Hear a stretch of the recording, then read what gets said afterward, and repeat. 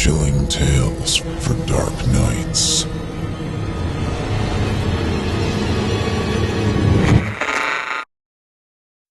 Knuckle Supper, Ultimate Gutter Fix Edition.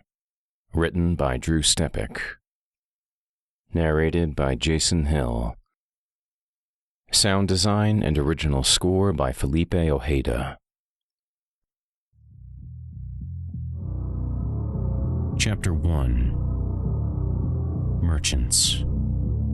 Every once in a while, things went horribly wrong. "Des, get her in the fucking bathroom, you asshole!" I screamed, subduing the pimp by rapping him across the neck with a crowbar. He dropped. Snot from his jug head splashed all over the hardwood floor. The dogs went into a frenzy in the backyard. "And tell the dogs to shut up," I added. Des ran his fingers through his hair, trying to get it out of his face. I always wished he'd cut that shit hair of his. While licking gel off his index finger, he whispered, "What the hell, bro?" The pimp squirmed around. He was still alive. Our little blood theater wasn't a wrap. Not yet. He struggled to his feet and made a run for the door, but I tripped him by chucking the crowbar at his legs. It was enough to send him nosediving back to the floor. Unfortunately, I only managed to bone out one of his legs.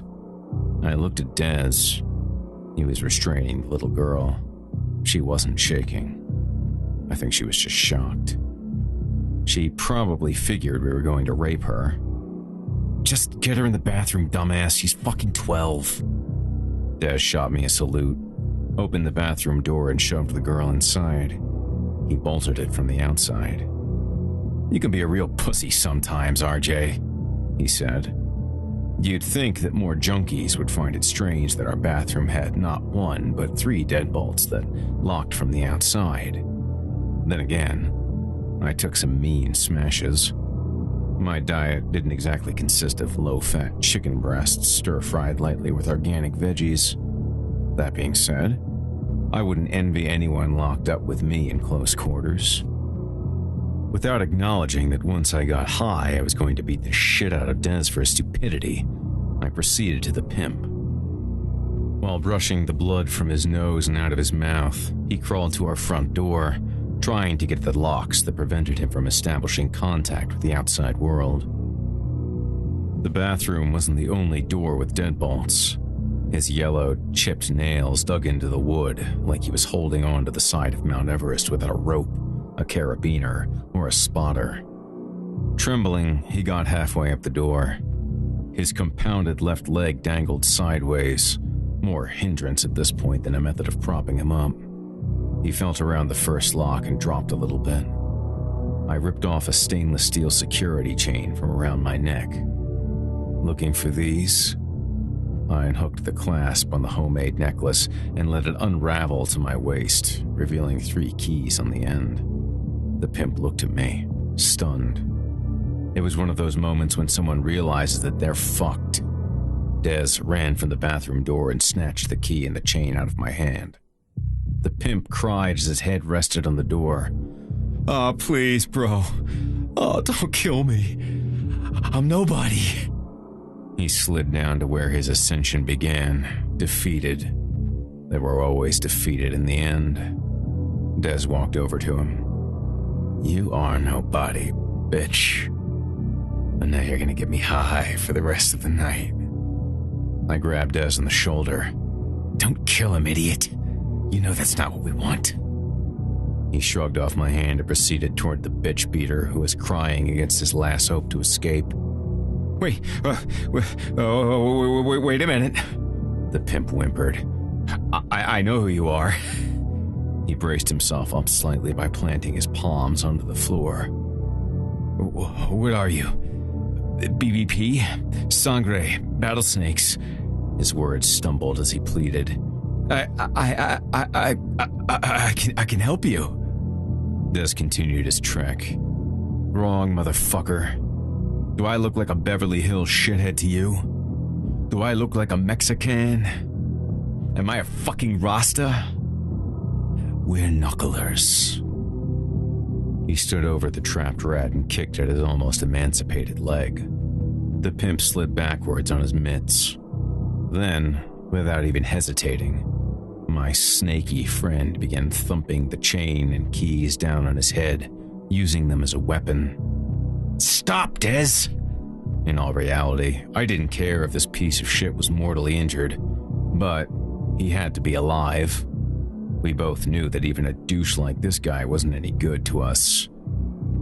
Quiet. I nabbed Dez's wrist before the chain collided with his skull for the 5th time. "Don't be a psycho. Do you want to get high or not?" I ripped the chain out of his hand, tossing it into the dining room, and added, "I get first dibs." He flicked a blood droplet off his girly eyelashes.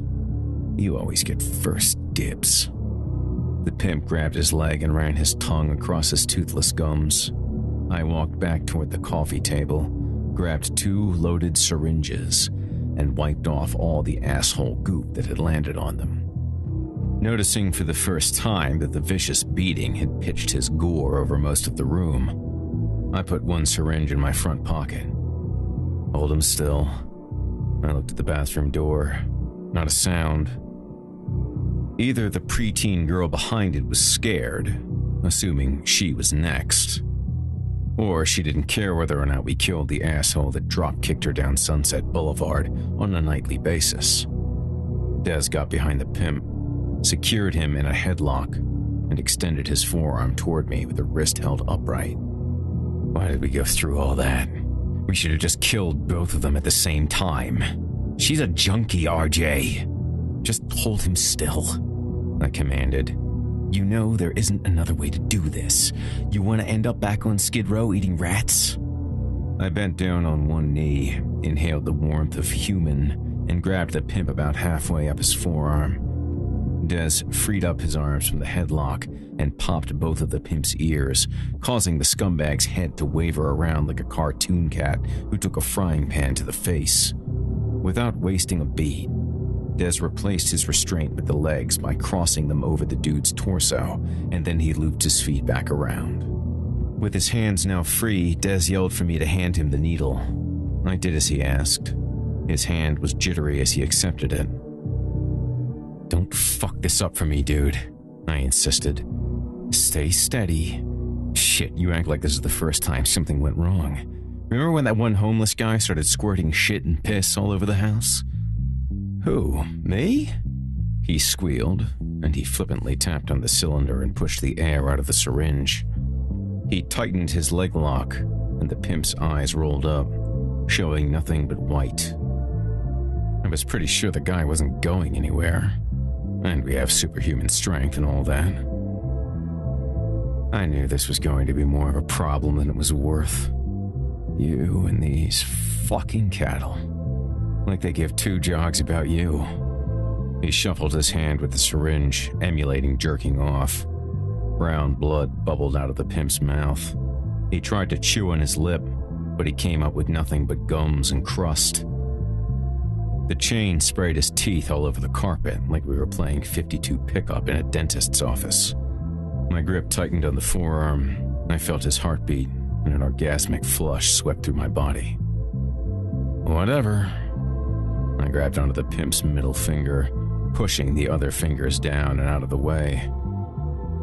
"Oh, you really need to get that hair out of your eyes, Des." I laughed and made a weepy emo face. "What? Are you a 15-year-old kid angry because his pussy hurts?" Des laughed a little and tapped at the needle again with the hand that was locked around the pimp's neck. "Someday, you're gonna thank me for always being here. You could never do this alone." I held up the pimp's middle finger. "Fuck you. Get it done. 1, 2... Now spike this asshole." Laughing, Des sunk the needle into the pimp's wrist. As soon as all the heroin was in his blood, I cranked the elbow quickly to the left and then to the right. Knowing the arm was loose by feeling the already brittle bone give, I commanded, "Pull the plug!" Without hesitation, Des pulled the spike from the wrist, and I tore the forearm from the pimp's body and held it vertically in the air. I quickly snapped off the "fuck you" finger directly at the knuckle.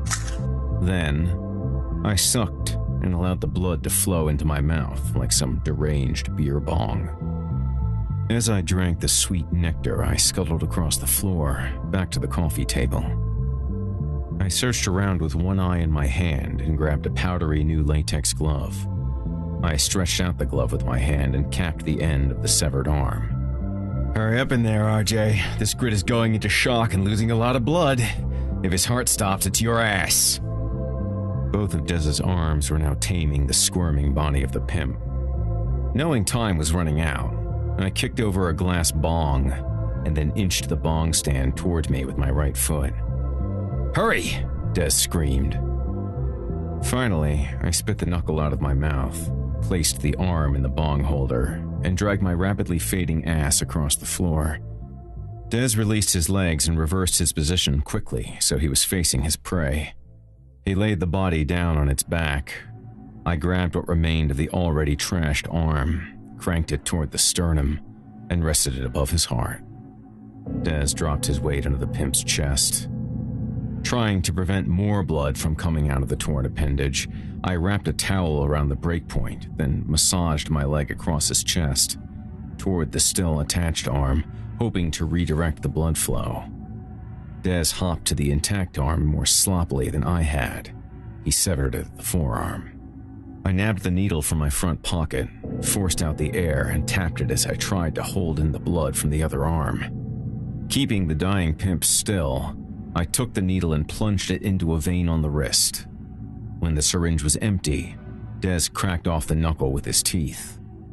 As he started sucking away, I moved toward the top of the armless pimp, hugged his neck like a strangler with the element of surprise, and with one turn to the right and one turn to the left, I removed his head from what still remained of his torso. The chest plate sucked in one last time and gassed out from his 5 open holes. He pissed and shit himself. Dez managed to make it over to the coffee table to get his latex cap. I tossed the head aside and went back toward the bong display. "That's a mess," Dez joked. His eyes rolled back and forth from the heroin. I held up my arm bong for cheers. He just fell backward on a beanbag chair. "Oh, fuck you then," I said, turning the arm up to my mouth. "Call one of your little Desians to clean this up." Desians. That's what I called his pussy-ass followers. The dope began flowing with the blood of the pimp through the dust inside of me. It felt nice, warm, comforting. My head nodded back and forth and bobbed from side to side. The feeling was so comforting because it was the only thing I ever knew how to feel. Heroin meant more to me than my body, my face, my words, and even my brain. Dez and I are in a pack called the Knucklers. Yeah, I suppose we're vampires, but more importantly, we're junkies and gangster motherfuckers. Alright, RJ. Yeah? What are we going to do about the girl in the bathroom? Oh, yeah. That's a good question, Dez. Usually after Dez went to go fade for a few hours, I listened to music in my own days. I was a collector of old-school British and American vinyl 7-inch punk rock records. Something about the sound was so raw and so shittily recorded that it always put me in a really good vaporous state. It was kind of like being in a slow-motion scene in a movie where you faintly hear music, but it sounds like a single-speaker boombox being broadcast through a tin can. Adding to the majesty of my circulatory antifreeze, my dogs howled at the Los Angeles wind chimes outside. That's police sirens to you tourists out there. I worshipped the smell and taste of the heroin that summer night. The drug was always quite a bit more pleasant than the blood that I had to use to bulldoze it into my system. I always have some blood in my body, but it's more like a small reserve of canteen water being carefully monitored by someone lost in the desert. It depletes, and it doesn't come back. I spent hours, or probably more like minutes, sifting through my stacks upon stacks of records, spreading them out all over the floor, and looking at the artwork on the front that was more often than not a Xeroxed paper. The biggest pain in the ass was when I was in a state of fucked-upness, was switching out the little yellow spindle adapters that go in the middle. I thought for a long time that I'd just buy 1,000 of those things and just put them inside all of my records to make things a lot easier. For me, though, that took away time from killing people, and doing drugs, and shit. After all, I led the Knucklers. I tried to be careful not to bust any of my 45s because they were collector's items. Sad thing is that I often flopped around on the floor like a fish that just landed on the deck of a fisherman's boat. As I sipped away on the pimp's arm, filled with that sweet garbage nectar, I dropped my knee onto a record and cracked it. It sounded like a bone breaking. Pissed off, I flung it across the living room into the kitchen. I didn't look at what it was. I hoped when I woke from my glaze that it wasn't one of the expensive ones. They were hard to replace because when they originally came out, the bands only printed about 100 of them. It was always a great thing to be wasted, at least while it was going on. I sat on a cloud and convinced myself for the longest time that I remember everything in the morning. I rarely did, though. I looked in the direction of the record I shot like skeet. I went to see what it said on the label and whether or not the wax was fixable. Then, I tripped on my own feet, knocking my arm bong onto the records. God damn it, I yelled at myself. I picked up the bong and grabbed a Harrington jacket off the couch to dab away the mess. Thankfully, most of the records were in plastic sleeves, but the dust that collected on them was mixed with blood, urine, phlegm, and whatever else was in the pimp's dislodged arms and head that turned into this atrocious, gelatinous concoction that made me vomit.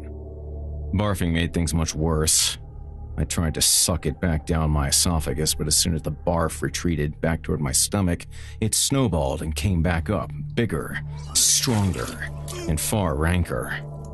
Stymied, I slumped my back against the entertainment center behind me and crossed my arms like a frustrated little baby, bumping the needle on the player across the entire record. Then, I scratched my forehead. I immediately realized that I was rubbing retch combined with the pimp's special sauce all over my head and hair. I tilted my head sideways, let out a big oomph, and asked myself, rather impolitely, "What the fuck is wrong with you?" Meaning me.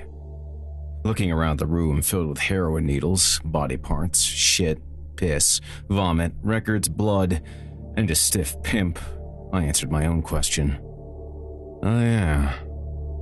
Old RJ was never defeated, though. Like I told Des earlier, one of his little Desians should come over and clean the mess. So, I picked myself up, cautiously, and made my way past my bedroom and knocked on his door. "Des?" I asked. No response. "Des? Can you call one of your little pussy shits to come over here and clean up my mess?" I opened the door a crack. Des was sprawled out on my guest bed, covered in blood and narcotics, hugging his chunk of the pimp like a whoopee. "Hey, Des!" He rolled away from facing the door and let out a high-pitched wheeze. "What the fuck do you want, RJ?"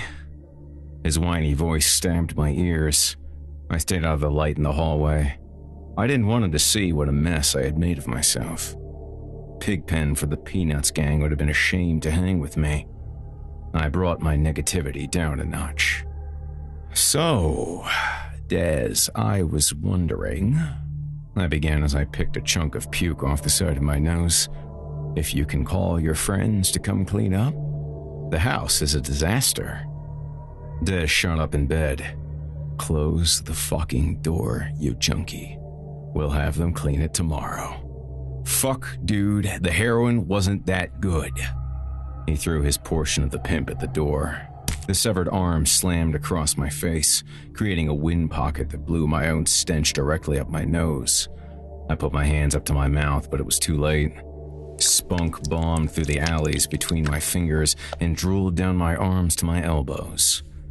Seemingly forgetting everything that had happened in the past hour, I quickly unbolted the bathroom door and took off my shirt. After throwing it in the shower, I headed toward the sink, cranked on the faucets, and began cupping water all over the upper half of my body. I swear that I saw stink lines and squiggles emanating from my head. It was pretty rare that I gave myself a full sink bath, but turning on the shower at that point seemed like more of a chore. If the sink is good enough for the French, then goddammit, it was good enough for me. After I was somewhat satisfied, I turned off the water flow and dragged my feet back to the living room. I figured I'd start cleaning. I blacked out instead. About an hour later, I woke up. I looked over to my right. All my records were stacked nicely. I take that back. They were stacked, sure, but in between each one, sludge dripped over the sides, making the mound look like a shit sandwich with all the fixings. That's funny, I said to myself. I don't remember doing that. I had never, in fact, ever stacked my records until the morning, because I always wound up in a situation like the bodily chaos I created earlier that night. I eyeballed the room to see if Des had called one of his Desians to come over and clean while I was passed out. No one was there. I knew Des didn't clean it up. Like a kid on a pogo stick, I suddenly bounced to my feet and ran down the hallway toward the bathroom. I tried to reassure myself that I had stacked the records, but it was pointless. Even that fucked up, I wouldn't have left the puke and sludge all over them. Sure enough, when I reached the shitter, all the bolts were unlocked. Still too wasted to use my brain enough to decide what I was going to do about the little whore in there, I swiftly and discreetly locked all the deadbolts. The last thing I wanted to do was explain to Des how she got out of the bathroom. On top of that, she had been in our living room, stacking my records, for some reason.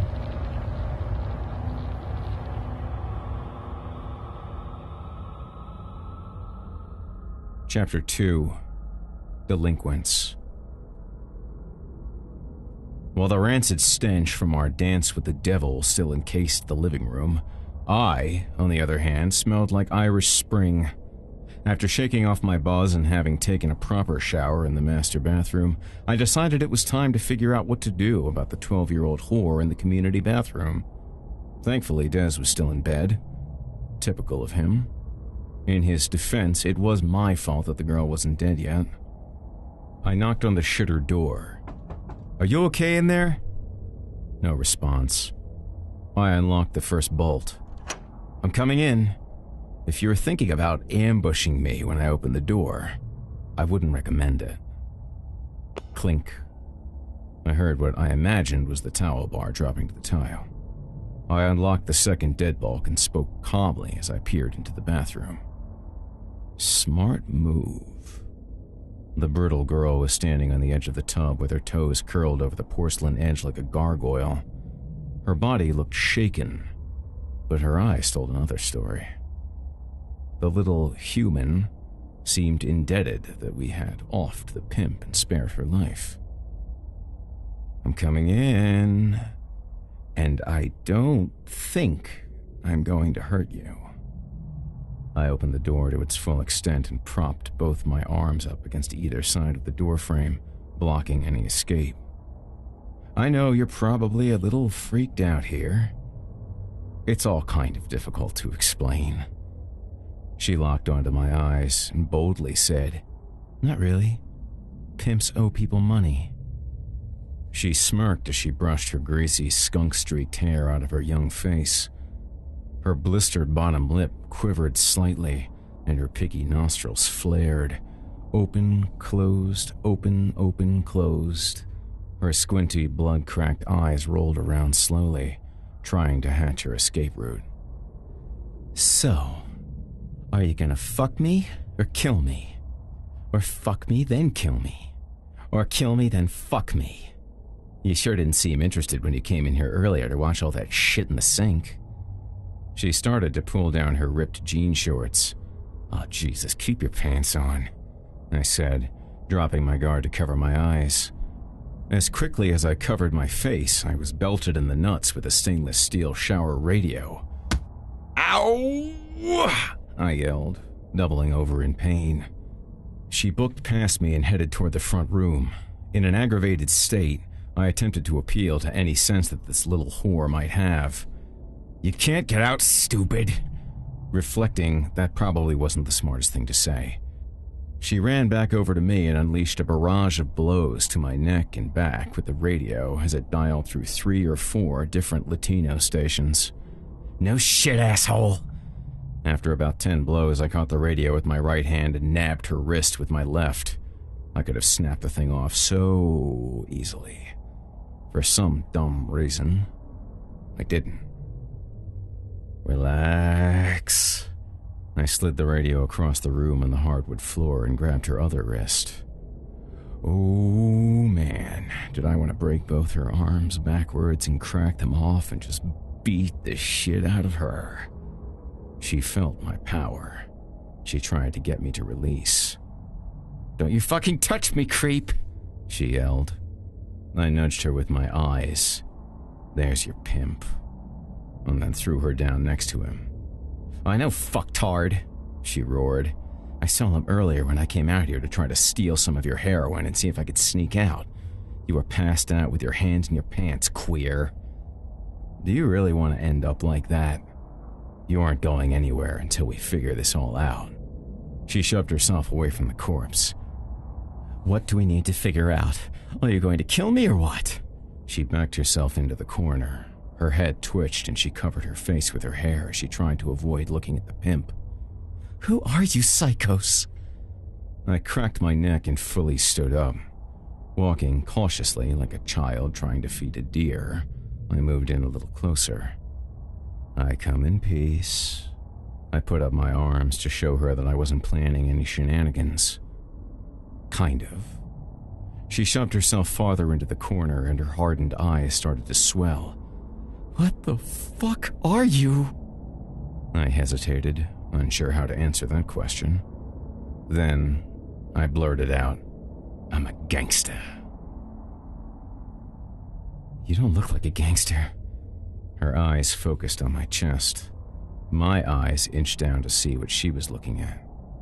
I already knew. On my chest was my ink, a Batman symbol.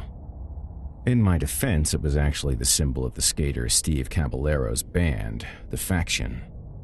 The thing was that I had the band's name written on the top of the black bat in dark blue ink.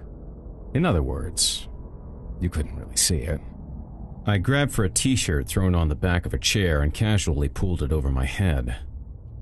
"What do you know about the gangs in Hollywood anyway?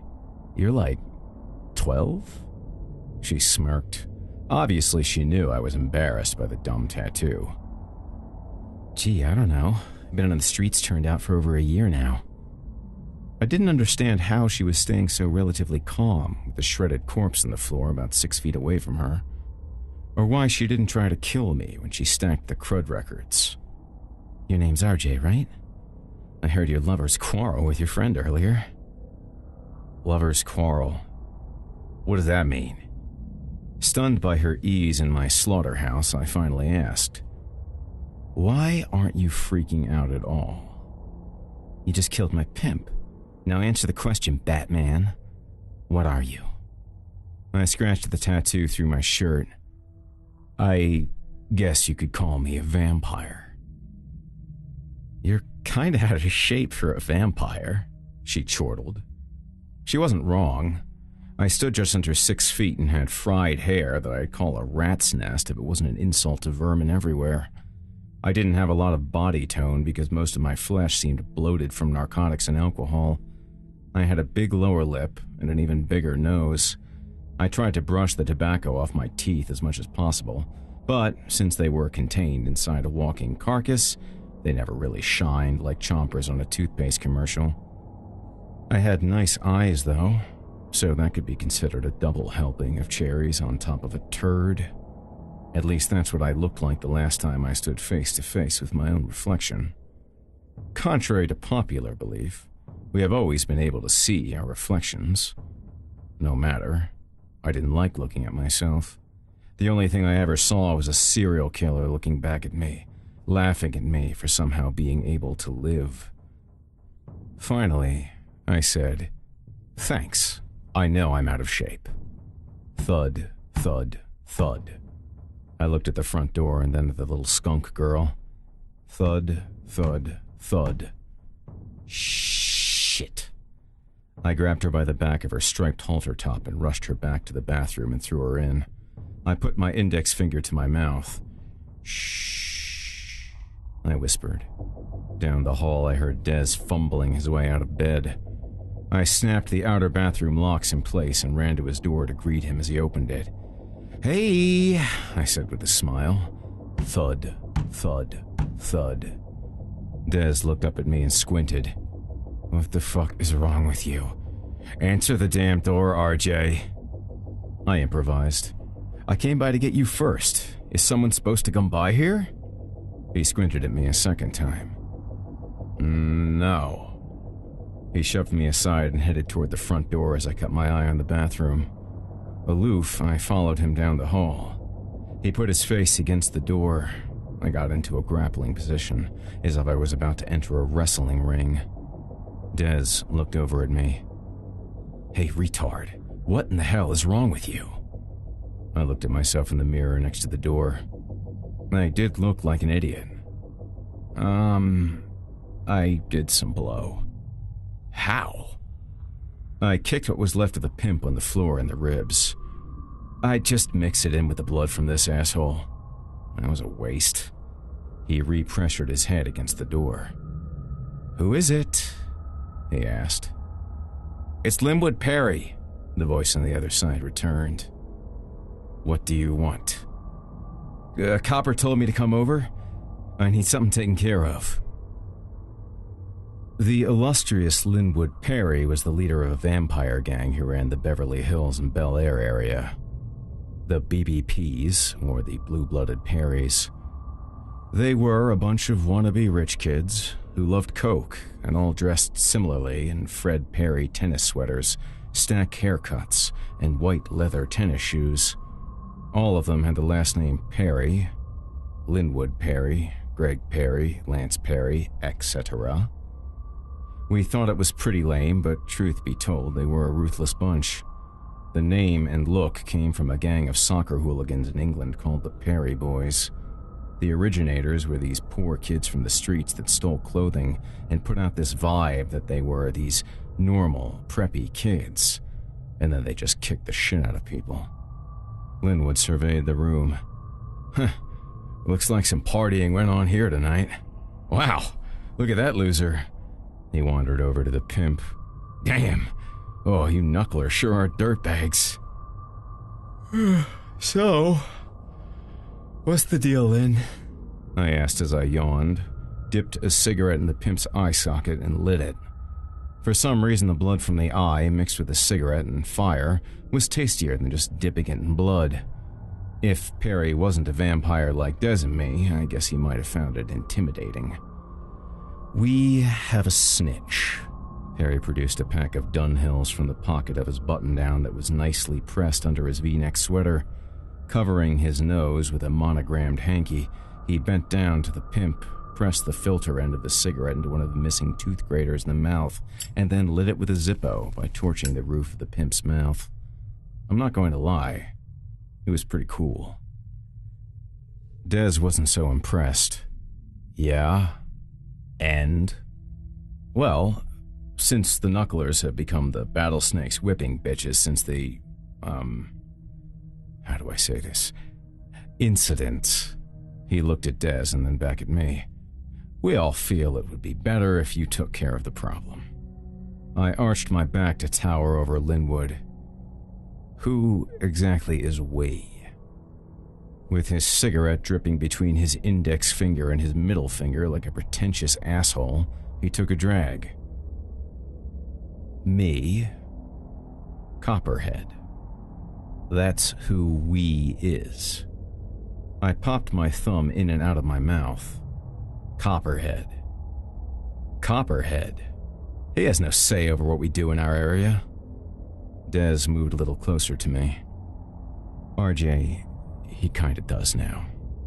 King Cobra doesn't bother with this low-level shit anymore. I flashed Des a shit look. He was friends with Copperhead, and I didn't trust any of those Rasta fucks. I looked back toward Perry. So, if that's the case, what's the story? Is this guy a Perry? Yes. Apparently, Gavin. I looked back at Des and giggled a little, made a limp-wristed gesture, and mouthed the name Gavin. Des turned away from me to hide his face. He was laughing. Real funny, RJ, Linwood said, shoving me. How about I just leave now and let you deal with the snakes? I wiped my smirk clean. Okay, dude, just relax. Anyway, this asshole has been blabbing to these 2 slices of bacon for a boatload of coke. It's all confiscated from high-level busts. He's giving the pigs maps of the city and where all of us run things, and also giving them locations of exact compounds. Since the guy's a pussy and he would rather have the coke and the cadavers handed to him by the cops than deal with our way of doing things. I smacked myself on the side of the head. Are you fucking kidding me? Lynn, you gotta control your boys. What's in it for the cops anyway? Did your rat tell them that they could be turned? Perry nodded his head. I guess. That is, unless the LAPD is planning some kind of bust. I sincerely doubt that, though. My mouth dropped. When were people going to realize that isn't the way all this vampire shit worked? Okay, Lynn. What I don't get is why we have to take care of this problem. Simple. The snakes don't want to get everyone all freaked out over the cops knowing everything about the territories and the gangs. That being said, Gavin meets with these cops in your area so they don't get busted by us. In all honesty, your territory, your problem. I looked at Des again and shrugged my shoulders. Well, I suppose that makes sense. Killing another idiot is killing another idiot. Where and when? Is there anything we should know about this Gavin? Des giggled. I mean, is there anything special about him? Well, not very big. Typical BBP. He's meeting these guys in an hour behind the Samsung building on Wilshire. Do you know where that is? It's only the biggest fucking building in the area with a huge neon blue sign on top. Consider it done, I assured Linwood. But let's make things clear. You go tell Copperhead that this isn't going to be a regular thing. This is your mess, Lynn. I swept my hand down the shoulder of his white cable knit sweater. I've always been curious. Where do you guys buy all these expensive threads anyway? Linwood plucked my hand off his arm and dropped it back to my side, as if he was discarding a plastic bag full of dog shit. Posers on Melrose, idiot. He shoved me on the chest. You should shop there. Who farted? He said, reading my bleached t-shirt out loud. Classy. You should really learn how to do your laundry. Rather than furthering our runway model fashion fight, I tapped Des on the back.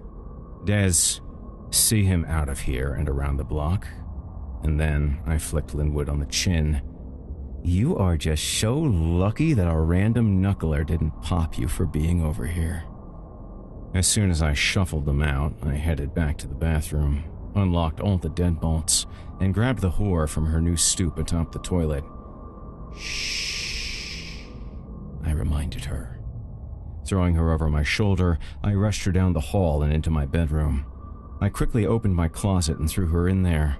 I nabbed a pair of handcuffs that were, for some reason, hanging from a belt loop on an old pair of jeans, cuffed her hands, and then locked her around a hanger bar. Frumpily, she dropped flat-footed and broke the hanger bar in the center. my clothes dumped off the bar and all over her. "Stay quiet or you're dead." "I got nowhere to go," she said, falling into the mound of shit she dumped everywhere. I can't tell you to this day why I didn't throw her out the window to deal with my dogs in the backyard. Regretfully, I just didn't.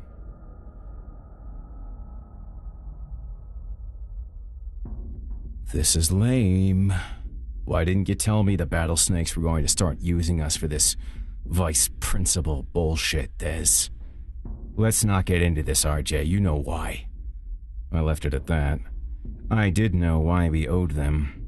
I just like to try to forget the fact that I was indebted to the most dangerous thugs in Los Angeles.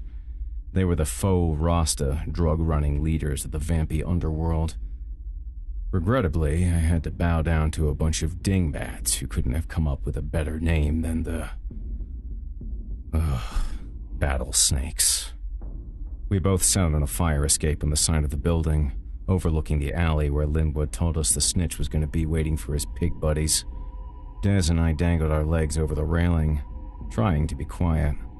Along with super strength, vampires have an acute sense of hearing, so we didn't want to set off any alarms for this Gavin Perry to know that his jig was up.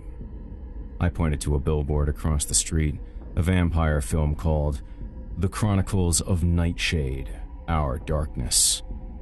"Your boy," I said to Des. On the advertisement was Hollywood's latest vampire pin-up tool, holding hands with a teenage girl. A red moon separated them. He was flexing his muscles toward the shadow of a werewolf that appeared to supernaturally cradle the girl. "I prefer the books," he admitted. I cocked my head toward him. "Really? You prefer the books? So you're admitting you've read them?"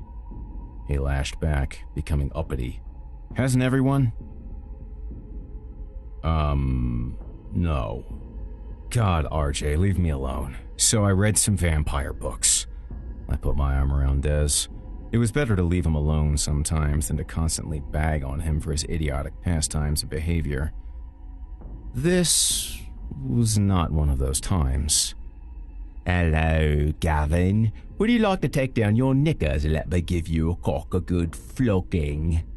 He shoved me away, laughing. "Get off!" In all honesty, I always gave Des a lot of shit. He tried to put out this aura that he was this chosen god among living dead people. But he was just another street schmuck, trying to swindle the next sucker waiting in line to be killed. I guess if I were to call someone my little brother, it would be him. Hard to say who is older, though, I suppose. None of us really knew our ages. I did guess that I was about 30-something. He was about 20-something, but there was never any real way to tell. We simply couldn't remember where we came from or who we were. I know that I was found in the street, eating rats by an older member of the current Knucklers named Pico. I didn't know much beyond that, though. That's where I found Des, too. Vermin feasting on the urine-flooded streets of a dead city. "Dude, quiet," Des whispered as he pointed below. Two cops pulled up about a block away and walked down the alley. One of them was carrying a duffel bag. It wasn't like a gym bag, it was one of those bags you see the SWAT team unloading after a huge bust. "Bingo," I said. Using a front bar of the rusted fire escape, Des and I slowly pulled ourselves up. When he was halfway, I kicked out his left foot. In a wimpy voice, I mocked him. "I prefer books." "Let it go, RJ," he said as he grabbed onto the rail of the jiggling fire escape. As predicted, a tennis sweater-wearing BBP sashayed from the other end of the alley toward the cops. Des and I crept down a flight of stairs in an attempt to get our super ears within reach of the conversation. Gavin went over and fist-bumped the cops. "Sup, Roger? Sup, Picky?" "Not much, Gavin. What you got for us?" I nudged Des and went limp-wristed like I had before, mouthing the name Gavin in a negatively fruity way. "Something big is about to go down," Gavin returned. He was being honest. My ears smelled sincerity. Even a rat tells the truth sometimes. One of the cops rolled back his sleeve and cut through a vein in his wrist almost up to his elbow. Want a taste? He took out a little baggie from his pocket and handed it to Gavin. Where did this shit come from anyway? Gavin asked as he lifted the arm up, smeared the blood around a little, and then shook some powder into the open wound. The numbing cut to the wrist, combined with the pain, made the cop shiver and shake like a wet hound. I figured the whole production was Gavin's way of convincing the nitwit detectives that they could be turned. Gavin ran his nose directly up the arm and swiftly brushed his head up at the end of the line. He stood upright for a second. The arm remained steady like a table. He closed his eyes, put his fingers up to both sides of his nose, and snorted all the blood and drugs in like a vacuum. Gavin's etiquette was sloppy at best. Then again, I never really got into snorting myself. I preferred the instantaneous rush of mainlining. He shook off the split-second satisfaction and his eyes bulged out. Oh, goddamn, boys, that isn't coke. No, it is not, one of the officers returned. Oh, me likey, boys. Perry continued as he pushed the mystery powder into his brain with his index and middle fingers. Like I was saying, some big shit is gonna happen. Like what? One of the cops asked, holding back the duffel bag. I rolled my eyes. Even a shit like Gavin could have just swiped the thing from them and torn them to pieces. Des whispered in my ear. Hey, let's go now, get this over with. Shut the fuck up, Des. I want to hear this. Come on, dude. I held Des back by grabbing his devil lock and then cracked my fist with the back of his head and toe against the wall behind us. Stupid move. Gavin's ears picked up the sound. Oh shit, Des, he heard. Move! We both leapt down 5 flights from our perch. On the way down, I instructed, You take the fat one. They're both fat. Oh, then, wherever you land, brother. Des shot me a wink. I'll take the cops. He was hungry for swine. Like 2 starving Valkyries, we swam through the air toward our prey. Des landed on one of the weight-challenged cops as I subdued Gavin. I snatched his head and ripped off his sweater. You don't even deserve this, motherfucker. Your gang is lame, but you're just a rat. I quickly began pounding his head against a discarded toilet in the alley, still shit-covered by vagrants who used it as a porta-potty. I looked over at Des, who was having a good old time with his first pig. He ripped the asshole's hands off by snapping the bones, stretching them loose from the veins. Then, he shoved them down his pants, one in front and one in back. Always light on his feet, Des shuffled steadily and swept the leg completely off the other cop who was trying to make a break for it. The cop tripped, face first. The sound of his nose breaking sideways as the rest of his face splattered like a bum's diarrhea on a curb made my eyes light up. I went back to work on Gavin Perry, the snitch. He was, after all, another vampire. I shoved his head into the bowl of the toilet. His ears crushed through the porcelain as they were cut loose by smashed shards from the seat. Furiously, I bounced him face first into the bottom of the basin. I don't want to seem overly romantic about my kills, but he wasn't going down easily. I had to use all of my strength. We had the element of surprise, which worked for us, even when dealing with a cokehead. I looked at Des, who broke the arms backwards on his original puppet cop. Des discarded him by throwing him to the ground and proceeded to the second cop, who was crying, with his face still buried in gravel. He tore the law enforcement-issued pants off and yelled, "Damn, RJ, what cop goes commando?" He picked up the first cop by his neck while he took his boot and smashed the head of the other poor fuck on the ground. Oh, this is gonna be hilarious. When I went back to Gavin, I lifted his head out of the empty toilet. What's the big deal about to happen? He spat in my face. Fuck you, junkie. Really? I palmed his head with my right hand and beat it against the bottom of the toilet bowl again, until my hand went completely through the front of his face. I opened my clenched hand, poked his eyeballs outward, and swiped out his brain. After extracting his mind, I grabbed his neck, thrust my other arm up to the elbow through the face cave, and disconnected his skull cap. I spun around like a college hippie playing ultimate frisbee and whizzed it toward Dez. Why get rid of it? It probably wouldn't have tasted good. Vampire body parts all tasted like Mexican water. They were generally more dirt parts than liquid. Only the real desperate sickos like the taste of human transfused to vamp blood. The real psychos, that is. Whew! I sat down for a second and looked at Dez's flesh sculpture. Come on, Dez. I figured my head games would surely overshadow anything Dez had to offer up artistically.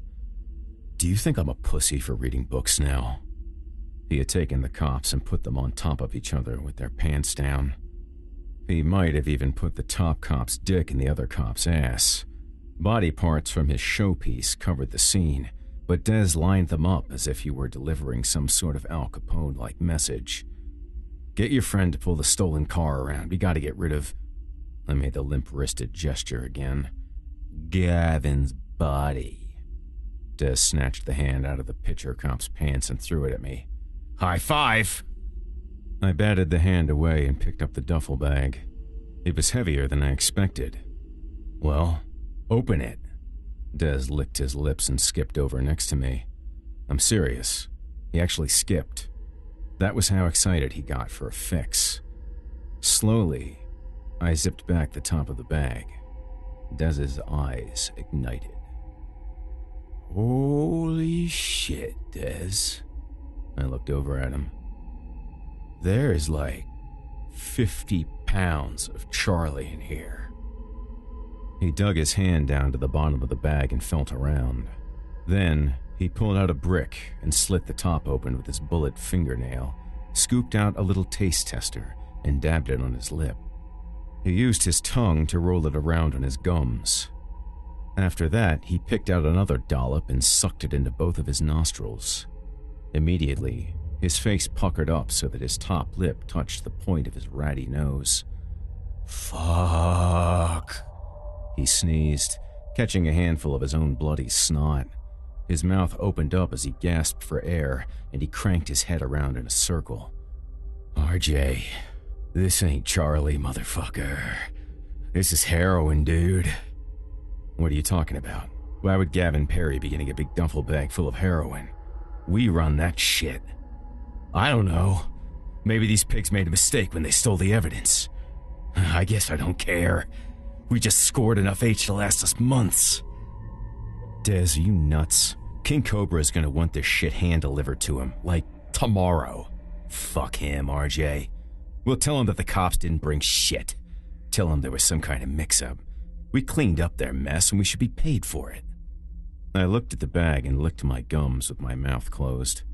That has to be the dumbest idea I've ever heard. Just then, the Dezian's stolen car pulled around so he could haul off Gavin's body and destroy the evidence of a vampire walking around and talking to cops. Dez threw the duffel bag at me and tapped me on the shoulder. It's your call. Free heroin is free heroin. Cobra will never find out, dude. These are the only ones who saw us. The two pigs and the snitch. He pointed at the cop's butt-fucking, then at Gavin, whose mangled face was somewhat supported by his toilet seat necklace. Dez then pointed upward with his index finger. Someone up there might have seen the bag. He switched fingers and flipped off the sky. But, since there is no God, I guess he's got nothing to say.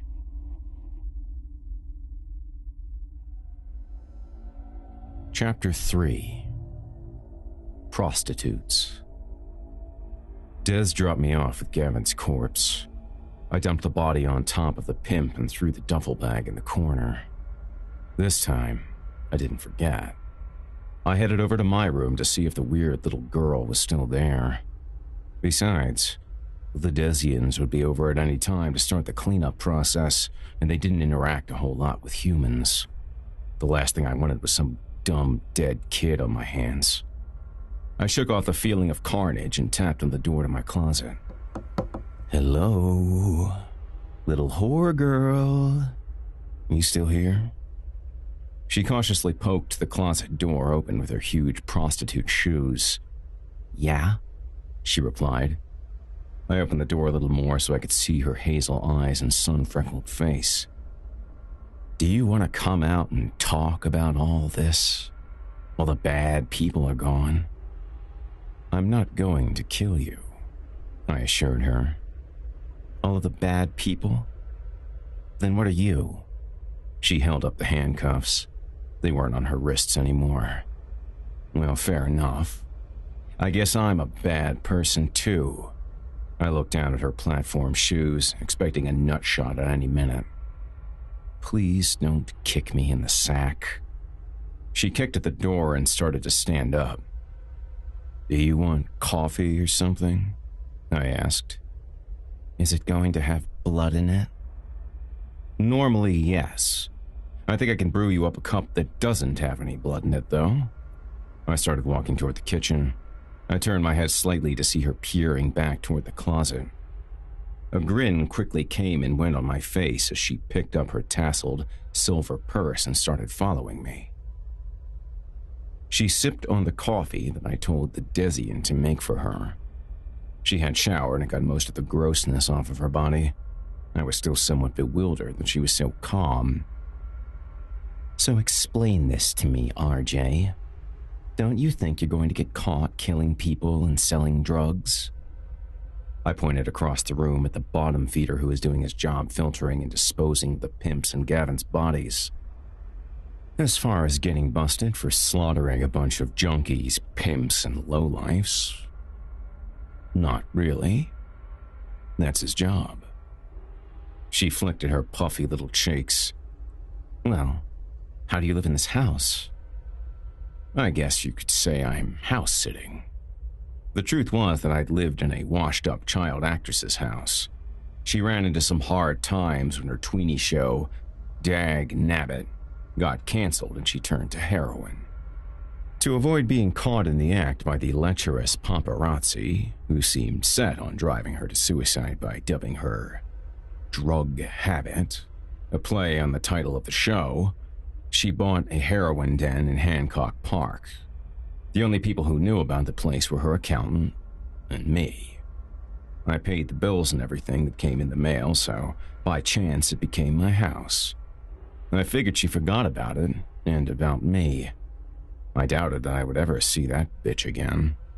It turns out she kind of fucked me over and made me an open target to all my enemies. The bottom feeder surveyed a nice prime cut and then threw it in a bucket. Hey, what's your face? Let the dogs in and feed them, I instructed him, as if he were a fraternity pledge. The maudlin teenager vampire did as he was told, but not without shuffling his feet across the floor like he was walking through a foot of maple syrup. That kid can't be any older than me. The tartness of the black coffee made her almost non-existent lip cringe. Do you have any sugar? Yeah. Don't try and go anywhere. If you think that I won't kill you, someone like him will. I pointed again at the bottom feeder that was mid-quest, progressing only 10 feet across my living room.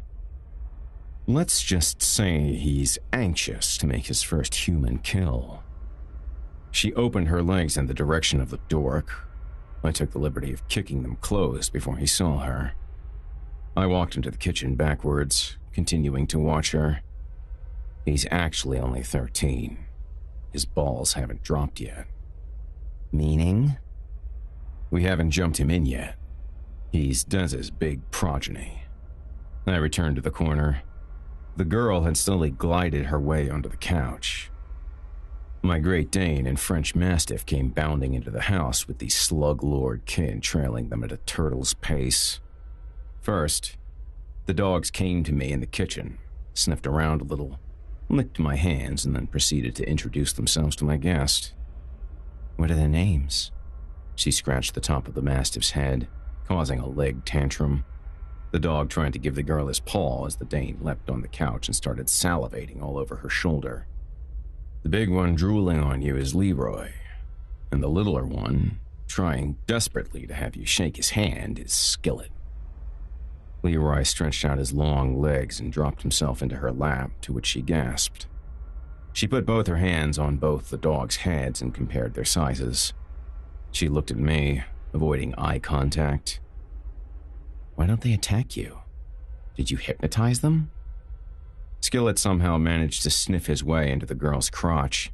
Both dogs' tails were wagging frantically. The little whore was, after all, their first real human interaction in a long time. Desians didn't count as humans either. For all intents and purposes, they were vampires as well. That's a misconception about, well, vampires. I figured they like us so much because they think we're hurt. You know, technically, we are dead. Lame, she said as Leroy leaned against her. Okay, so I guess you're in a gang. Can I ask you more about the other thing? First, tell me your name. Well, my real name is Balia, but that asshole you're cutting up over there called me Jailbait. Seeing as how I was the youngest trick he ever put to the street, she dumped half of the sugar shaker into her coffee. Ask away, Bait, I said, smiling. Okay. She clung onto a crucifix around her neck as if she was in control. Does this scare you, monster? I snatched it in my hand. Yes, religion scares me. Can this hurt me? No.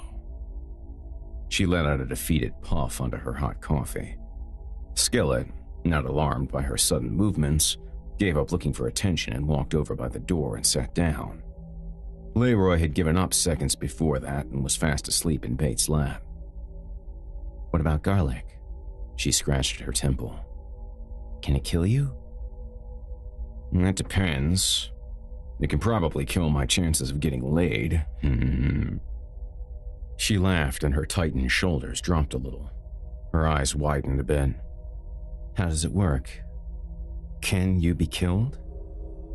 Okay, rather than go through a million back and forth questions, I'll explain it to you in the simplest of terms. I grabbed the pimp's arm and took a sip. I can't live forever, and even if I could, I would choose not to. Most of us are killed or last as long as the average human. I belched, and a little squirt of the junk blood shot back into my mouth.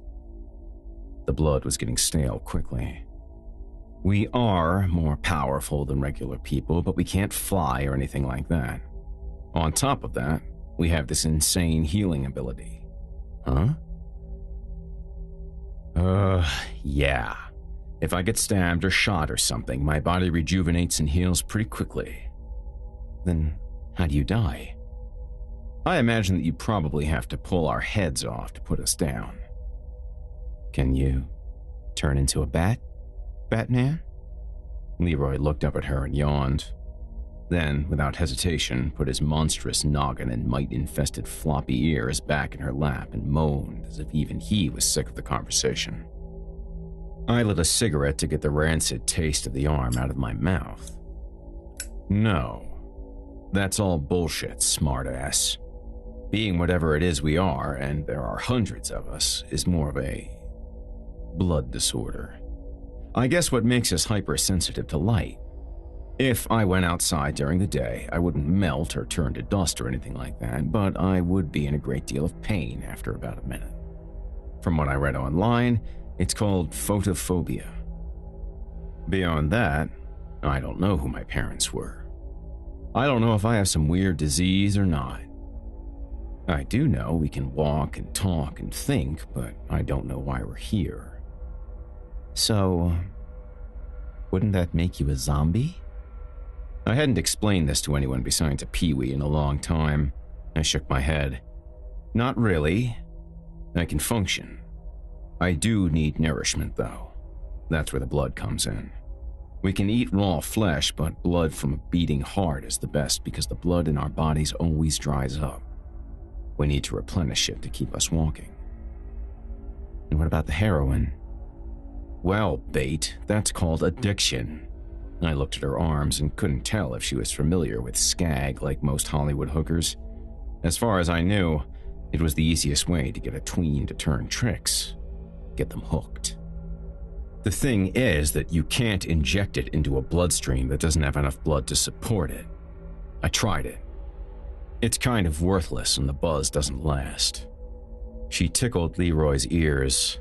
We don't have fangs except for a couple of sets who have metal fangs made for them. So, we came up with this system to get high. It's really a variation on what several others have done over time to enjoy wine, ferment blood, snort speed. Whatever. You want this? The bottom feeder interrupted, holding up a watch. Looks pretty nice. Skillet lifted his head off the floor and snarled a little. What is it? He looked at the faceplate. Seiko? Keep it. I looked back at Bait. See, this is how we make money. We sell drugs, loot suckers, take their money and their drugs. Not a great life. She hid behind her hair. Kinda like being a hooker? Against my better judgment, I got closer. I wanted to brush her hair out of the way, but pulled back before making contact with her. Yeah. She sneezed on my hand that dangled a few feet away from her face. You seem pretty smart. Did you go to college? I wiped my hand on the back of my jeans and moved away. I didn't know if she sneezed at me to signal that she didn't like to be touched, but I didn't want to touch her anyway. The hair thing was just annoying me. What part of not being out during the day didn't you understand? Our choices are pretty much night school. University of Phoenix or learn from the street. The resources are much limited to nothing. The only thing that we know is how to be hustlers, and what some of us learn from reading. But that's why we sell drugs and steal. Bates sipped her coffee. She looked happy with the sugary sweetness that warmed her tongue. So, how many of these vampire gangs are there? In Hollywood? All the sets are divided into different neighborhoods. I'd say there are around 10 or so. It's a lot like the gangs in South Central, and the streets are clearly defined. We're the Knucklers. Our area, and the heroin area, runs from La Brea to Fairfax and from Sunset to Wilshire. There are some smaller sets mixed in the area, but they don't interfere with our business. The Batwangers are in our area. Trying to be inconspicuous, she wiped her nose with her hand and then brushed it into Leroy's back hair. The Batwangers? Wait, did you just wipe a fucking booger on my dog? I pushed a box of tissues on the table in front of her. She ignored the Kleenex. Whatever, I have a cold. I pulled a tissue out of the box and wiped off Leroy's back. Whatever. Leroy doesn't want your sniffles. What are the Batwangers? She asked. I crumpled the rag in my hand and discarded it over my shoulder. Batwangers. Yeah. Chicks with dicks. A tree and tits. Holy shit. She spat her coffee across the room. I see them every night at Carl's Jr. on the corner of La Brea and Santa Monica. Well, they don't give us any trouble. I guess we've always figured that if anyone is that desperate to fuck a bitch with a bad weave and shoulders like a linebacker, they should just have it. How do they... They aren't snobs about drugs. They'll do anything. Most important, they suck cock, and then when the John starts shooting his wad, they bat out their dicks and essentially eat them alive. I sucked my cigarette down to the filter and put it out on the coffee table. Ugh. Yeah, it's pretty nasty. All of the gangs are pretty peaceful with each other, and all the action is delegated to a stoner gang of Rastas called the Battlesnakes. Seriously? The Battlesnakes. That's the best name they could come up with. That has to be the lamest name I've ever heard. The Battlesnakes. Like rattlesnakes? You're kidding me, right? I did say they were stoners. Not exactly known for their intelligence. They're some brutal badass fucks, though. I just stay out of their way. Truth be told about my relationship with the battlesnakes, no matter how far I go to avoid them, they always manage to plow into me. So, what about all this blood after you kill someone? Do you just clean it up? I stood up and walked to the opposite corner of the room. The dogs both got up and followed me. Leroy shook the foundation of my house as he leapt from Bates' side. See this? I grabbed the bottom feeder by the shoulder. Little peewees like this kid come over and collect all the blood for us. At least, what they can salvage. I walked over to the fridge, opened it, pulled out a bottle. Both dogs sat in front of me in the kitchen expecting a treat. They smelled meat everywhere. Then we ferment it to make beer and wine. It's pretty much shit. I took a swig off the bottle, but it helps take the edge off a night like tonight. Then they take what's left of the bodies and bury them. You're a slob. I thought vampires were supposed to be all romantic and musical and stuff. I put the bottle back in the fridge. Fuck that. I've never worn a ruffled shirt. I've never played the harpsichord. She picked up a CD off the table and brushed away a rock of bass that Des was saving for later. Can you play music? I can play a couple chords on a guitar, but that's about it. She squinted and bit her lip. L. Byron Nightshade is a classically trained music guy. He writes songs for his girlfriends all the time. I heard his album at a record store. It was pretty dark. Oh, babe, that's all bullshit. Nightshade is some character from a bunch of crap books. It's no more real than Batman, she said. I slammed the fridge shut. For your information, the tattoo is for The Faction. They're a punk band. You sure are a mean little bitch, aren't you? I should be asking your story, but to tell you the truth, you're about a dime a dozen in L.A. Runaway. Turning ass for junk. Typical. Did you come to L.A. to become a big movie star? No, asshole. I came here to get away from being raped every night. As for the junkie hooker, I heard that young ass makes a lot of money. Jeez. At least I don't have a Batman tattoo. You got any other crappy ink? I subtly rubbed my ass. I didn't want to make it too obvious that I had something even worse. So, rather than make a dick of myself yet again, I avoided the question. Hey, what's your name? I said to the bottom feeder. Would you give these dogs something to eat? They're annoying the fuck out of me. I pointed to Skillet, who was sniffing and licking Leroy's ass. Not uncommon. The bottom feeder went into the meatpacking fridge at the other end of the kitchen and pulled out 2 steaks. The dogs strutted over to him and sat at his feet. Cook them up a little bit. I don't want my family getting worms. Yes, master, he said, almost belittling me. I rubbed the dog drool off my right hand and went back to the living room. How old are you, RJ? I'm not totally positive. I imagine around 30. Pretty cool. 30-year-old gangster vampire with a Batman tattoo. Enough, you little shit. I should have listened to Dez and jacked your ass up when I had the chance. I'm a fucking killer. I can kill you. The door unbolted and flew open from behind me. Yeah, RJ, you should have killed her. Dez walked in and stumbled over to Bate, grabbing a lock of her greasy hair. You are such a pussy.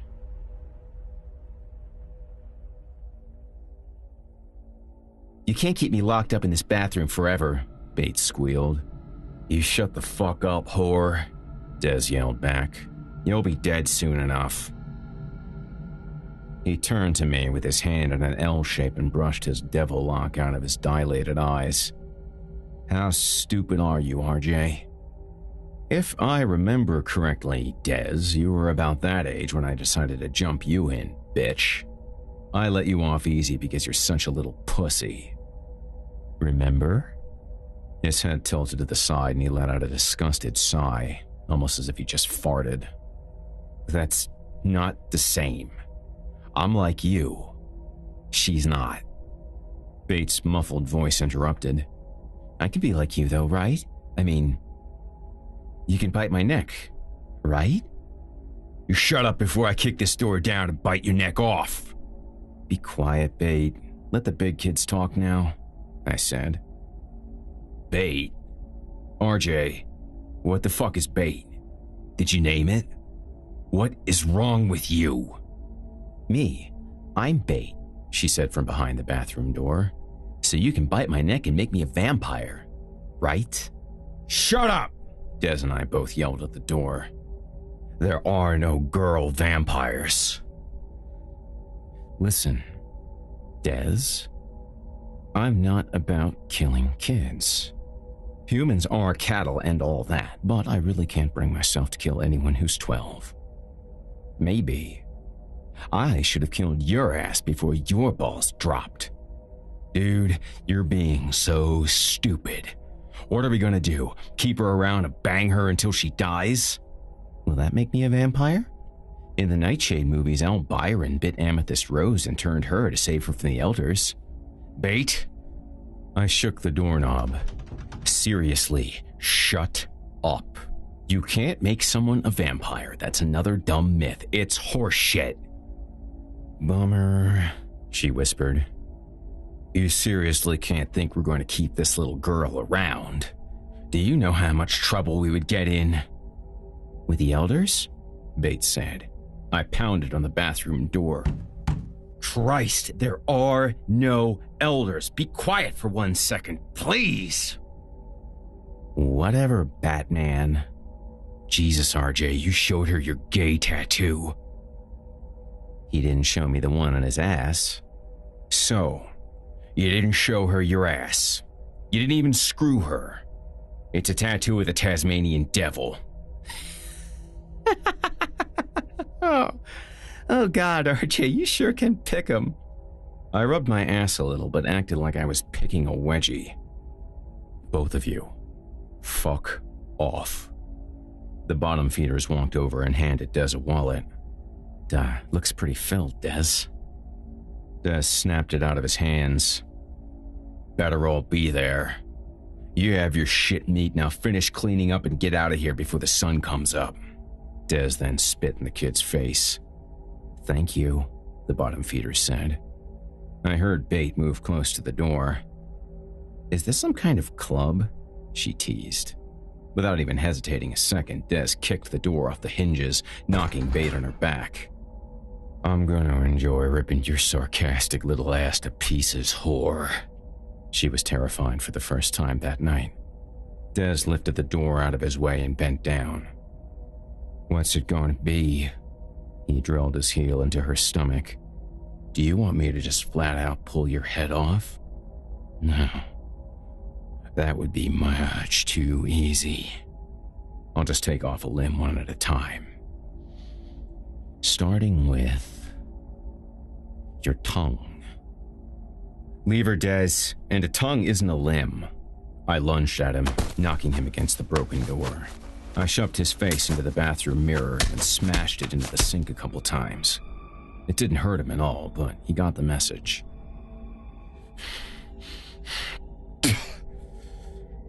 This is your fuck up, RJ. This is all you, asshole. I pointed down the hall to the front door. Vamonos. He pointed at Bait. Bitch. You'd better hope this faggot never leaves your side. I wouldn't give a drop of diarrhea for you. Then he stomped away. I threw her a towel to use as a tow rope to help her up off the bathroom linoleum. She stroked a chipped tooth. It was a small price to pay for Des plowing over her with the door. For some asinine reason, I felt partially responsible. As much as I would like to say that I taught Des a lesson, the fact was I didn't. He was constantly insubordinate to my leadership because he thought of us as bros. But the fact was, I was the leader of the Knucklers. It wasn't him, and it never would be. Until I died, he was nothing more than a little brother and a kick around.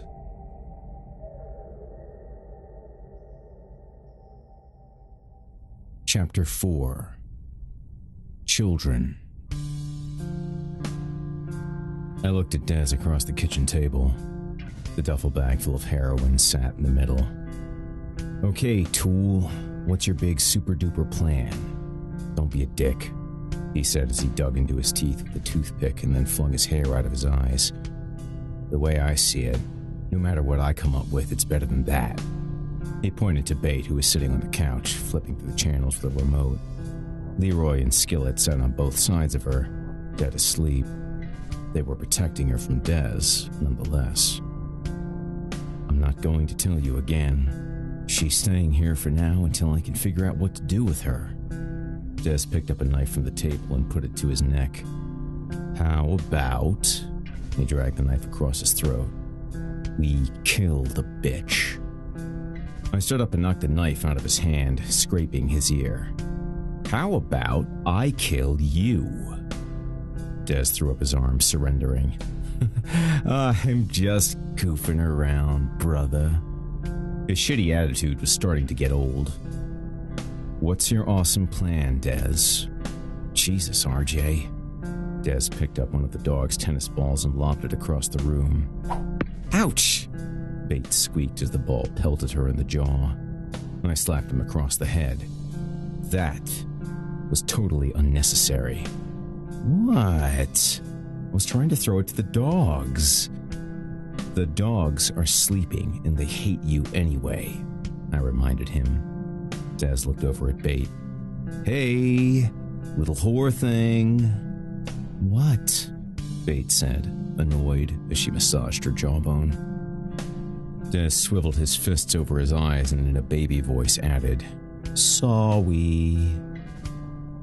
Bate tapped at the remote control, turning up the volume on the TV. "Whatever, jerk," she said under her breath. I patted the duffel bag at the cloth handles. "Get on with it, Des." "Fine." "Well, we both know no one saw us kill the BBP and those cops, right?" I kicked my chair back and put my feet on the table. "Yeah?" "Then, why don't we just take this and move it ourselves?" "Where do you want me to start, Des?" "First of all, Linwood Perry knows what we did. Secondly, he was sent to us from the Battlesnakes. Thirdly, how are we going to sell 50 pounds of H around here without anyone being suspicious about where the hell it came from?"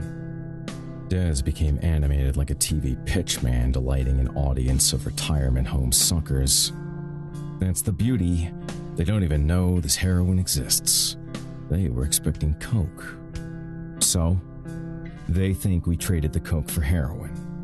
Either way, we'd be screwed. I'm sure Linwood and King Cobra are expecting us to deliver whatever we stole from the gathering back there in the alley. We lie. Where are we going to trade 50 pounds of heroin for coke and fly under the radar? The snakes control all the drugs. They'd know." "Exactly my point, dildo. How are we going to sneak out that much extra junk onto the streets?" "We don't sell it on our streets. We sell this shit in Culver City. De Sangre territory. Are you fucking crazy? Who cares about those spics? Listen, I get all the bottom feeders to go down there and sell like low-life peddlers. They know the territory. All they have to do is stay away from the areas with El Renato de Sangre tags. We let them sell the dope like they are just nobodies and bring the money back to us. It's not like we're sending them out with pounds. We give each of them a couple of 20 bags a day." I thought about it for a second. I never tell them straight up, but it was a great idea. I stroked my fingers down my chin. I don't know, Des. If we miscalculate even a little bit, we'll be dead as shit. You know as well as I do that if we even fuck up slightly, King Cobra is going to have our nuts. I'm gonna do all the legwork, pussy. Start acting like a leader and not, he pointed to Bate, who was petting Leroy and Skillet, a babysitter. Watch what you say, Des. I am dead serious. There is a line not even you can cross, and you're getting really fucking close to it. It's just what? You're a nobody in the Knucklers, bro. You're a nobody on the streets. If you disappeared, nobody would care. At all. The battle snakes have it out for us. According to Copperhead, I bounced back into the conversation. Okay, that right there. When did you and Copperhead become boyfriends? Even mentioning his name during a conversation about stealing drugs from his gang shows your complete lack of understanding. They hate us. We're lucky to be alive. You're not alive, Bait interjected from across the room. I kept my eyes deadlocked on Dez's. Shut up, Bait, I grunted from the side of my mouth. Come on, RJ, let me do this. I mean, you're going to get most of the money anyway, and you won't be doing any work at all. I grabbed the duffel bag and excused myself from the table. Get your hair cut. Des sprung up from his chair. So, it's on? Call a meeting at the garage. I'm in, but I have to know that everyone else is cool with this. Just as Des was about to show me some love, the remote control rapped him in the face. Fuck no, he yelled as he started toward Bait. You're dead, whore. Bait backpedaled on the couch. Leroy and Skillet jumped in front of her, grimacing like they were rabid. They emitted warning snaps at Des, broadening their perimeter around Bait by moving their dense frame sideways, walling her in. Des stepped back to the table, seizing his Black Army Battalion jacket off the back of his chair. So, this is how it's gonna be, huh? He walked over my imaginary line that I told him not to ever cross and simply said, Thanks, brother. I stood my ground over him. Make the call if you want this to happen. Don't say a word to Copperhead. I'll sell your ass down with him and not even bat an eye. Don't even think about fucking with me, Des. I will ship your ass back to Skid Row COD with all your pussy followers. Without saying another word, he moved past me, bumping my shoulder, staring Bait down the whole time. Bait scrunched up in the corner of the couch and mimicked his fake crying. Sorry, she mocked. The door slammed behind him. Why? I asked her. What better stuff do I have to do with my life? Bait said. Why not go home to your family? You have that choice. Des and I don't. We have no families. Well, then how did you get here? How did you get on the streets? I scratched at my temple. Not sure exactly. Anyway, this is a free ride for me. I don't like living on the streets either. I've already told you that we can't make vampires. Look, Bait, you've been here for a week now, and although you lock yourself in the bathroom with your shower mat while Des and I do our vampy stuff, yeah, vampy stuff. I'm never in the way. I sleep on the bathroom floor. Shower mat, I corrected her. Shower mat, she agreed. Do you really want me to go back out there and find another pimp? Maybe I can go hang out with those assholes at Hollywood High. I want to see what you do. It's not real pretty. We're way more dangerous than any pimp you could ever find. She frowned and tugged on my arm. Think of it this way. I can lead pimps and Johns and frat boys back here for you to kill. Thought about it for a second. It's dangerous. And kind of evil. The last thing I want to do is subject a 12-year-old to whore, she inserted. That's not what I was going to say. I can be one of those pee-wee guys. I can, like, get my hair cut all on my face and act all mysterious. She rambled on, jumping from one situation to another. I don't like being in the bathroom. It sounds like you guys have a good time out here. I mean, I like heroin too. I scratched my head. Bates, listen to me. You can't become a vampire. I assure you that it isn't a fun life, if you can even call it that. Then I'll be a gangster. Or can I be like a churro? First of all, it's chola. Secondly, no one in the Knucklers is Hispanic. I was close to throwing my arms up in frustration. How could someone who has been on the street for a year be so clueless? Chola, churro, what's the diff? The diff is that those kind of gangsters are different from us. When they jump someone into one of their gangs, they just beat the shit out of them or make them shoot someone. We maim people. You saw what was left of your pimp, and you saw one of our peewees clean that shit up. She yanked my shirt off my shoulder. I can clean the house. I batted her hand away and straightened my shirt. What are you, the hooker Cinderella? The answer is no. Go grab your overnight bag and go back to your life. You fucking thought wrong. Go back to school. Go home. She started to well up, hid her freckly face behind her hair and pouted.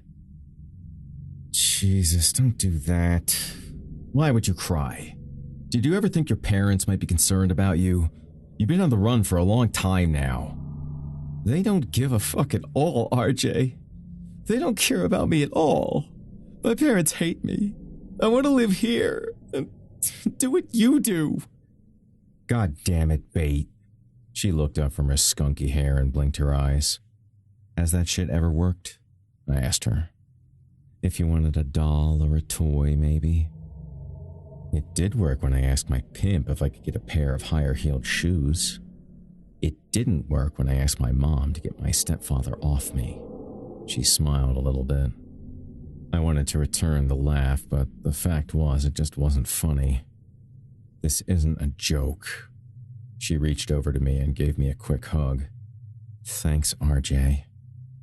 The room felt like it shrunk as I became limp. I looked over her shoulder for an escape. Human touch. Ugh. From a table behind her, she grabbed a shot glass. I made you this. I took it from her. What's this? It's some of my blood. Why? Come on, vampire man, will you just drink it? I didn't want to know where she drew the blood from. I guess she was just a cutter or something. What a weird little kid. Okay. I lifted the shot glass, cheered her, and slammed it down. She squealed and ran into her bathroom. Just as quickly as her horseshoes had reached the bathroom, I heard them clogging back. She poked her rosy red face around the corner. One more thing. Can I sleep on your floor? No. Cool. I want to beat the gang. Need to get ready. She fluffed up her hair. Can you give me some money to go shopping on Melrose? No. She hopped back and forth on her feet. Why? What's wrong with you? You want to know what's wrong with me? Fine. My stepfather used to make me finger myself in front of him while he jerked off. When he was about to blow his load, he'd press my head up against the corner of the room, drill it into the wall, and open up my asshole so he could come inside me. He used to pin my younger sister down and make her lick his balls while he shoved his hand inside her. He called her Pinball and came in her face. You're a vampire, so why would you care? The room became silent. For the second time, I looked at the door for an escape.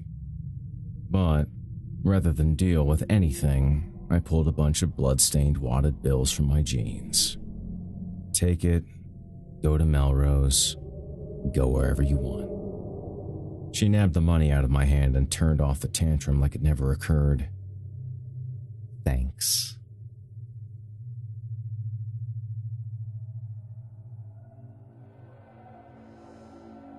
Chapter 5.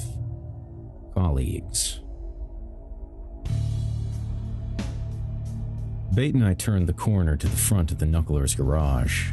I spun a sign on the corner wall that had once said something about smog certification before the garage went up in flames. Home, I said to myself. Bate pulled something out of the front pocket of her sock and started fiddling with a touchscreen. Wait, I didn't give you enough money for an iPod, I said as soon as I realized what she was playing with. Where did you get this? Bate rolled her eyes up to me and crinkled her lip, playing tough. Stole it? I grabbed Bate's wrist, yanked the earbud out of her ear, and looked her sternly in the eyes. This isn't going to be easy at all, you know. Whatever, she spat back, grabbing the earbud cord from my hand and plugging it back into her head. We were late to the meeting. Much to my dismay, Bates spent too much time picking out a hardcore introduction outfit that consisted of a black corset, spiked heels, a pair of skull-printed tights, a pleather miniskirt, and a scarf knee-high sock ensemble that matched the aforementioned tights. It was ridiculous. So, we were late to the meeting that I called. As we walked in, everyone grew silent as if my entrance comically scratched a record. A wrench dropped somewhere in the middle of the gang. Not only was every knuckler already there, but our tardiness gave Dez the opportunity to tell everyone in the gang about RJ and his dumb human prostitute. The smell of musty towels, fried wood, and Bondo putty rose up from the floor and through my nose inside the dilapidated building where the knucklers met.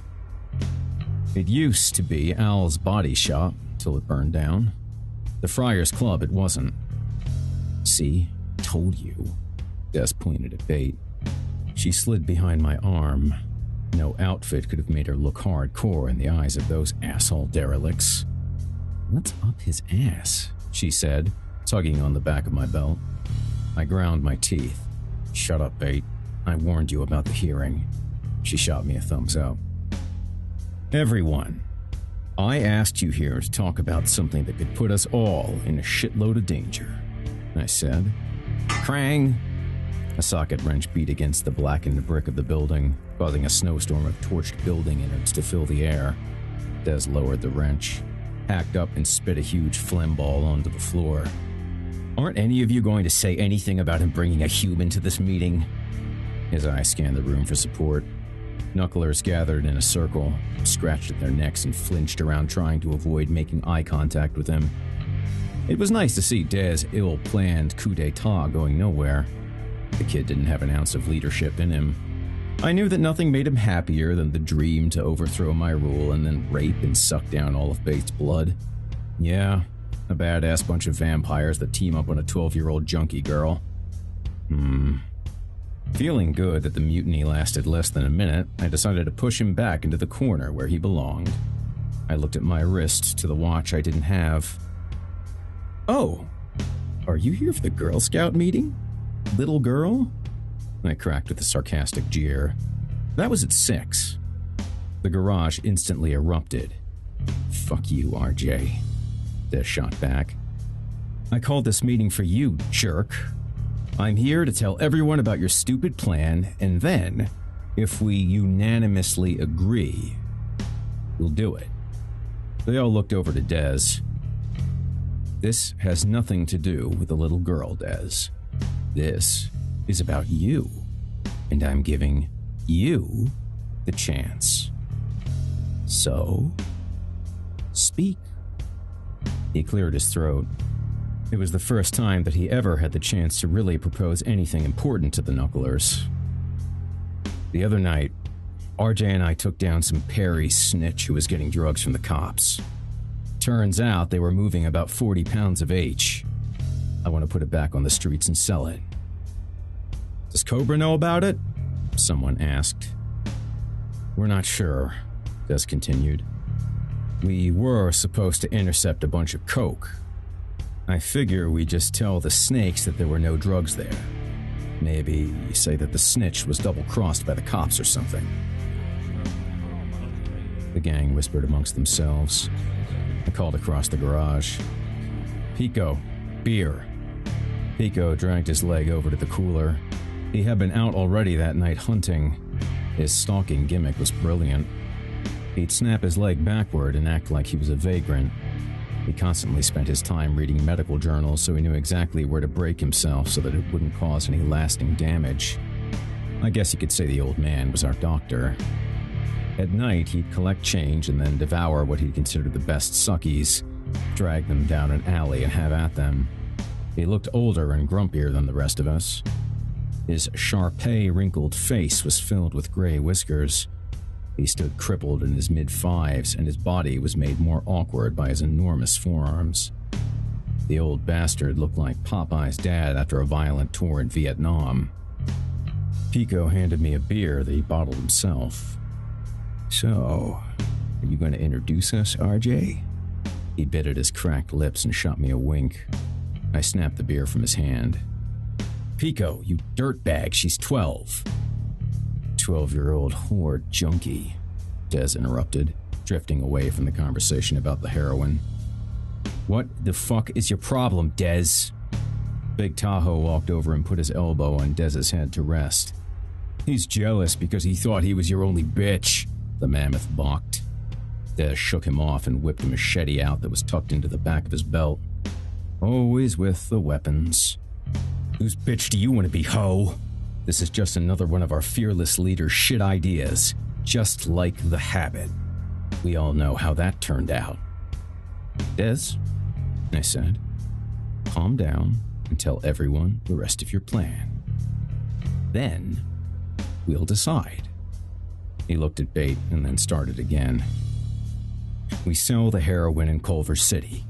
My boys will move little bits of the product every night." "Sounds fucking dumb," another knuckler yelled from the corner of the garage. "It's not dumb," Des insisted. "It's called free money. This heroin is free." Most of the knucklers cleared out, except for those of us who made the decision. It turns out that many of the members were more concerned about Bait being around than Des's heroin plan. "You know that you have to talk to King Cobra, RJ," Tahoe reminded me as he deadlifted the front of an abandoned Nova. I looked over at Bait, who was being babysat by Pico. "Can we just not tell them about her?" She seemed entertained. He was snapping his limbs back and forth and flailing around like a human puppet. It was pretty gross. "Dude, are you nuts?" Des took a shot of whiskey and blood. "No matter what, this whole thing you have cooking up is a horrible idea, and if you don't tell them, they're going to find out. That's just what we need. The Battlesnake's calling for an all-out turf war against us. I hate to tell you this, RJ. Our land claim gets smaller and smaller every day." Des brushed his hair out of his face with his machete. "Turf war? Seriously. Turf war? What are you talking about, Des? If there's going to be an issue between us and the Snakes, it's going to be because we decided to sell their heroin under their noses." Tahoe broke in. "As stupid as it sounds, you should tell Cobra about the girl. Might make him forget about the drugs." "Look, RJ," Des said, "I don't think I need to remind you how pissed off Cobra was when things went wrong with the habit. Shit, I wanted to fuck her too. It didn't go well. She exposed us all to the cloth." "Cloth," I scoffed. "Do you really still believe that fairy tale? Do you really believe that there is a group of renegade Catholic priests whose only mission is to create a vampire holocaust? Are you kidding me? No one has ever seen these guys.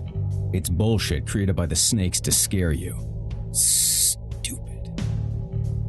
"I don't know.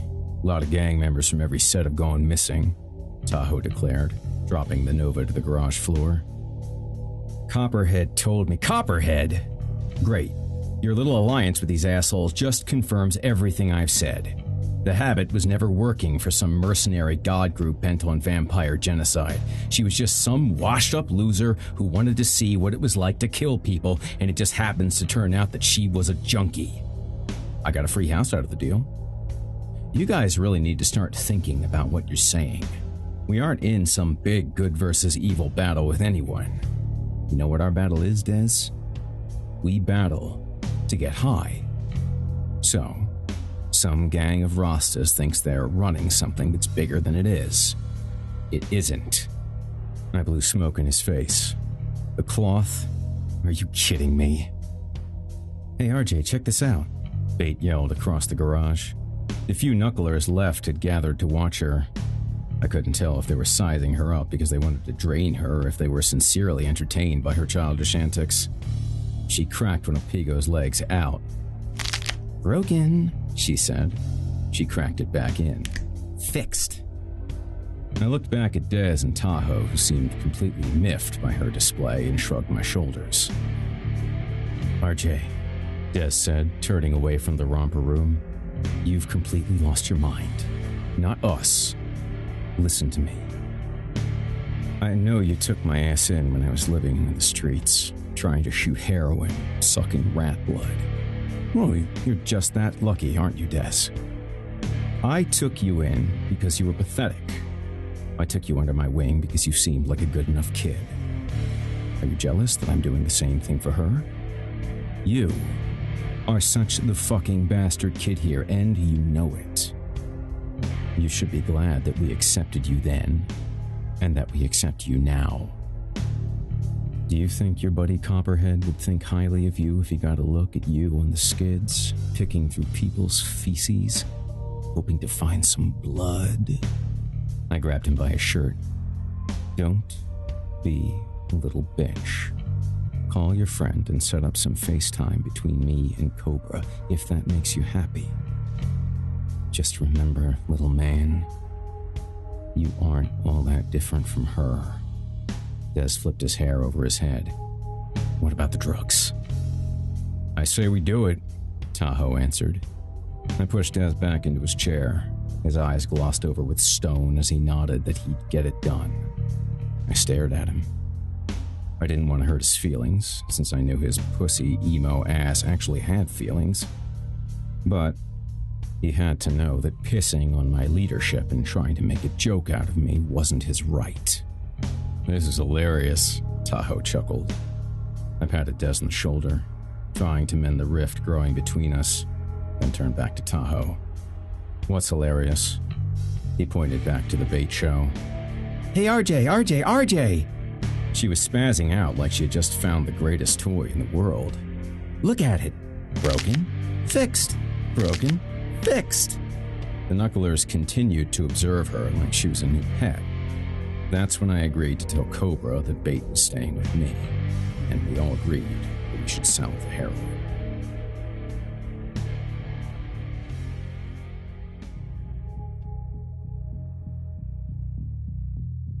The next day, back at the RJ Estates, Des and I divided out small bags of junk to his followers.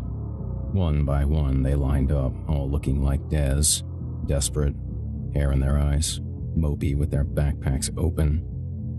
I locked Bait in my room with her new iPod, a stolen computer, and her pimp's Discover card. Oh yes, Big Daddy Badass had a Discover card. As Des distributed the little Ziploc bags of Mexican mud-like rations, I looked through a Thomas guide that I had spent the previous night dividing into sections, clearly defining the lines of rival gangs.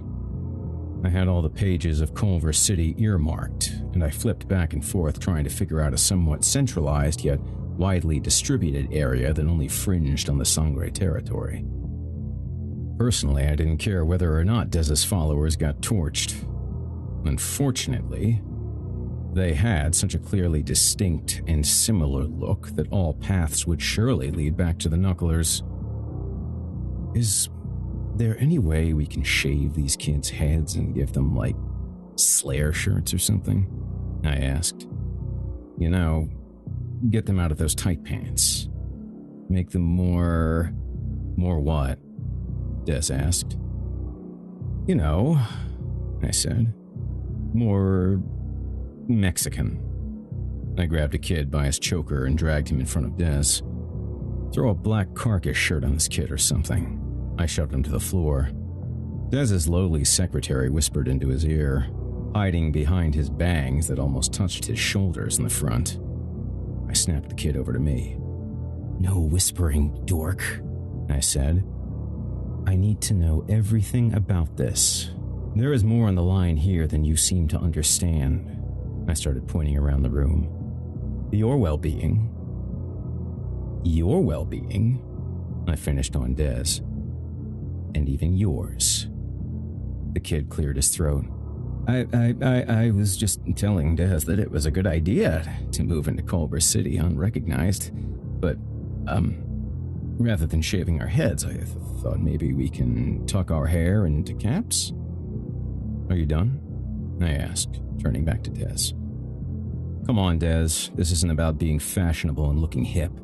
Mexicali vamp teens that skate and listen to Slayer will destroy these, I pointed at his followers again, losers. For some reason, when they heard losers, their faces lifted from the profoundly depressed to the slightly sad. Even though their eyes showed hope, they seemed destined to be forever on suicide watch. Besides, I didn't intend calling them losers as a compliment. We don't want them to look exactly like Sangre, Des rationalized. If any of them do get busted, we all get busted for trying to take over their area. He questioned his drones. There isn't going to be any fuck-ups with this, right? Surprisingly, Des's reasoning was well-founded. After all, why draw any attention to ourselves? The hats will be good enough, I concluded. But try and blend in a bit more. One of the Desians raised his hand. What do you mean, blend? Jesus, poser, you know what I mean, I said. Wear baseball caps on the side or whatever. Don't wear eye makeup or bowlers. Just try not to look like you think you're in a gothic fairy tale. The Desian smirked to his friend on his right. The friend added, but that is the norm now. Damn. Was I really the old fart in the room? Before I slung myself on the kid, I looked to Des for reassurance that they were the norm. Des nodded his head yes. To my surprise, these shits were more dime a dozen than the jocks, skaters, and dorks I watched on network TV. You'd be surprised, sir, the boy said. The kids my age dress like vampires. And what does a vampire dress like? I asked. He pointed to the back of the line at the only somewhat unique individual in the bunch.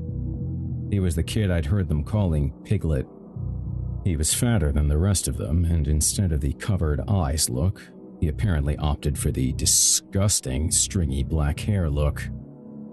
Topped off with a German Iron Cross brooch thing, his satin button-up shirt looked like it was going to pop because it was packed like a sausage casing with his chins and his neck. At the bottom of his look was a pair of not-so-tight black latex pants. He looked like the shorter and plumper bastard son of the L. Byron actor I pointed out to Des in the billboard for the Nightshade movies. That's real nice, guys, I said. If this kid is so lame, then why do you roll with him? I looked to Des. He shrugged his shoulders, setting off a chain reaction of more shrugging, puzzled looks, and raised eyebrows from his pupils. The secretary kid, who up until his next sentence I figured had leadership skills, finally blurted out, "He knows where to..." He cleared his throat. "He knows where to get the coolest clothes." Are you kidding me? A voice said from the hall behind me. This is what you call a gang, RJ? All the Desians panted like starving wolves as I spun around. I thought for a second before speaking because I was pretty ashamed by the clothing statement as well. After a long pause, "Get back in the room, bait," finally came out. "Told you," Des said to his clan. I pivoted back to him and got in his grill. "Told them what, Des?" "I told them you let this little whore run the house," he mimicked Bates' voice. "Here's your shot of blood, RJ. Here's your dog food, RJ." Leroy and Skillet came out of my room into the hall and joined Bate as her guardians. Des grabbed his nuts. "Here's your balls, RJ." Inconspicuously, the drones elbowed each other. "Why are you nerds laughing? You're the ones talking about what's cool to wear. You're acting a lot more like a bunch of little girls than me." Bate flung her stare back to Des. "I hate to tell you, but That is way lamer than me bringing back dudes for you guys to eat and get high on. Des looked at his watch. How long has it been now, whore girl? You haven't brought us shit yet except for a pain in my ass. Would all of you shut up? I yelled. When did this house become a junior fucking high school? Silence filled our living room. Bait grabbed onto her stomach as a wet burp came up in her mouth. She immediately made a beeline to the bathroom, slamming the door behind her. I heard her turn on the bathwater, but it didn't cover up the thundering sound of her retching. From what I made out, she managed to hit all 4 walls, including the shower curtain, the floor, and the sink. In seconds, some semi-chunky yellow fluid ran out from under the door. Thankfully, Leroy and Skillet were standing guard so they could lick it up as it exited the bathroom.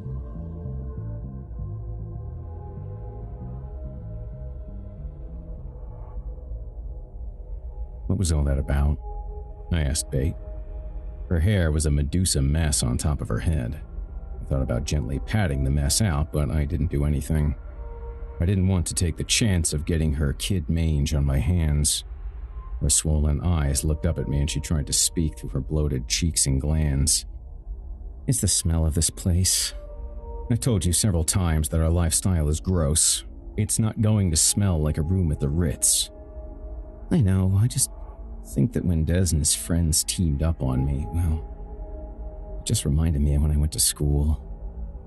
I don't understand. She sipped her coffee. It added to the hideous nature of her breath, and I was trying to avoid direct contact with by turning my nose sideways. Well, before I ran away, I had just started junior high. My mind began to wander. I never went to school. I never cared about it, and it seemed so far from my world and my reality. However, I said, go on. In my elementary school, I was like popular and had all sorts of friends and stuff. Yeah? I continued to listen, but my interest faded as quickly as I heard the word popular. The word and its connotations were all foreign. Her entire story became completely inconsequential to me.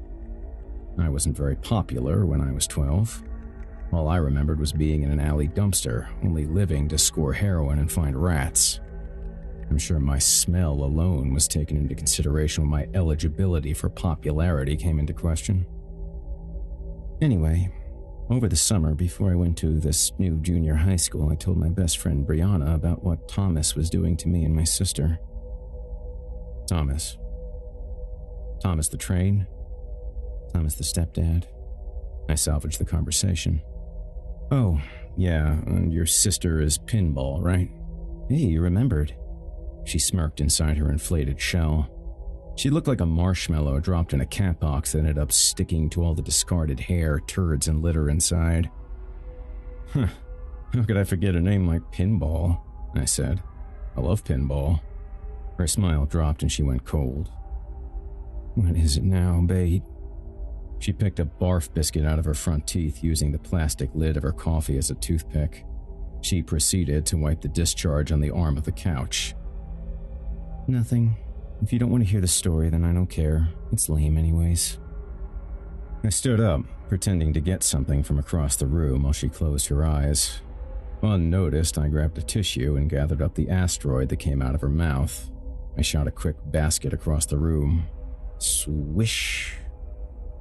Come on, Bait, I said. I fell back on the couch next to her. I like the game of pinball. I'm sure if I got the chance to meet your sister, I'd find her to be a very nice young lady as well. She chippered up a little bit. I could tell she was nervous about having the conversation with me as she gnawed at the styrofoam cup that she was drinking from. Okay, she agreed, spitting a half-moon-shaped piece of cup onto my coffee table. I ignored it. So, I told this girl, Brianna, who's telling the story here. She moaned and jumped to her feet, acting like she was going to stomp out and go back to her bathroom. Fuck, I'm trying to tell you something important. I caught her wrist. I'm sorry, Bait. Sit back down. I want to hear the rest of the story. Where was I? She sat down and started again. Oh yeah, so I told this girl, Brianna, what Thomas, your stepfather, shut the fuck up. Yes, my stepdad. I told her that my stepdad was having sex with me because she told me that she broke her hymen over the summer while she was riding her horse. I closed my mouth and made an uncomfortably surprised expression. I couldn't help but think about how absolutely inappropriate this conversation was. Rather than cut her off again, I simply sewed my lips shut, bulged my eyes, and started nodding my head. Brianna and I pinky swore these were our secrets and stuff. When she asked me if I liked how it felt, I might have said that I did because I think I was trying to show off about how mature I was compared to her or something. That night was a week before school started and my family went to Disneyland for vacation. I hummed. Well, I got back the night before school started and I was like all tan and stuff from vacation in California, she continued. The next day, I got to my first day of junior high school and everyone was ignoring me. Even Brianna? She nodded with a pout on her lips. The nerve, I managed to get out as I coaxed the discussion along. Right? That day at lunch, no one sat by me. I sat alone at a table near the back and this boy I liked came over to me and yelled, "Hey everyone, Bailey fucks her dad and she likes it. Slut." Then, everyone in the lunchroom, led by Brianna, started chanting it. Bailey fucked her dad. Bailey fucked her dad. She began clapping her hands as she remembered the chant. Bailey fucked her dad. My face morphed from a sarcastic, uninterested jerk to the look of a concerned parent, and not her shit parents. My posture straightened. "Shh," I said, comforting her. "Hey, what did you do next? Did you run away to California right then?" "No. This is where the story gets good." I didn't tell her that there was nothing inherently good about it. Actually, it probably ranked in the top 3 of the saddest stories I'd ever heard. So, I had gym class right after lunch and I didn't go to the class at all. Instead, I sat in the shower and cried. But I waited. I waited the entire period for them to get back from class. The second Brianna got to her locker, I jumped her and took out a sock with my gym lock inside of it. Then, I beat her halfway to death. She jumped up from the couch like she was a cheerleader, swung her arms around and kicked her bony legs in the air. "Go bait!" she cheered. B-A-I-T. What's that spell? Go bait! Leroy and Skillet howled and jumped up and down with her, causing Bait to stumble over Leroy and hit her chin on the coffee table. I tried to break her fall, but she nailed it anyway. Not leaving anyone shortchanged, she hugged the dogs and they both licked her bulging face. Then, she finally sat down next to me, giving me a hug. Isn't that part awesome? I guess. I tried to shuffle as close to the armrest as I could get, but she intensified her vice-grip squeeze. Go figure. I was terrified of a 12-year-old psychopath. Hey, RJ. Yes, I answered. Can I sleep on your floor tonight? Yeah. Can I bring my shower mat in your room? Yeah. Can you wash it for me? Yeah. Because you know my bathroom smells like barf. Really bad. Yeah. I know, Bait.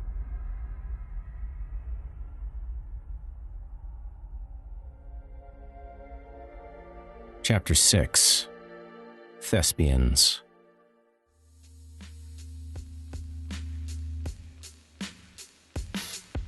Bait pulled a shot of her blood out of her backpack. Here, she said, handing me a container. A SpongeBob sippy cup. Sorry, the only way I could figure out how to get it here without dumping it everywhere in my backpack. Reluctantly, I took the shot. Okay, Bait, I said, tapping the brass werewolf knocker against the heavily weathered blackwood door. This guy is a little weird. I gripped tightly to the heavy duffel bag filled with smack. Weird how? She wiped her nose on her sleeve, dragging the front of her hair out of her face as she pulled her arm away. How much weirder can he be than the rest of the losers you've introduced me to? She blew at the strand of hair in an attempt to get it to return to the rest of her messy mop. I had no right to say anyone was unkempt, but yeah, Bait was pretty much a pig. Just be quiet until he gets the chance to pick up your scent. I'm sure he'll like you.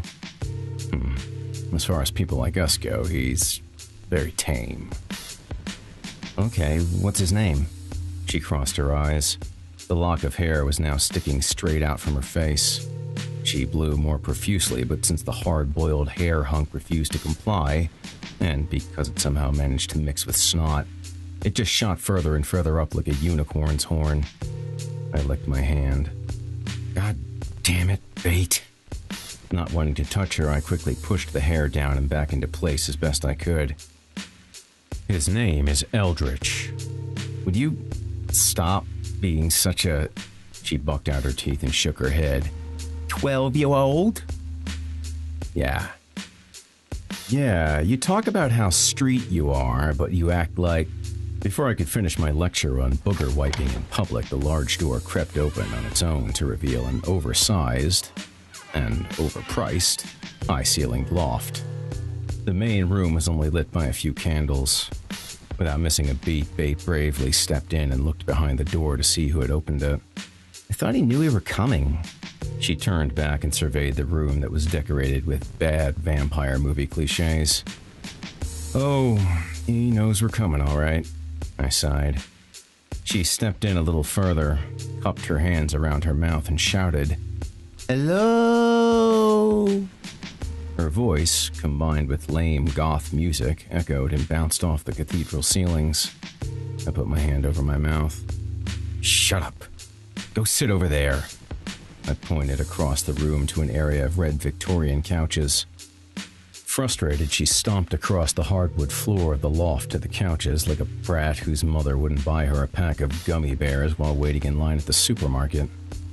Being the megalomaniac that he was, Eldritch had his acting sizzle reel playing on several TVs that were framed and set up like magic mirrors around the room. The reel was synced on all the TVs.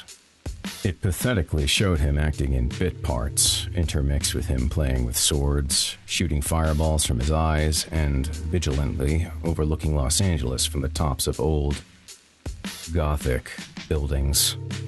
Feeling a migraine developing, I massaged my temples as I walked over to the spiral marble staircase leading to the master's suite. Eldritch! I called up the stairs. It's RJ. I looked back at Bait, who, in the 10 seconds that I wasn't scolding her, had managed to make her way across the room to a large structure that was covered by an embroidered scarlet velvet drape. She bent over and lifted the drape in a half-assed attempt to see what was hidden underneath. I clapped my hands and hissed, "Get back on the couch." Startled, she dropped the drape and returned to her upright position. Shooting knives at me with her stare, she mouthed, "What?" I pointed back to the couch, this time snapping my fingers to show authority. She decided to give me the finger. How this little shit wasn't killed by a pimp or a John was mind-numbing. Just then, the music in the room intensified at the crescendo before the chorus. Hundreds of candles flared up around the room.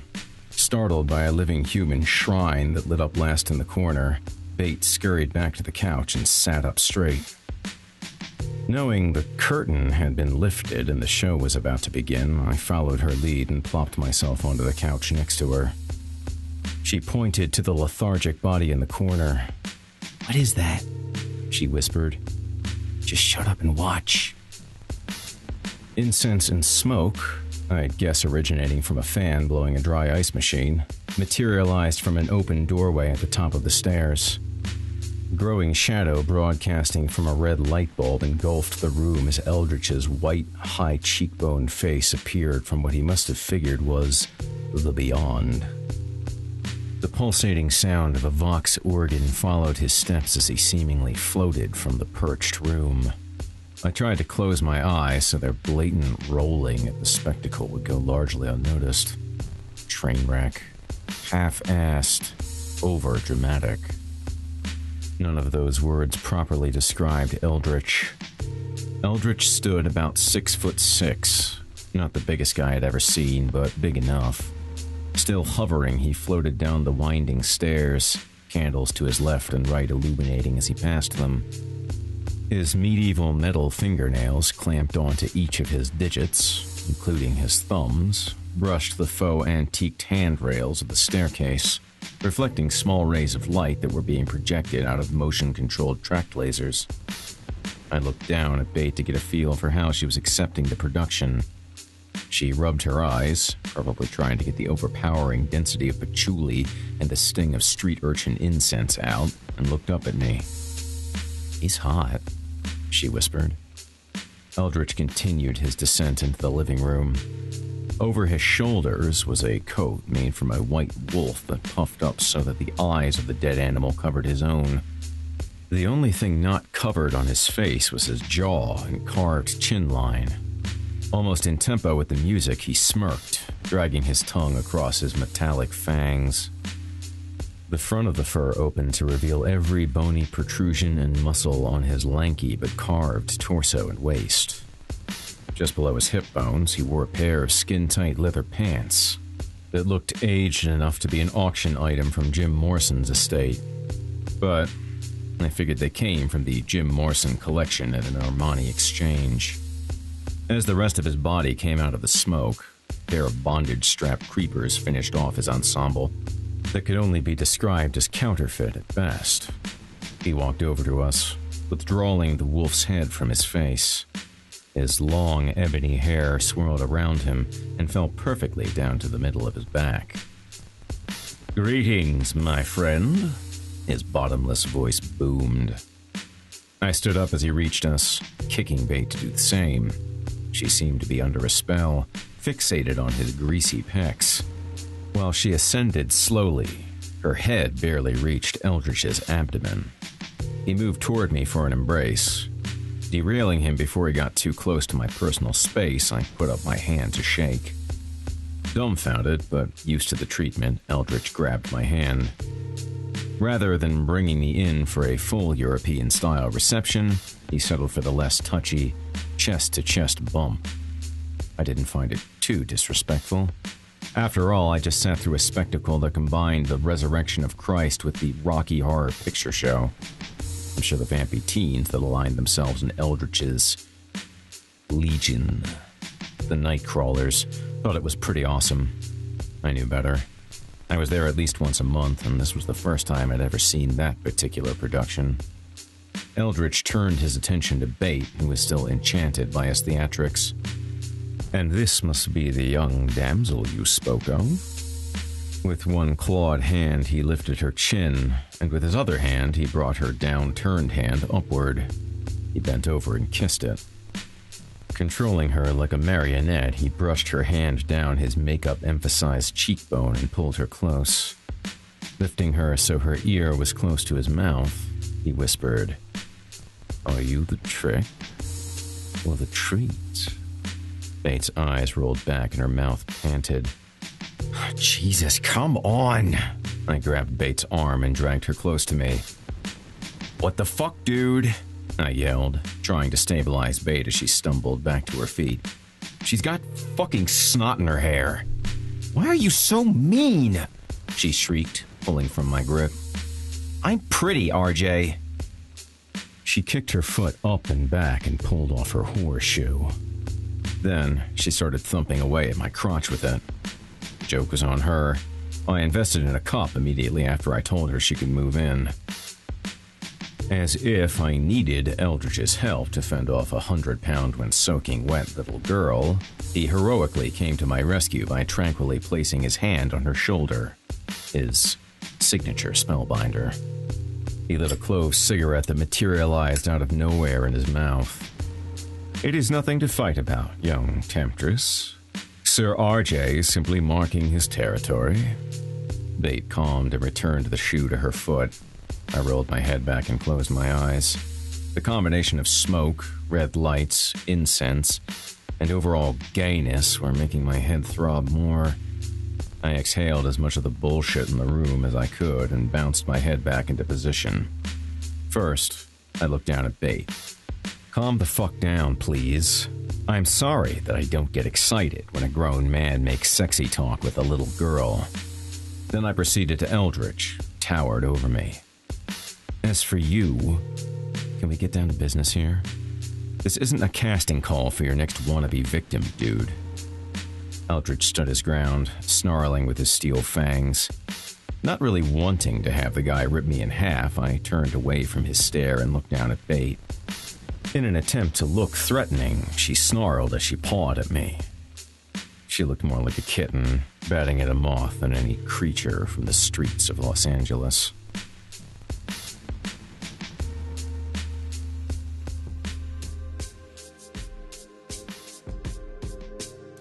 I laid the duffel bag on the elaborate coffee table that separated us.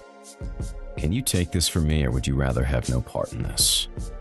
Eldritch extended his long arm to the handles and placed the bag on his lap. Using the end of one of his talons, he unzipped the bag, revealing the contents. He looked up at me and smirked. Coke? Have a sample. He split one of the 10-pound bags open, slit some blood out of his finger and let it drip into his claw. He then scooped out a dollop and raised it to his nose for a sniff. He set his head back slightly and clinched the opposite nostril and sucked it into his throat. He waited a minute, then shook his head. Heroin? You say this came from Blue Blood Perry's? Kind of. What are you wearing? Bate interrupted as she petted Eldritch's fur cloak, still on his shoulders. He turned away from our adult conversation and rebooted his charade. It is the pelt of the Arctic wolf. I was raised by this victim's enemy pack in the northernmost mountains of Canada. I took his hide as a trophy when we took his pack's den. He brought the pelt in around his shoulders as if the phony flashback was traumatizing. It was during the coldest of Arctic winters. Bate curled her feet under her and her eyes lit up. You were raised by wolves? Some say I'm part lichen, he boasted. No one has ever said that, Eldritch. Ever. Bate put her finger to her lips and faintly shushed me. She stroked the fake pelt and sang out the word, lichen. I didn't have the heart to take away her excitement. Truth be told, Eldritch was born and raised in a cabin outside of Duluth. He moved to LA to become an actor. Unfortunately for him, he was so terrified of the light that he could never make it to any auditions other than the few Z-grade monster movies and standard cable shitfests I saw on his dumb sizzle reel when we walked in. Bate, can you give us a few minutes, please? This is somewhat important, I said. Eldritch returned his attention to me. Okay, RJ, what does kind of mean? Well, you know I kind of owe King Cobra for the habit burning down his place and all. Yes? I flicked at my thumb. Well, Des and I were kind of told by the snakes to kill this BBP dude and the two cops he was snitching to. Eldritch threw the bag back on the table, creating a small poof of heroin that drifted through the air like a light snowstorm. He crossed his legs tightly, placed his elbow on his knee, and his face in his hand. He scratched at his right cheekbone with his index claw, smearing some of his makeup. So, I assume this pillaged bag of heroin was supposed to go to the battlesnakes after you disposed of the snitch? Are you telling me that you and your comrade Des have decided to stiff them? Have you gone mad, man? It's not what you think, Eldritch, I assured him as I attempted to catch some of the smack floating around the air on my tongue. They have no idea this BBP jackass was asking for heroin from the pigs instead of coke. Here is a question, RJ. Why would a BBP be getting so much? He retreated from his relaxed listening position and opened the bag again and counted. 1, 2, 3. He looked back at me. A dreamy-eyed Bait continued to pet Eldridge's pelt. It's 50, she said. 50 pounds. Eldridge shook his head and pointed his index claw at me. Why would the BBPs or the Battlesnakes want 50 pounds of heroin? Have you even begun to think about that? They have no use for it. What happened to the rest of it? Did the Knucklers have a party I wasn't invited to? Well, we've been dealing it in Culver City. As far as why it isn't coke, I figured maybe it was a mistake. Maybe that's all the cops could swipe from the evidence room. Eldridge searched his thoughts. Or maybe the Battlesnakes are thinking about getting into the heroin business and disposing of the Knucklers altogether. What is their take from the Knucklers dealing? I counted on my fingers. I don't know, 50, 60%? Well, seeing as how you have such an outstanding relationship with King Cobra, you know, the burning of his home and friends and all, I think it is safe to say that the Knucklers have seen their last hurrah on the streets of Los Angeles. Why don't they just bring that 40 or 50% in-house? You have been set up, RJ. How do you see it? I lugged a duffel bag off the table. We have the drugs. Besides, there's a code of conduct on the streets. We all live somewhat in harmony. Right? Bait interrupted again. I knew there was a vampire law. Shut up, Bait. Go fuck off somewhere. Bait propelled herself from Eldridge's side. She started looking around the room filled with romantic oil paintings and Baroque frames and religious statues that he splattered with blood or red paint. I couldn't really tell which, but I bet it was paint. Eldridge closed his eyes and got to his feet. Foolish. They wanted you to steal the drugs. That way, the Battlesnakes have a reason to kill all of you without having them look like they've broken any rules. He began walking towards his shrine in the corner and looked back. Besides, you and I both know there are no rules. Sitting in the corner on a throne-type chair that matched the rest of the decor in the room was a young man with his eyes rolled back. The figure's lips quivered every so often, but it was clear that he was in a comatose state. Drool dripped from his lips down to his chest and connected with one of the many flexible snake pipes that were plugged into all his major veins. Hooked to his arm was an IV drip of opium. Eldridge knelt in front of his semi-living victim and lit a water-filled sphere embedded in the chest cavity. As he heated up the blood and opium, he placed one of the hoses in his mouth, flipping a valve that was placed halfway down the pipe. He sucked, and smoke manifested from the corners of his lips. He smiled, sucked the toxin into his lungs, waited a second, and then puffed smoke rings straight into the air. Bait made her way over to the coma victim. She waved her hands in front of his eyes and mushed his mouth around with her thumb. "Is this guy alive?" she finally asked. Ignoring her, Eldridge looked back to me. "You genuinely want me to hide these drugs that you have taken from the most dangerous gang in Los Angeles?" I regretfully declined, RJ. "What?" I threw my arms up in frustration. "Don't be such a pussy, Eldridge." "I like pussy," he said, extending his tongue out between his fingers. "I am what I eat." He winked at Bait. Bait's right leg sprung up behind her and she began to blush. "She's 12, Malestro!" I yelled across the room as I stood up and started walking over to them. I grabbed the pipe out of Eldridge's hand and toked away. The taste was putrid, almost as if he'd filtered the opium-filled blood with perfume before it entered the bowl. "Please do this for me," I let out with a hookah load and blew it in his face. Eldridge grabbed the hose back from me and took a quick hit. "Because I call you friend," he said. "We will decide on this matter like men." He inhaled the smoke. Bates' hand nodded the comatose victim's head around like a bobblehead toy and excitedly said, "A fight! Oh, you're so dead, RJ." Eldridge dropped the hose and blew out his last drag. He ethereally clamped onto Bates' wrist to settle her down. It is actually more of a duel than a fight, young one. He dropped her arm to her side. It is the duel of gentlemen. Her eyes widened as she followed him across the room, only to look back at me and stick her tongue out. She clinched onto a piece of Eldritch's wolf coat thing like he had her on a leash. Do you fight with swords or axes or something? She pointed to one of the monitors showing his sizzle reel. Can I use that big sword? Eldritch arrived at the red cloth-covered object in the room. Bait daintily bounced on her toes. Is this your coffin? She asked.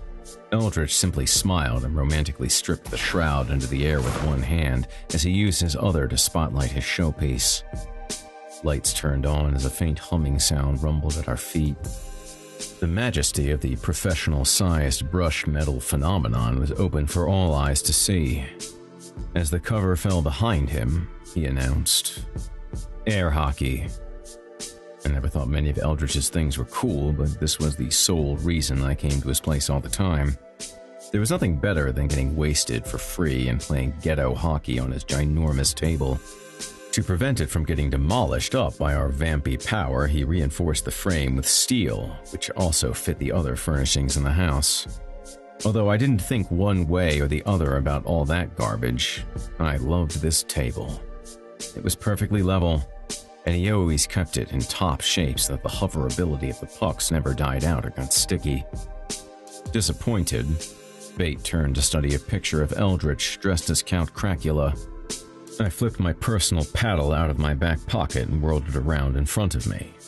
Eldritch opened an old safe cloaked behind a painting of him naked and covered in blood with a bunch of white wolves. In the safe were half a dozen paddles that he tailored for his large hands. "I will go with Mozart today," he announced, plucking his paddle from the safe. We played air hockey for about 4 hours while Bates slept upstairs on Eldritch's elephant coffin waterbed. For the record, I beat him 13 games to 12. In about the middle of the third game, he decided to hide the drugs from me and make drops for Bait to pick up.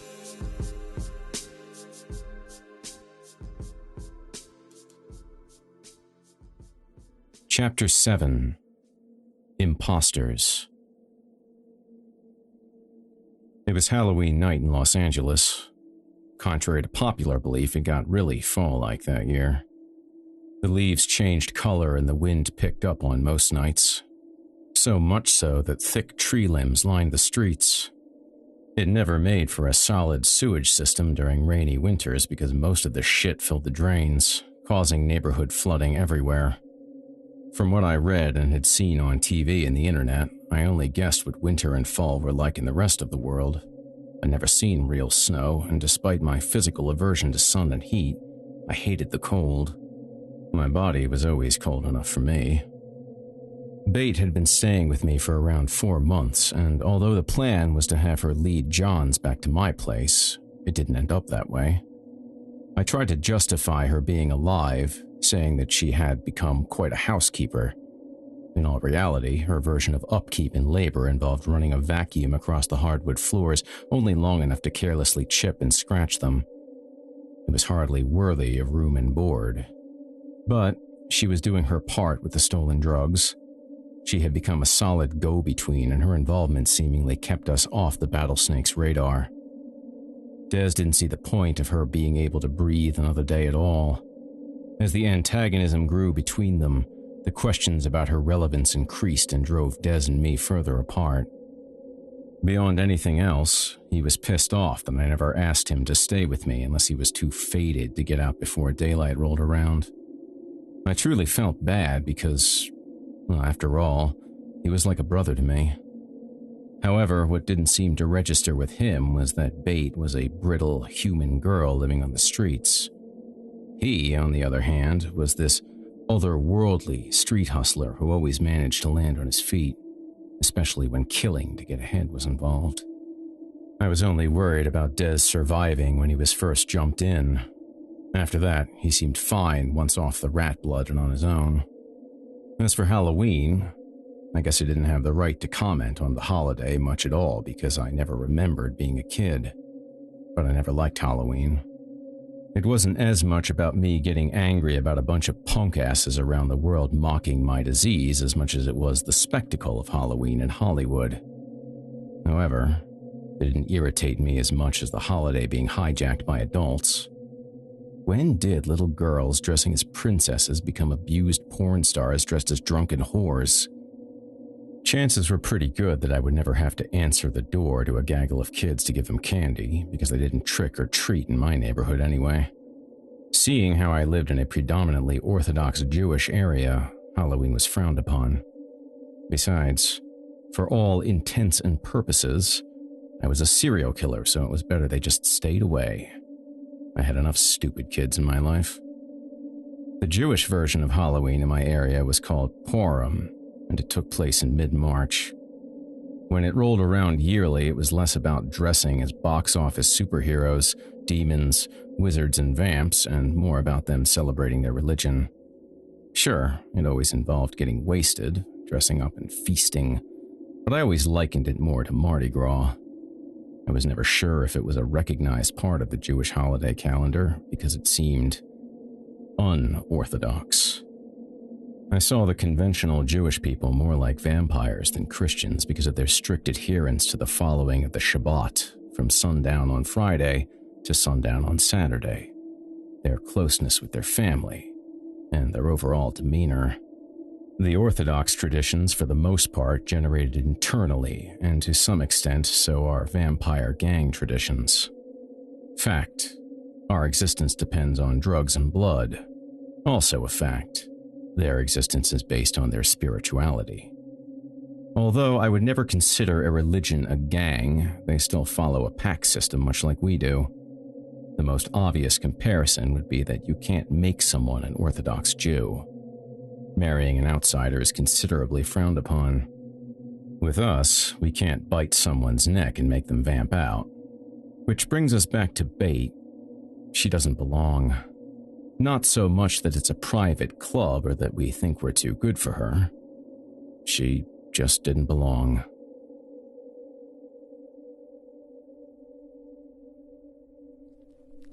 Bait stood in the hallway while I cut and packed some meat in the kitchen. Her arms were behind her back, so I didn't know what to expect from her. I wasn't afraid she was going to try to kill me, but I sometimes wished she would put me out of my misery. Always full of childish surprises. The end result, more often than not, turned out to be something preposterous, like a friendship bracelet. She pouted and scratched her legs together like a cricket. I tried to ignore her, but she began clearing her throat to get my undivided attention. Without turning toward her, I asked, "Can I help you? I'm busy. Whatever it is that you want, I'm hoping that it can wait." I licked some au jus off a cutlet that I had just spent the better part of a half hour carefully filleting. She stayed in the hallway, remaining silent, only grunting every so often to remind me that she needed to be the center of attention. After about 2 more minutes of becoming increasingly provoked, I accidentally sliced through my finger. I stuffed the digit in my mouth. Shit! I then wrapped a paper towel around the cut. "What, Bait? What do you want?" While staring at the ground, Bait mumbled in a baby voice. "What are you doing? Are you carving a pumpkin?" I lifted the butcher knife and licked the blade. Does it look like I'm carving a pumpkin? Is there a pumpkin anywhere in this house? Please, tell me you're not hiding a pumpkin behind your back. With her face still fixated on the door, she murmured, "I don't know." Her baby voice was much more exaggerated than usual. Somehow, between when I spoke to her earlier that day and this conversation, she had managed to develop several speech disorders, including those of, but not limited to, Porky Pig, Elmer Fudd, and Daffy Duck. When anyone, namely a 12-year-old, replaces an R with a W, it's enough to drive any parent to homicide. "What do you mean, I don't know?" She rubbed her nose on her shoulder, as not to reveal the mind-bending secret concealed behind her back. I dropped the knife on the counter, to which she curled a slight smirk out of the corner of her dopey mouth. The pale motes that surrounded her freckles went flush. Unbeknownst to her, I put down the knife not because she had won the war, but because I was afraid she might lose her life if she continued. "What, Bait, what in the hell do you want?" She pulled out one of her arms from behind her back. "You haven't done your shot today." I eyeballed the knife. It was so close. "Is that what this is all about? Who cares?" "I care," she whimpered, "and I have something else." I ignored the knife and walked to her. I bent down, took the shot from her hand, and downed it. Cheers. Delicious, Bait. I handed her back the empty shot glass. "Are you starting to feel more human?" she asked. "Not really how it works. I eat human blood all the time." Truth be told, her blood was becoming a cleansing addition to my days, but comparing it to a regular person drinking water or juicing would be a stretch. Even if it was just a thirst quencher, it was a good one. "So, what's the big to-do? What's the other secret?" She wiped her nose on her sleeve. "It's just, let's have it, Bait," I insisted, wanting desperately to get back to chopping meat. "Today is my birthday." "First of all, enough with the baby talk. Secondly, happy birthday. You're what, 14 or something today?"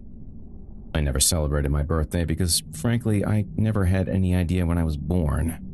If you can even call how I ended up walking around being born. Maybe I was the result of some experiment where a redneck fucked a raccoon. "I'm 13. "Your birthday is on Halloween. That's cool, I suppose. Do you want some candy or something?" She pulled the other hand from behind her back and thrust it in my face. "I got this for you." It was the iPod. "That's your iPod, and I don't want that. Besides, you didn't get it from me. You'd best keep it. It's the only way I know how to get you to shut up." She scuffed her slippers across the floor that she trashed with a vacuum on a weekly basis and put the iPod in my hand. I looked at it for a second and then returned it to her hand. "I don't want this, Bait. You stole it, so it belongs to you. You know, finders keepers law and all that?" "Well, I did get it for you. I took all of your records and made them into MP3s. She handed it to me again. "Now you don't have to make a huge mess all over the floor." God forbid I should make a mess that requires cleaning from a guest in my house whose job is to clean it up. I put the earbud in and scrolled to a song. "How did you do this?" "I figured out how to do it on your computer. And I've been putting your records on it for the past month while you've been sleeping." The songs were intact. I scrolled to another that I knew was particularly battered and pushed play. All of the snaps and pops and grains were there. It was my turn to smile. I don't know what to say. This is awesome. She lit up. "I also found this website where you can download a bunch of this stuff for free. I bookmarked it on your computer." "But it's your birthday." I fumbled around in my back pockets, hoping to find some money. Instead, I found a losing lottery scratcher and, for some weird reason, a guitar pick. I couldn't for the life of me remember where I got it. I had no use for it. I never learned to play the guitar, so I guess the victim I got the jeans from was a rad hatchet dude. Coming up empty, I fixated into her eyes, trying to figure out what she wanted in return. She wasn't as easy to read as I thought. "I don't really have anything to give you. I'm sorry." "I took this." From under her shirt, she pulled out a necklace she'd made from my favorite titanium 45 adapter and a piece of string that I used to securely wrap my meat after I covered it in paper grocery bags. I should have been pissed because I hated using the yellow plastic inserts, but rather than act ungrateful, I realized that I had no use for it any longer. "That's super cool. Is there anything else you want? I asked, not expecting anything more. I was suddenly preoccupied with my new toy. She had not only transferred all my 45s, including the B-sides, onto the iPod, but she also found all the cover art for the records and put them all in by name and categorized the singles by bands. I later realized that the iPod does all that shit automatically, but it seemed like a big deal at the time. Seriously, anything you want. For a third time, she reached behind her back and pulled out a crumpled page from the LA Weekly and handed it to me. Not automatically noticing the advertisement that she circled with a marker, I studied the ad. The entire page was filled with commercials for medical marijuana, escort services, and strip clubs. Seeing how vampires can't read minds, the first ignorant thing that came out of my mouth was, "I think you need to be 18 to work at a strip club. Not 12. She corrected me. 13. Right. You're still too young. Not that. She came up to the page and pointed to the ad she circled. This. I closed my eyes and exhaled. I didn't want to disappoint her after all the trouble she went through, but it was asking more than I wanted to give. I can't do this, I stammered. She tapped her index finger up and down on the newsprint. I read the ad again. Club Thirst presents the first annual Vampire Samhain Ball. Goth, fetish, dark wave, industrial. Surrounded by a frame of skulls, there was a picture of a romantic-looking vampire peering over the shoulder of a woman wearing a Victorian dress. His fangs dripped with blood, and he was winking to all the suckers who read the ad. $40 fucking dollars, I yelled, reading the small print located at the bottom of the page. Are you kidding me? Come on, RJ, she pleaded. It's my birthday, and I gave you a cool gift. Besides, I know I can get in. I was told they don't card people. No, these places bug the shit out of me. Besides, Halloween night will just be that much worse than any other stupid night. She got on her knees and placed her hands together as if she were praying. Pretty please. Look, she said, pointing to another part of the ad. $1 blood shooters. I couldn't bear to read another word in the ad. I'll bet that it is either a Bloody Mary in a shot glass or grenadine and booze in a test tube. Please give it a chance. I want to see real vampires. I crumpled up the page and threw it at her nose. Real vampires are me. The ad clung on to the white dyed streak in the front of her hair like Velcro. She swatted it away. How many times do I have to tell you that I am a real vampire? But I want to see more vampires like Eldritch. You know, romantic and clean. Thankfully, the phone rang. I sniffed my armpit on my way to pick it up. I was clean, wasn't I? I answered the phone, happy to escape the current conversation. Hello? Hey, RJ, it's Tahoe. What are you doing for Halloween? Want to go kill people? I went back to avoiding eye contact with Bait. I knew she was back to her forgotten birthday moping. Don't really feel like killing or going out at all. I hate Halloween. Like a girl left dateless on Valentine's Day, I usually stayed in.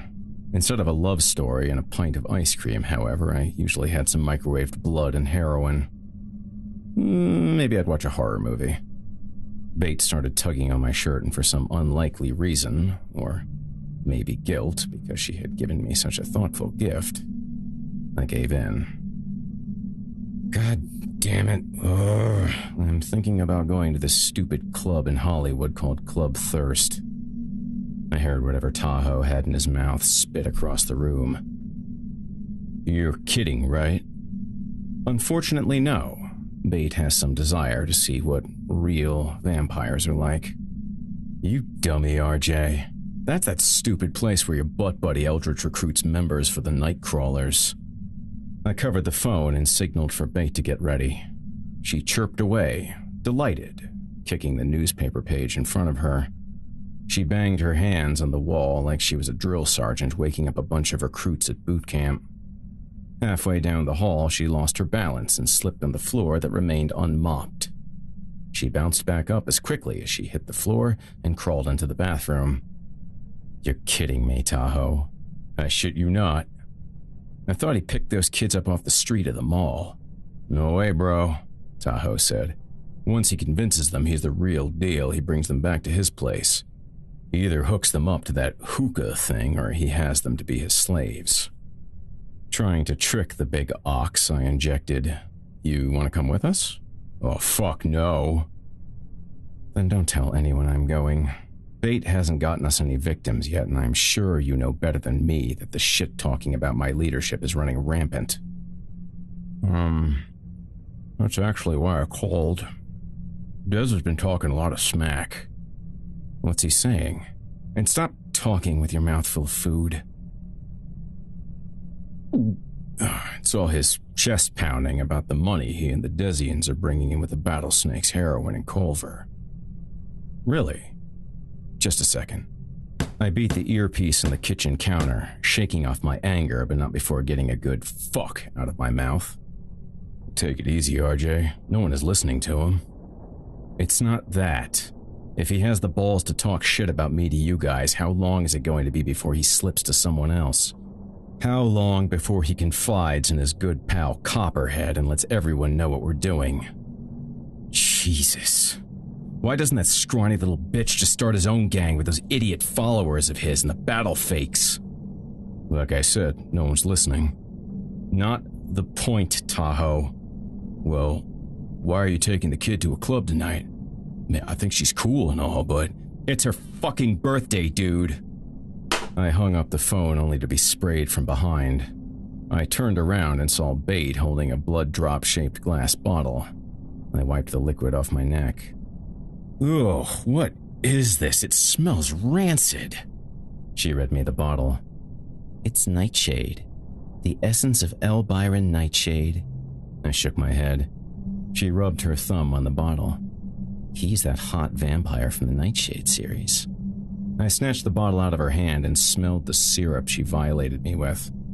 The red bottle had a pyramid spike wristband around the neck, and the product name was written in Gothic typeface.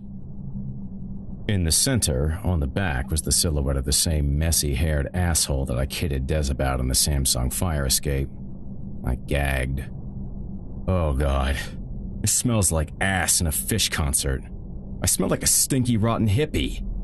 I felt the stench coming out of all my pores as it stung my nose like I was snorting a line of bees. Bait grabbed the bottle back and put it in her pocket. I like it. It's what all the vampires wear.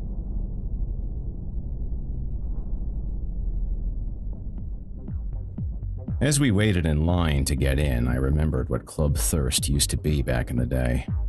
In the early 80s, it was a roller boogie rink called TJ Hustlers. I think I may have killed some jackass in their back when I was still aimlessly wandering around the streets. Somewhat ashamed that my legacy and traditions had been reduced to a fading and distorted trend perpetuated by pop culture movies, TV shows, and books, I elected to grin and bear it rather than slaughtering everyone around. Bait, done up in another of her outfits bought with my hard-earned money, rubbernecked while we waited, taking in every word and mannerism of the carnival of blockheads. This outfit was more risque than her last. A tight-laced dress was accentuated by a pair of knee-high, stiletto-heeled boots.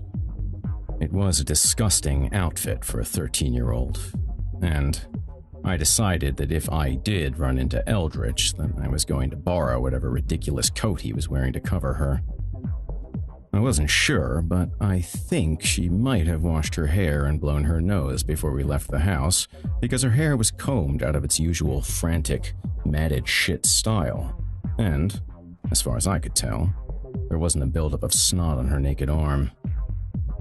After she had her hand stamped, I still have no idea to this day how she got into the club, Bait clomped her way into the bar. The doorman then frisked me and shouted, "Dress code required."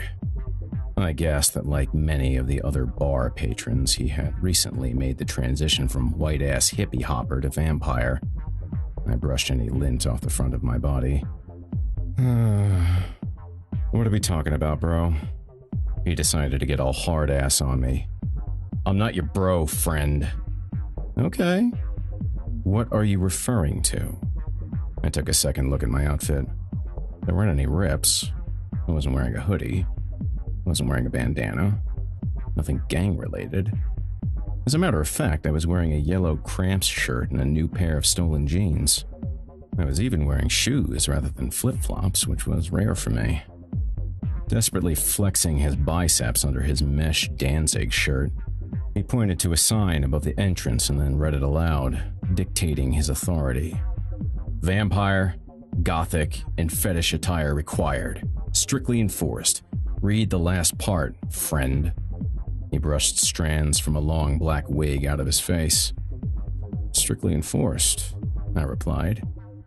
Here, dick. Here's 50 large. Take the extra 10 and go buy yourself some vitamins or something. He stepped up to me. You got something to say? I didn't stand down. How do you know what a vampire dresses like, you troglodyte? Probably not knowing what troglodyte meant, he opted to grab my shirt by the collar. He then backed up his fist to punch me or scare me or something. I shook him off as a voice from behind him called out, Hey, Nezuko, boss wants to see you. Being the tough guy that he was, the doorman went in for a punch but retracted by saying, Psych. Before the pop reached my jaw, he flattened his palm as if to instruct me to talk to the hand. You're lucky this time, faggot, he added, snatching the $50 out of my hand. To his dismay, no one in the long line behind me was cheering him on. Even those fakes realized what a douche he was. I was going to remember that name. Nezuko. And the stench of chili cheese fries that accompanied it. The other bouncer relieved him and stamped my hand. Don't worry about him, he assured me with a pat on the back. Zuko gets all roid-raged sometimes. I patted him back and winked. Shocker. Yeah, have a good time, mate. He handed me some plastic fangs. This will help your costume. Thanks. I unwrapped the novelty teeth, put them in my mouth, and then grabbed a pair of earplugs out of my pockets. The music was clearly too damn loud for my delicate ears. The edges of the bridge of the teeth cut into my gums, and almost instantly my mouth filled with spit. I was glad that being a dead person didn't involve having fangs. As I put my wallet back into my pants, the self-appointed leader of a gaggle of Halloweenies bumped into me.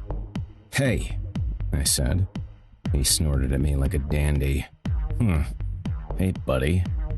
His face was painted white with blackened cheekbones and runny eye makeup. Nice costume, jerk. Sighing, I smiled. It's pretty lame, huh? One of the gang joined in. Spit much? What's up with the earplugs, Gramps? After a flurry of high fives, they entered the ballroom of Club Thirst in single file line. Cabs to the slaughter, I thought. I followed them with a mission to track down bait. I disbanded my fangs in a potted plant that appropriately housed a dead rose bush. The inside of TJ Hustlers had changed drastically from its original roller boogie decor. It was still round, only they took out the roller rink floor and replaced it with black tile. The wall that was used as a safety net for those not so light on their skates looked like it was smashed with a sledgehammer to emulate decay and painted headstone gray. The seats, which I imagined used to be the plastic side-by-side seating that surrounded the rink behind the walls, were torn out and replaced by tables and chairs that matched the re-envisioned spurious design. On both sides of the room, where the snack bars and video games used to be, there were now 2 bars. They served up fake absinthe and vodka cranberries. TJ Hustlers, I thought. God, was that a great name? Instead of shooting the duck, the dance moves of the week were something recycled from another 80s staple. Dead Can Dance. The new abomination dance combined washing windows, changing the light bulb, and being stuck in a coffin. It was all so mundane that I wanted to plow through the clones doing the gorilla, but I remembered it wasn't my day. Killing some wannabes who had no idea who or what they wanted to be other than what they were told wasn't in my cards. I scanned the club through a sea of fucktards and saw Bate already dancing with some idiot. Unlike the more traditional camp and trampers, he was rolling in the newer breed regalia. He was a brooding young cover boy with a pompadour tuft. His dark eyes looked like they were ready to burst into tears at any moment, but his confident arrogance said he could handle his demons. I looked at his shirt, strategically ripped and bleached, convinced that it wouldn't fit around my thigh. Tying up the outfit was a pair of nicely pressed pinstripe suit pants. "It's almost Sunday," a flamboyant kid yelled into my ear. "I'm going to be up all night. I'm totally rolling my ass off." He fanned himself with his hands. His fluffy black hair stuck to his face that was smeared from a horrible dye job. I was probably the only one in the club without black hair. My hair was shit short and dirty blonde. I looked like no one in The Cure, past or present. "Me too," said a bigger gal in a corset who fought against the rhythm of the song blaring on the sound system. It was difficult to tell if she had no sense of timing or if it was as simple as she was on so much E that her mind was playing a completely different tune altogether. If that was the case, I'm sure the song sucked. Giggling echoed from across the room. My attention returned to Bate, as I was sure she was the perfect outsider for this tribe to team up on and mock. I was correct. Unbeknownst to her, a bunch of them, including the dreamy doofus she was dancing with, encircled her on the dance floor as she robotically powered her way through one tween-absorbed hip-hop dance after another. Was she really a hooker? It was truly pathetic. I figured I'd let it continue a bit longer, to teach her a lesson, as if she didn't already know how mean people were from her single day of junior high. I cautiously walked toward her spotlight dance. As I was about to terminate the spectacle, however, I was stopped in my tracks by the reverberating sound of a finger snap. Without questioning the source, the crowd dispersed as Bate continued her stomping Running Man that wouldn't have been acceptable if it were performed as a joke to show how dumb white people are in a sitcom. Behind Bate, on an elevated table, was the source of the snap. Eldritch. He glanced at me as his talons tickled the arms of the catbird seat he aloofly fell into. I nodded at him and he nodded back, letting me know that he had everything under control. As soon as I was reassured that he had Bates back, pretty boy Johnny Darko crept up behind and tripped her. Quickly, before either Eldritch or I could have swallowed the guy up, he made his way over to the bar. Not to be easily defeated by the embarrassment of busting ass or by the pointing and giggling whispers of the dead-for-the-weekend USC students, she tromped up behind him and grabbed his gelled hair. She slammed him into the bar. "What the fuck, asshole?" His stomach smashed into a tray full of what was almost surely the alchemistic blood shooter I had read about in the modern Necronomicon known as the LA Weekly. With his perfectly messed hair filled with plastic test tube shards, he lashed back, sweeping her leg a second time, sending her back to the floor. I didn't hesitate. I made my way over to the scene, bumping off of the girls spinning to the latest darkwave dreck that DJ Destitute spun on the wheels of Surreal. I picked Bate off the ground. She was about to burst into tears. "I thought he liked me." "It's cool, Bate. That guy's an asshole." Johnny Darko spat bar drippings in my ear. "Who you calling asshole, old man?" Behind him was a gang of his own deciding to take a night away from video games and who felt pushing buttons on a controller entitled them to act tough in the real world. My world. I spun Bate behind me. "Let it go, pal," I said. "Yeah, this time," he concluded. "This time. She's just a dumb kid anyway." Bate tried to paw and scratch past me with her painted black press-on nails. I'm not a kid, motherfucker. Kill him, RJ. Show him what you're really like. I pulled her back to me and cupped my hand over her mouth. Giddy up, boys. Nothing to see here. They turned as instructed, and Johnny dismissed us with a flutter of his hand. Dumb, he said. Have you had enough, Bate? You were right, RJ. Can we go home now?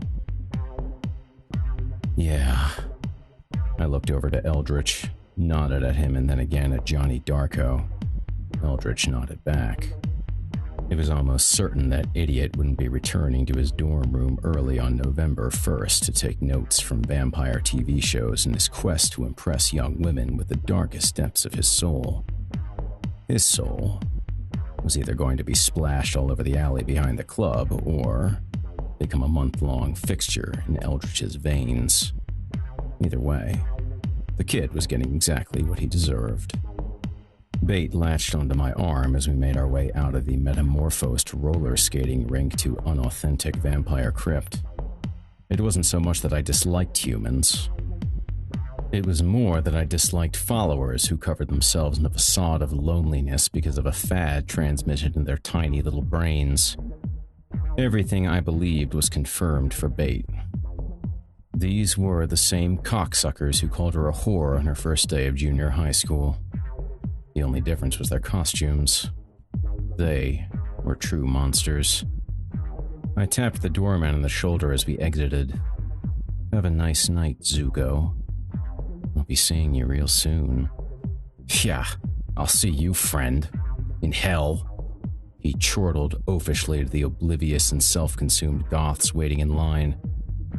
Whatever you say, champ. See you in hell. Before I had the chance to pat myself on the back, I was suddenly face to face with Dez. 4 of the younger battle snakes stood behind him. I made sure I was seeing things correctly. How did you know I was here? I asked. Tahoe told me. I didn't go in because those people make me sick. I thought they made you sick too.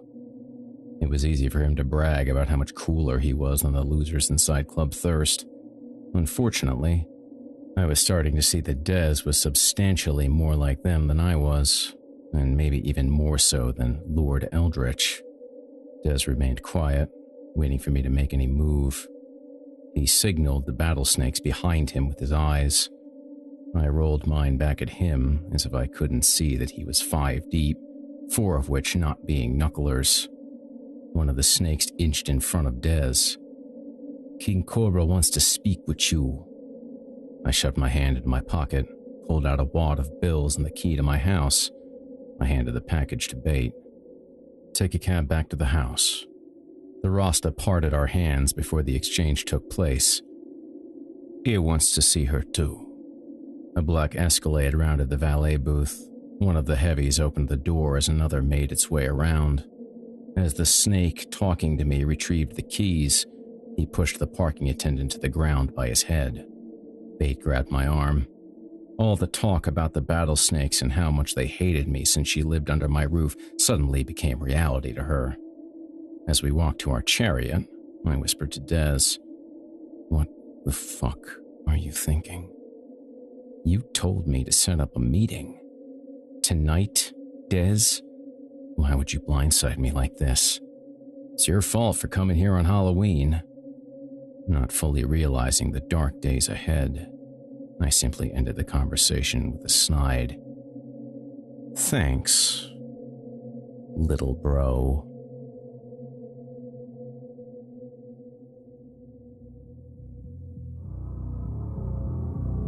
Chapter 8. Serpents. Why are we here? Bate asked. Her eyes were opened wide with fear, and she was breathing like she had just finished a marathon. We were told to wait just outside the Battlesnake's compound after being shanghaied outside of Club Thirst by baby snakes and Dez. Yeah, RJ. Please share. Dez, I don't want to have this conversation again. What in the hell did you say to Copperhead? Couldn't this have waited? I talked to him as instructed by you. I told him that you wanted to meet with Cobra. No matter how lame I think you're being, I'm not going to let you show up here unannounced or without me. If I wanted you dead this second, then maybe I should have sent you here alone. Whatever that means. Thanks, though. I need your anorexic ass to back me up against a horde of monstrous black guys. Is your plan to beat them with your purse? Dez's mouth dropped as if my tone urinated in his face. Is it possible that he was dumb enough to think he was doing me a favor? I can tell you this much. Cobra ain't happy about this at all. Dez put a cigarette out on his tongue. You can't push him around like you do to me. Back to me. Bate shoved herself between the two of us. Why are we doing this, RJ? It's hard to explain. Remember when you were asking about elders? So, there are elders? Des huffed. Yeah, you little whore. A bunch of mass-murdering Rasta elders. Des, shut the fuck up. Look, Bate, I described these guys to you before. They are kinda like the lead gang. They set up the territories. They control the money, the drugs, and the action. I pushed Bate aside. As for you, Des, I hope to Christ your little followers aren't getting all diarrhea-mouthed about what's going on in Culver City. Des snarked, discrediting my accusations. The Battlesnake's compound was an old string of row houses in downtown LA that they had gutted and connected. They used to have a warehouse close to Koreatown, but someone burned that down along with a couple of members. The cops never bothered them because King Cobra had allegedly made a deal with them to keep traditional Los Angeles bangers and other undesirables off the streets. In that sense, they were lucky. I suppose the cops had been convinced that at one point they could be turned and become eternal. Sometimes humans are so dumb. But to the Snake's credit, they were in charge. I hated dealing with the Battlesnakes, especially face-to-face. Usually Des and Copperhead, Cobra's vice principal, figured out all the details of what we owed and where we were allowed to hunt. Now it was the three of us against them. Seeing as how I was always nervous around these jokers, I wished a little muscle like Tahoe were with us. I was pissed off at him, too. His fucking big-ass mouth, that was most likely filled with food, was the reason we were in this predicament to begin with. This is bad, RJ. And why did you do it? Quit being melodramatic. You're making the kid nervous. Besides, the stealing of drugs was your idea, genius. I could swear that you're the one who's nervous. Just avoid any conversation about the habit. The last thing we want to do is set off any alarms or remind these assholes about that. You think I don't remember? Are you nuts? I grabbed Des by the hair and knocked on the door 3 times with his head. Thank you, I added. Nice, RJ, Des said, rubbing his forehead. Bate tugged on my shirt sleeve. What's the habit? Oh, you haven't told her. Des fluffed Bate's hair around like she was an infant. Don't worry. You'll find out soon enough, you little fucking whore. Bate scrunched her face and walloped Des in the nuts with her knee. He buckled over slightly and grabbed a wrench from the front pocket of his girly jeans. What the fuck? Des whispered. You are so dead, little whore. I grabbed the wrench from his hand and snapped his wrist backwards. I whispered, Why the hell did you bring a weapon, dude? Do you know how stupid that is? There are 3 of us here. 2 junkies and 1 bait. There are over 30 of these guys. I threw the wrench across the open lot so that it was out of the line of floodlights that surrounded the compound. Bate chimed in, wanting to be a part of the conversation.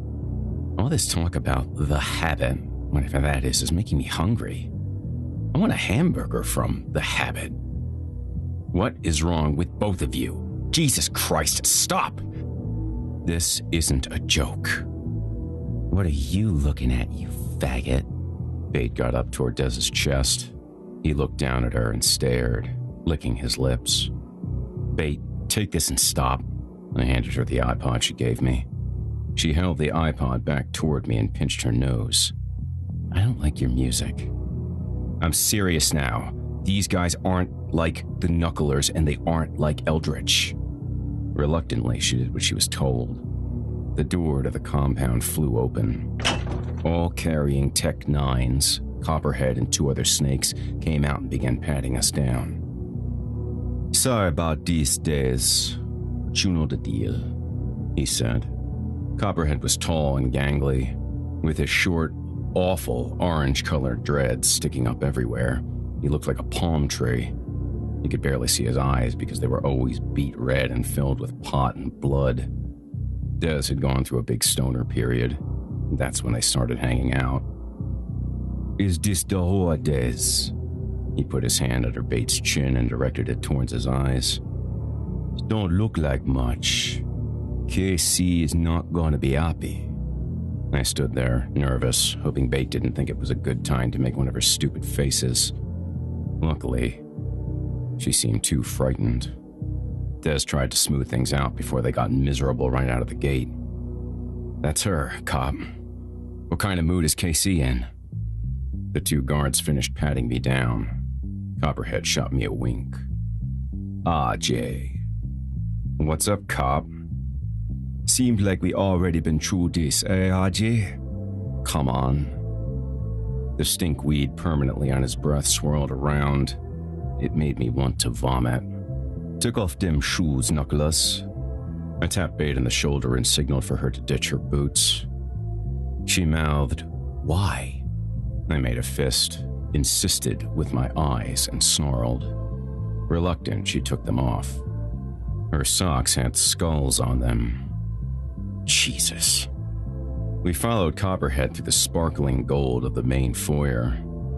Paintings of King Cobra covered the walls, and throne-type chairs shaped like snakes materialized every few steps. Peter Tosh's music quietly filled the foyer halls like waiting room music.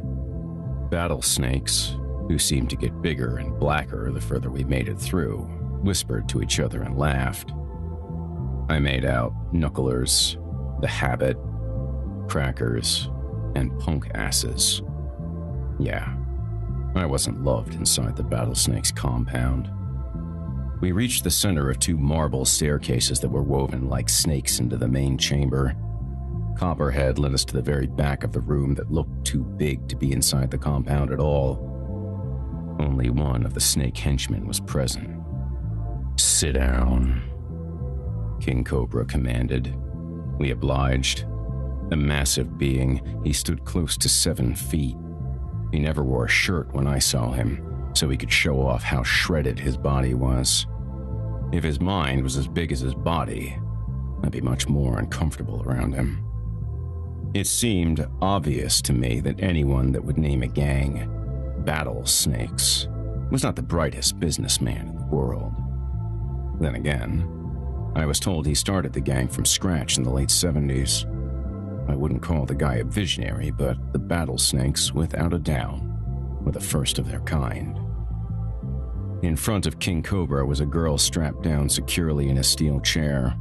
Her mouth was gagged, and although she tried to flinch loose, it was pretty obvious they had already beaten the resistance out of her. I grabbed Bate and whispered, "Don't watch this." Copperhead moved behind Bate, ripped out the earbuds, and held her head straight forward toward King Cobra's throne. Bate watched. She had no choice. From a golden bowl next to his throne, King Cobra plucked out an enormous bud. He picked the leaves off the stem with his manicured fingers, creating 2 perfectly even balls. His voice knocked off the walls of the throne room, deep and loud enough to suspect that he was wearing a microphone. "This is good bud, huh, Cop?" "It's sticky," Cop answered. "Some of them finks got a nice grow house." The victim shook as King Cobra packed the bud into both of her bottom eyelids. The song Mystic Man by Tosh intensified as Copperhead used a remote control to increase the volume. Cobra sang along. He thought he was a mystic man. He bobbed his head back and forth, his dreads catching the light of the red, yellow, and green track lighting above him.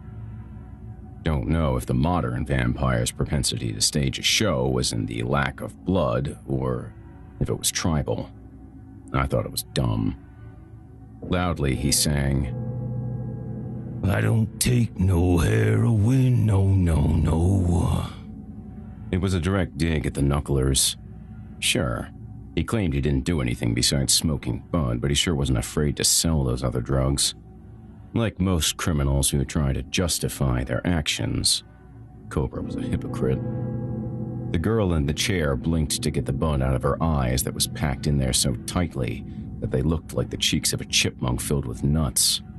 She tried to cry, but the herb blocked her tear ducts. Cobra continued to bob his head, extending the performance, making it more effective than his typical daily bud ritual. From behind his kingly throne, he grabbed a 2-foot glass cylinder. One end of it was comfortably shaped and cushioned to fit flawlessly around his mouth. The other circular end of the pipe was tipped with a sharp steel blade. Without losing the rhythm of Tosh, he brought the modified bong up behind his head and unceremoniously buried it directly into the top of the girl's skull. Bait flinched as blood shot out of the victim's head, covering Cobra's face. Copperhead held her steady as he snickered and blew smoke from his nostrils into her eyes. King Cobra, still dancing with himself, placed his lips inside the mouthpiece and grabbed the girl's neck. Then, from his lap, he produced a blowtorch, fired it up, and sent the flame right into the eyes. Charred blood streamed from the eye but stopped short of dropping on her shoulder because it congealed from the heat and built up like dry cement on her cheeks. The girl's body went into a seizure. Smoke puffed from her sightless sockets as Cobra sucked on the bong. The girl's cornea melted, followed by her iris and then her pupil. The bubbling of the blood in her brain spun out of control in cadence with Tosh. After a giant bong load, Cobra extracted the glass apparatus from his victim's head, creating a slurp and crackle as the suction was released from the skull. Pointing the pipe upward like a bugle, he sucked down all the smoke. The girl's head fell forward, revealing an atrocious gash in her skull. A smoggy twirl of marijuana smoke floated from the noodle hole all the way to the ceiling. Copperhead was using his fingers to try to pry Bates' eyes open as if she were being brainwashed. She was crying, her tears spilling over his fingers. Cobra stood up from his throne, put his arms over his head and kicked the victim's chair over in front of him. "Reynolds, as I live and breathe, you got big-ass balls."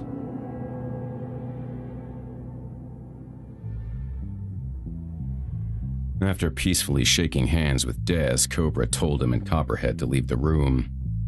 Cobra handed Copperhead the remote control after he turned the music down. I'm sure Dez and Copper had business transactions to talk about anyway. The business was how to scare the shit out of me on Halloween, and the price was my life. Bates stared at Cobra. She was about a third his size. Cobra ran his many ringed fingers through Bates' hair. "This is the one." He grabbed Bate by the back of the neck. The only noise she made was the nervous tapping of her shoes on the floor. She's no good to me. Her head is too small. He added. Hear me out, I started. Unlike Copperhead, Cobra elected against the fake Jamaican accent. Nonetheless, every word that came out of his mouth was painfully direct. Before you say something you're going to regret, answer me this question. Why in the fucking world would you think I'd let this happen? Do you know what I lost last time you wanted to bring a little white bitch around? He kicked over my chair and planted his bare foot into my neck. He grappled Bates' head and lifted her up like a moppet. She dangled in the air. Casey, she's just a dumb hooker who's already seen the operation. Look how small she is. She can't do anything to any of us. Really, RJ? Just like the habit. Sir, not the time, Bate.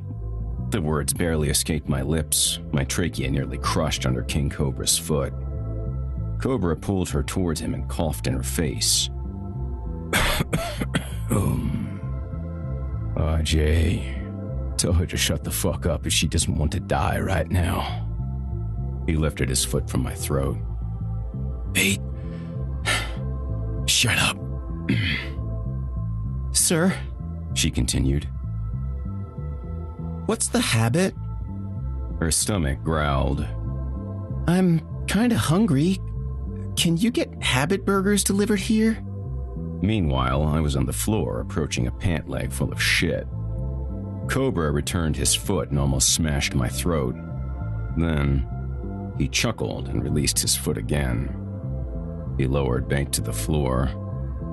What the shit is this, Reynolds?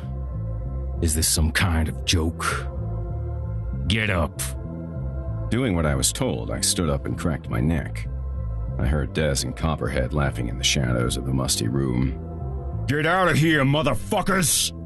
Copperhead bellowed. He plucked the chair up off the ground and shoved me into the seat.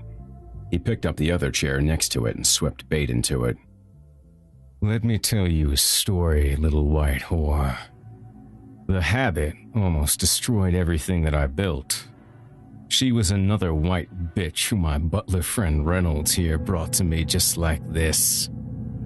I need help getting my fix, he said. We need a human on our team, he cried. I'm a lazy, junky motherfucking idiot, he pleaded.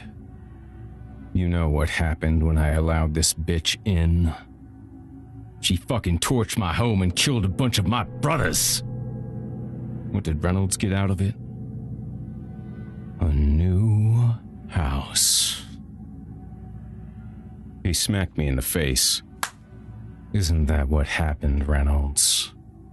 Because you wanted to get your dick inside of a human and a roof over your head. You cost me a lot of money.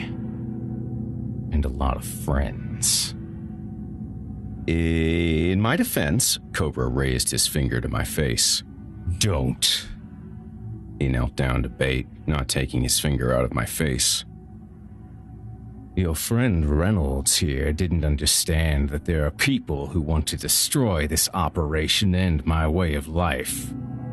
You see, this pussy ass would rather see himself in charge of LA than me. You're a big man, aren't you, Reynolds? Don't be mistaken, little girl. Reynolds will never be in charge of anything more than a small bunch of disgusting junkies because he makes fucked up mistakes. He also fails to recognize that changes are happening all around us. He doesn't listen to anyone but the junkie voices in his head. So, she hesitated. can I have something to eat? Defeated, Cobra stretched his frame upright. I'll let you do this, Reynolds. If anything goes wrong, anything at all, you are one dead motherfucking knuckler. We're watching you. Time stood still for a second, and I wished that being a vampire endowed me with the gift of time travel. That duffel bag full of heroin never would have seen the inside of my house.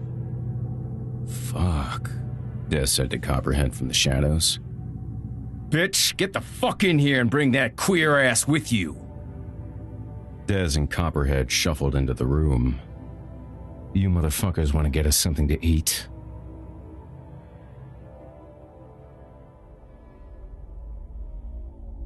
Get some macaroni and cheese, bitch. Cobra shouted as he kicked at the leg of another snake. He pointed to Bait. That little bitch can't eat this shit. He opened his arms to display his feast. Up and down the table were gold serving dishes piled high with prime cuts of fresh humans. Some of the food was cooked to his liking, but most of it was raw and drenched in blood. One thing I never said about Cobra was that he wasn't a gracious host. That was, at least if you weren't the one on the menu. Bait held up a fried human finger and dipped it in some barbecue sauce. Can I try this? It looks like a chicken nugget. I seized the appetizer from her and crunched into it. I said, praising the light batter. No nails. What are you talking about, nails? I make sure the nails are taken out. He gaped at Copperhead, who was next to Dez at the opposite end of the large black lacquer reception table. Unsuspecting, they laughed it up as Bait gnawed on small portions of drenched liver. Cobra sang out, "Isn't that right, Copper?" Copperhead didn't ignore the question, but he didn't acknowledge it either. It seemed there was just as much dissension within the Battlesnakes compound as there was within the Knuckler garage.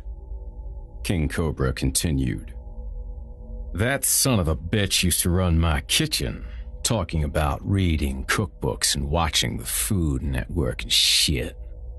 About 2 months ago, I'm eating this piece of meat that is stuffed with these round things that bulged out of the top. "What's in there?" I asked him. "Try it out, you like it," he says. So, not thinking, I bit into it.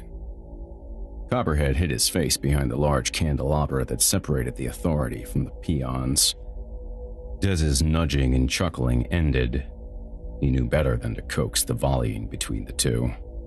Frankly, Dez was probably just as surprised as I was that things were going so well between Cobra and I that he didn't want to unintentionally mess up our peace mission.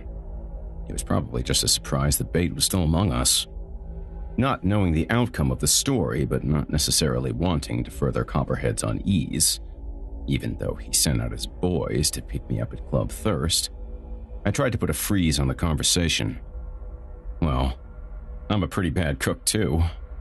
Rejecting my attempt to change topics, Cobra pointed his carving knife directly at Copperhead's cock. After I take a bite, this motherfucker says, "It's testicles and ovaries." With the memory of his humiliation still fresh, Cobra flipped the knife up and caught it blade side. Without missing a beat, he slung the blade at Copperhead. Unfortunately, he missed. Not so unfortunately, he caused Copper to clumsily dump his plate all over his lap and splash it on Dez. The big man sneered. "That's the problem with these young ones, Reynolds. They have no respect, and they're into all sorts of wild-ass silly shit." "I know what you mean," I said. He gripped my shoulder. "Oh, I bet your boy hands are full with those little shits, and now with this little whore. You practically got a goddamn orphanage over there." Confessing without thinking, I blurted out, "Oh, I know. A few months ago, Dez mauled these 2 cops and then left them in an alley.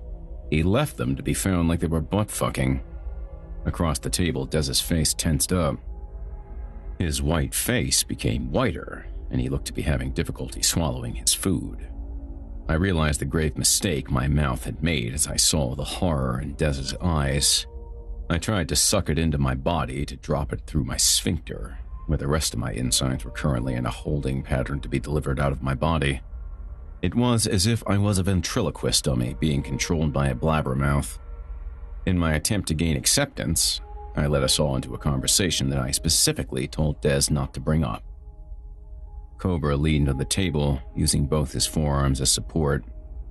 He grabbed the stem of his chalice full of blood between his pinky and his second-to-last finger. "Oh, really?" He twirled the cup. "And these were the cops that the BBP was snitching to, correct?" He seemed exceedingly relaxed. The reason I know about this is because I read it on the front page of the goddamn LA Times. I read it too. Des checked in to defend his actions. The cops thought it was a gang slaying. Cobra hurled his chalice at Des, accidentally pegging Copperhead in the face. Do you know how stupid you sound? What are the battle snakes? What are the knuckleheads? Gangs? Bate answered. Shut up, whore! Des hissed. The cops thought it was a real gang. Cobra shot to his feet. Are you saying that we're... He spun his finger around the room. Not real gangs, motherfucker? No, Des stammered. It's, just that they figured it's like the Crips and the Bloods. The gargantuan snake leader started pacing back and forth, waiting for Des to continue his shoveling. As far as I could tell, we had both made it about 5 feet and 11 inches towards 6 feet under. The visibility out of our graves was becoming more and more blurry as they filled with dirt. In a last-ditch attempt to defuse the situation, I said, KC, seriously, he doesn't know what he's talking about. Stupid kid, right? He stopped marching and closed his eyes. You brought it up, Reynolds. You all wonder why you fucking work for me. But none of you listen to me. Bate tugged on my sleeve. Elders? She whispered. Shut her up, Reynolds. Taking the advice of the butcher who was about to kill me, I shoved a human finger in Bates' mouth. Be quiet. Cobra, I'm sorry. I got carried away. Des apologized. You know how ashamed parents feel when their kids are running around and screaming in an expensive restaurant? That's how I felt. Like the a-hole dad who wished he had worn a rubber. Cobra soared across the room, touching down on Des and burying him backward on his seat, which broke into kindle on his back and ass. Carried away, little boy. Carried away. Motherfucker, just like all of you, you Tahoe, Pico, and that fucking habit, bitch. I'll wait for you all to fuck up and let your guard down. You're not doing the battle snakes and me any favors. All you do is your lowly job, being my bitches. You are especially a nobody.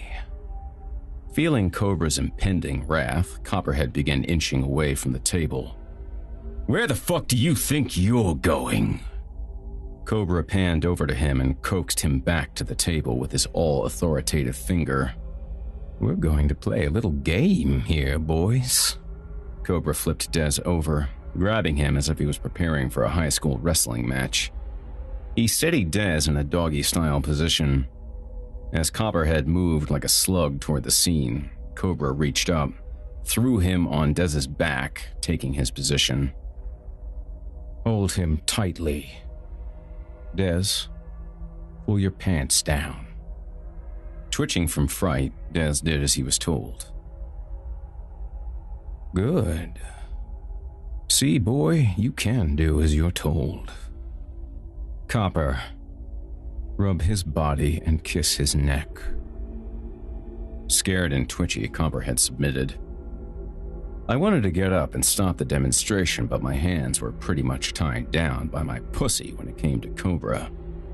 Hey, Egon, Cobra said to the battlesnake who came in undetected to deliver Bait a bowl of mac and cheese. Go get my new camera. Cobra then wedged his size 22 foot between Copperhead's shoulder blades and dragged it down to his tailbone. Move, motherfucker, he barked. Copperhead complied like this was a reoccurring role for him. He started dry humping Des. I couldn't see Des's face, but I could hear his disgusted snorts and whimpers. Bait started chowing down, uninterested in anything besides her mac and cheese. Thankfully, she was at a loss for words. Egon rushed back into the dining hall with a camera. Cobra took his foot off Copperhead, grabbed the camera, and began shouting directions. Come on, motherfuckers, you show me how much you love each other. I got up and mouthed, "Stay," to Bait. Sit down, Reynolds. Enjoy the show. His amusement was extenuated by tee-hees and hiss-like cackles. Have you ever seen them shoot a porno out in Chatsworth? No, I mumbled as I backstepped to my chair. Cobra started snapping pictures, even went as far as to alter his voice to that of a cliched flamboyant fashion photographer. More action, more love. Be sexy for the camera. Be sexy for me. He kicked Des in the ribs. Where's your passion, motherfucker? Des kept quiet. Make some noise. Cobra continued, transposing his voice back to its original blood-curdling strength. Almost as if that one sentence triggered a bad memory with her, Bait put down her fork, pushed out her chair, and stared silently at the ground between her legs. Come on, bitches, make some noise. With no other option, Des and Copperhead moaned and groaned, caressed and made sexy eyes at each other. Louder! They complied again. No one in the room was laughing or having a good time other than Cobra. As a matter of fact, it was almost as painfully uncomfortable for the spectators as it was for Des and Copperhead. With a thunderous boom from his bare feet, Cobra grabbed Copperhead and launched him off of Dez's back, and then hopped into a huddle stance over Dez. Now, what were you saying about real gangs? Motherfucker. Shame clogged Dez's throat. I'm sorry. I never know what I'm saying or doing. I'm too fucked up on drugs all the time. You're damn right, Knuckler. You don't know jack or shit.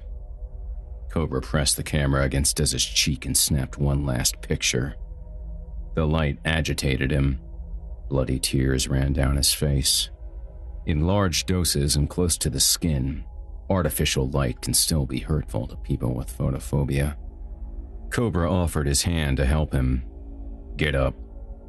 Dez accepted the help and got up from the banquet room floor. He looked around as he pulled up his pants. Cobra helped him and then rubbed salt in his wounds by pulling the pants so far up that it gave Dez a wedgie. Then, being the host of the night, he swung a new chair under Dez's ass and sat him down. Copperhead walked back to his seat and sat down, quiet as a mouse.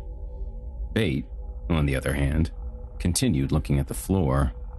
I snapped my fingers at her, announcing the end and hopefully not the intermission to Cobra's twisted program. She returned to her mac and cheese. On the way back to his roost at the head of the table next to me, Cobra handed Egon the camera. Go put these on my computer. He looked over to me. And email them to my good friend Reynolds. What's his email? Egon asked. Does it really fucking matter? Cobra fumed, causing poor Egon to lose his balance and almost drop the camera. Then, as if his show had given him the endorphins of running 10 miles, Cobra sat back down and sucked the meat off a human finger. Now, Reynolds, where were we? I said nothing. Oh yeah. So, this motherfucker. Cobra pointed to a distressed Copperhead, who was as still as an ice sculpture, erase-faced behind the table's centerpiece. Since he served me some motherfucker's balls... Wait, let him tell you. Hey, Copper, what do you do in the kitchen now? Copperhead's slit-stoned eyes snuck around the candles. I wash the dishes. That's right, bitch. You see, Reynolds, it doesn't take much to get demoted around here. He slapped me on the shoulder again.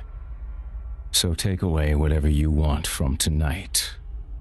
It's not going to take you much more of these mistakes to get deaded out there. Trying to act focused on the meal, yet clearly understanding the conditions of our new agreement, I said, I hear you. You know what's still a little funny and confusing to me about that night you and that jackass was sent to kill that snitch? Before, you made front-page headlines for icing 2 decorated cops.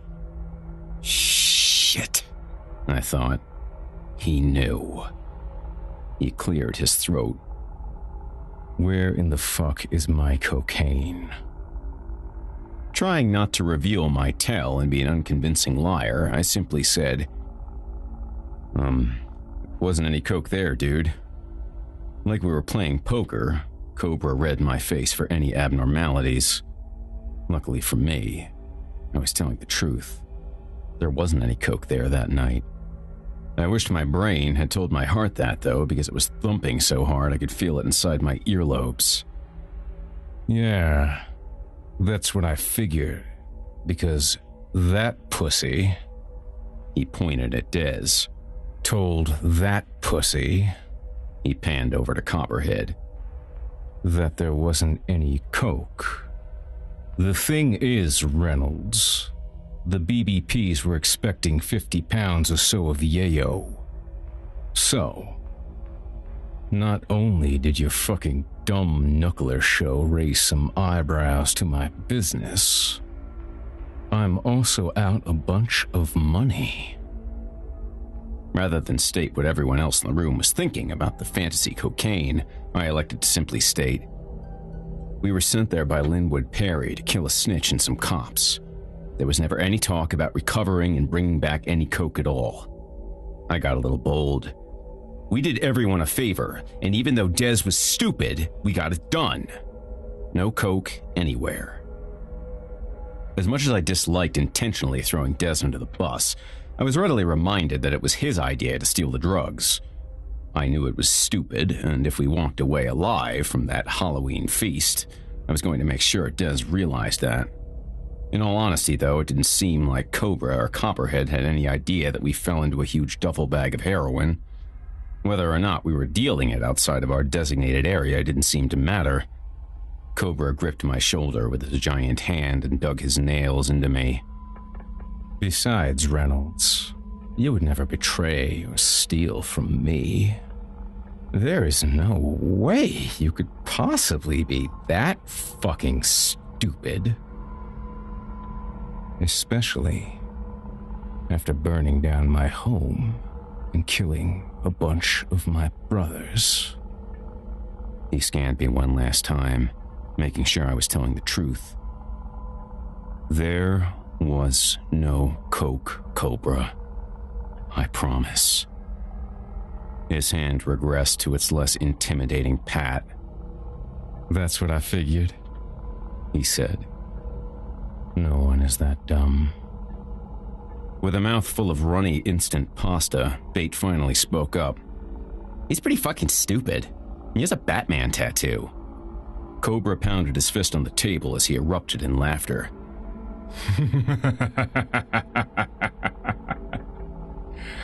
I do like the whore, Reynolds. Don't make me kill her. After we finished dinner and said our goodbyes, Egon escorted us home. Not one word was said and the radio was off. Halfway home, the silence was lifted by the buzzing of my cell phone. Cobra had sent me the pictures of Dez and Copperhead.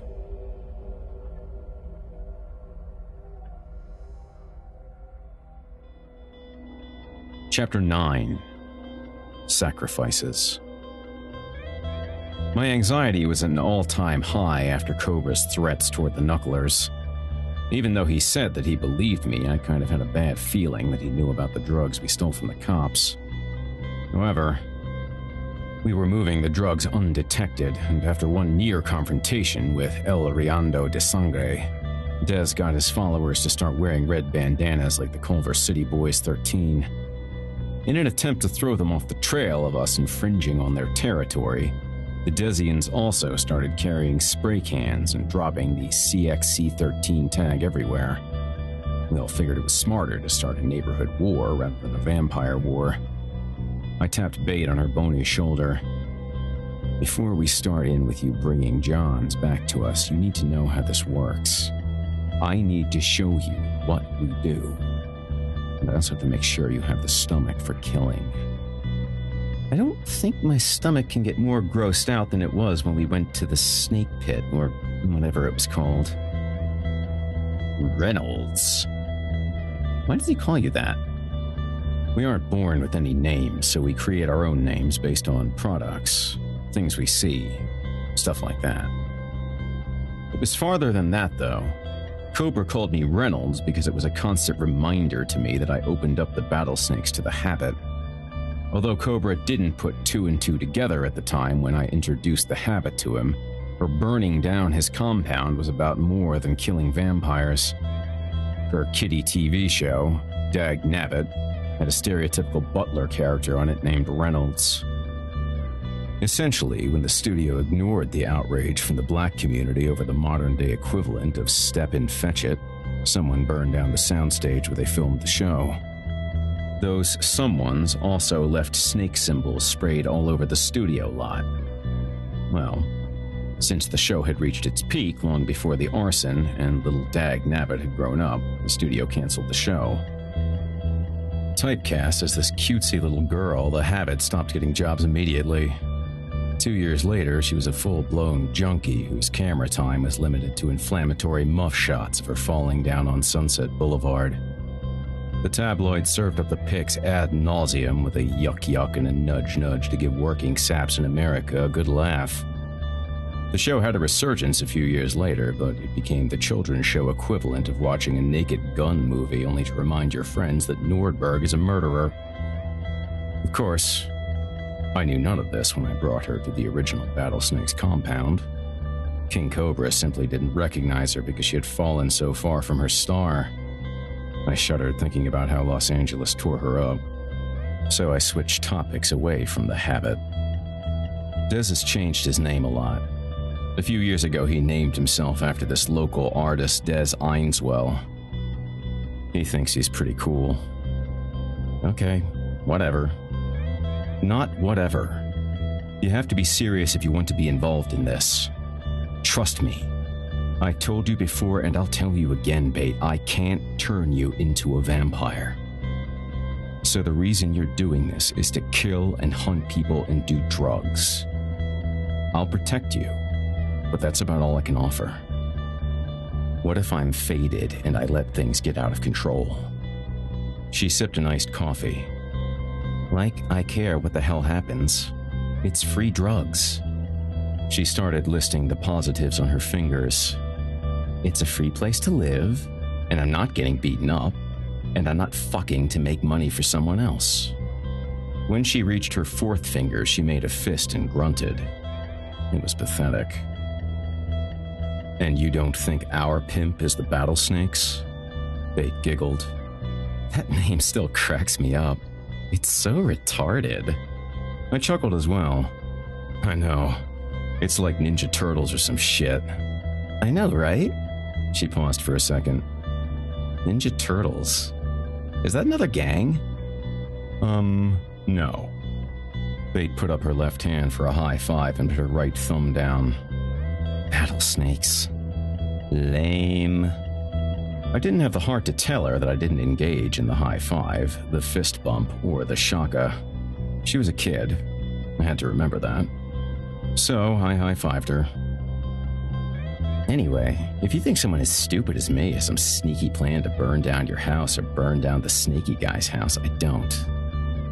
Well, good, because they will literally eat you alive. Don't forget what you saw in there. That was tame by their standards.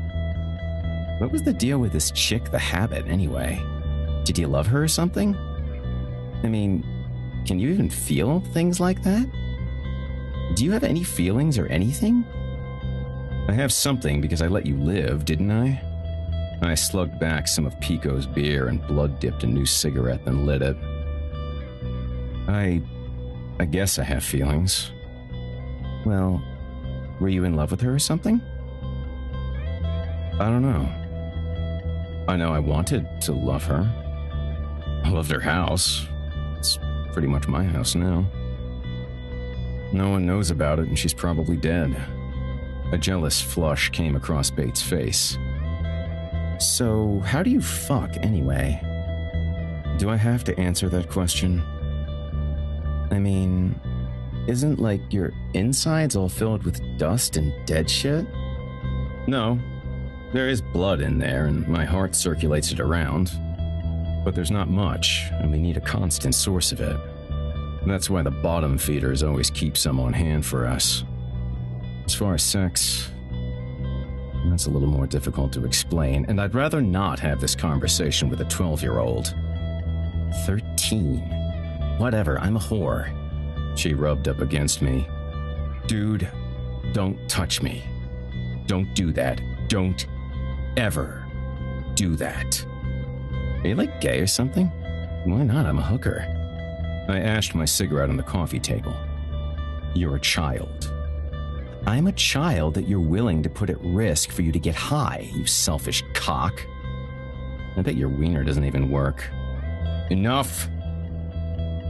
Get ready. Besides, what would be the point of having sex knowing you can't reproduce? Well, what about Des? He's always talking about raping chicks and stuff. I latched onto the back of her neck.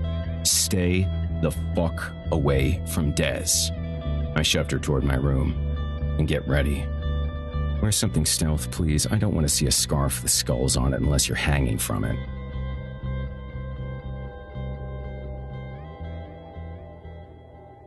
Bait dragged on a dipped cigarette. Ugh, gross. She flicked the butt at my leg.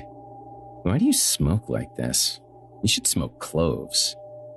You asked to try it, I said. Shh. She stood behind me. Why are we here? There aren't any Johns at the gym at midnight. We stood in the shadows, peering through the windows that allowed everyone on Highland to see California's finest hard bodies show off their vanity. That's the fun of this. We aren't out to get Johns tonight. Watch and learn, little girl. A stout jack-off walked by the display case with his shirt off. As he curled with both arms, he crossed right by us, put the weights down, and said something to a very sweaty girl on a stationary bicycle. Hi again, Mizuko, I whispered, remembering the bouncer from Halloween night. Who are these losers? They would be prey. She works here, closes up and lets him exercise after hours. He is just some douchebag who was working the door when I took you out for your birthday. He tried to start shit, and I'm going to repay him for it. I could have torn the guy to shreds there, but there are some ethical codes involved about revealing ourselves in public places. So, I started following him around, figured out his whole routine. When he gets done with work... Where does he work? I shot her a look. Do you listen at all? He's the doorman at Club Thirst. She looked perplexed. You mean that lame place we went for Halloween? Yes, for God's sake, focus. When he gets done with work, he comes here and works out with his girlfriend. Anyway, since she has keys and is a personal trainer, she lets him work out and shower and shit for free. The douche began egging his girlfriend on to do more reps. She was struggling. This guy's an asshole, huh? So we're going to jump in there and just get high on this guy and share some with her? Bate nodded her head up and down repeatedly and rounded her eyes. Her bucked teeth flickered yellow in the streetlight. No, we're not here to get high tonight. You'll never get high with me. I'm teaching you how this is done. But we're gonna sweep in from the ceiling and save her, right? Fuck no, Bate. We're not a halfway house. We're going to kill both of them. What did I say to you before we left? I'm a killer, not a swashbuckler. This is to make sure you can deal with this. Whether innocent or guilty of being a fucktard means nothing to me. It shouldn't to you either. Focus. Her nostrils flared out. She hid behind her skunked hair and started trembling. I put my hand on her shoulder. Bait, I knew that once you realized that this isn't about romance and writing poems that you wouldn't want to be involved. Come on, let's go back. Her shaking intensified. She shook the hair out of her face, revealing that she was beaming. She began hopping up and down. Are you kidding me? I want to kill that cunt so badly. I hate her and everyone who looks like her. Can I stab her in the face or play kickball with her head after you rip it off? Can I? Please? She swatted me with the back of her hand on the chest. Oh, look, they're heading back to the showers. How do we get in? I hadn't noticed until now that she pieced together a makeshift outfit with a pair of Dez's black girly jeans and an old Youth Brigade sweatshirt. She grinned and I tied her hair back in a ponytail with a garbage bag twisty and tightened the strap on her backpack. I licked a little bit of leftover flesh out of my back teeth that had been in there for a few days. I looked south toward my house down by Melrose. I looked back at Bait, still beaming. Then, confused, I pushed the door open. It's not locked. Awesome. No need to crawl through the ceiling or anything, right? I continued to look at her with concern and confusion. Come on. She walked in front of me, sliding across the floor sideways.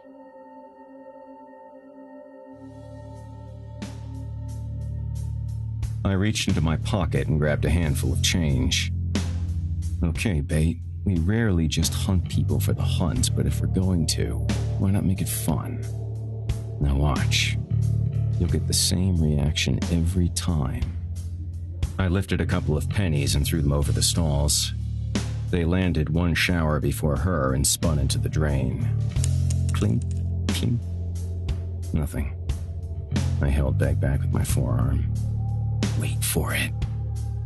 Still nothing. Bait reached into her bag of tricks, and before I could stop her, she winged a handful of rocks into the shower with the girl. Ow! The girl screamed. I looked at Bait and shook my head, mouthing, Why? She devilishly bit into her palm and snickered. We heard the echoing voice of the personal trainer. What the fuck, Mizuko? I've got fucking shampoo in my eyes.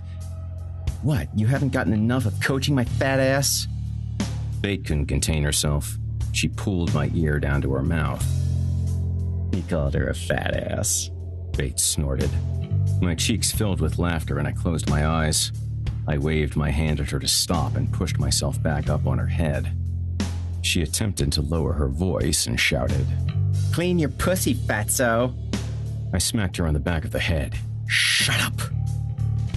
What's so funny, you asshole? The girl yelled.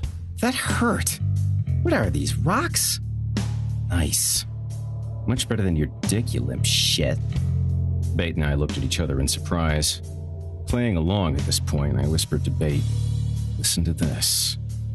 I cupped my hand over my mouth and tried to make an Italian, Mizuko-sounding voice. Get back to the weights, Tubby. Probably sounded more like someone from Transylvania than New Jersey. Bait fell over in the shower next to us, hysterical. I grabbed the iPod she gave me out of my pocket and threw the earbuds into my ears. I loved having aggressive music playing when I pounced on a human. Cobra liked Tosh. I liked 7 Seconds. I flicked the touchscreen. What the fuck, Bazooko?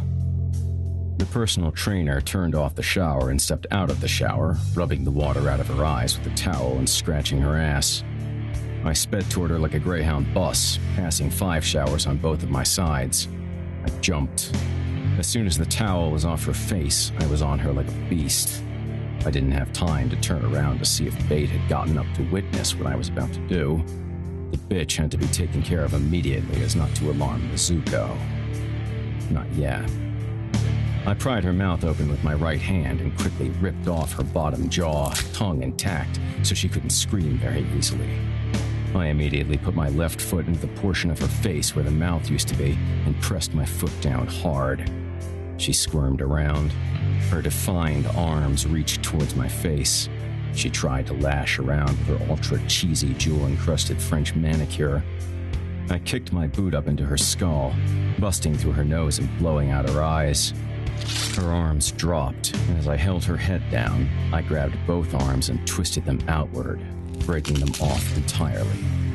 I chucked both arms into the showers at my sides. To end the job, I stood up in the boot I had in her mouth, lifted my other leg, and just crushed right through her sternum.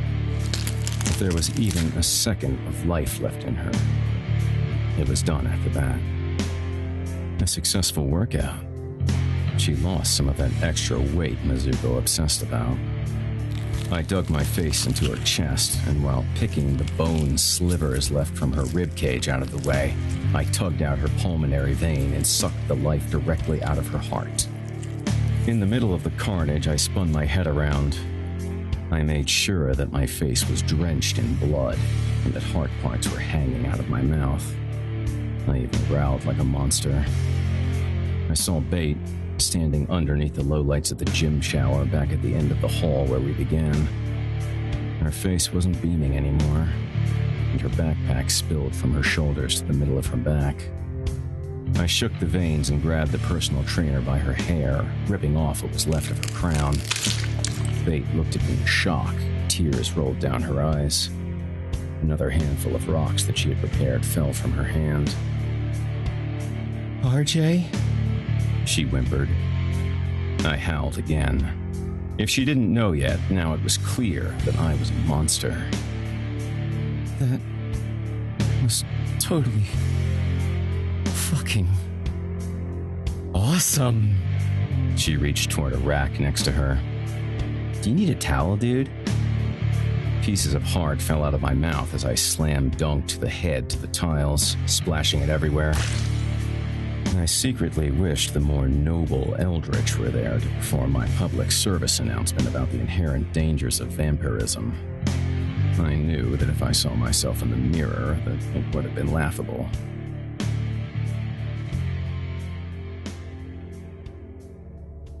Bait, you can't look like you're afraid of blood, I insisted. You need to look sweet. I ripped the twisty out of her hair and broke it into 2 pieces with my teeth. I grabbed her greasy skunk hair on both sides and tied them off into pigtails. Mizuko's bro jams of corn and drowning pool filled the men's shower. I looked at the Youth Brigade sweatshirt that Bait was wearing for a second, then I spun her around. I figured it would work. What if he comes after me? He's a big guy. I've got your back. Don't worry. I promise. The corners of Bait's face curled upward around her buck teeth. Really? No, stupid. We're doing this so I can have some meathead named Mizuko attack and kill you. Get rid of that smile. It looks too forced. Try to look confused and alone or something. I handed her the iPod. She put the earbuds in her ears. What's this shit? Come on. Go with it. You need music to be a lunatic. I shoved her toward the shower. Besides, the music he's listening to is totally wrong. She walked 2 steps sideways with her arms extended like she was running a defensive basketball drill. Stop. Bait took an earbud out. What? Walk normal, I commanded with my finger, pointing toward Mizuko's shower. Act terrified.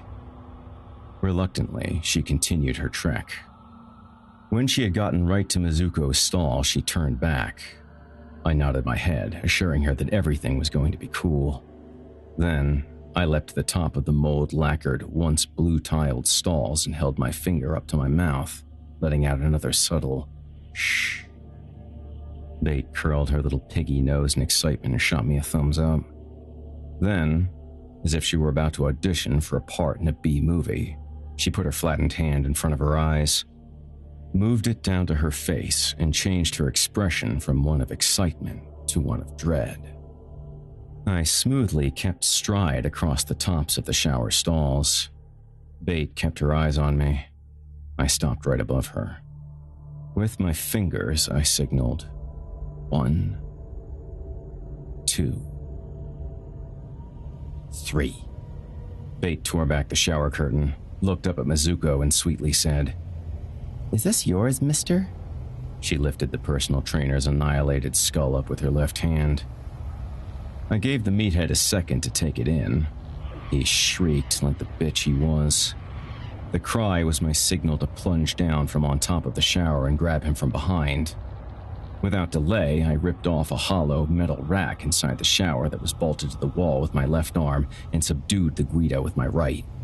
As quick as the rack came off the wall, I pierced it directly through the center of his chest and started fucking his sternum with it, trying to eat away at as much insides as I could. You could hear the chorus of innards squishing around and bursting, mixed with the rhythm of the shower dripping into the drain. You could hear bones cracking. Great sounds compared to his lame music. Holy shit, Bait yelled frantically. he was fucking jerking off. Mizuko's screams gargled with blood and throat lining. He tried to cough, but all the air in his chest was purging out through his gashed lungs. Bait bounced from side to side, seemingly skipping in place. RJ, he was jerking off. RJ, he was jerking off. The meathead began losing consciousness. I pulled the rack from his chest and lanced him directly through the heart. Using the rack like a crazy straw, I put the opposite end of my mouth and sucked the life out of the guy. With my left arm still restraining his chest, I pumped it like I was giving him CPR. Out of life, Mizuko slumped to the floor. As he fell, I saw Bait. She stood with the personal trainer's head in her left hand and a shit-eating grimace on her face. Watch this, she said. She lifted back her boot and stomped on Mizuko's cock. I coughed some of his blood out of my mouth. Dude, Bait, he's dead. No need to kick his dick. What's wrong with you? She pushed her head trophy toward my face. Pretty fucking sweet, right? I shuddered a little more and swatted it out of her hand. No.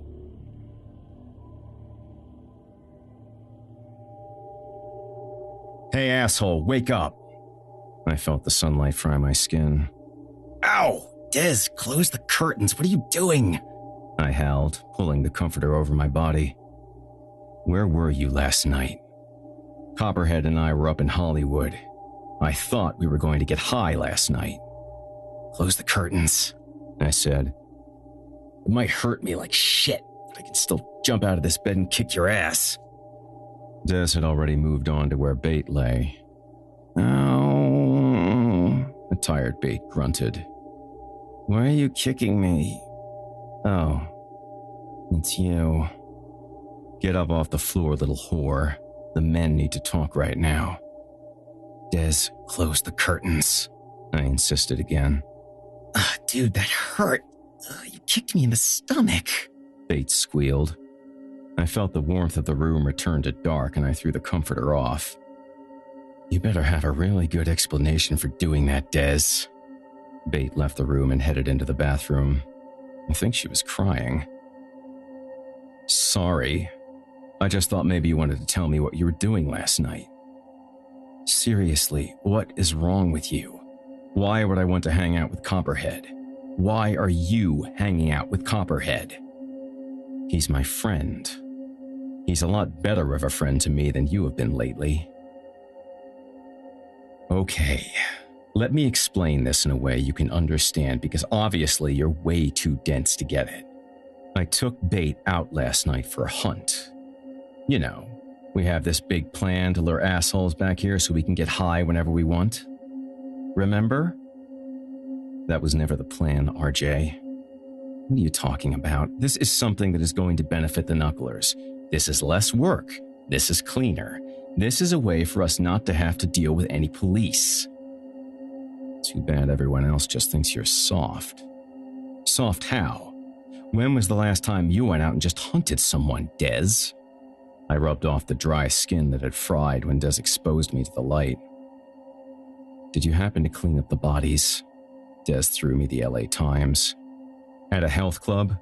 RJ, what are you doing? It's all over the news and it's the biggest story in the world right now. I read the headline out loud. A man and woman mutilated at local fitness club. Des punched a hole through the wall. Do you think that Cobra is going to like that at all? He's going to kill us. I jumped to my feet, snatched Des's head with my hands. Please tell me. Please tell me that you didn't tell Copperhead about this. Des tried to shake his head loose from my grip. Des, please don't tell me that you told Copperhead about this. He shoved me away. No, dude, I haven't said shit. I wasn't even sure it was you. I actually figured that it was some invalid in Hollywood, since that far up Highland isn't where we are allowed to hunt anyway. I pointed to the chair in the corner of the room. Sit down. Des did as he was told. And wipe that look off your face, you smug little bastard. What right do you have to tell me how to handle my business? We're gonna get in a lot of trouble. Everyone thinks that this whole thing with the whore is a huge mistake. They think you care more about her than you do about us. You're the leader of the Knucklers. You aren't acting like a leader at all. It's a complete repeat of what happened with the Habit. This time, it's worse. Don't you think that this sends out a huge red alert to the cloth? Humans don't kill other people like that.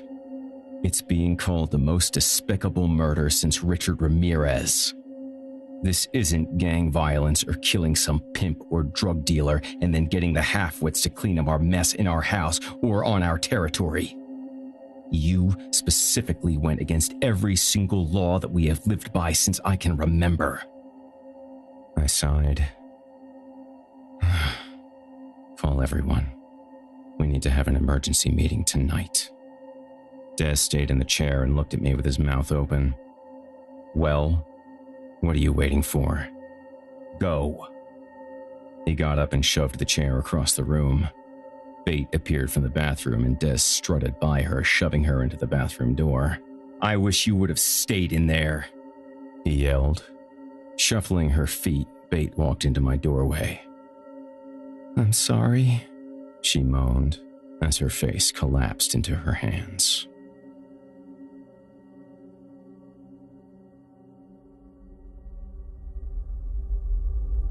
Chapter 10. Violators. Christmas rolled around, which was a good thing for all of us. Dumb people carry more cash around during the happiest time of the year, so it was really easy to make money being a stick-up kid. It was also a cleaner way to stay alive, and not so many people had to die. The heroin operation was running smoothly too. Bait took the money the Desians made selling the heroin to a drop box we set up with Eldritch. He, in return, dropped a reasonable amount of uncut, stolen H for her to pick up and bring back to my house. Then, Des and I weighed and cut the heroin with baby laxatives and ephedrine. Finally, Bait divided the stolen heroin out to the undercover Desians who dealt in Culver City. The process went full circle and the money came back to me. I counted it and bundled it, called Eldritch, and the cycle continued. Sure, Bait wasn't fulfilling her role of bringing me Johns to kill and eat and get high on, but I decided that this was a better way for her to earn her keep. After her sadistic performance at the gym, I rethought stealing her humanity. As far as we knew, the battle stakes had no idea about what we were doing under their noses, and the only gang getting screwed was the Mexicans because they weren't paying King Cobra as much as they were supposed to. Bait shook my shoulder as I sprawled out on the couch, half asleep, listening to some motivational music by Johnny Thunders. RJ, wake up! I snorted and rolled over. Can it wait until later? I didn't know why I was so tired. I hadn't been doing any real work for a long time other than counting bills. Put the money on the table, Bait. I'll deal with it later. She bit down on her lip as her face slid behind her hair. That's the thing. I think some of Dez's friends are mad at us. Us? There is no us. I wiped my eyes with my palms and flossed some nap plaque out of my teeth with my fingernail. Shaky at first, I sat up, grabbed a silver spoon off the coffee table, and fired up some leftover dust and blood using a pen and wrinkled tinfoil. Groggily, I wheezed. What are you talking about? Well, her left eye parted out of the center of her hair fort and twitched erratically. People aren't paying all the money they owe this week. Why? Didn't they sell all the shit? Well, I don't know. They just told me to bring more. So where's the money? Are those little shits using all the heroin? The bad idea of putting a little girl in charge of the day-to-day affairs of our covert operation suddenly made me feel claustrophobic in my own skin. Whether the Desians were pussy vampires or not, they were much stronger than Bait would ever be. And with me not directly in the equation, they were starting to overstep their bounds. No, they're selling it. I lofted a huge cloud of bodily exhaust into her face, causing her to cough. This is real simple, Bait. It's a point A to point B process. I put the pen back in my mouth and returned to the foil. Out of the side of my mouth, I asked again, "Where is the money?" She looked upset. They said they want to get paid. I huffed in a huge mouthful of vapor. Realizing that I bit off more than I could chew, I coughed it back into Bait's face. Some goop torpedoed out and splashed her on the chin. She sneezed and wiped it off. Why are you spitting on me? She knocked the poor man's chalice out of my hand. Giggly and high, but still irritated, I jumped to react. I extended my arm, grabbed her by the straps of her overalls, and threw her to the floor, holding her down. Clean it up, whore, I demanded, too dizzy to focus on what I was doing. Leroy and Skillet, who I thought were outside, shot up from behind the couch and growled. I grabbed a tabloid with my free hand and waved it at them. "Piss off, both of you!" They stood steadfast and put their front paws on the back pillows of the couch. They flip-flopped between growling and panting, like the spasmodic animals they were. Leroy let out a furious bark. Somehow, Bait managed to rotate her head and submerge her chiclet teeth into my wrist, causing me to let go and lose my balance while I attempted to get to my feet to face off against the disobedient hounds. I fell back on the couch and she made a run for it. No longer simply being mischievous, Leroy and Skillet blitzed me and held me down. Skillet locked onto my wrist like a shark snapping at chum as Leroy pinned my shoulders down and bumped my forehead with his like a rhinoceros. As if I had just stubbed my toe or smacked my head on a cabinet, my knee-jerk reaction discharged my rage. I flipped Leroy over at his gut and volleyed him across the room. He slammed into the turntable. The needle dragged across the record for a split second and then ceased to emit any power whatsoever. The dog fluttered on his back a little like a turtle and then bounced himself back up to a full stance. He snarled at me with a droopy-eyed look of disgust and then pranced down the hall, following Bait. I tore my arm away from Skillet's grip. He licked at the tearing arm hair and flesh out of the corner of his mouth as it stretched away from my body like a tug rope. He gnawed at it, then shook his head in disapproval.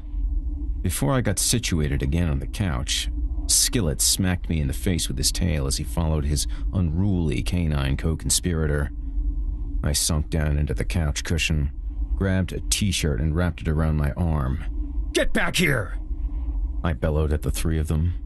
Rather than locking herself into the bathroom with Leroy and Skillet as expected, Bait, followed by both dogs, returned. They barreled toward me like they were on the front lines at the beaches of Normandy. Bait emulated the dogs and began growling, twirling the shower radio over her head like she was wielding a mace. Then, standing over me, she pounded the radio against my sternum. As if it were a planned attack, Leroy and Skillet both jumped and scratched my chest with their robust paws. "Stop!" I begged. The power of all three soldiers caused a wet fart to seep out of my ass. I felt diarrhea slink down my thigh, onto my calf, and then onto the floor. Sidetracked, the dumb Great Dane started licking the shit up. It was no wonder his breath always smelled like Long Beach contaminated shrimp that had been stewing in a pool of vomit inside a pig carcass in the sun for a week. The distraction gave me the opportunity to reverse and overtake the onslaught. I rotated my body off the couch and dropped onto the floor. I arched my back to try and stand as my right foot sloshed around in Rhea still inside my pant leg. Before I could tell the three musketeers to desist again, they all retreated. The bathroom door slammed closed. Not to be defeated by a little girl and the two dumbest, most uncoordinated dogs on the face of the earth, I stomped down the hall toward them, spattering my runny poop everywhere. Stopping at the door, I took a deep breath, placed my cold fingertips over my closed eyelids, and massaged my temples with my thumbs. Trying to release some of my anger, I bit as hard as I could into the t-shirt that was wrapped around my arm. Calmly, I asked, "Bait, what's going on?" She said nothing. The only sound coming from the other side of the door was her playing bumper boat in the tub with the hounds and then panting uncontrollably. "Bait? No." "No what?" I returned as I continued to rub my face. It wasn't a question that required a yes or no response. I took my fingers off my eyes and gripped the door handle. She sucked some agitated snot back into her throat and swallowed it. "No!" she yelled again, this time with a little more punch. I turned the knob cautiously and I cracked the door open, only far enough to peek inside. A half-corroded battery, that I assumed fell out of my shattered shower radio, beamed me in the eyebrow. I counted backward in my head to remain cool. My anger, mixed with the dizzying effect of the drugs, whispered coaxing messages to my brain, reminding me that the sword of a little girl had just anally lanced me. I blinked the corrosive particles out of my eye. The three of them were packed into the tub like it was a miniature submarine. I dragged my poo foot into the door and slowly opened it with my left arm. I slid into the bathroom sideways and made my way to the throne. No projectiles were catapulted at me. Leroy and Skillet, bushed from all the exercise, shook off and let their guards down. I dunked my gross foot into the toilet and sloshed it around in a sad attempt to wash off my mess. Without looking at the lot of them, I reached over and put my hand on Bates' wet head. Spray-on black hair dye was smeared all over her face and shoulders. I wiped it off my hand onto my pant leg. Leroy extended a peace offering by licking my hand, signifying that the war was over. "Tell me what's going on, Bate, and why you didn't come home with my money." "You're just gonna be mad at me." Continuing not to make eye contact with her, fearing I would rip her skull from her body, I said, "So beating the hell out of me, getting my dogs all riled up and turned against me, this was something you thought would make me happy?" I spoke slowly, like a parent trying to further investigate unsatisfactory behavior. I placed my hand on her head. She shook me away. "You were the one who was about to hit me." "I wasn't going to hit you.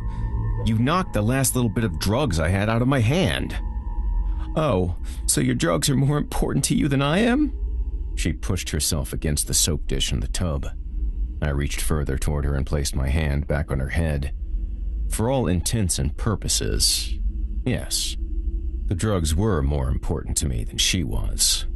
After all, they helped keep me alive, another question in itself. Rather than get into a circular argument about why I existed, I played to her neediness. "No, Bate, you're more important than the drugs."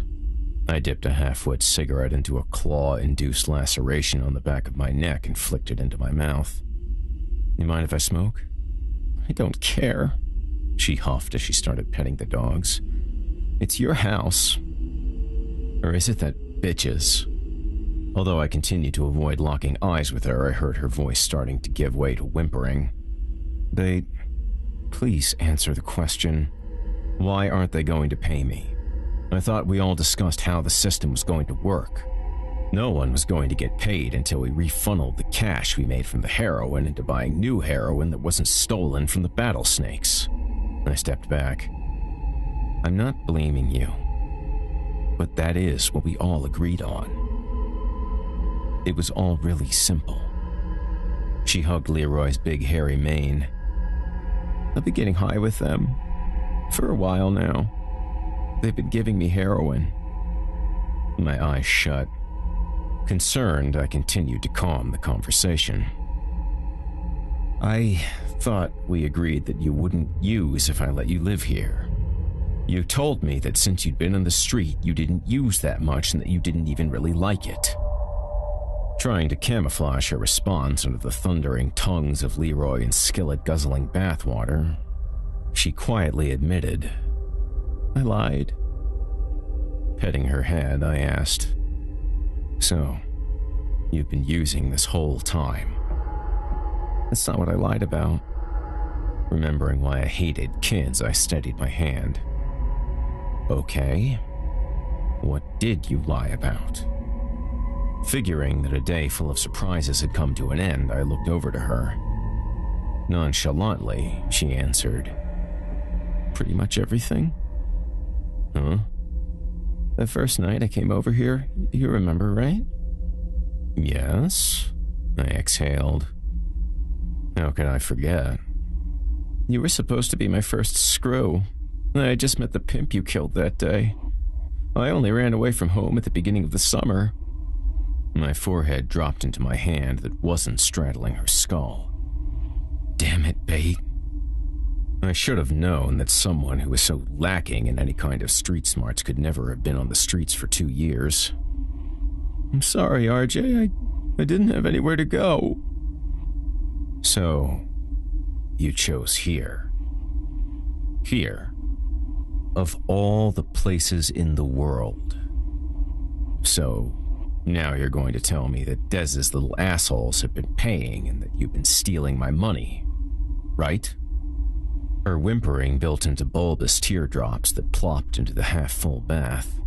She shrugged away from me and snuck behind her dog guardians. "No." "No what?" "Fine. You lied to me so you could go on some romantic vampire adventures that you read about in some dumb books. See? It's not glamorous. In any way. Are you satisfied?" As much as I regretted what I said next, at that moment, it felt like all there was to say.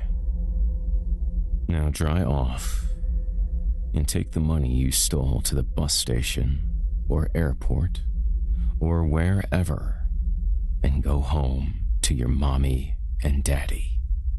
"I didn't steal your money," she said. "Instead of giving me the money, I've been asking them to get me high." She clutched onto Leroy, almost strangling him. "Then I let them fuck me." "What?" I shouted as I smashed my t-shirt-covered arm back into the mirror.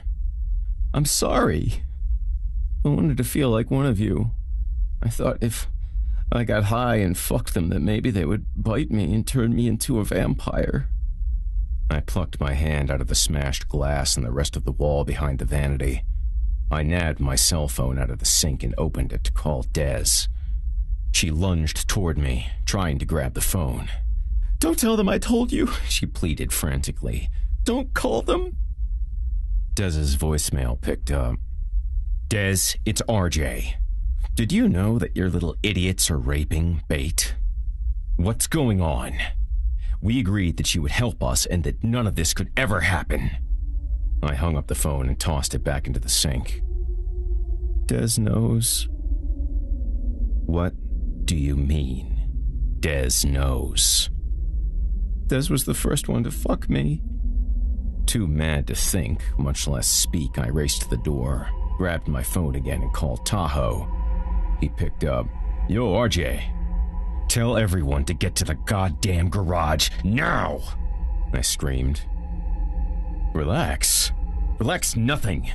Make sure every one of you sorry-ass motherfuckers are there. Now! But no buts. Dez isn't picking up his phone. Make sure that little twat and all his lemmings are there. I hung up and furiously stomped and huffed and puffed around, looking for a sweatshirt. Bate lifted herself out of the tub, using Skillet's head. "There's more." "Like what? Like all that isn't enough," I yelled. "You little liar!" I stormed out of the house. Whatever other lies she had in store for me would have to wait until after I dealt with Dez.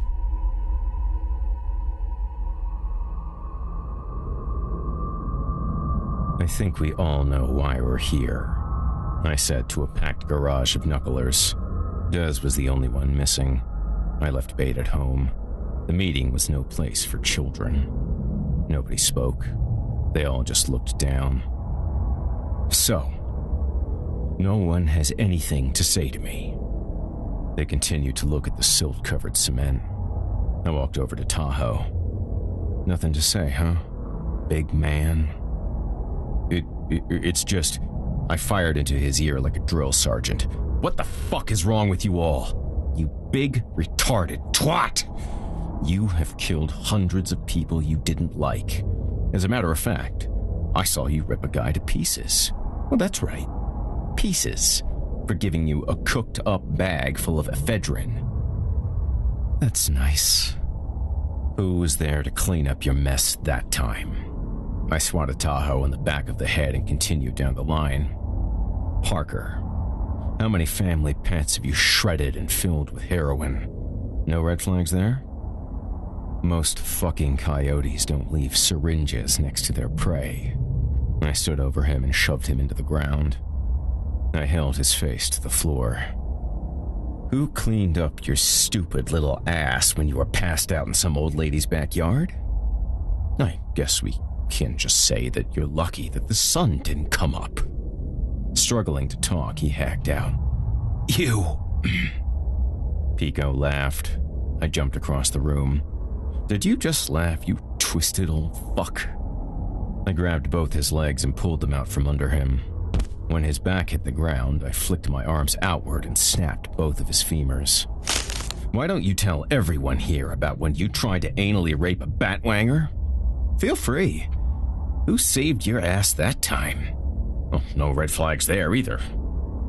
We had to kill it and ditch its body. I picked him up by one of his broken limbs and launched him through the windshield of the Nova. And the rest of you ungrateful piss ants. I have a story for every single one of you. That would be except for you hyped bottom-feeding nobodies who somehow managed to sneak into my gang without my knowledge. That's right. My gang. The Pee-wees stood in the corner. They all had their faces hidden behind their wannabe Des emo hair. Not for long, one of them whispered. I knew who it was. The one who had been cleaning our house. It was the little prick that wised off to me all the time. I hope I didn't just hear something from you, kid. This isn't a fraternity. I jumped over to him. Do you and all your bunnies think that I would give a squirt of shit for you at all? This isn't about being in some clubhouse with your fudge friends. This is about survival. The kid looked up from his gloomy daze. Des says you're soft. Don't do anything, RJ, Tahoe yelled from across the garage. I grabbed the kid by his hands. A fury went through my body that was different than knocking someone off to get high. I'm not sure what Des has taught you about being a vampire, but there is something that I'm pretty sure he was too lazy to teach you. The other Desian stepped backward. What's the matter, boys? I'm sure you don't know either. They took another step back. I guess we can all learn a lesson today, can't we? Tahoe yelled from across the room. RJ, don't do this. We can get through this. Cobra and Copperhead don't know anything. I turned to him. Shut up. I pinned the kid's head down on a table. There is this funny thing that you can't learn from Hollywood movies about what you are. Even more so. You can't learn it from drug addicts you see on TV. I told him and shoved his left hand into his own mouth. I'm a drug addict. I'm a drug dealer. I'm a gang member. With his chin pinned like a vice, I used the top of his head to crush and chew through his own fingers, digit by digit, directly through his hand to the wrist. Please, please God, stop! I can't understand you. Are you still hungry? I pulled his right arm away, breaking it behind his back. Then, I shoved that hand in and used his teeth again, even though some were falling out due to the strength of the bone. I hammered away at the top of his head with my palm. Gore flew everywhere. His choking intensified, and once I got him down to his second nub, I chucked his ass across the room. I wiped my hands off on my pants. Tahoe looked at me, shocked. "You have something to say, Tahoe?" "Does anyone else have something to fucking say to me?" The big man looked at his shoes. "No." "Why don't you tell everyone here the big secret that you have apparently all forgotten to pass on to these disrespectful children?" Tahoe mumbled. "Again?"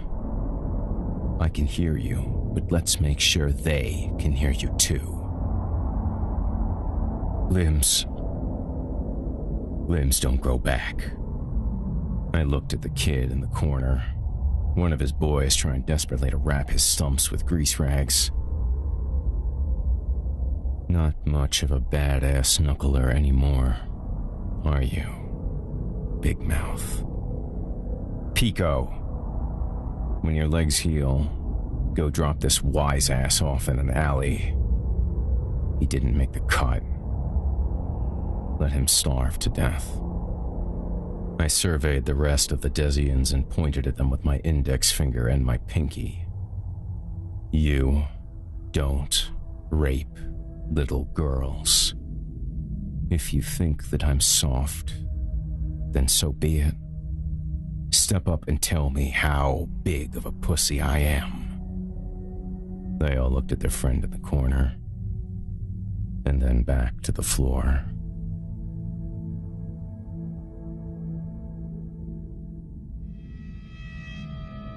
Chapter 11. Mutes. I felt that I might have acted a little impulsively by crippling the Desian. At the end of the day, it should have been Des who caught the brunt of my anger.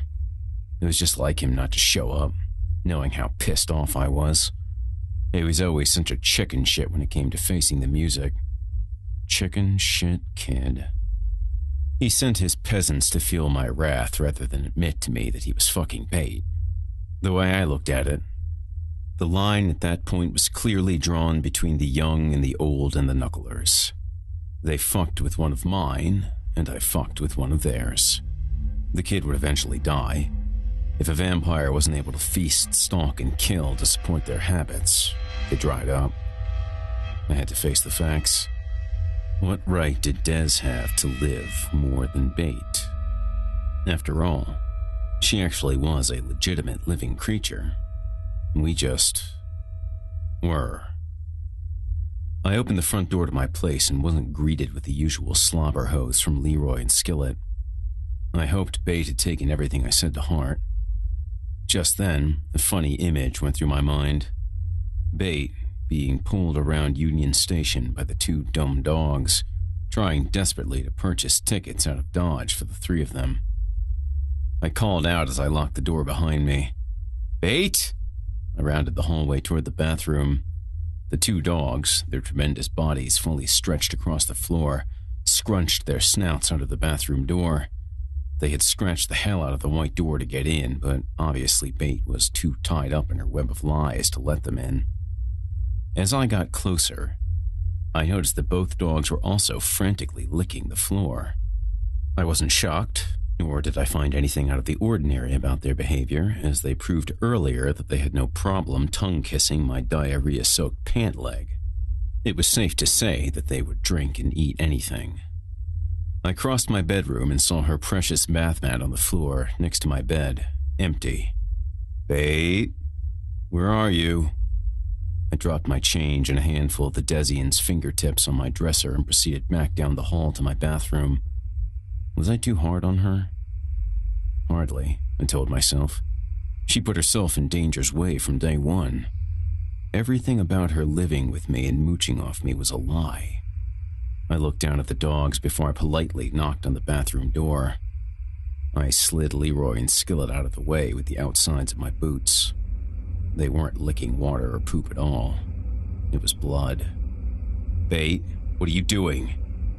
Go away, she faintly huffed. I snapped the knob off and slid the door open. And there she was, sitting upright with her back against the tub. She had her pants down to her ankles, and between her legs were the remains of a smashed 2-liter bottle of Pepsi, drenched in blood. On top of the bottle was a cinder block that came from the backyard. The bathtub overflowed, funneling the mess into the mouths of the 2 junkyard hounds on the other side of the door. They didn't immediately run to save the day. They were far too stupid and scared. I grabbed the cinder block and heaved it down the hallway behind me, past the dogs. Instantly, I bent down to pull the bottle out of her. Blood and what appeared to be some lining from her uterus bubbled out. When it was removed, the carbonation created a chemical reaction causing a science fair explosion. "Stop!" She grabbed at the bottle, trying to reinsert it. I nabbed a bunch of towels from under the sink. "Stop what? What are you doing?" I started patting at the area, trying desperately to dam the floodgates and prevent the continual blood loss. I didn't have time to think about what she was trying to accomplish, but I was sure it wasn't a cliché teenage suicide attempt. It was beyond a cry for attention. I wrapped her body in towels like a mummy after I ripped off her pants and her drenched shirt. "Out of here!" I snapped at the dogs. They obliged and headed to the living room, knocking each other against the walls in an attempt to clinch the alpha dog position. When they got there, they peered around the corner into the hall as if they'd done something wrong. Carefully, I slid my right arm under Bates' neck. Her eyes rolled back into her head as she started choking a little bit on blood and soda that had somehow made its way up into her windpipe. My phone rang. I looked over at the toilet. It was the child molester, Des. I didn't answer it. I'd deal with him later. "Don't," she pleaded, falling in and out of consciousness. "Don't what, Bate? I need to get you out of here." I bridged her back. "What did you do?" "Just let me be." "What are you doing in here, Bate?" I placed my left arm under her bent legs. "What is all this?" Her eyes floated around in their sockets as her breathing became louder and louder. She snorted through her nose and tear ducts, an alternative to the clogged passageways in her lungs. I bent her head upright and firmly pressed on her chest cavity with my palm. I pressed every 3 seconds, angling upward, trying to dislodge the congestion. After my 5th try, a bubble popped out of her mouth and the wheezing settled. At the same time, I felt the soda bottle's cap spin out of her and smack me on the knee. She began blinking furiously as her skunky hair got stuck in her eyes. "Just leave!" I brushed the hair clear and put my arm back under her knees. "Just leave me alone," she insisted. Slowly, I lifted her up and delicately sidestepped my way out of the bathroom. "What are you? What were you doing? Are you trying to kill yourself?" She didn't respond immediately. I reached the bedroom and laid her out on top of my bed and covered her with my comforter. Finally, she said, "Not me. It."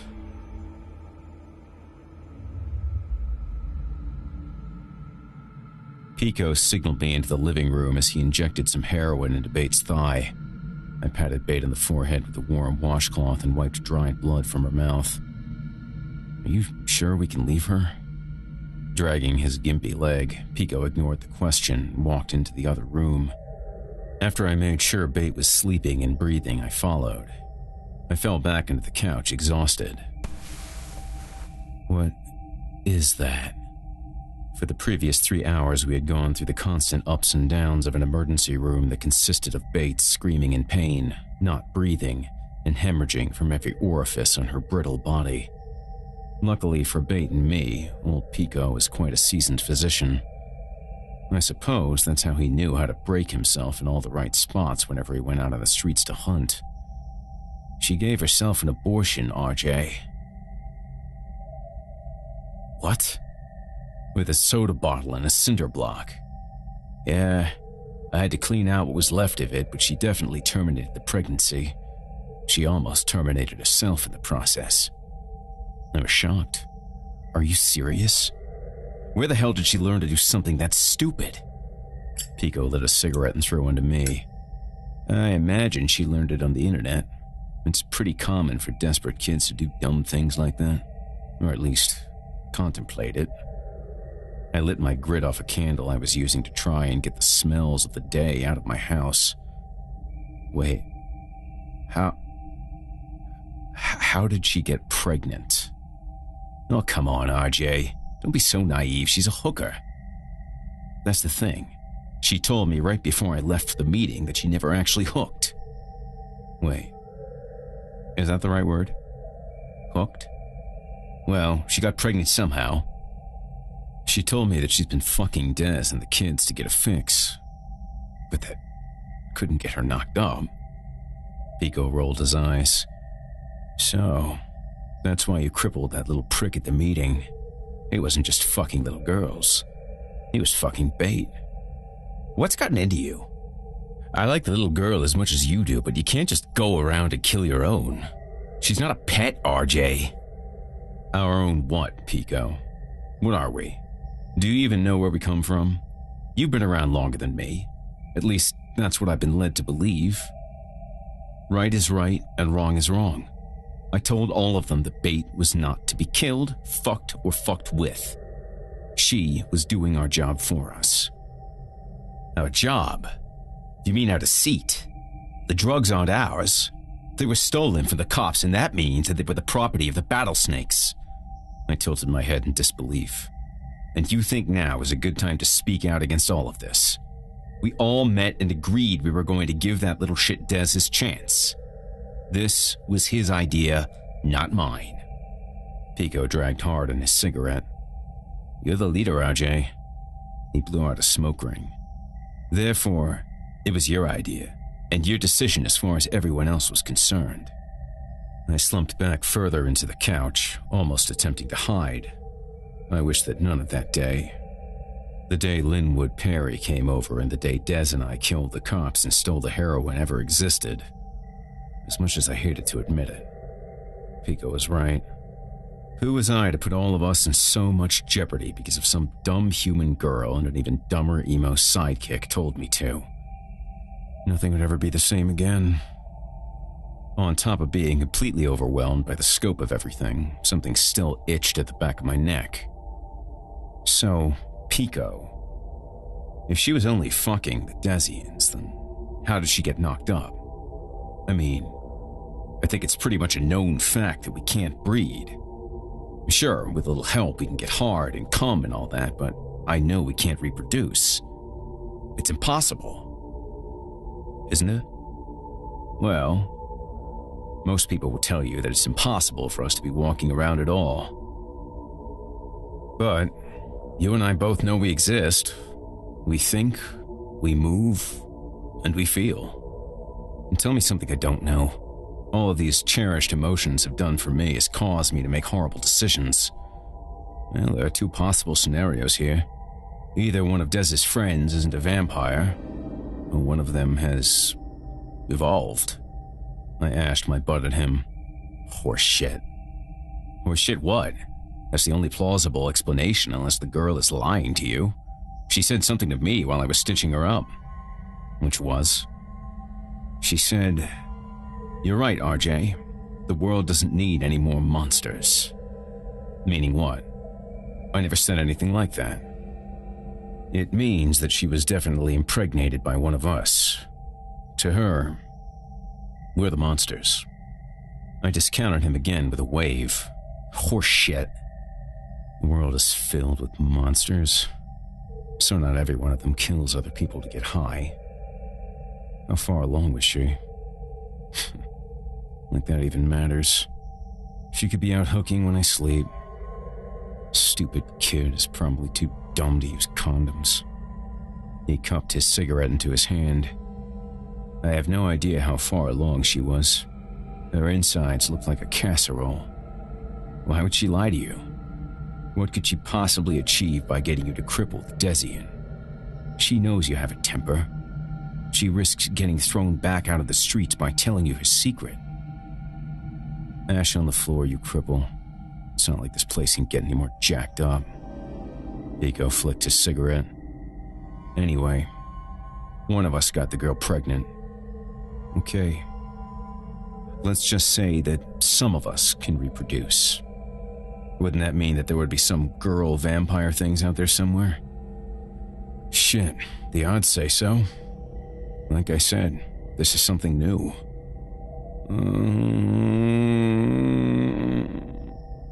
Bait moaned from the bedroom. Pico and I both shot up and rushed down the hall, bumping each other just like Leroy and Skillet, who thankfully had been outside enjoying their meals from earlier that day. Bait was turned on her side, reaching for the bath mat that was rolled up on the floor next to the bed. Pico ran to the far side of the bed and rolled her on her back as I grabbed her hand. "I want my blanket," she exhaled. At that moment, I felt ashamed that I made a little girl sleep on a rubber bath mat while the person who raped her crashed on a bed in the bedroom next to her. I was just as much a monster as any other knuckler, vampire, gangster, or drug addict. She faded back out as Pico filled her up with more heroin. It was clear that Bait couldn't stay at my house any longer, especially after what I did to the Desian back at the garage. Chapter 12. Healers. The old man helped Bait sip some soup. "You know you can't keep her here anymore." She hadn't spoken much since I found her laid out. I didn't blame her. "Maybe you can let Eldritch babysit? Take care of her?" Pico suggested. I pulled the blanket up to her neck. "That isn't going to happen." As he pulled a thermometer out of her mouth, Pico said, "But you said he liked her." "Don't get me wrong. It's not that I don't trust him. I just know that will be the first place Des will go looking for her. I've already put Eldritch in enough jeopardy by using him to traffic the drugs and money." I handed Bait a magazine. She nodded her approval. The actor who played her vampire darling, L. Byron Nightshade, was on the cover. He was shirtless. His hair was a mess. He had some smug look on his face, and he was wiping blood off his fangs with the back of a gloved hand. It was ridiculous. I hadn't decided at that point if I necessarily wronged her or not, but since I felt like a dick, I figured why not be nice to her. I grabbed the thermometer and inspected it, as if I had any idea what I was doing or what was the normal temperature for a human being for that matter. I put it down on the nightstand. Bait flipped through the magazine, seemingly oblivious to the danger she faced. I hadn't gotten any response from Des other than a hang-up. It was now clear that all trust and allegiance between the two of us had dissipated. I was as dead to him as he was to me. "Would you be willing to go with her and watch out for her until she's able to get around by herself?" Pico scratched his head. Gee, I don't know, RJ. Let me rephrase that. You will stick by her side, and you'll get Tahoe to help you. They're gonna find her at my place or Tahoe's place just as easy as they would find her here. I slugged him in the arm. You don't think I know that? The Knucklers are separated now. I can't take back what I did to that kid, and the Desians can't take back what they did to Bait. I'm still unclear as to how she got pregnant. Bait tugged on my sleeve. I looked at her. Yes? She turned the magazine around so it faced me, and with a trembling finger she pointed to an outfit. Can you get me this, RJ? Doing everything in my power not to slap the magazine out of my face, I looked at Pico. How much heroin did you give her? He held up the empty syringe. A lot. I turned back to Bait. Can you let the grown-ups talk now? She dropped the magazine and grabbed her abdomen. Bait furthered the performance by grunting like she had been holding in a deuce for 3 days. Fine, I agreed. I'll get you the outfit when you get better. Without thanking me, she dog-eared the magazine page and continued browsing. I returned to Pico, who looked to be debating whether or not to flee Bait's bedside so he wouldn't be automatically elected to be responsible for her. Anyway, Pico, I need you and Tahoe to watch over her and hide out at one of the suites with the Batwangers. Are you kidding me? Not at all. I can trust them. For Christ's sakes, I let them sell drugs and bite cocks off in my neighborhood. It's the least they can do for me. I trust Nomi. What could a group of transsexual weirdos do to you, Tahoe, or me? Why can't you just do this? He minimized his voice. And why do you care? There's no need to whisper. She can't hear us. I waved my hand in front of Bates' face. And I care because I care. End of story. She's a little girl. Don't you care about anything? He rubbed his arms. You're getting high. That's what I figured. This isn't about being a hero or a savior. It's about what's right. I'm telling you this now. I pointed at Bates' stomach. This should never have happened. I didn't know where my concern for humanity or my sudden humility came from. I guess it was the price I had to pay for taking daily shots of blood from a naive and silly little girl. Pico looked down, almost ashamed. I slapped him back into the conversation. Ow! He cried. Those slaps didn't hurt, you pussy. Look, I've decided on this. I don't know what else to do. He rubbed his jaw like I'd just beaten him with a frying pan. Exaggeration was contagious in the room. You know what you were like when I found you on the street in a garbage bin, RJ? A little 12-year-old starving baby. If it weren't for me, you would be nothing more than a bag of bones sitting in a landfill somewhere. The same can be said about all you ungrateful pricks. You, Tahoe, the rest of them, you all wouldn't even exist if it weren't for me. I pulled him toward me by his shirt and yelled into his eyes. And where were we before that, Pico? Where did we come from to be left on the streets? He avoided my eyes. I don't know, he answered.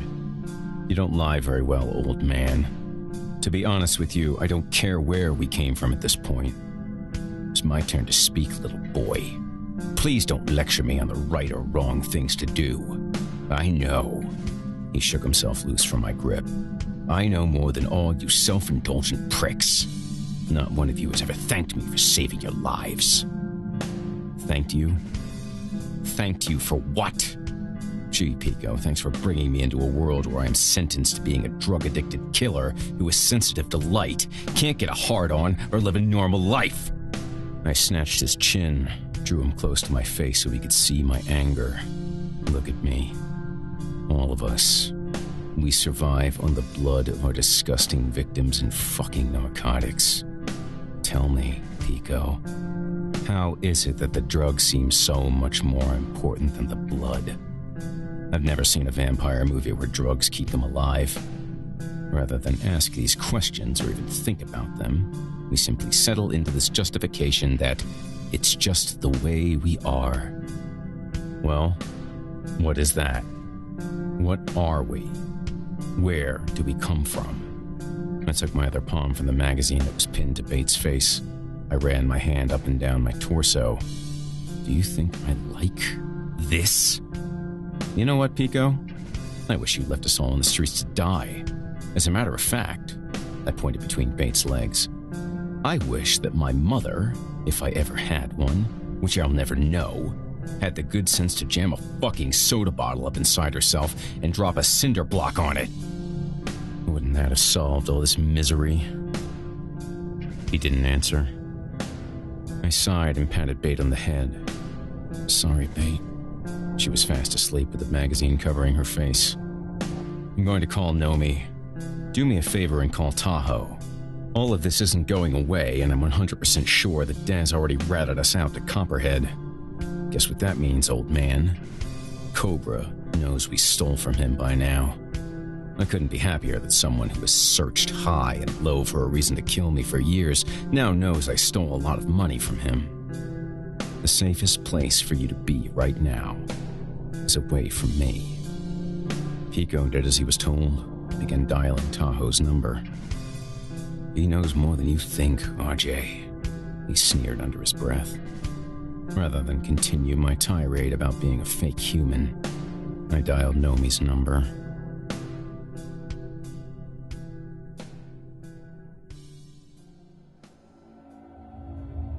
Chapter 13. Angels. Wrapped in a blanket and on a bath mat, Bates snored in Tahoe's arms. I rang the doorbell. "Are you sure you want to do this, RJ?" Tahoe whispered, trying not to wake Bate. Before I got the chance to respond, Pico chimed in. "It's the right thing to do, Ho." Rather than challenging the plan, the big man nodded his head. Sure, he'd rather been out hunting, lifting weights, or whatever he did in his spare time, but I think I did a concrete job convincing them both that we all had a certain obligation. It was something beyond the self-serving addiction that kept us alive. One of the Batwangers answered the Christmas light-covered steel door. Leave it to the Batwangers to be seasonably festive. I extended my hand to shake. "I'm here to see Nomi." He ignored my gesture and invited us inside. Decorated top to bottom like an oddball 60s science fiction movie circa Barbarella, the Wanger's lair, or brothel, was action-packed with characters for the set. We were escorted toward Nomi's Queen's Den, filling the hallways with a strange reverberation of operatic new wave and techno music. It sounded more like whale mating sampled over the break beats than cohesive music. Pulsating buttons and control panels lined the walls.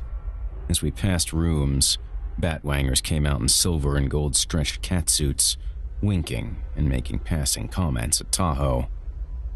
"Did you bring room service, big man?" one of them asked. Tahoe responded, "She's not food," referring to the sleeping Bate. "Tuck it back in your pants." I commended him by slapping him on the ass. "Good job, Tahoe. That's what you say until you hear otherwise." As the halls warped and webbed toward the end, Nomi's door slid open like an airlock on a spaceship. Darker than the rest of the house, the room sat as the centralized decorative parasite, seemingly infecting everything else it touched. Cables dripping with green ooze and neon and plastic-encased wiring sprouted out into the halls like the limbs of alien creatures. Knowing of Nomi's multiple connections in the Hollywood world, I would have been surprised if his portion of the house was designed by a special effects artist who happened to go missing when the interior design was complete. Our greeter stopped at the door and gracefully ushered us in. "Please, have a seat. Nomi is expecting you." He then pointed us to a fabricated Martian tentacle that crossed the room and beveled near our end of Nomi's centerpiece, his bed. The four of us did as we were instructed and sat down. Nomi's bed was truly something to behold. Obviously playing off the giant foreign insect theme while keeping the whole H.R. Giger decor intact, the bed was an enormous canopy. Spinning around the black support poles were more living cables that were using hydraulics to create a breathing effect. It didn't look like anything was bought from Home Depot. The canopy top was more of a web that pulsated inward and outward and wove itself in a circular pattern as if it were powered by a motor. It was the most unique piece in the room because, although I was sure it wasn't a projection, I had no earthly idea how it was spinning itself from nothing to a fully woven web, and then back to nothing. I think Tahoe was trying to peek behind the bed to get the upper hand on any giant trained tarantulas that were planning a surprise attack. Even though I thought it was indeed unique and cool, it just seemed like more of the Eldritch and King Cobra pyrotechnics and theatrics than anything else. But in Nomi's defense, he was a very high-priced transgender prostitute, and I always gave his grandiose stagecraft a free pass. Eldritch and Cobra, on the other hand, had no excuse beyond being failed performers. Bate woke up and rubbed her eyes. "What the hell is this?" She tightened into Tahoe's cradle. "Are we dead, RJ?" "No, you're not dead." Nomi appeared from a second room off to the side of the bed. Judging from his elaborate outfit, I guessed he was appearing magically from the wardrobe where he was going to make changes between performances. In reality, it was a walk-in closet he was hiding in so he could make an extravagant entrance after he knew we had a minute to take in the mothership. "This is cool," Bates said, trying desperately to glance at every piece in the room. Nomi walked over to Bate and Tahoe and ran his fingers through Bates' greasy, blood-encrusted hair. He wore a leather form-fitted battle suit that left none of his curves to the imagination, including his boobs and cock. The futuristic witch garb was accentuated with an enormous collar that reflected the interwoven webbing on top of the bed and ended in a lengthy train of steel worms. He wore spiked gloves and buckled moon boots that lit up with bright red lights on the soles. His eyelashes were also spiked, and they popped out from the light blue makeup covering his face. In the center of the makeup, one sparkling silver stripe crossed the tip of his nose at an angle from the bottom of one ear to the fake pointed tip of the other. His lipstick was the same shade as the stripe, though it was difficult to judge the palette due to the chappy after effects of collagen abuse. "Light," he called out. Our greeter scampered over and lit a bright red cigarette that was extended 6 inches by a holder. "Leave us," Nomi instructed the concierge, who bowed to each of us, then backed out of the room through a secret entrance. His mirrored platform shoes clunked across the disco-throbbing floor. Nomi's hands moved to Bates' breasts. He cupped them, shook off his hands almost immediately, and then proceeded to measure Bates' arm tone using a skin-fold caliper around her bicep. Pico looked at me puzzled and wriggled his shoulders. "What?" he mouthed. I ignored him. I suppose I should have told him and Tahoe how I arranged the meeting. "Okay, Biggins," Nomi said to Tahoe. "Now let's see his rocket." Tahoe looked at Bate, who looked back at him. "Come on, big boy. Let's see the dick." As Nomi reached over to unwrap the blanket, Bate swatted at his twirling neon fingernails. "I ain't got no dick," Bate yelled. Nomi spiraled around to address me. "RJ." Before he reached my line of view, his leather and steel train got stuck in one of the canopy poles. He immediately tugged it free, almost causing him to lose his balance. "RJ, what is this? This little boy won't do," Bate yelled again. "I ain't got a dick because I..." Taking a cue from me, Tahoe covered her mouth. Pico started to look around the room for an escape route. He fixated on the hidden wall that the helper exited from. Too bad for all of us, we were already trapped in my perpetual laundry list of lies. Nomi hovered backward, then took a seat on the bed. He sat as gently as he walked.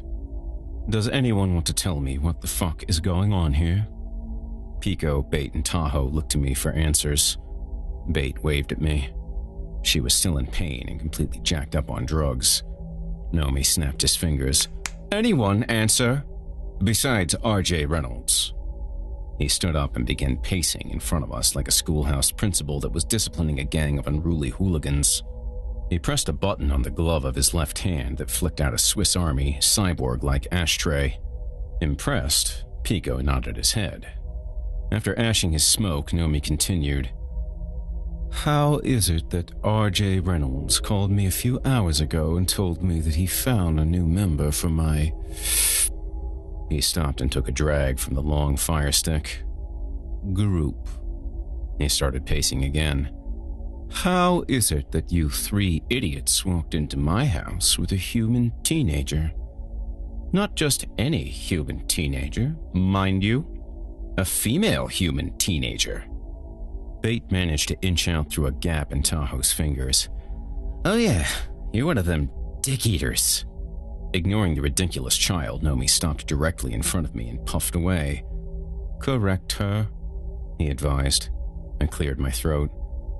It might have been a laughable situation if we weren't sitting in the dead center of 20 bloodthirsty she-males. Bate, it's batwangers." Nomi shuffled back to me. "Since they won't talk, this brings me back to you, R.J. Reynolds." I tickled my chin with the back of my hand. Funny thing, Nomi." He bent down and touched noses with me. His eyelashes batted mine. Before I had a chance to stand up, he spit his cigarette across the room and planted his strong hands on my knees. As the ashtray retracted into its home within the wrist of his glove, 2 sharp spikes popped out of his thumbs. He leaned forward with his hands and the blades edged my penis. His hot breath let out his last drag. "What thing?" His low, smooth voice belted my ears and made me wonder, who could ever think this was a woman? "No, the funny thing is that I lied," I confessed. "I need your help." He fluttered his eyelashes again, dragging them down my cheeks. Bate, who I could always count on to say the wrong thing at the wrong time, sang out, "I'm not a boy!" The steel thumbnails inched closer to my stick, ready to shish kebab it at any second. "Shut up, Miss Thing," Nomi lashed back, unfazed by Bates' babbling. He stared into my eyes, looking for another lie. "Why do you need my help, RJ?" I had to lie, Nomi. I put my hands up to surrender. "Let me get something out of my bag." He stalled for a minute and then retracted the spikes. The sweat from my brow mixed with his mascara and slid down my face onto my neck. He stood up and instructed me to do the same. Keeping my hands visible at all times to prove I had nothing up my sleeve, I pulled my backpack off my shoulders and then dropped it to my feet. "Proceed," Nomi allowed. I bent down and unzipped the bag. Nomi extended his long neck over to try and catch a glimpse of the contents. "There better not be a gun in there, or my bitches will be in here." "No gun or weapon, I assure you." I reached down into the bag. Out of the corner of my eye, I saw Tahoe and Pico also trying to get a bird's eye view of the mystery the backpack contained. I pulled it out and lofted it to Nomi. He flinched and the bag landed on the bed next to him. He pressed it to his nose and sniffed it. "Heroin?" I rested my elbow on my knee and felt around my crotch to make sure everything was still intact. "Yeah, that's a pound of the cleanest shit I've ever come across." First, Nomi judged the weight by balancing the bag between both of his hands. Then, he sliced open the corner for a little taste of the pony. He swished it around in his mouth like he was in wine country and then swallowed. "It's good," he concluded. "What do I want with this?" "It's a pound of heroin. With it, I give you and the rest of your crew free rein to distribute anywhere you want in Knuckle territory. You've always wanted in on the action." "What?" Tahoe and Pico yelled in unison. "RJ, what the hell are you doing?" Tahoe added. I put my hand up to silence their concerns. Nomi's face showed signs of warming. A barely visible smirk could almost be seen behind the bloated lips.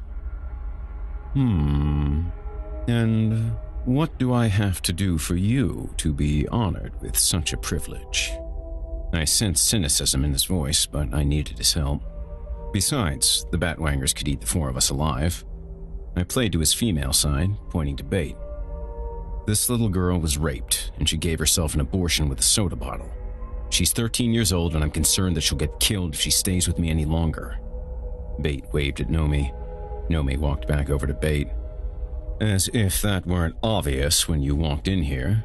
This must be that hooker you brought to King Cobra on Halloween? The one you begged and pleaded for with him?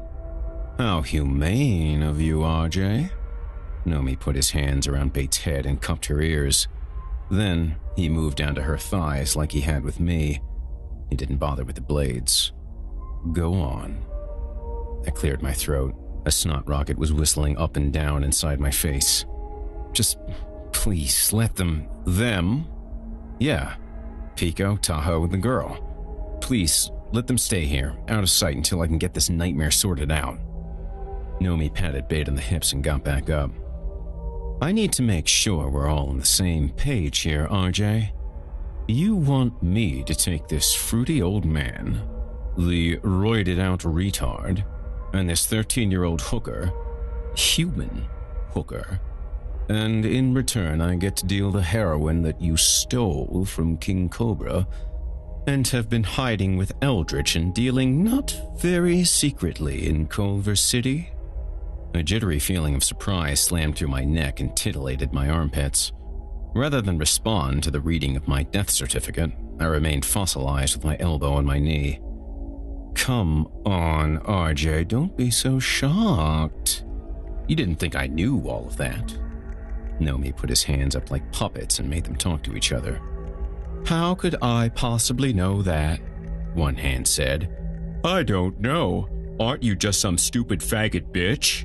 the other hand responded. He slapped them together, making boom sounds with his mouth. "Isn't that right? Isn't that what you knuckle fuckers have called me for years?" More ashamed at that moment than surprised that our extra stealth operation had been exposed, I simply admitted to him. "Yes. You." He dragged his finger down the line, starting with me, to Pico and finally to Tahoe. You all think you're doing us a favor by letting us live and hunt in your precious territory. You are the most evil and hurtful of all of us. You simply don't care at all. When you need something, though, you come crying to us with stories of the inhumanity you suffer beside us. Well, guess what, bitches? I'm a vampire too. I don't want it. He threw the heroin back to me. I will let them hide here, and I won't turn the little whore out. Me! Bait waved again, smiling. I don't want your pity drugs, RJ. Nomi, please let me pay you back somehow. He surged back into my face. What's the matter? Does the big badass RJ Reynolds have feelings? He shoved me on the shoulders. Don't act like you care. If it's not the Knucklers who wipe us out, it will be BBP. If it's not those dandies, it will be the Battlesnakes. It doesn't mean anything. Besides, you already paid for this favor. How so? Pico asked. Nomi rolled around with the bedpost until he landed flat out on the bed. The metal tails followed him, slithering around the room. Oh, you're really that dumb, old man. I stood up. I'm not following either. Nomi pulled a stainless steel compact from his pocket and tugged out a nose hair. You don't really think I'm the only one who knows about your mystery powder, do you? I looked at him confused. Oh, come on, RJ. I thought you were a little smarter than that. Surely you must have had some inkling in your bloated belly that King Cobra knew about all this. I swallowed the snot rocket. Fear unlocked it from my nasal passage. Actually, no. The way I look at it, your territory becomes our territory pretty soon. Those drugs will make their pretty little way into my house soon enough.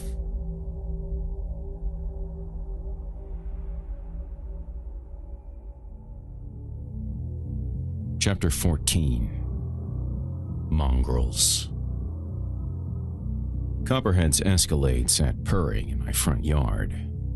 Not in front of my house. Not in the driveway where you'd expect a guest to park. Not even at the curb in front of my house. It was literally in the front yard. Rather than confront my enemies without a plan, knowing how well my plans came together, I hid across the street, out of the range of eyes and ears behind two garbage bins and a blue recycling bin. I'd been frozen in that same position for the better part of a half hour, waiting for him and whoever else tagged along with him to realize that the drugs and money weren't anywhere to be found inside. They must have pulled in quick, expecting to catch me off guard. I didn't know why they picked today of all days to collect their stolen property. What an amazing and uplifting week I was having. After about 15 or so minutes longer, 4 of them burst out of the front door, kicked down my mailbox after checking it, hopped in the car, and peeled out down the street. Not that I had a yard crew, but they left my front yard looking worse than usual, like the track of a demolition derby. Once I saw their taillights blaze down Melrose going east, I prowled around the house to see if they left someone to ambush me from inside. The dogs were quiet, and after I felt safe enough that there were no snakes rattling around at my house, I entered through the front door since it was nicely kicked off the hinges for me. My place was beyond trashed. I bent over right near the entrance to survey what was left of my .45 collection. Nothing but jagged pieces, empty syringes, and record adapters. All the couches were shredded and stuffing littered the floor. My kitchen, which normally remained clean from Desi and diligence, exceeded disarray. Whatever kind of tough shit life I led, if it could even be called life, was rampaged by my enemies. As I entered my room exhausted, I felt that maybe I still wasn't even with the Battlesnakes. After all, because of me, their whole compound got torched and a lot of their people got killed. My dumb collectibles weren't worth as much as solid gold chairs and wall-sized murals. Or lives. My room seemed to follow the same theme of destruction. The only thing still intact, and that didn't rest on the edge of the newly formed sinkhole in the middle of the room, was Bates' stupid bath mat. On top of the mat was the necklace she made after she helped herself to my titanium 45 adapter and her junior high identification card. Her picture on the card was fuzzy, and her face was hidden behind her hair. It read, Bailea Jenkins, 7th grade, Skyline Junior High School, Peoria, Arizona. I stuffed both the ID card and the necklace into my back pocket. When she woke up from her abortion days, she'd want them. Why not give them back to her? After all, I had nothing left anyway. And then, when I didn't think I could possibly feel any worse about myself, I opened Bates' bathroom door. There they were. My dogs. My friends. Were both left in my bathroom like 2 sacks of shit. The belts still tight around their necks. The force of the strangulation unlatched Skillet's eyes from their sockets, and I believed he chewed through his tongue in an attempt to get at the belt and gnaw it free from his neck. His body was contorted and still. The only part of him moving was the grumbling of his burst internal organs. Leroy, the much larger and longer of the two, being that he was a Great Dane, suffered a worse fate. His ribcage was smashed from the first bone down to the last. In the middle of his chest was a Timberland boot print that sank all the way through his body, crushing the skin of his chest against that of his back. The thick tread of the boots actually wore completely through parts of Leroy's skin, and I could see the pattern of the floor tile through his blood. Probably because he kicked and fought with his long legs, the snakes broke them all and then folded them to the floor like he was a card table left on the curb for a garbage man. Being more torturous than necessary, they poked around at his head for some reason after they gouged his eyes inward. After I figured out which parts of their bodies went where, it became clear to me that the killer strangled Leroy with so much hatred that his force twisted the poor dog's head around backward and crumbled every bone in his neck. The neck didn't support his huge head anymore, causing it to fall wherever it landed. I dropped to the same floor where just days earlier I found the bloodied bait. I pulled both dogs towards me as I pleaded with them not to be dead. I scratched them both behind the ears and petted them on their backs, trying to get them to scratch at their special spots. I put Leroy's head in my lap, but it slipped between my legs, getting no support from his rubbery neck. I cradled Skillet close and put my palm on his heart, hoping that he would scratch or snore a thump or something. All I could think about was every time I did something mean to them, like pretending to throw a stuffed animal so I could get a cheap laugh at how dumb they were to chase something that was still in my hand. I pulled out from under their corpses, and for some reason I ran down the decimated hallway hoping they would follow me. They didn't. They were gone. What I would have given to hear one of them whine, bark, or gallop around. I wanted them to anxiously sit as they waited for a treat. I stared at them from the end of the hall. I kept telling myself that if I looked at them long enough, they would roll over, stand up and pant as they blinked their doughy eyes.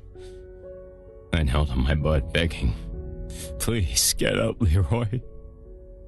I have a steak for you. Skillet. Skillet, my little monster, please come and get the steak. Leroy, you uncoordinated dingbat, come wrestle." As I tried to turn away, I noticed a piece of paper speared by one of Leroy's long broken legs. I took my time walking back, knowing it was the last time I would ever see either of them. The memory of Skillet's yelp when I smashed him into the turntable volleyed back and forth between my heart and my eardrums. The image of him scampering to follow bait into the bathroom played, paused on him shooting me a disgusted look, but then rewound and played again. It was now a loop of my last living memory I had with the two sweetest, gentle giants that had ever walked the face of the earth. I got on my knees one last time and patted them on the snout. I grabbed the note. We know you have Cobra, and we know you stole our drugs. Get it, Knuckler? Without spending a second thinking about why the Battlesnakes thought I had Cobra, I went out to the tool shed and got 4 5-gallon cans of gas. I poured it everywhere in my house. Wait. Her house. It was the first thing I ever took that signaled I was off the streets. I lit it up. I was back to being a city rat. No home. No friends. No life.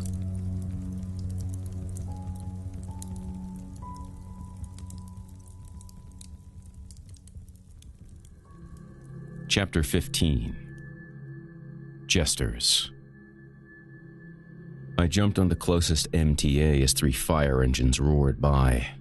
I needed to head back to West Hollywood. I called Tahoe en route. What? He asked. They killed my dogs. The other part. What other part, fucker? They killed Leroy and Skillet. I scooted my butt to the very end of the plastic bus seat because the great big fat person next to me was taking up more than his fair of room. Not only should he have paid for 2 people, he was chowing on fast food, which was also looked down on when riding Los Angeles' top-notch public transport. They left a note that said they know we have Cobra. I continued to tell Tahoe, barely avoiding hanging up my phone as my co-chair lifted his arm to grab a bite of his burrito. Tahoe thought on the other end of the line for a minute, then dumbly asked, Do we? What do you think, you huge dumbass? How in the hell could I have possibly kidnapped a massive Rastafarian who is closely guarded in a compound? Better question, why would I kidnap him at all? Besides, I've been with you losers for the last few days. Oh, yeah. Right. My phone buzzed. Just a second, someone's trying to call me. I clicked over. Hello? It's me. Dez. Where the fuck have you been, asshole? I am going to fucking kill you when I found your little ass. Your goddamn friends killed my dogs, motherfucker. They killed my dogs. I can't wait to kill them. I can't wait to look in your eyes as I tear off your cock and then pound it into your mouth. Do you think that it's cool to rape a little girl? Did you think? I think we'd need to put that on the back burner, he said. The phone shuffled around on his end. Copperhead spoke. Reynolds, did you get the message? Yes, assface. What reason did you have to kill my dogs? Jesus, dude, I have no idea where Cobra is. You killed my dogs. He paused to suck on what I imagined was a joint and then exhaled. We know you have him. I seriously don't have him. What would I do with him? You have our drugs and our money. Are you serious? You killed my dogs over some drugs that never even belonged to you. Listen, I think long and hard before you use any words. We want Cobra back, and then we'll give you Dez back. I called his bluff. I don't want Dez. The only reason I still wanted Dez around was to kill that little asshole myself. We see you with Cobra, our money, and what's left of our heroin in an hour. Here. The bus announced my stop. Trying to hold on to my phone and get past the humongoloid sitting next to me, I accidentally dumped a large box of fries on the floor. Hey, He cried out as his tennis racket-sized hands fluttered around trying to beat the 5-second floor rule. He shoved a handful of dirt-covered potatoes into his mouth. "Hey, what, fat boy?" I jammed his head into a sign that clearly said that there was no boom boxes, food, drink, or smoking permitted on the bus. Next to everything else prohibited was a picture of a dog. That sign said no pets. "Who'd you callin' fat boy, motherfucker?" Copperhead yelled in my ear. "Some jackass on the bus." "Listen, Reynolds. We want Cobra and all the property in an hour." A shuffling sound, and then Dez got back on, his voice trembling. "What did you do with Cobra?" "I didn't do anything with him. Maybe if you bothered to come to our meeting the other night, you would have known that, you chicken shit little asshole. The longer this lasts, the worse it's gonna be for you. Look, bro, they are about to kill me, and they already torched the garage." "What? Was anybody there?"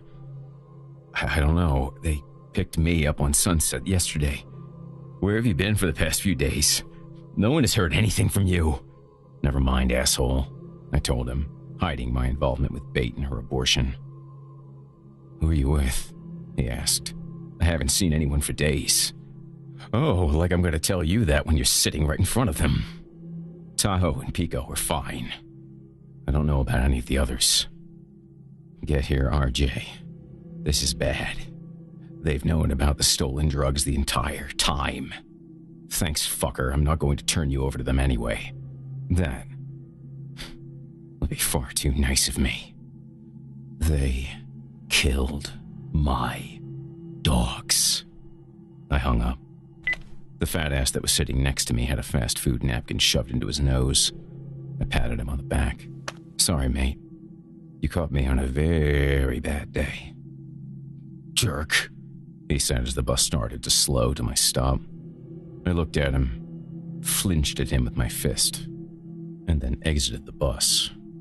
The Battlesnakes had known about the drugs the entire time. It must have been fun for them to see us scramble around and sell drugs just so they could sweep in at the end and grab all the profit. The only thing that left me baffled was the whereabouts of Cobra. The only person I knew who could even put up anything that resembled a fight with Cobra was Eldritch.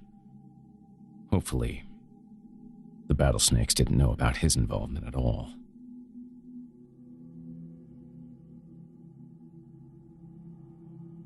Pico and Tahoe greeted me outside the mothership that was the Batwanger's whorehouse.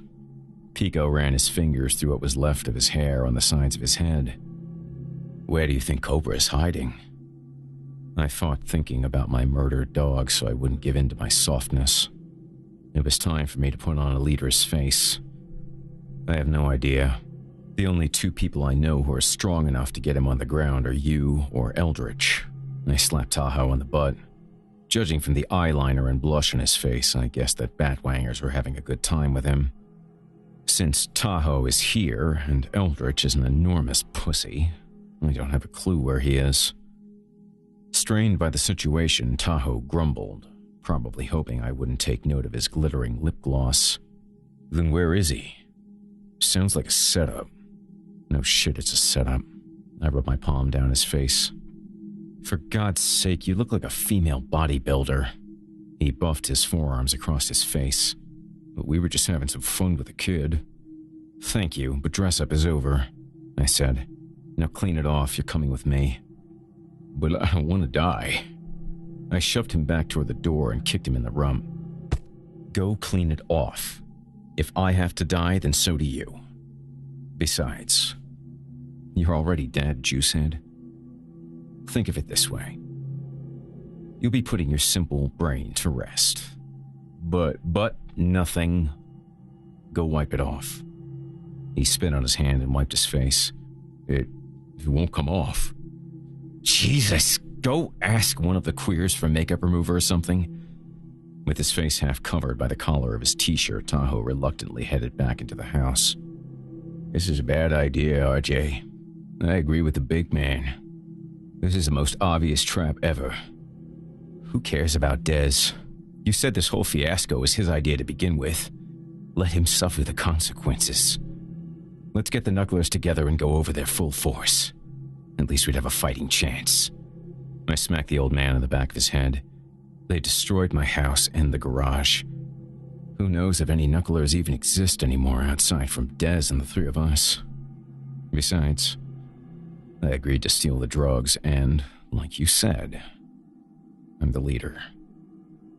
It's just as much my fault. I want to kill Dez myself. Forget all this brother bullshit. They killed my dogs, Pico. He raped a little girl. This kid has become more than a thorn in my side. I want him dead. And leaving him to the snakes is not my idea of justice. You're not gonna make it out. Maybe. I give them this. I shook the bag on my back that had the last pound of stolen heroin in it. I tell them that I'll get the money. Do me a huge favor, try and get a hold of Eldritch and tell him to drop all the money. Should I tell him the situation? Pico asked. Don't tell him anything. Just tell him to drop the money. His involvement in this is nothing beyond helping me out. He knew this was a horrible idea to begin with. Relatively passive about the situation, he asked, "What if you don't come back?" I am coming back, but thanks for the concern. Do you really think I'm going to leave your pedophile ass with a 13-year-old girl? Oh, and give bait this. I grabbed the .45 insert necklace out of my pocket and dropped it in his hand. I kept her school ID card. What's this? It's some dumb thing she made. I found it back at what was my house. Well, what should I tell her? You know, if you don't come back. Don't tell her anything. And please, Pico, don't let the Batwangers turn her out or anything. Okay? But why? Just don't. If we don't come back, grab the little shit and get out of here. Go see Eldritch. I don't care. If I get killed and all the rest of us are dead, then Wangers can do whatever they want. Take her and leave. Pico reached in for a hug. I promise. I crossed my arms over my chest, avoiding his attempt to cuddle. Come on, dude, I'm coming back. They want their money more than anything else. Surely they will have no problem handing Dez over to me. They don't care about him. What are you going to tell them about Cobra? Shit. I might as well tell them that I have him in a safe place or something. He massaged the sides of his head. Do you think they'll believe that? Who cares? Besides, the money is the only bargaining chip I really have. I refuse to believe that Copperhead cares if Cobra is missing or not. If Cobra is dead, that makes Copper in charge of Los Angeles. That sneaky little tool probably killed him in his sleep and dumped him in the LA River. Let me just focus on getting Dez back and then give them their money. If they don't kill us right away, we'll have the opportunity to man up and leave town or whatever. He pulled on his hair. Where will we go? There are 49 other states. Each of those states has drugs, streets, and crooks. We'll be fine. Tahoe came out of the whorehouse. His face was rubbed red from trying to strip the makeup off and smeared with a mundrian of colors and sparkles. He rolled his shoulders and ripped the sleeves off his shirt. While discarding the sleeves on the ground, he flexed his biceps. I picked a plastic star off his cheek. That ain't gonna make you look tough, dude.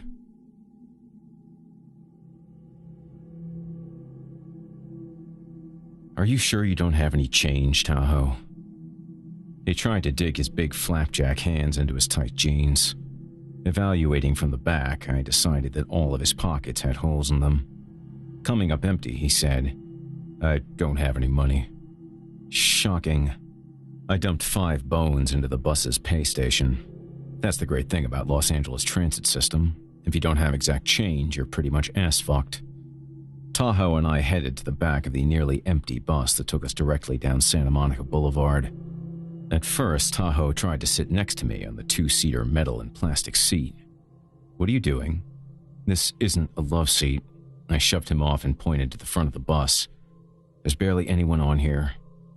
He broke his fall with a handrail, and I figured you wanted to talk. We can talk across the aisle. Are you 5 years old? You're like 300 pounds and you have sexy alien makeup smeared all over your face. We're already drawing way too much attention to ourselves.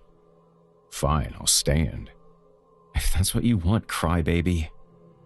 He thumped his left bicep with his index finger and then, in a huff, he chose a seat. Do you have any heroin? I patted the backpack. Yeah, I got a pound still in my bag that we're going to use to trade for Des. I feel really weak. So did I. I needed to get high to replenish my body fluids. We don't have any blood or anything, I pointed out. Tahoe pointed with his head up the entirety of the bus. He grunted. On my side of the bus sat a mid-20s Hispanic chick listening to her iPod and reading a book, and the driver. On Tahoe's side, there was an Orthodox Jewish couple and a vagrant with a handheld pocket radio firmly pressed against his ear. There really isn't anyone to kill on here, I told him. I'm not killing the girl. Looks like she just got off work. I pointed to the apron on her lap. I'm not killing the Jews. They're way too old and dusty. I eyeballed the bum. Him? Maybe. He looks weak, but before I could finish my sentence, he pulled the cord, signifying that he was getting off the bus. If he only knew how lucky he was. Tahoe began standing. Should we get off? I grabbed him by his t-shirt and pulled him back down to his seat. Sit down. We just got on the bus. We have to go downtown. I'm not going to get off and kill this guy, then stand around waiting for another bus. You have gotten soft. I slapped him from his chest up to his chin. Soft how? Soft because I don't want to kill some girl who just worked like 20 hours to support her family, or soft because I don't want to kill some crusty old couple who want to get home after temple? He relaxed in his seat. Just soft. The old RJ would have killed all of them for fun. We'll find some rats or something once we get downtown. He cracked his knuckles. I ain't eating no rats. What choice do we have, asshole? He nodded toward the front of the bus again. I surveyed the vehicle. The driver? Yeah. Justification for killing was always such a curious thing. I always validated killing people to support my habit. My life force, by seeking out the slimiest cocksuckers I could. It was usually an honor bestowed upon thieves, pimps, gangsters, and the like. I didn't regularly just kill anyone unless they wronged me or the rest of the world in some way. Mizuko and Brianna at the gym were a little different. He deserved to die for being an a-hole, and I suppose she was guilty by association. So, I guessed by association, technically, the bus driver was guilty of working with the Mass Transit Authority and dicking me out of $250. After all, he could have at least tried to make change for me when he saw Tahoe and me scrambling through our pockets. Setting some conditions, I told Tahoe, I'm not soft. He's yours. But we have to ride the bus until everyone gets off. If we hit the end of the line and there are people on the bus, we're eating rats. He agreed as he pulled a hand-grip wrist and forearm exerciser out of the front of his pants. I was amazed that he had room for them, considering his jeans appeared to be sprayed on. Astonished, I asked him, they still make those things? He pressed the grip with his right hand and then flipped it over to his left and pressed it again as if he'd been waiting for this moment in front of a mirror his entire life. Yeah, he said casually. What of it? No reason really, I just didn't think they made those cheeseball things anymore. He stopped pumping, swung the circle part of the device around his finger and re-gripped it like he was a gunslinger. Yep, they still make them. Gets me totally psyched. I laughed. All that growth hormone you shoot is really messing up your brain, man. I grabbed the toy out of his hand and squeezed it. These things don't even do anything. He nabbed it back. Gets me pumped. He remained silent as the Jewish couple got off the bus just outside of Hancock Park, followed by the Hispanic girl in K-Town. We waited to see if anyone else got on the bus, and as soon as we started to see the projects on the skirts of downtown, I signaled to Tahoe. He blasted out as he fell over into the center aisle. He grabbed his stomach and belted again. Startled, the bus driver looked into the huge rearview mirror. "What's going on back there?" "This guy's hurt," I shouted back as if I didn't know Tahoe. It should have been pretty obvious to the driver that we did indeed know each other, since we'd been sitting next to each other talking for the better part of a half hour. Stupidly, he pulled the bus to the side of the road between Figueroa and Grant. Unlike most cities, Los Angeles' downtown area was completely vacant on most nights after the sun went down, unless there was a Lakers or Kings game or a big concert at the Staples Center. We were lucky. It wasn't one of those nights. "Help, mister!" Tahoe cried out as he started to crawl to the front of the bus. I had to give him credit. His acting performance was pretty convincing. Must have been all the prep work he did with his masturbation machine thing. Without bothering to call dispatch, the driver rushed back to Tahoe. As he bent over to see what all the ruckus was about, he was snapped underneath Tahoe like a rat in a trap. The big man put his hand over the driver's mouth as he shoved his index finger up to his own mouth. "Shh," Tahoe whispered. More than overpowered, the scrawny bus driver lay under Tahoe and shivered. Quietly, he said, "We don't carry any money. Please, I have a family." As the one-man wrecking crew turned the driver over so he was face down, he planted his face into the grimy and moldy bus floor. All the driver could do was kiss a day's worth of shoe sludge. I cooked up some powder on my spoon as quickly as possible and threw in a cotton ball to soak up the sugar.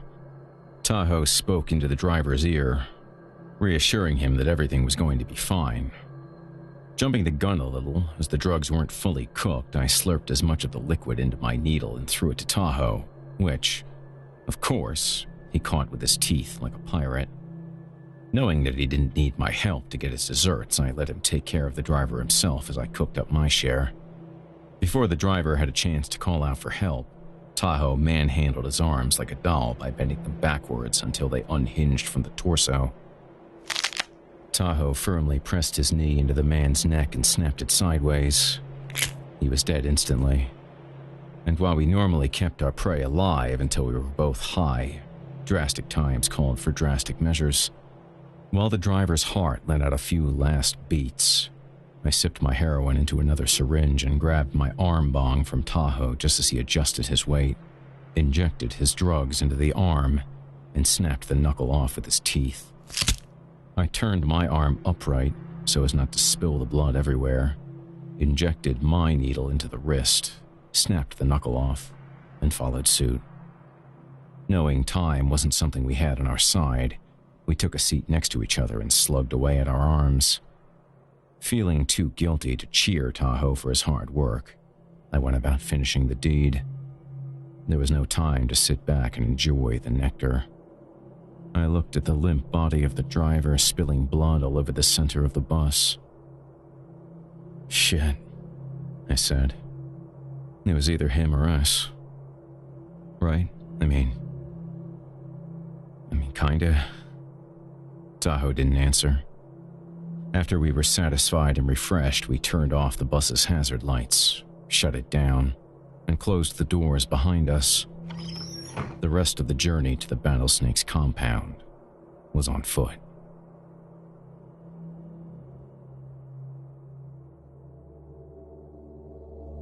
Chapter 16. Ghosts. Tahoe looked around the grounds of the Battlesnake's compound from a perch on top of the brick fortress wall. "This is weird." I reached the top of the barricade and looked around as well. There wasn't one guard or a King Cobra bootlicker in sight. Gives you kind of a bad feeling, doesn't it? Usually the place was crawling outside with the biggest and baddest snakes in the gang. If it weren't for the presence of the always alert guards in front of the compound, the Battlesnakes would have been abolished years ago by some disgruntled gang, tired of the tyranny they posed. "Makes me feel a little oogie," Tahoe said. If I didn't feel a little oogie as well, I would have taken a moment to point out the lameness of Tahoe's choice of words. Investigating the area further, we rounded the wall's perimeter. Tahoe, they know we're not this dumb. What is the point of this? I mean, it's pretty obvious we're walking into a trap. We were, after all, invited to walk into the trap. I ground my teeth a little and stopped to think. Was it sheer obnoxious arrogance of the snakes that led them to believe we'd break into their house to be killed? Anyone would have brought a weapon to their own funeral. Better we be frisked before we're let inside. What else did they say to you? I told you, Copperhead said bring the drugs, the money, and King Cobra. Only it was in that lame Jamaican accent. Oh, I don't like this, bro. We need to go now. I grabbed Tahoe by what was remaining of his recently shredded sleeve top. As far as we know, the Knucklers are all dead. There's just me, you, Pico, and Dez is somewhere inside that building. If they want their money, their drugs, and their leader, I find it hard to believe a scavenger hunt is what they have in mind. You think it's a surprise party? I released my grip from the frayed shirt and tapped Tahoe on his bulky arm. Yeah, buddy, it's a surprise party. I felt bad for the guy, but sometimes the absolute ignorance in his questions made me wonder if he was even conscious. Get down there. I shoved him over the barbed wire into the cement parking lot below us. He looked around nervously and then looked back at me, only answering questions by shrugging his shoulders. For some reason, the motion-sensitive floodlights that blazed from every corner of the building reminded me that he still had that ridiculous Ziggy Stardust makeup smeared all over his face. Not in any mood to laugh at the poor steer or knee him in the nuts for his clowndom, I opted to jump down and take his side. As I landed, a few more lights shot on. It was then that I expected an entire platoon of battlesnakes to pop out of the ground, covered in camo and leaves, to go commando on us. The question at that point wasn't so much, why didn't something that theatrical happen? It was, where the hell were they at all? I pointed to the eerie, uninviting front door of the compound. I suppose we should... Are you sure, RJ? This isn't good. There's always an army of folks out here. What choice do we have, Tahoe? Besides getting Dez out of here, we need to stop all the butchering that's been going on. We're going to have to face the music at some point, and better it be on our terms than them hunting us down and killing us. I grabbed him. You didn't see what they did to Leroy and Skillet. If that is any measure of what they have planned for us, then they will find us and destroy us. This is much more to them than us kidnapping Cobra, stealing their drugs, and cheating them out of money. Also, having these fools simply kill Dez is much too gentle for him. Even though I didn't have any idea what my punishment was going to be when I had that little shit in my hands, my loyalty to him as a friend and a brother remained for some reason. Conflicted, I knew that I was beyond the point of a tongue lashing, but I also knew that it was going to be difficult for me to kill him. I'm going to teach that little prick a lesson, I said. I coerced Tahoe to the door. Ignoring the huge gold snake that covered it from top to bottom, I knocked. There was no response on the other end. Only the faintest sound of reggae rhythms could be heard. I knocked a little louder with both my fists. Still getting no response. I rattled the door latch of the first Battlesnake security measure, the thick, steel front door. As I predicted, it was locked. Tahoe, I said, resorting to his steroid strength. Ram it. At that point, the thought of breaking into our own cemetery and not even making out like poor-ass grave robbers seemed secondary to the mystery of the meeting. Reluctant, Tahoe stepped in front of me and braced himself sideways.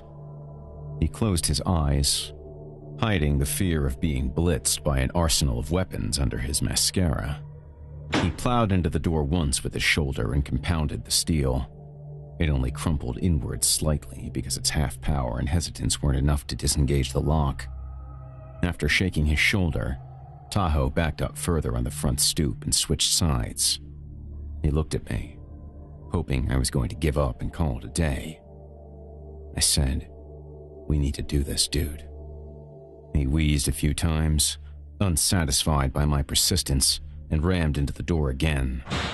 This time, the door latch fell off and I heard a distinct click that signified that it was unlocked.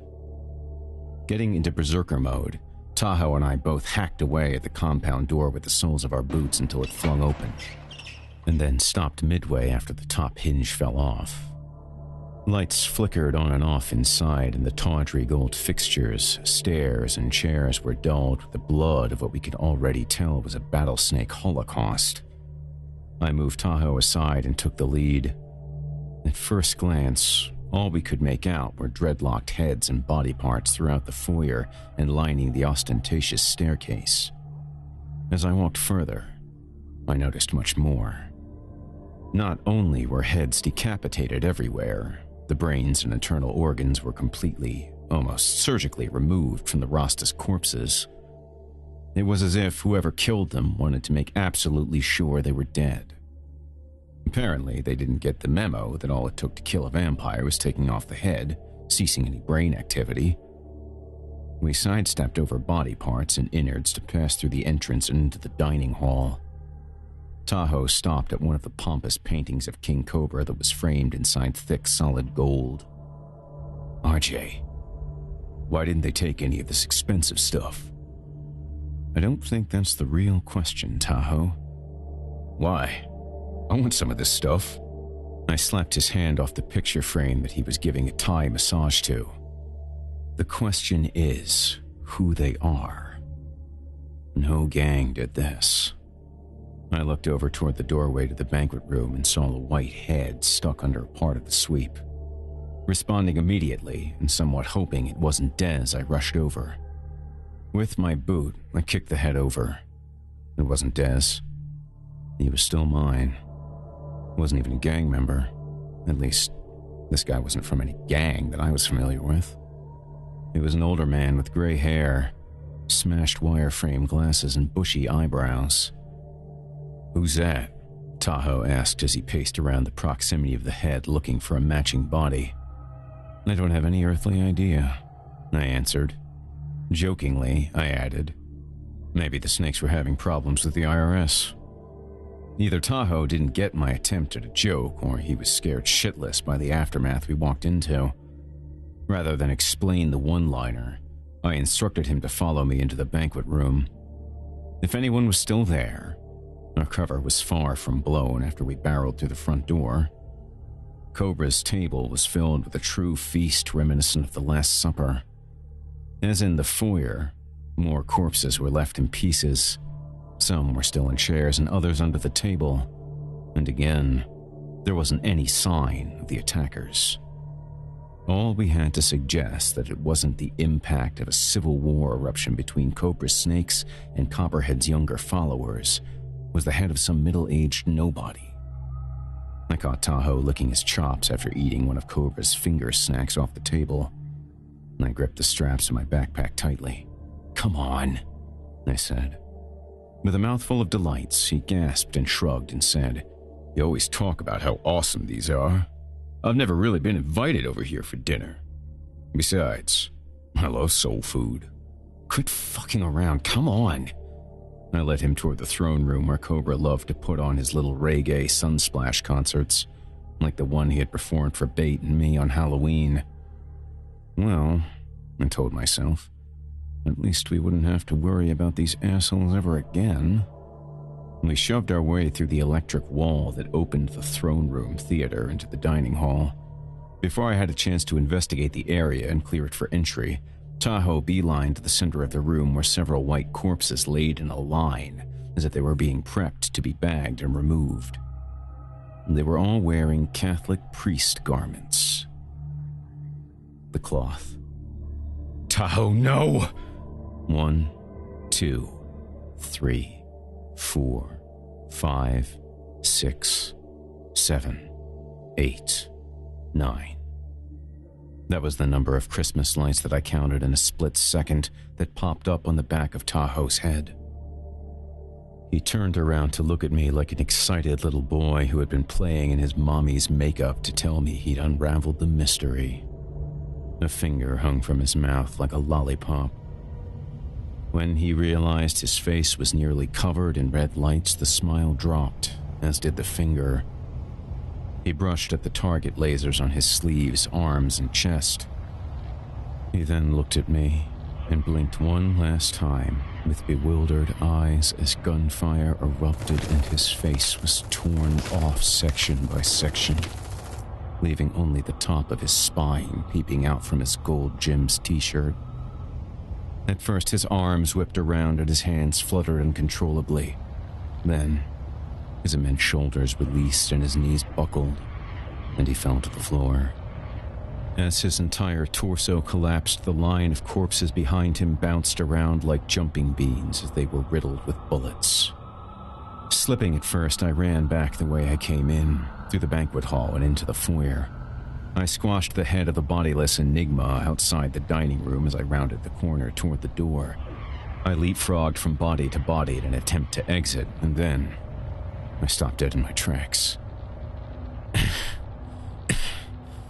"Hey, RJ," she said, coughing into her hand and using the broken door for support. She lifted a double-barrel shotgun in my face. It wasn't so much that I was confused, in shock, or in denial as it was the overall feeling of defeat. It took that fucking junkie whore bitch a couple of years, but she got the last laugh in her personal vendetta with the battle snakes. As I started getting pistol whipped and stock-socked in the back of the head, I fell to my knees only to be rained on by a dozen or so cattle prods. "Fat Mac wants him. Don't kill him," she said. Then, one of the prods hammered me across the eyes, and my world went black. Chapter 17. Adversaries. "Reynolds, wake up!" My head seemed to be ballooning in and out, and my body ached like I smoked a bunch of rocket fuel and launched myself headfirst into a telephone pole. Rusted springs from a cheap cot prickled into my back. "Reynolds, get up, you dumb white bitch." The memory of being beaten down propelled me up on the bed. The rocket fuel dropped into my lower bowels. Sickened, I laid back down. I struggled to open my eyes only to realize they were covered in bandages. I felt the sides of my head. I hacked only to have phlegm rejected halfway up my esophagus and sent back down to my lungs to fester. Sliding my fingers down past my ears, I stopped at a metal collar bolted around my neck. I didn't bother trying to rip it off. The tight noose was there to stay. My nose picked up the smell of rat droppings, Ajax, and pig blood. My ears picked up the sound of a distant choir. "Damn, Reynolds, they messed you up, fool." Carefully, I unwrapped the dressing that covered my eyes to reveal the vagueness of a dank room lit by a single bulb. I didn't do it to see who was yapping at me. I already knew. "What's up, Cobra? I thought you were dead or kidnapped or something." My eyes started adjusting to the dark room, painfully unblurring my environment. Oh, shit. We were both in cells right next to each other. He was facing me, bound on his stomach to the plexiglass slab that was pressed up against the jail bars. He was practically crucified. One of his eyes dangled down, bringing attention to his smashed-out gold teeth. His dreads in the top of his head were cleanly chopped off.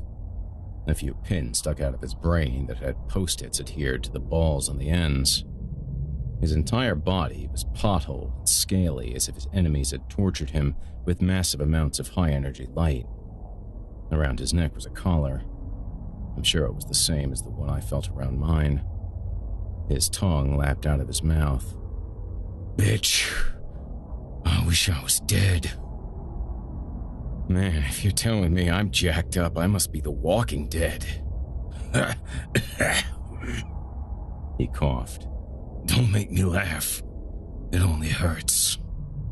In all my years of fighting with Cobra, and as many times as I dreamed about seeing him dead, I never expected to see the 7-foot monster so banged up.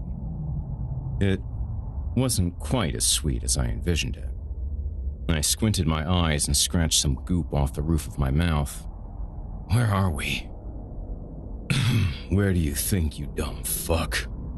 The cloth is real, and your pyro ex-girlfriend is working for them. Did you ever stop to think for a second that I ran things the way I did for a reason? Shit, Reynolds. Even your stupid albino ass should have seen this coming. What happened? The last thing I remember was Tahoe and your muscle's dead. I heard some of the guards giving props to each other for shooting his head off. Oh. How were you caught? Are you dense? We were fed to these bastards by Dez and Copperhead. The snakes are gone. I saw. The knucklers are gone too. We were popped by those bitches. My eyesight started to reach full clarity. Cobra was not a sight for sore-ass eyes. Cuts and slices covered his body, and they were infected. For some reason, they weren't healing properly. By the time it took for the wounds to get infected, even his skull should have healed. As far as the power of healing went, Cobra usually regenerated at an alarming rate compared to the rest of us, as if his antibodies were in a constant spiral. His internal strength was directly related to his street strength. There were no others like him. Looking around our cells more closely, I saw each had a toilet, a sink, and a locker. Next to the plastic-covered pillows on each side was a Bible. There were no sheets on the rotten, molding mattresses that were secured into the corroded cots, which were bolted to the concrete floor. Next to my cot, like a bedpan, was a bucket full of blood and chum. The smell was swine. I grunted and edged my way off the bed, barely able to stand from the severe drubbing I took at the Battlesnake's compound. Cobra sneezed. Fuck, he said, pressing his nose into the glass, trying to wipe. Essentially a quadriplegic, he reluctantly smeared snot all over his face. Need a tissue? I joked. You little bitch. A tooth fell out of his mouth and stuck to his lip. If I were over there, you'd already be dead. I guess it's convenient for me then, huh? I surveyed the cells further. The fronts were composed of metal bars. The back and sides opposite each were brick walls with metal bars between us. The bars themselves were spaced out about 6 inches apart. I could tell that there wasn't a whole lot of give, but it wasn't going to be impossible to escape from. Shit, Cobra. I'll be over there to unstrap you in a second. How you haven't gotten out of here yet is beyond me. What are you doing, Reynolds? Cobra wiggled his head around, further drenching his face with sneeze. Dude, do they really think they can keep us in here with steel bars? These assholes need to do their homework on super strength and vampires. No, Reynolds, he said. Don't do it! I dropped my fingers between 2 of the bars. This is nothing. I can feel the give, Cobra. Reynolds, no! He coughed. Just as soon as I began to feel the bars bending, 2 giant infrared lamps slipped on directly outside the front of the room and lit up Cobras in my cell. The intensity sent me rushing backward against the far end of the cell. I landed back on my bed. Frantically, I searched for a blanket, sheet, or any kind of shield. Coming up empty, I sank my face into the synthetic pillow and tried to bury the rest of my exposed skin into the mattress. I felt smoke rising from my shoulders. The smell of burnt flesh engulfed the room. This was much more powerful than the effects of regular sunlight on our skin. It was as if the sun were a mere mile from the earth. Trying to drown out the screams of Cobra's pain, I yelled to him over the deadly hum of the lamps. How long does it last? His screaming stopped as he passed out from shock. I crawled and rolled around my mattress like a salamander being chased in an attempt to avoid the light. I peered out from behind my pillow to see Cobra's convulsions shaking the glass plank he was secured to. Liquefied portions of his skin gobbed off the corners of the table. I shared his pain as my veins began boiling like I was being cooked inside out. Even with the pillow bound to my face, I felt my sensitive corneas adhering to my torched eyelids. Finally, the beams powered down. I hugged my pillow as I fell off the bed and rolled around on the floor, attempting to douse any flames on my skin. I grabbed the bucket of pig stuff and I began lathering my body like I was applying aloe to sunburn. My hull began to foam as I rolled around trying to stop the pain. I looked next door to Cobra, whose skin was clumping off his body like he was shedding. I guessed he was falling into cardiac arrest because I made out his booger decoration mixing with the blood he was vomiting. Then, he started beating his head against the table, probably to divert the pain from his back that smoldered and crusted. Breathing heavily, I stopped fidgeting around and reached into the bucket for what was left. I tossed it through the bars onto his back. Enough slop made it through the small bars to absorb and dampen much of the fire. Cobra's erratic breathing mellowed as his spasms slowed. After I was sure the worst was over and the Cobra wasn't dying, I crept under the bed and passed out.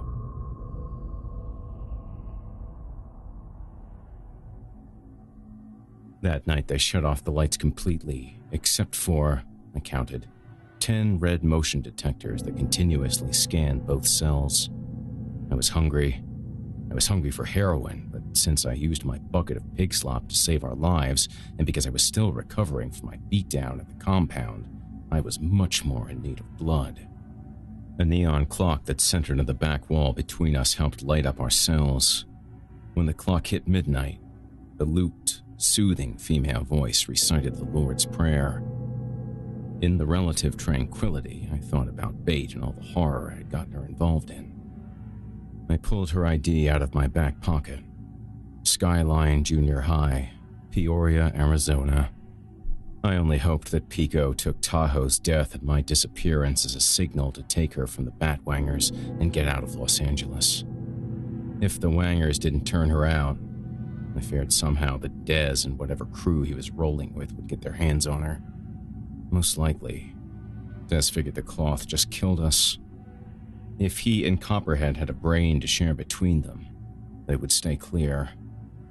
It was pretty lame that the two most protected and revered bangers in Los Angeles ended up where Cobra and I were. I never should have let Dez hang out with Copperhead, and Cobra shouldn't have either. Rather than bringing our two syndicates together, they tore us inside out. We need heroin. I looked through the smoke that projected the red security beams. What did you say? Cobra was almost too faint to hear as he tried to speak. I didn't say shit. I must be hearing things. You should have heard what I told you.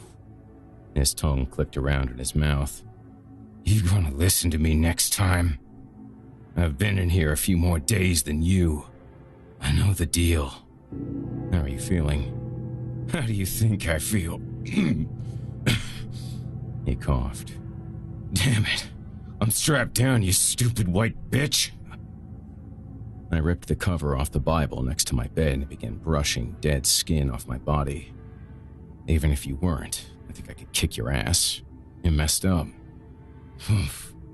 He breathed. How long was I out before you woke me up? I asked, scraping the corners of my bucket for leftover blood. I took the scarce amount and rubbed it into my eyes, trying to get my eyeballs free from my eyelids. I haven't been keeping track. A few days. They kept you sedated with a slow drip of some kind of sedative. Water. Small amount of blood. They also run those high beams over there on low frequency to drain your energy. They never want you strong enough to get out of here. I'm not healing at all because they keep firing me up. A few days without heroin. There it was again. It was no surprise that I was hearing weird things considering my predicament, but this was different. As if my withdrawal was talking to me.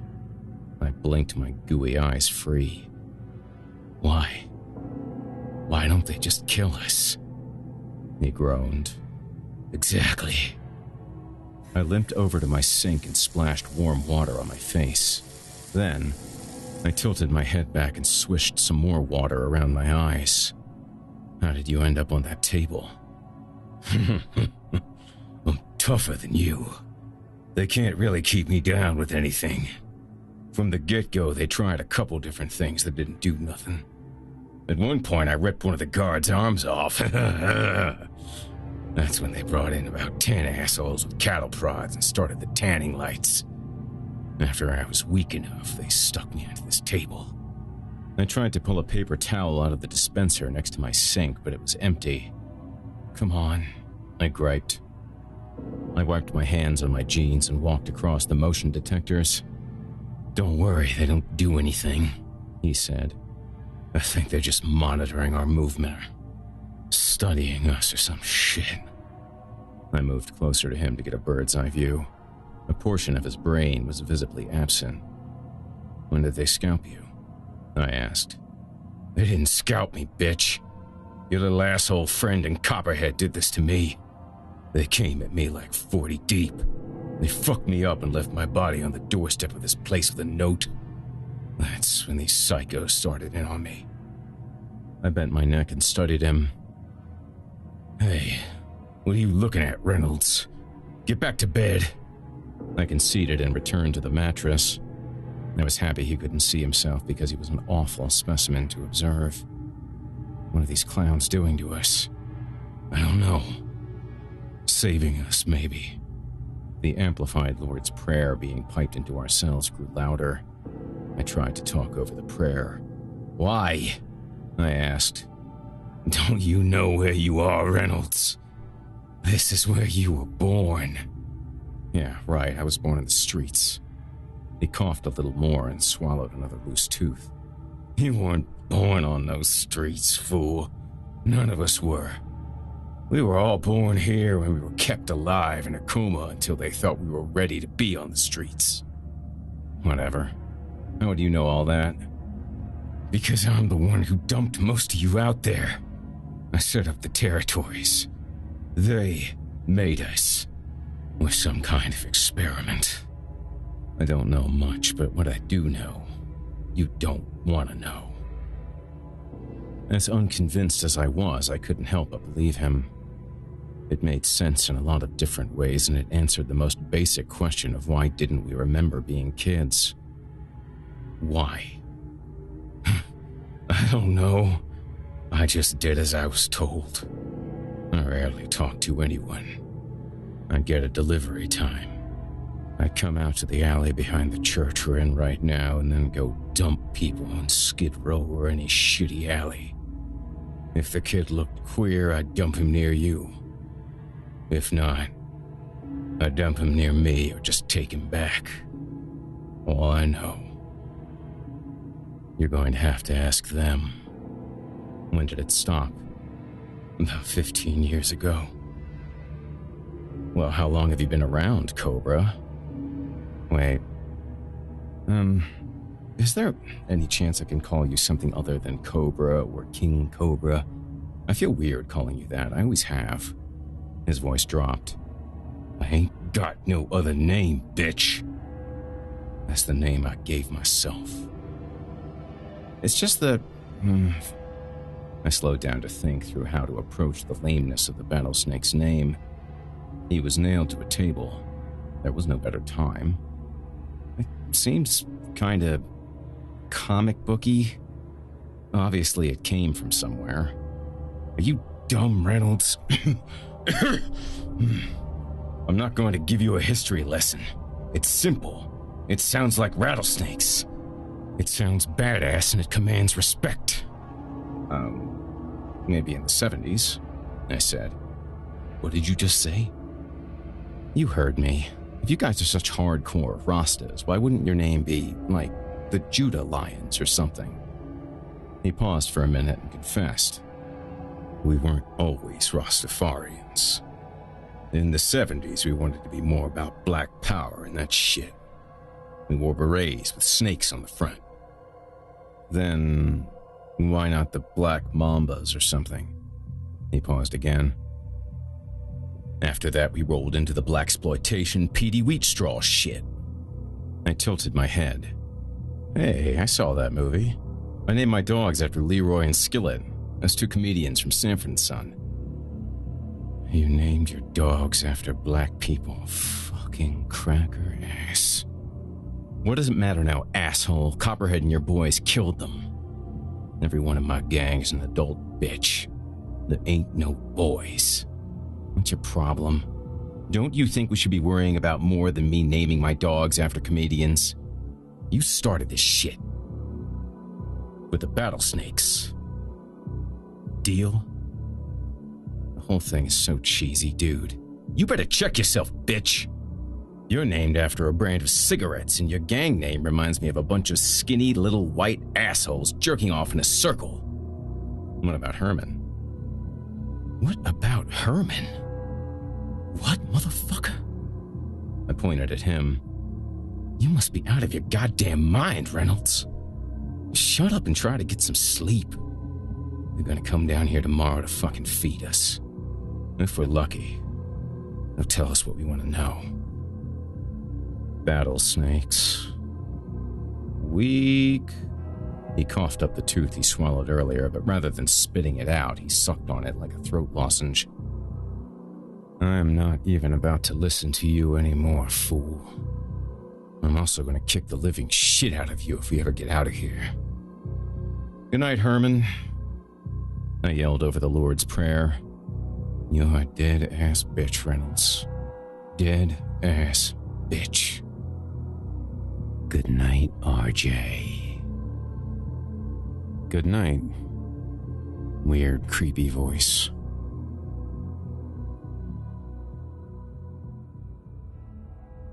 Chapter 18. Clerics. The Lord's Prayer finally concluded its broadcast at 6 a.m. Our alarm clock was a quick flash of the sun lamps. Look out, Reynolds. Damn it! I tried to take cover, but my skin was still attacked by the UV rays. Come on, man!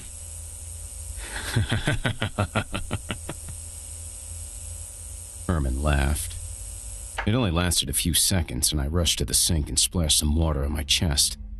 You could have warned me about the wake-up call, dick.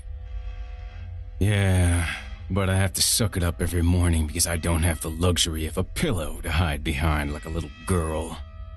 Besides, I'm getting used to it. Damn. You should have seen your face.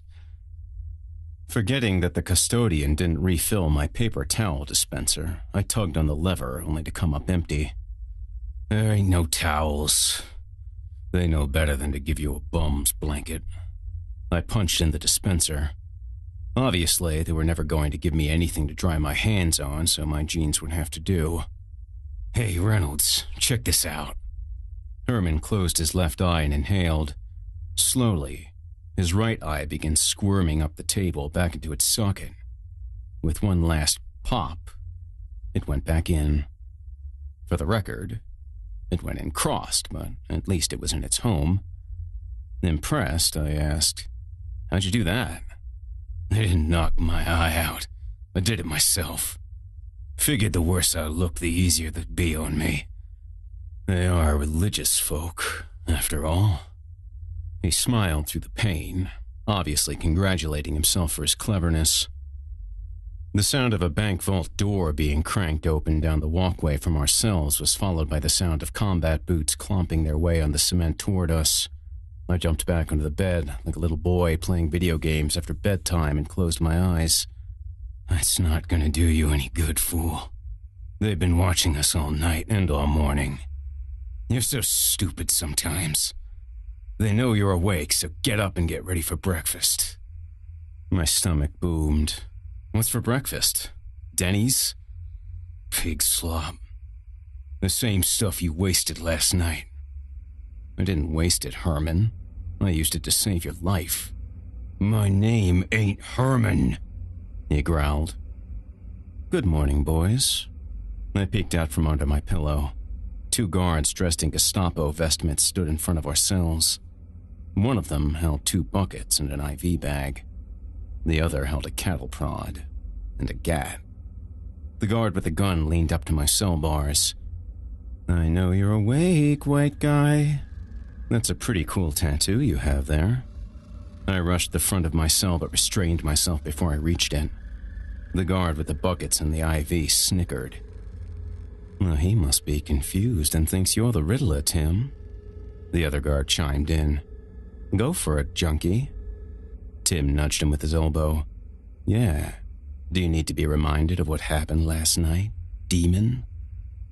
"Just do what they say, Reynolds.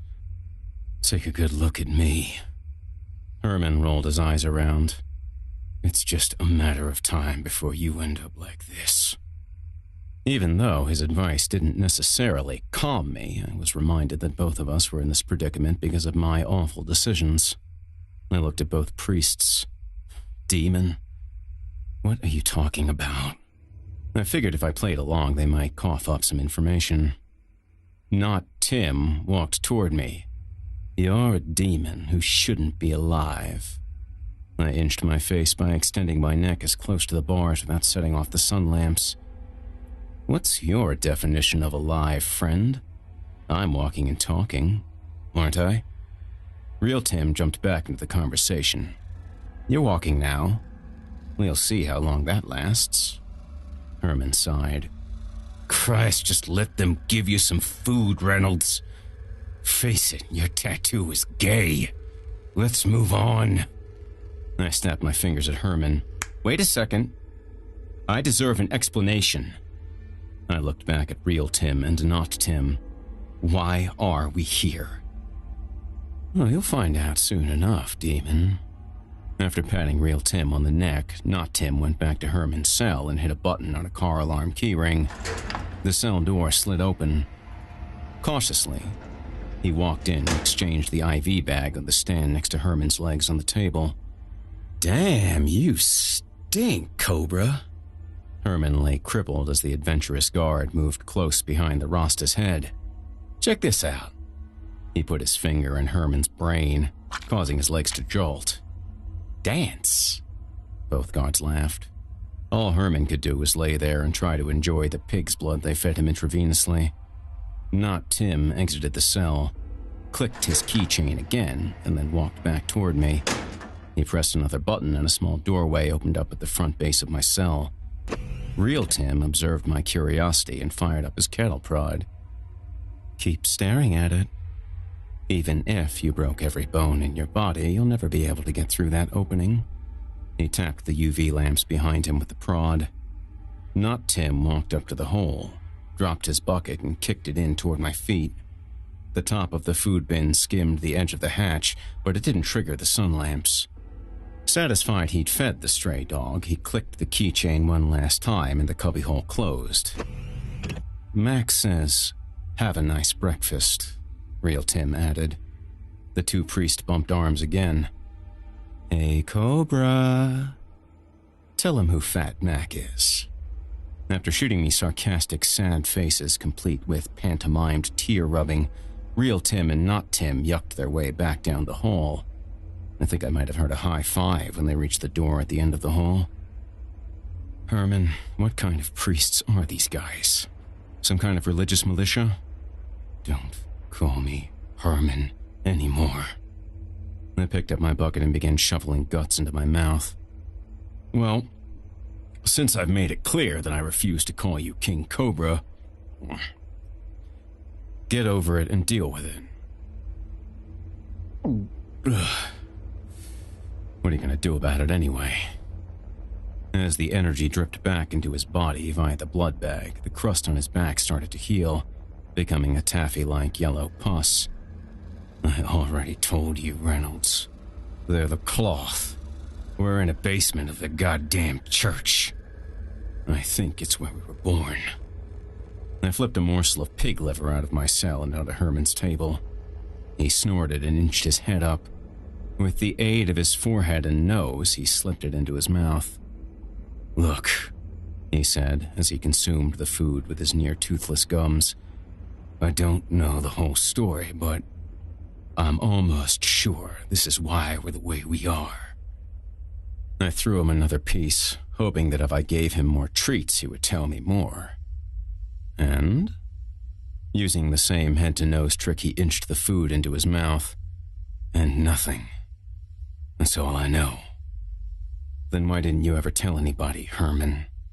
I did. He chomped on the pig, trying to prevent choking on big pieces that he couldn't decompose without teeth. The old man, Pico. He knows just as much as me. He might know other things. More, please. More what? I held a long string of intestine up to his face. Rather than play SeaWorld with me, he just closed his eyes. Feeling bad, I threw it to him. Unfortunately, it landed on his brain. Oh, shit, Herman, I'm sorry. He bent his head sideways and tossed the food like a burger patty from the top of his head onto the table. He extended his tongue, latched onto it, and rolled it up into his mouth. I actually didn't think he knew anything else, so I switched subjects. Do you think that clock is right? Probably not. But who cares? They're giving me some kind of lobotomy over here. I walked over to my toilet and looked for a seat. There wasn't one. I doubt if they knew toilets were one of my favorite weapons, but their ability to vamp-proof my cell was an A-plus effort nonetheless. Yeah, I can see that, Herman. I pulled my pants down and sat on the cold rim. Don't you dare take a shit, Reynolds. What do you want me to do? I haven't gone since I got here. I dropped a big loaf, a clean exit, and shot water back up my sphincter like a trailer park bidet. The splash felt good. Herman closed his eyes. Like I want to see your little white man dick. Sorry, I'm not a 7-foot-tall black dude, asshole. Shit, where's the toilet paper?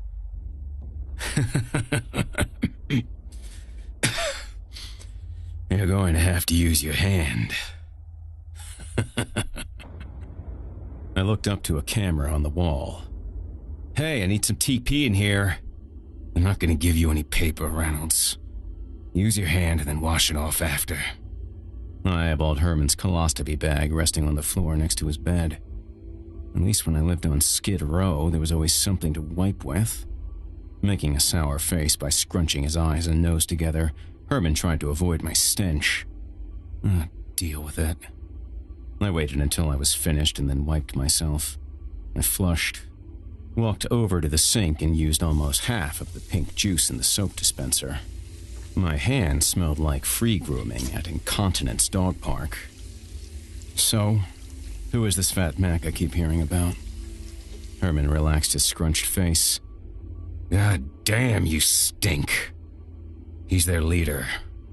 He was the only one I've spoken to before I got caught.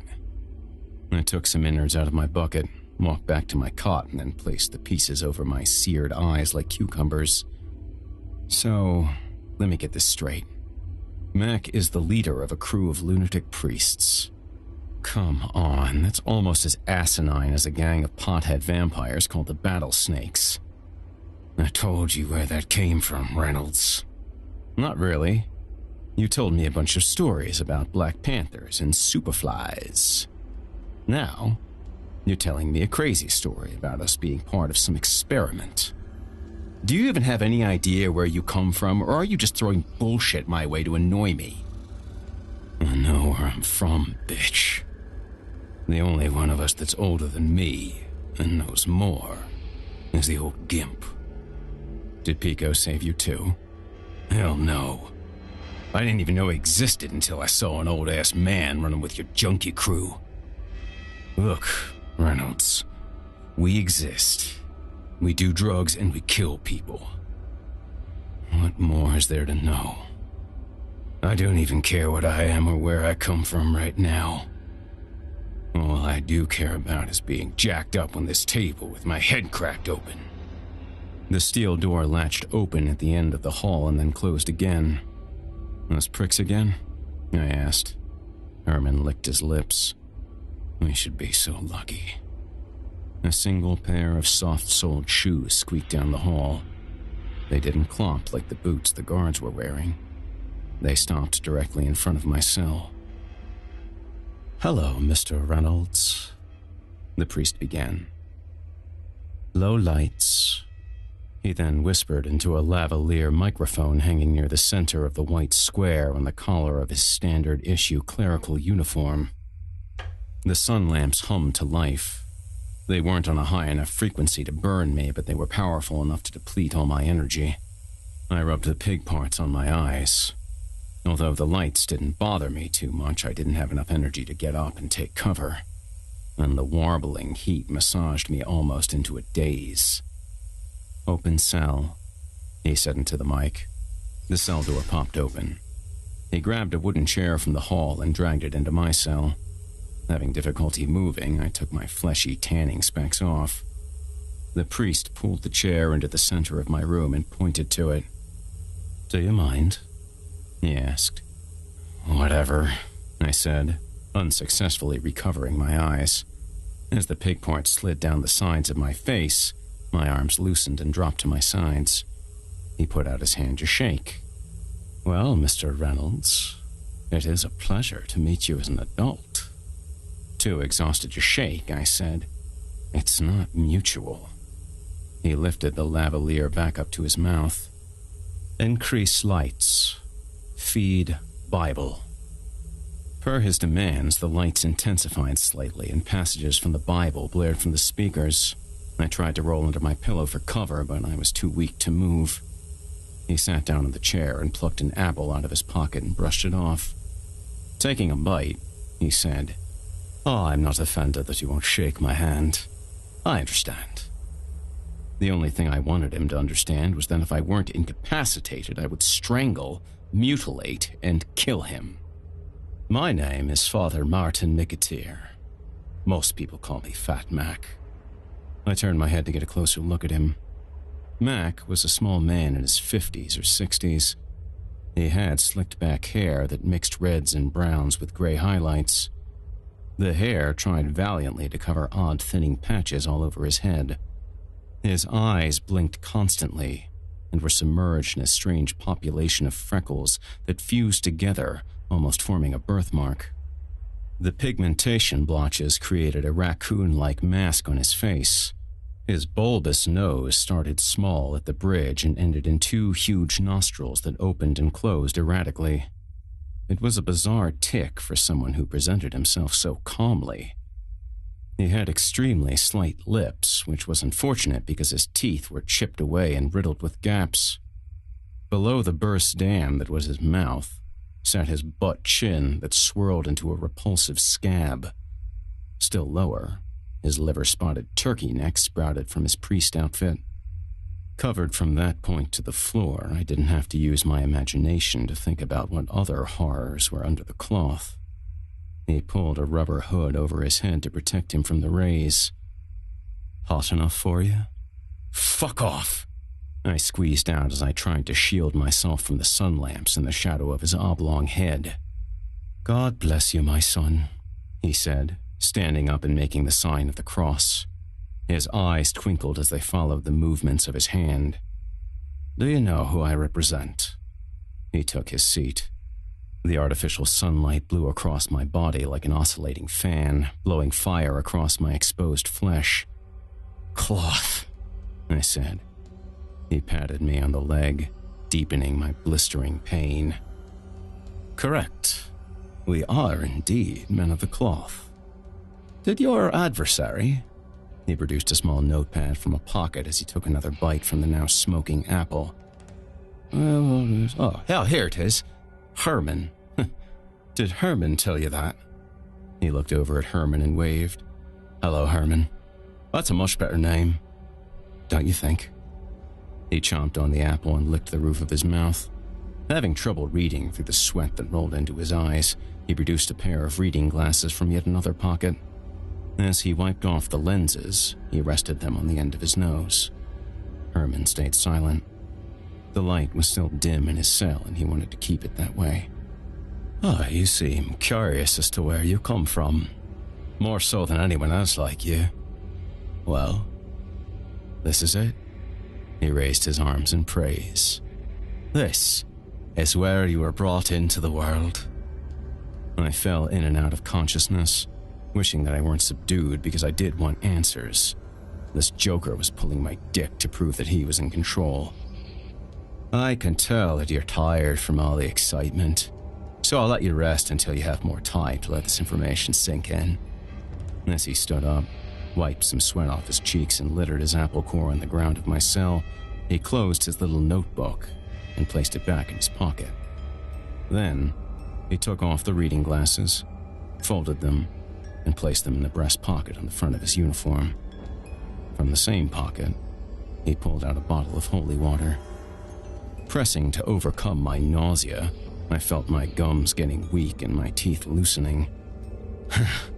Holy water doesn't do shit, old man, I said. He unscrewed the top of the bottle. Oh, I'm afraid this isn't holy water, my son. Excitedly, he accidentally knocked over his chair. It's hydrochloric acid. He began reciting the Lord's Prayer. Our Father who art in heaven, hallowed be thy name. I grabbed the side of the bed, too weak to pull myself out of the way. Thy kingdom come, thy will be done, on earth as it is in heaven. Again he made the sign of the cross. This time, however, he poured the acid, starting at the top of my chest and traveling all the way down to my pelvis. I didn't cry. I didn't move. I was nearly paralyzed. The only movement I made was to close my eyes as he opened me up like a Ziploc bag. Give us this day our daily bread, he continued, and forgive us our trespasses as we forgive those who trespass against us. And lead us not into temptation, but deliver us from evil. As he dug into the last portion of the verse, he switched direction, going now from nipple to nipple. I felt the watered-down acid eating my skin away, like he dropped a nest full of parasites on me and hung a sign under my chin that said, Welcome. For thine is the kingdom, and the power, and the glory, forever and ever. He threw a syringe on the floor next to my cot. I didn't open my eyes, but I faintly heard him sashay his soft shoes out of my cell. I felt the ground rumble as the bars closed behind him. A piercing drone of pain tickled my ears and overloaded my brain. Amen. He concluded the prayer. Lights off, gospel off. Mr. Reynolds, there's blood and methadone in the syringe. Fucking methadone. My animal instincts demanded that I jump off the bed and rip his balls off, but my spent body didn't respond. Instead, I slipped into a comatose state from a combination of the lights and the acid. My mind spoke louder than the fury, too, telling me that if I rolled onto my side or sat up that my guts would splash all over the floor. The lights went off, and the motion sensor zapped on.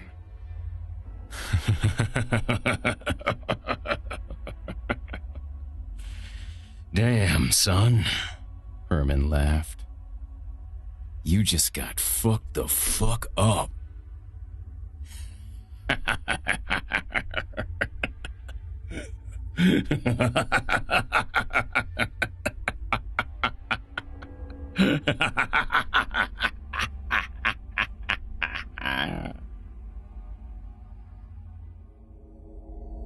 Chapter 19.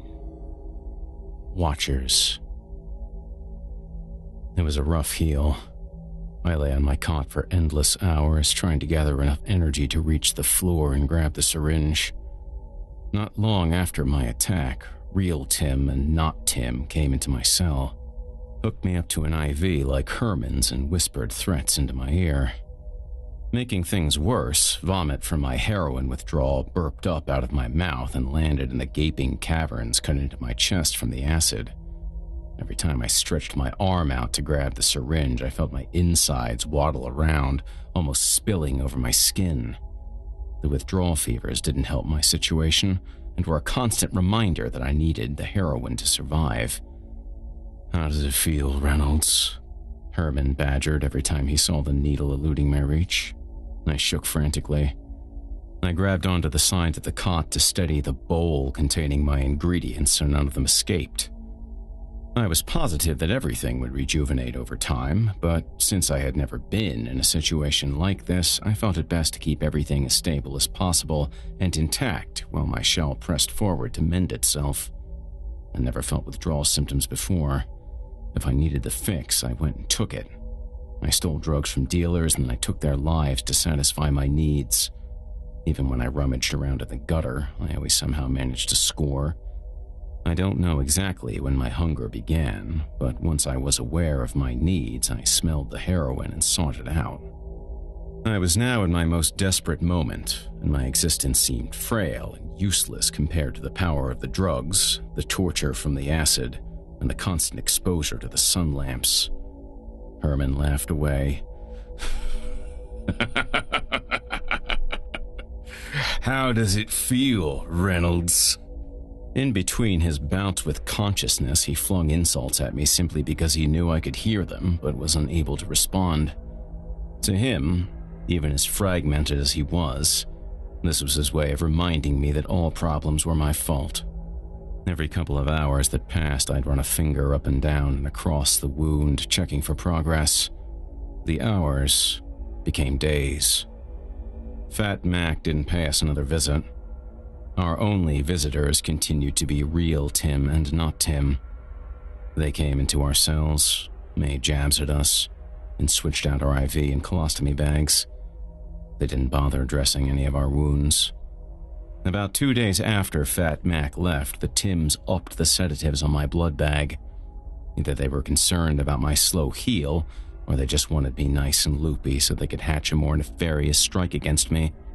The drip from the IV was slow, but it was comforting as it bombed into my bloodstream, only to be instantaneously devoured by the first lucky part of my body that needed it most.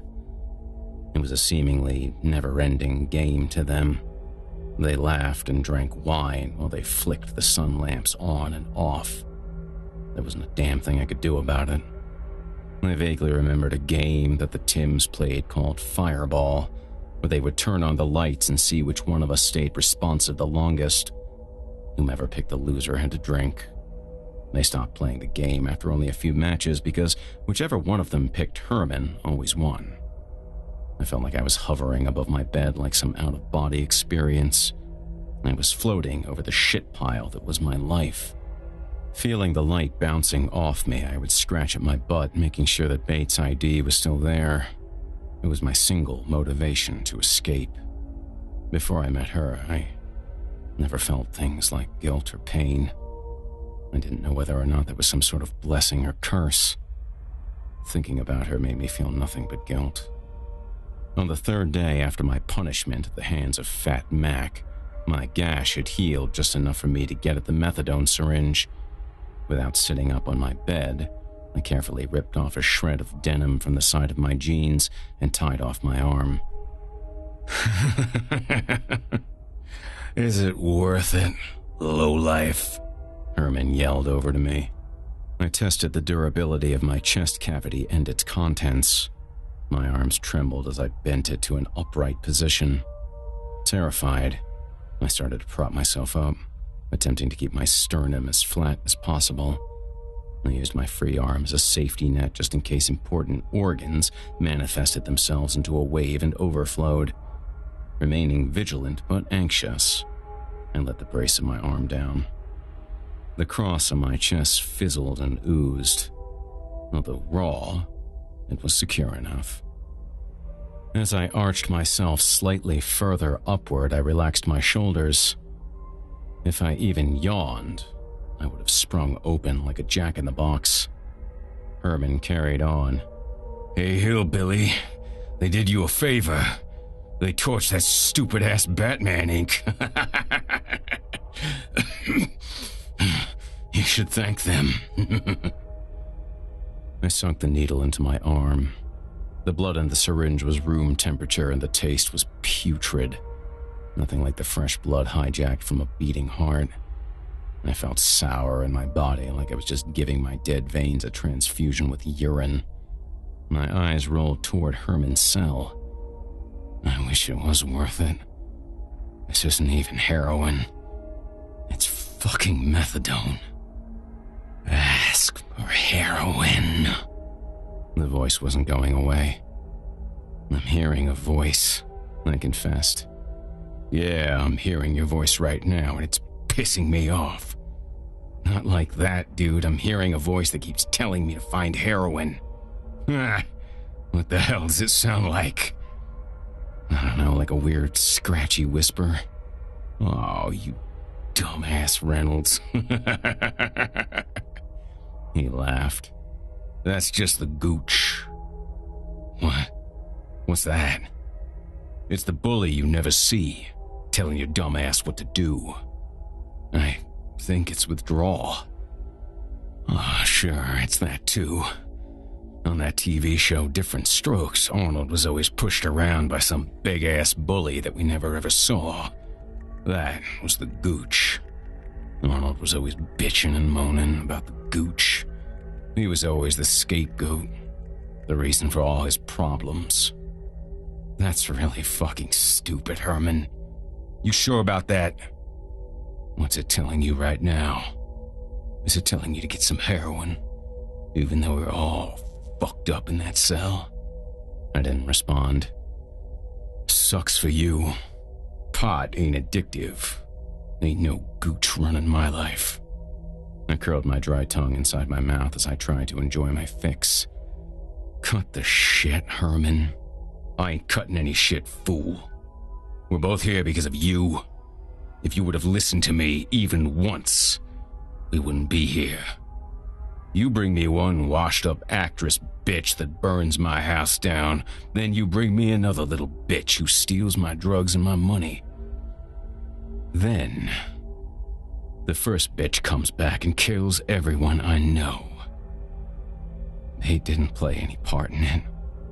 It was just me and Des. Bullshit, Reynolds. We had people following her back and forth from your drop. You think that I'm stupid? I knew she was involved the night you came over and sat there, looking me straight in the face, telling me that the cops didn't have any drugs. I said no coke. Dumbass. We made sure it was heroin because we knew you just couldn't pass up an opportunity to rip me off. Look around you. Can't you see they're beating us down for their enjoyment, fool? This isn't a mystery, Sherlock. We are two in a long-ass line of vampires who go missing every year. From the day we were born. All we've been is a big experiment. Herman raised his head and propped his chin on the table. He spat a loogie into my cell. Fuck you too, Herman. You set us up for what reason? Because you hate us? Why didn't you just kill us? We played right into your test. Are you proud that you proved a junkie would take a duffel bag full of heroin? The list just keeps getting longer every time you call me that name. I've kicked your ass more than once, and when the time comes, I'm going to finish the job. I can't wait. He scratched his chin on the table. Since we're talking about your bitches, that Pyro the Habit, she's the one who dragged your Raggedy Andy ass in here. She also came into my cell and shoved a hunting knife into my armpit. I can't even tell you how much I wish I could go back to that night you brought her over. I would have shoved both of you into my meat grinder, ate you, shit you out, and then fed you to the rest of your wankster-ass friends. I hope she was one awesome lay, Reynolds. You D-list starfucker. I reached sideways and dug into my bucket for a piece of life. I never banged her. Herman's eyes lit up. Oh, well, let me get this straight. You brought some psycho-ass bitch up into my shit, let her burn my house down, and then I end up here with you, and you don't even have a decent anal story for me? You never even dipped it? Stupid Reynolds. You never pay attention to what's going on right under your own nose because all you can think about is drugs. Oh, it's funny, because Copperhead told me that every one of them tapped that ass on that little bait girl. Piss off, Herman. Oh, you're kidding me. This is a comedy club in here. I'm serious, fool. You were the joke of the town. Des came over to our place and showed us videos of him and his partners banging on that little girl in every single position you could imagine. All she did was sit there and frown. She had dead-ass eyes because she was all faded from the junk. Copperhead was in the videos, too. This is priceless. I rubbed the scar tissue on my torso. What do you mean? Des was showing you videos. Oh man, Reynolds, how do you think we were sure you took the drugs from the cops? Damn, that little bitch confessed the day after Halloween. Fuck! I screamed, folding both my arms over my chest to hold myself together. With my foot that was dangling off the bed, I kicked my bucket to the bars at the front of my cell. The lights blazed on. Gun-shy to fully stand up, I tipped onto my cot on my back. Being mindful of my body, I rolled toward the back wall. Using my ass, my thighs, and what power I had in my arms, I propped myself up the mattress. "Enjoy the sun, asshole!" I screamed as the light singed the tip of my tongue. "There's nothing you can do now, King fucking Cobra." He didn't scream like before, meaning either he was developing a tolerance to the sun lamp or he didn't want me to hear how weak he'd become. After a while, the lamps powered down and a smoky mess from Herman's cell wafted toward me. "Remember, Reynolds," he snorted. "I'm keeping a list over here. I'm just the messenger. You and I both know they ain't gonna let either of us die in here.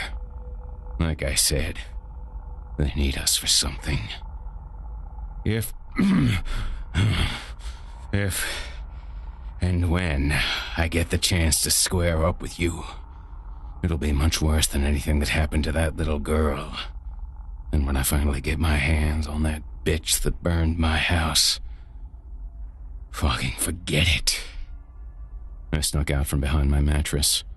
His seriousness made me realize that our survival was going to be decided not by us or our willingness to work together or apart. Our fate was in the hands of the cloth. The neckband tugged at my skin as it caught one of the exposed springs from the bed. After the smoke cleared, I looked into Herman's cell. He winked. It only made sense.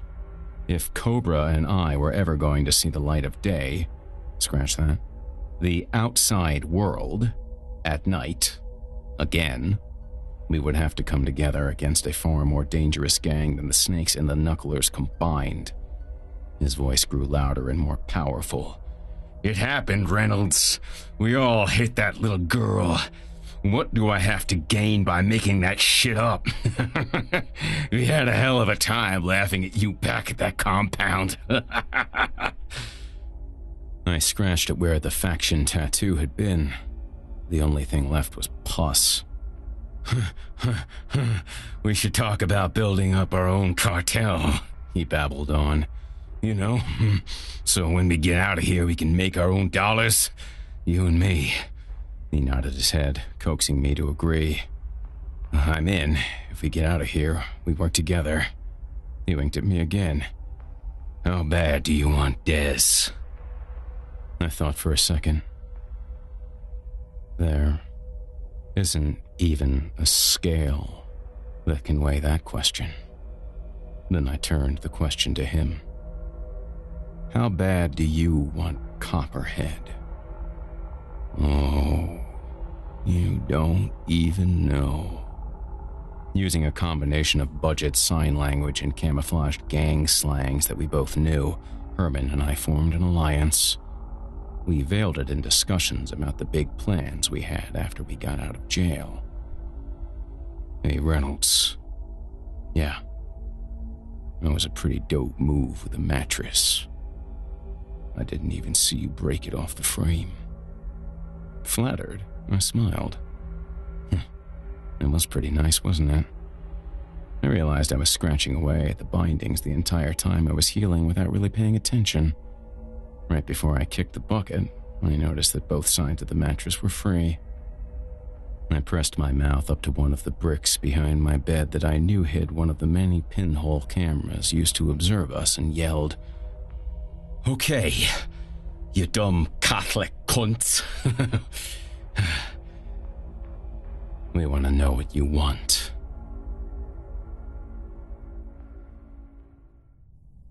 Chapter 20. Jezebels. As the hell's bells of the Lord's Prayer invaded our dreams, I heard the door at the end of the hall disengage and open. Herman slept, and even if his hearing was fully intact, I doubted that he was interested in any late-night booty calls. The usual sound of combat boots and soft shoes coming down the hall was replaced by the heel-to-toe tap dance of stilettos. Halfway to our cells, the clicking was interrupted by the sound of a tumble. "Shit!" a female voice whispered. She then broke into laughing hysteria. I heard her get up, brush herself off, and stabilize against the brick wall.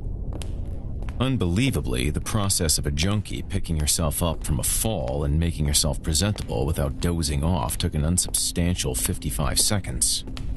Somewhat shuffling, probably because of a skinned knee, she made her way to the front of my cell. "Hey, RJ," she spat with her perpetually laryngitic voice. The habit stood around 5'8" in her spiked heels. For some dumb reason, she was wearing a nun's habit. Her blonde hair was stringy and pushed behind her ears, revealing very little inside the emptiness of her pale blue eyes.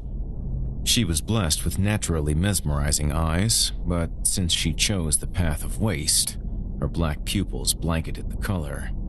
Whenever I saw her, I expected her to say, "I'm ready for my close-up, Mr. DeMille." When she scratched at the track marks under her robe, her shoulders compressed, causing her spine to bend. I don't know if she had scoliosis or if the constant cold spins from the drugs made her bend around like a hunchback. Her makeup was so poorly applied it looked like someone literally took a clown, grabbed it by the hair, and pounded its made-up face onto hers. She looked thinner than I remembered. The only part of her appearance that seemed to be applied with any TLC was her lipstick. But since it was clumped on to conceal an outbreak of herpes in the corners, her lips could never be described as kissable. Punchable? Yes, but only if the fist was thoroughly disinfected and sanitized before and after contact was made. She grabbed her outfit at her thighs, pulled it out at the sides, and curtsied. Sadly, her attempt to look like a lady appeared more like two anorexic weasels chasing each other around a scratching post. "Do you like my outfit?" I didn't get off my cot. I lay there, shooting knives at her busted-up face with my eyes. "You get it, RJ? It's a habit. A nun's habit." She fell against the bars to steady herself and exhaled like she just competed in a caber-tossing tournament. I would storm the bars and slurp her into my cell piece by piece if I didn't know that the UV lamps would flip on and give Herman a fireman's wake-up call. However, I had no interest in touching that pile of contagion. I yawned. What do you want, habit?" "Come on, RJ," she giggled. "Is that any way to greet your long-lost girlfriend? Don't you want my autograph?" Her tone stung my ears and heart. It reminded me that not only did I never bed her, but that she used me solely for drugs. Her time on this planet was limited to being a price-slash knockoff of Nancy Spungen. I should have killed her when I lived at her house with her, long before she burned down the original Battlesnakes compound. If I ever had anything written about me on a gravestone, it would have to say something about my inability to read females. First it was the habit, and then it was bait. It seemed unfair that the bitch was standing in front of me, alive, while somewhere bait was enduring some type of torture. All I could hope for was that Pico was doing right in getting her away from Nomi and the Wangers, who wouldn't think twice about handing her over to Des. I got out of bed. I made my way toward the front of the cell, wary of the threshold that triggered the lights. She backed away from me. "Get her, Reynolds," Herman said. "I can suffer through the lights. Kill that little washed-up bitch." I didn't. I rubbed my eyes. "I burned down your fucking house," I confessed to her. She thought for a minute. As I figured, she forgot that I lived in her secret heroin den. Then her eyes lit up. "Good. I'm not getting residuals like I used to.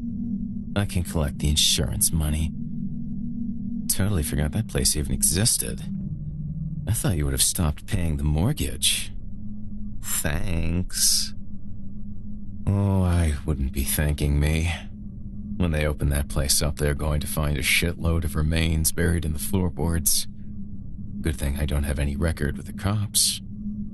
Even better, everyone knows who you are. Whatever. She fell quiet for a minute. No one knows who I am anymore. "What do you want?" I asked her. She smirked and scratched her arms more fiercely under the robe.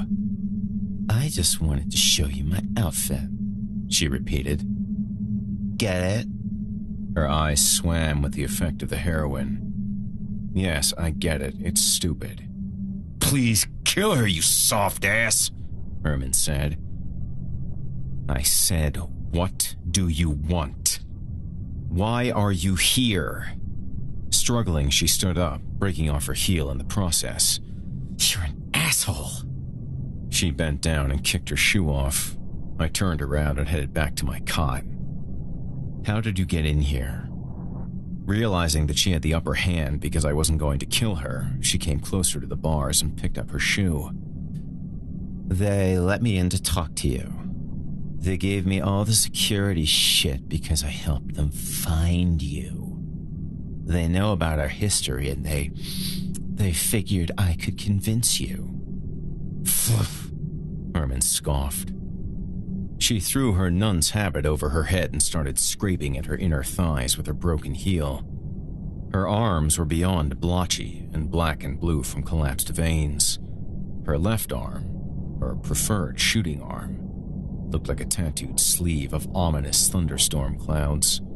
I came to the conclusion that she was less of an asset to the cloth at that point than she was a roadblock in their effort to get us to do their bidding. I felt kind of bad for her. Sure, she led them to us. But what was next for her? I wiped my nose on the synthetic pillow. Why would you lead them to us?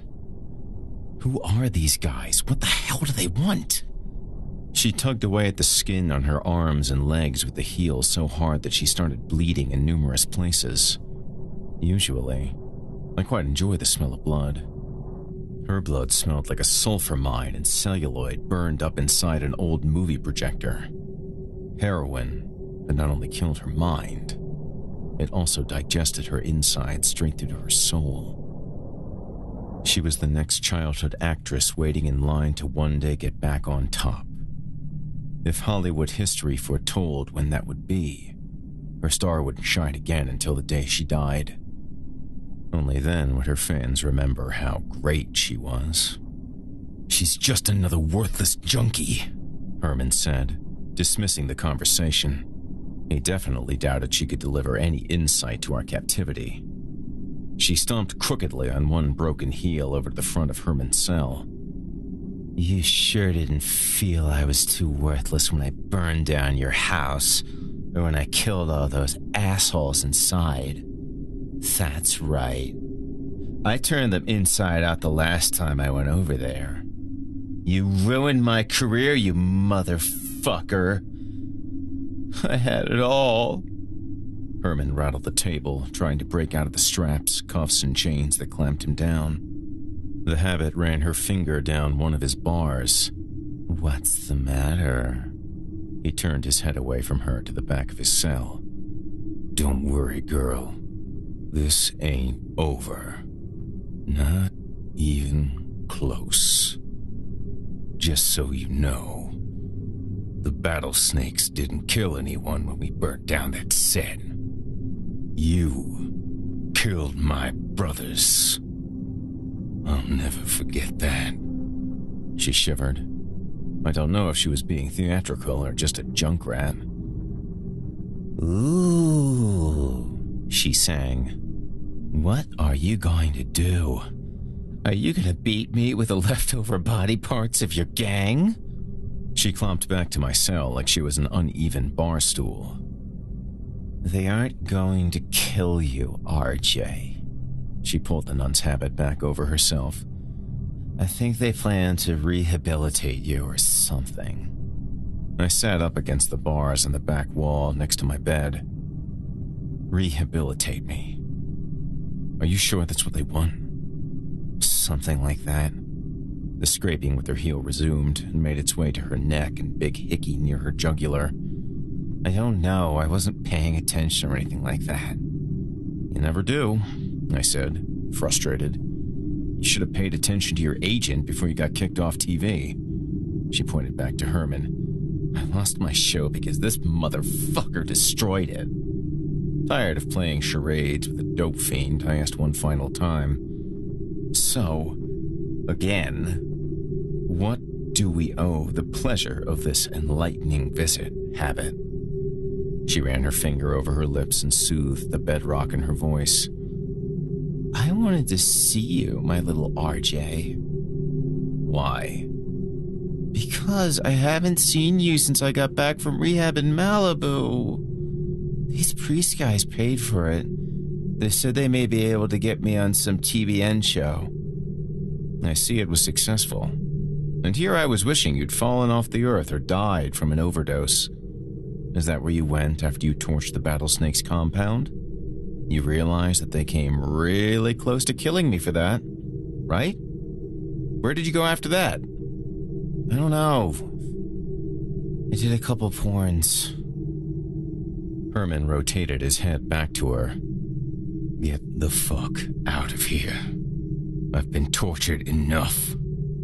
She picked a piece of crust out of the top of her nostril and flung it in Herman's direction. I stood back up and paced my cell with my head down, evaluating her claims. Wait. So, you really did all this? Orchestrated this elaborate revenge? Because you aren't a star anymore. I pointed to Herman. Blood vessels popped in his eyes, creating clotted tears.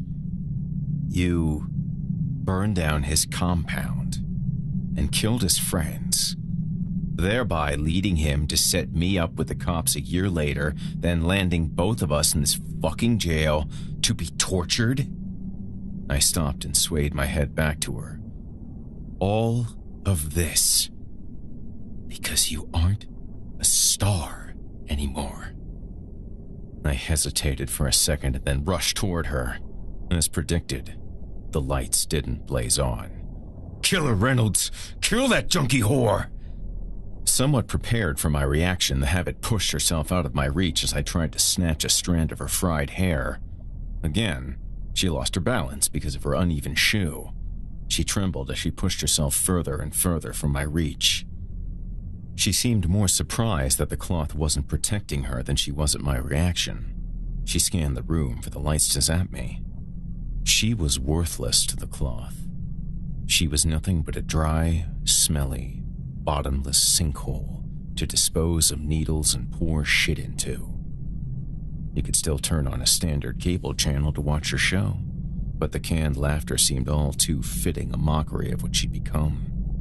Another Hollywood nobody. She thumped on the wall at her back, not taking her eyes off me. Knowing her depth perception was beveled and warped, she feared the dangers of stumbling an inch or two out of her safe zone. As she scooted her can up the wall, she continued to knock. "I want to leave now," she cried. She looked toward the speakers or cameras in the sky, trying to get the attention of her comrades. Still unsure of her location as to how it pertained to my reach, she glued herself to the wall as she sidestepped away. As soon as she reached the end of my cell, she dashed to the exit, sounding like a peg leg fast breaking on a basketball court. As she reached the door and clutched the handle, she hollered back, "You're an abortion, RJ. A goddamn abortion."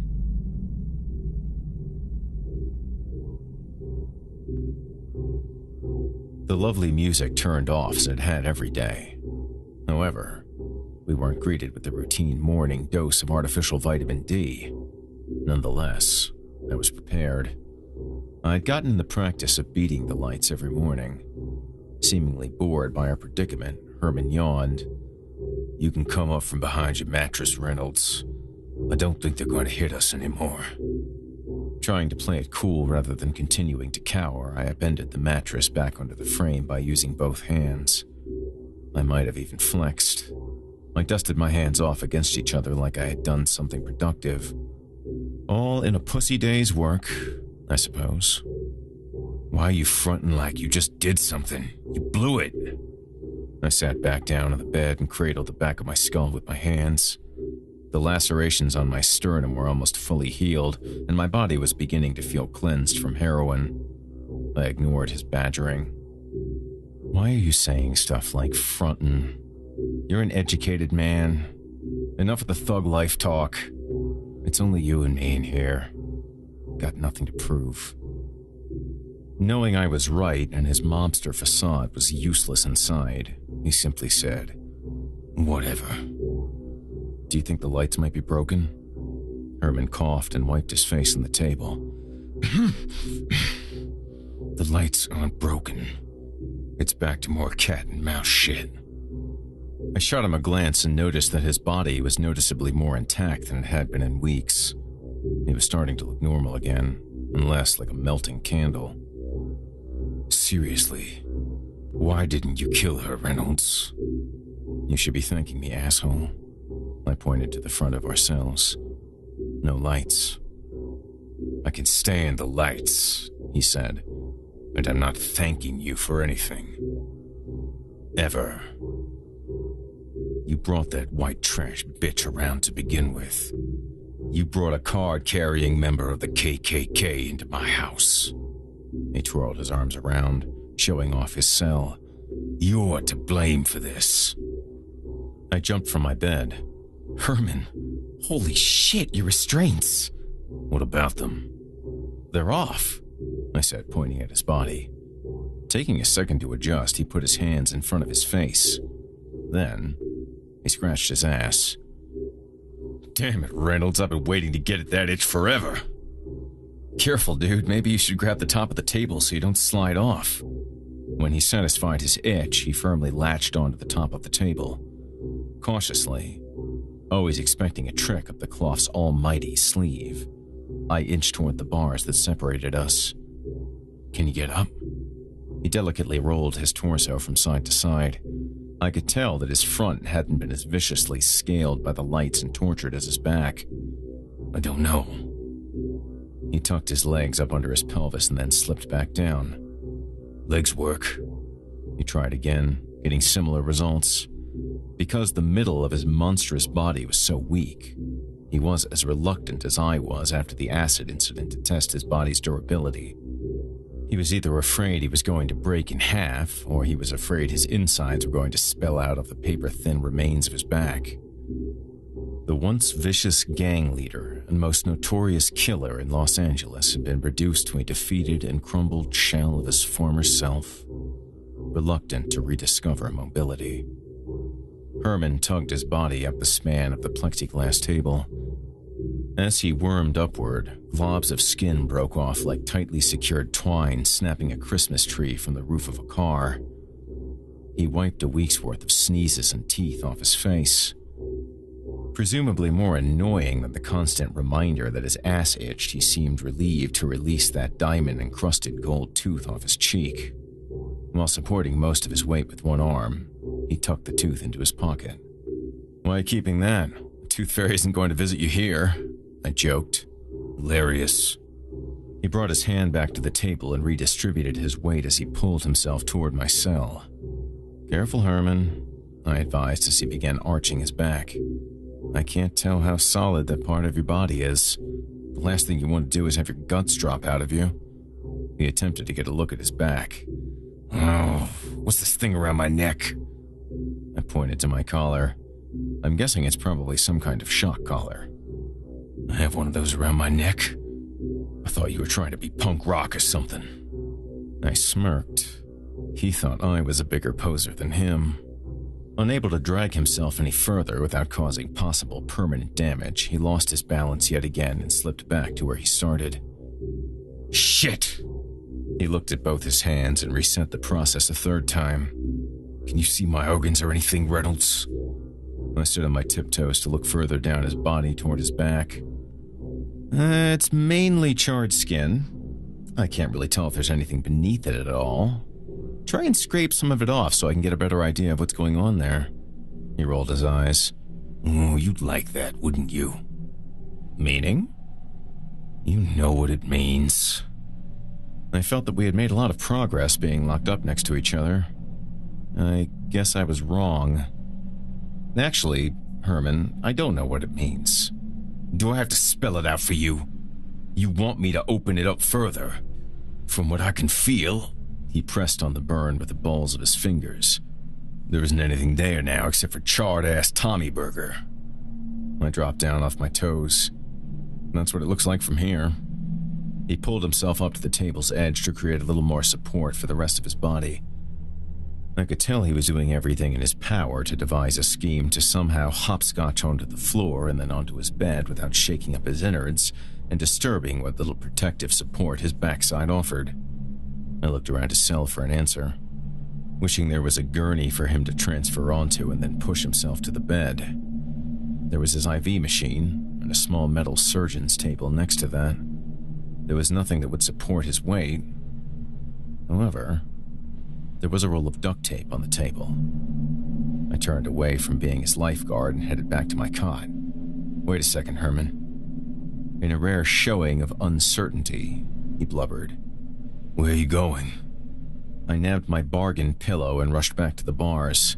Here, I said, pushing the pillow toward him. Herman's head was nearly at the side of my cell. What do you want me to do with this? Take a nap? No, jackass. Wrap it up as best you can around your lower back with your free arm. I pointed to the small side table. Push that over to me first. Herman unenthusiastically followed my instructions. As he struggled to hold himself up on the table, he flicked the card up to the bars between us. Now what? I grabbed the tape and opened it with my teeth as Herman tried to tuck the pillow around his stomach without gliding back down the table onto the floor into his death. Okay, he said. Pull yourself up a little farther.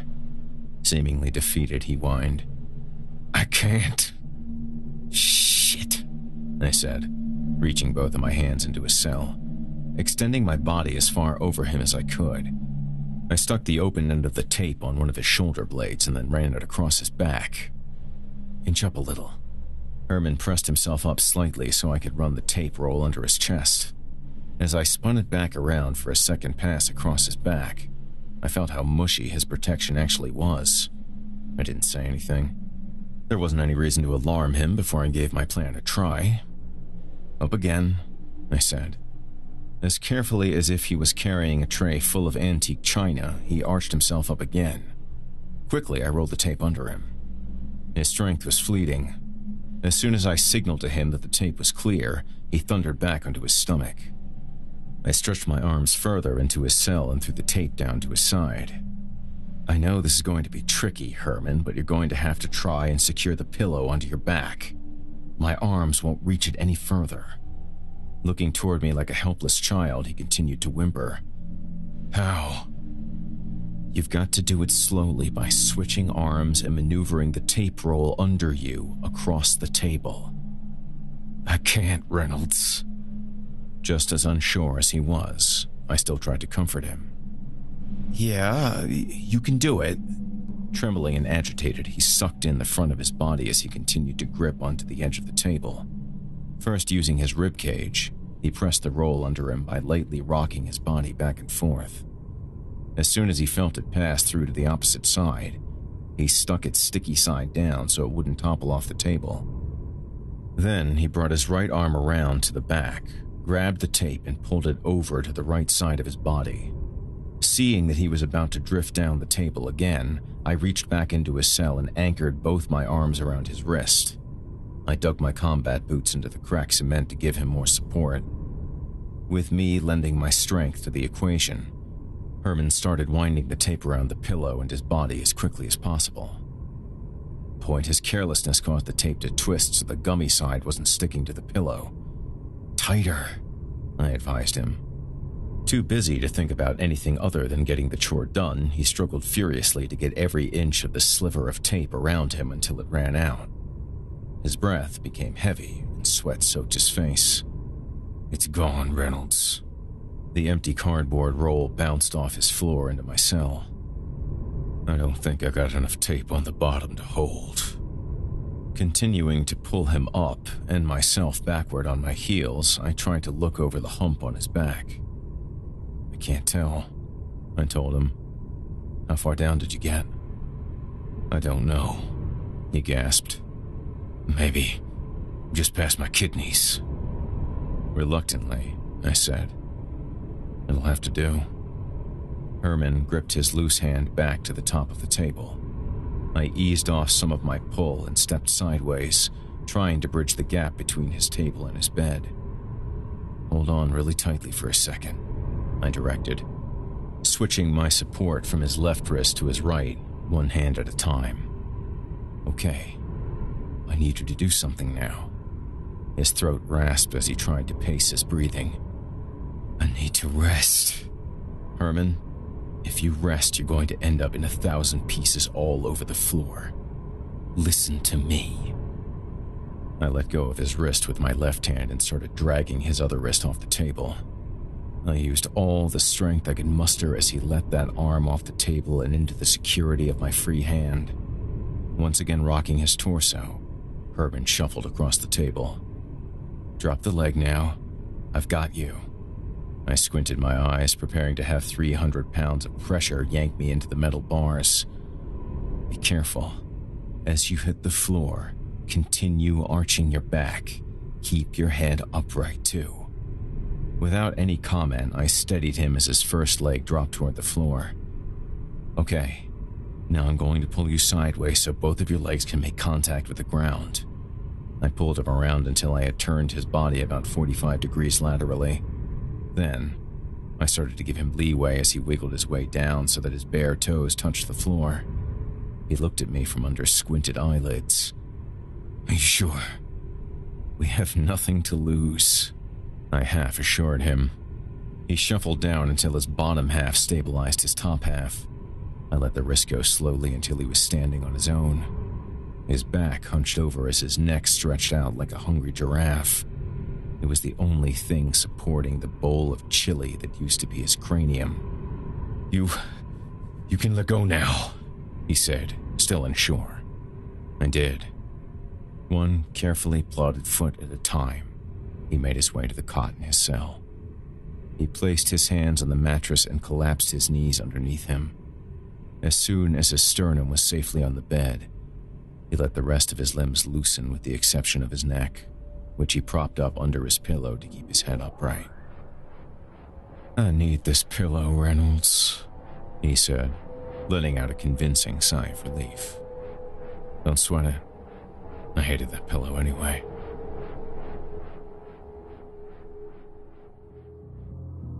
Chapter 21. Wizards.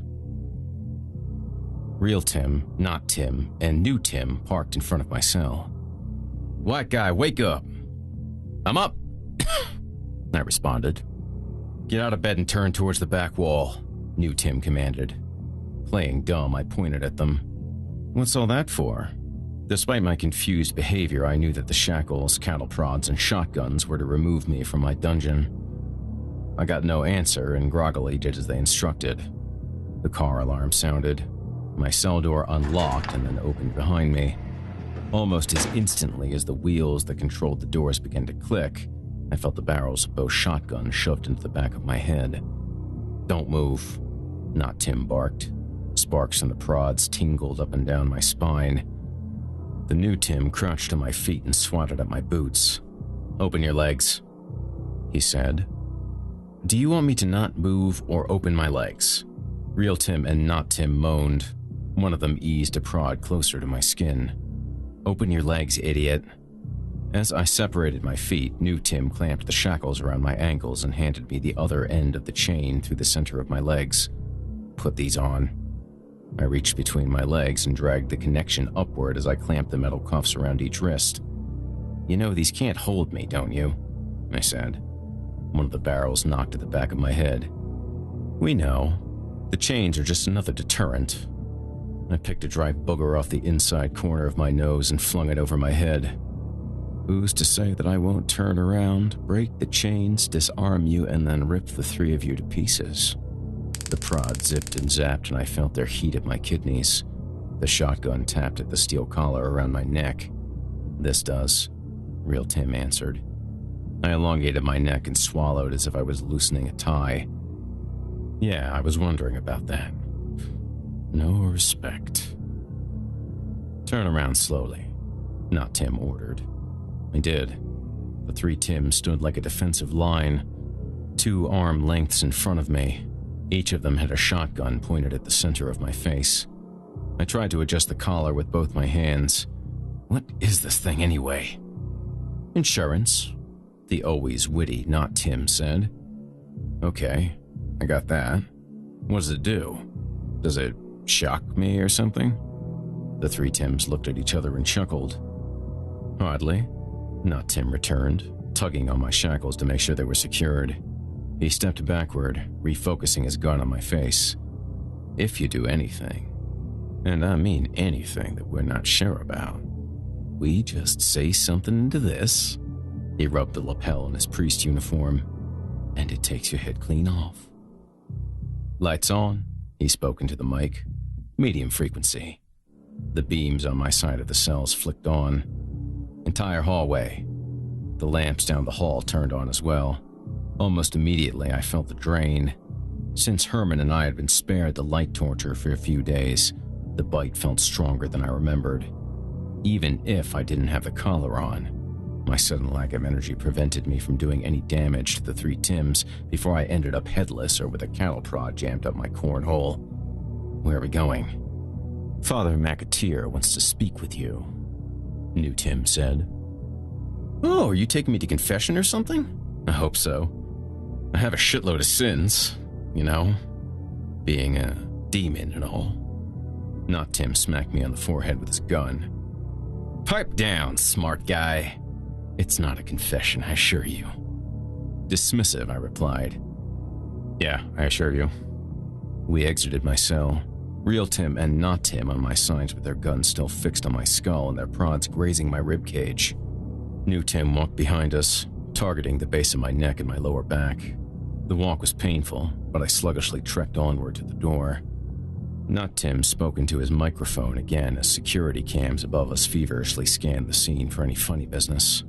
"Door," he said clearly. The industrial freezer-sized door disengaged and opened to a small caged-in clearance room. There was another guard sipping coffee as he watched the monitors. And, believe it or not, a rerun of Dagnabbit. Real Tim patted the top of the television. "You know that little girl is the junkie bitch who you've seen around here?" "No shit," the vigilant guard said, looking more closely at the set. "I kid you not," Real Tim said. Deciding that cute little Dagnabbit was indeed the habit, the guard bit into a piece of toast. "Wow, I was thinking about getting me some of that." I moved my bloated and dried-out tongue to the side of my mouth. "No, you weren't, loser. Even that bitch would kick your shiftless ass. What kind of priest talk is that, anyway?" Not Tim tugged at my shackles. "Keep moving." Next to the security monitors, there were several other colored screens that appeared to be tracking heart rates and body heat and the like. To the right of the main observation area, there were around 20 blue lockers. Every locker that I could see had an Irish or Scottish surname taped across the front. Pretty diverse bunch, the cloth, I thought to myself. Not Tim took the lead after tapping the fat-ass guard on the shoulder. He swiped a keycard across a black security panel that opened the cage. The card reader flipped from a red light to green. I looked over to the less talkative real Tim and said, "What is this, a Radisson? Are you kidding me? Don't you guys have, like, retinal or fingerprint scanners? How do you expect to keep us in here with this nickel and dime shit?" He blew a strand of sandy blonde hair out of his eyes. "It's managed to keep you locked in here for weeks, smart guy." We proceeded into another hall. As we made our way across the gate's threshold, UV lamps hummed on before we reached them. It was a nice touch, and pretty high-tech, even though I knew Fat Boy at the TV was timing our steps, but it still didn't make up for the archaic keycard technology. I mean, seriously, was there an advertisement for a Pizza Hut on the back of that thing? With my mind drifting away from reality, my walking became more and more lumpish as we neared the end of the second hall. "Door 2, new Tim said into his microphone.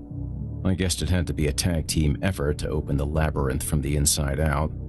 Just like the first major obstacle, the door released and coasted open using hydraulics. I stared at real Tim's microphone. Did these mics at least have vocal recognition? I blew toward the rough mesh ball. He tapped my collar with his finger. "Don't get any ideas. We are always in control. There is a microphone on the front of this. We turn them on and off depending on what Fat Mac wants us to do. Is it on right now?" To this, not Tim clubbed me with his cattle prod across my thighs. I fell to my knees.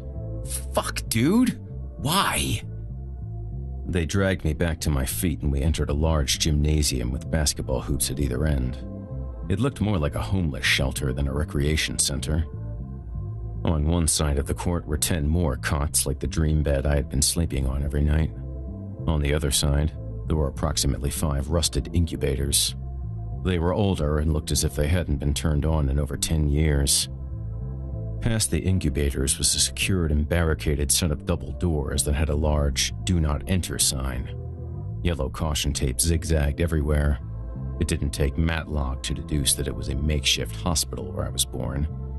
Short on breath from the UV lighting dangling from fixtures above us, I kept my cynical observations and conclusions to myself. We passed through one more secured steel door that led to a staircase going up. As real Tim and not Tim shoved me up the stairs with their shotguns in my armpits, new Tim supported my back with his hands. "Ah! Oh, God, it's like his skin is on fire," he said, pulling his sweaty hands away. After venturing through the central worship area of the Catholic church that resided atop the stairs, we arrived at a series of unsecured doors. Each of the doors was plated with the name of the corresponding Irish Catholic priest who worked inside, at the end of a long line of O'Malleys and Sullivans. We reached the doorway to Father McAteer's office. Exhausted from supporting me as we walked up the stairs, new Tim rounded me from the side and pressed a button on the intercom. "Father McAteer," he said. "Yes?" Fat Mac's voice came through the intercom. "We have the white one." We were buzzed into the office. New Tim looked at not Tim and real Tim and said, "I'll catch up with you later. I have to work my security job tonight." Not Tim and real Tim made the sign of the cross, clutched the beads around their necks and said, "We'll contact you when we need you again. Get some rest." Then they let me into the office. Now, not to criticize the allocation process of the church donations, but to say Fat Mac's office was palatial was an understatement. Vintage Bibles, books, and scrolls lined the walls corner to corner, only ending every so often to expose gleaming mahogany bookcases that gave off an unmistakable blossomy scent that filled the room. When I say that Fat Mac had walls of Bibles, I mean just that. Like an old-fashioned library, he had a ladder to get to those sometimes forgotten top-shelf books. Several museum-quality chairs surrounded a similarly chiseled, glossy desk. The sky opened to a stained glass ceiling that looked traced and blown from the prototype at the Sistine Chapel. The 2 remaining Tims stood at the door as I continued into the literary promised land. "Please, Mr. Reynolds," Fat Mac said, inviting me to sit down. He looked across the room to the guards. "You can go, my sons." The Tims did the cross thing again and left the room. I studied the microphone on Mac's priest garb. "Lights. Low," he said. My throat gulped inside the metal collar as 3 production lights on boom stands triggered. "Sorry about the lights. I can never be too cautious." "Oh, it's fine. I'm working on my tan." As I lethargically clumped my way to the desk, I noticed that Fat Mac was setting up dominoes. "Please, give me a minute and enjoy the seat. I'm sure it'll be much more comfortable than the accommodations downstairs." I lumped into one of the chairs. Even though I shouldn't have cared, I actually was worried I was going to soil or break the chair. It was that nice. He looked over his reading glasses that rested on his globular nose. "You do know why you're here, correct?" "Not really. Please don't keep me in suspense. You've already beaten the life out of me and dumped acid all over my chest. On top of all that, methadone isn't really a replacement for heroin. It tastes like soy milk by comparison to the real shit." "Well, fair enough. Some precautions are unavoidable. I'm sure you can understand." Refusing to make eye contact with my captor, I surveyed the room. "Whatever," I said. He continued to set up his dominoes, seemingly as unfazed by me as I was by him. "You understand the Catholic Church's stance on abortion, do you not?" "Yeah, I get it. Is, that what the cots and incubators in the gym were for?" "That is what they were for, Mr. Reynolds. Were." Fat Mac moved down the line, making sure that all his dominoes were aligned correctly. He then reversed to the end to begin placing more bones. "You see, a long time ago, this parish became a safe house for drug-addicted prostitutes and battered homeless women. You know, women in abusive relationships. You, your friends, and your enemies are a byproduct of our somewhat well-meaning yet misguided efforts." I turned away from the bookshelves. "Misguided? I don't follow." He stopped with a domino pinched between his thumb and index finger. "The former cardinal of this church, God rest his soul, decided to take the word of our Lord a step further than most. He returned to his construction. Father Herlihy was a great man, but, like all of us, he misinterpreted the good word. He gave life to those who did not have life." I looked up at the stained glass. It barely shaded me from the approaching noon sun, almost booming through. I pushed my seat back a little, as if the stage lights weren't tormenting enough. Fat Mac pointed to the ceiling. "Precautions?" He paused, assessed the domino setup again, and continued. "You see, Mr. Reynolds, you're alive because we gave you a gift that we now know should never have been given." Filthy sweat dripped from the ends of my hair. "Doesn't feel like a gift. You have my friend, me and Cobra, chained up in your torture chamber downstairs. What are you going to give me for Christmas? A crucifixion?" Yes, we have been a tad malicious toward you. Cut to the chase. You delivered us from evil by bringing us into this world." "Close," he said, paying more attention to his stacking game. "You are, or were, a stillborn child. You, like many of the others, were born addicted to heroin. Your mother came to the church as many other hopeless teenagers before her. She searched for guidance from God because she wanted to terminate the pregnancy. She also wanted somewhere to sleep. We took in as many as we could and gave them shelter. We gave you life as a result. Any romanticized theories I had about my existence, whether it was being bitten by a baron from Transylvania or being the spawn of Lucifer, were quickly swept behind the bookcases that surrounded me. I dabbed the back of my hand on my blistering forehead. How is that possible? Not all of you are stillborn. Some of you were premature, while others were just born addicted. That's why you need the narcotics, Mr. Reynolds. Quite simply, your hunger for heroin is why you live." I scooted further back, away from the glaring rays slam dancing from above. That's still impossible. It doesn't explain why I'm a living, breathing, thinking being. If I was stillborn, how am I alive? On top of that, why am I so strong? Why am I so sensitive to light? Why can I hear shit that regular people can't? I am a vampire. If I wasn't alive when I was born, then how are we talking right now? Be careful what you say, Mac. The will and love of God isn't the correct answer. He rubbed his nose a little, causing his glasses to slip down. He pushed them back to an approved domino setting level. I assure you that it is nothing that spiritual. After we delivered you, we incubated you and gave you strength by feeding your addiction. At the same time, we gave you constant blood transfusions from clean members of our congregation. What about the fucking strength, asshole? Your strength is a side effect. To counter your inability to grow normally, we gave you growth hormones and steroids. The stimulants caused an overreactive blood system and heart rate that constantly, but slowly, drained your life cycle. He fumbled and dropped a domino on the floor. Let me ask you a question.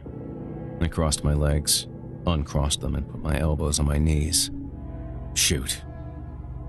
Can you use without the help of warm blood? He carelessly set up the domino he dropped on the floor. It almost tumbled backward. Using his pinky, he narrowly avoided complete destruction. Smoke started to ignite from my pores. I can. It depends on how much blood I have in my body, I guess. Is that the answer you're looking for? It is the exact answer. Your body does not produce hemoglobin on its own. It only eats it because of the enhancing drugs. The drugs have since become unavailable, thankfully. They were a test drug to control the effects of progeria in children, the disease that causes them to age too fast. They failed to counter the aging process, however. They sped up the circulatory system. Anyway, they spun your bodies into an uncontrollable spiral that it cannot break out of.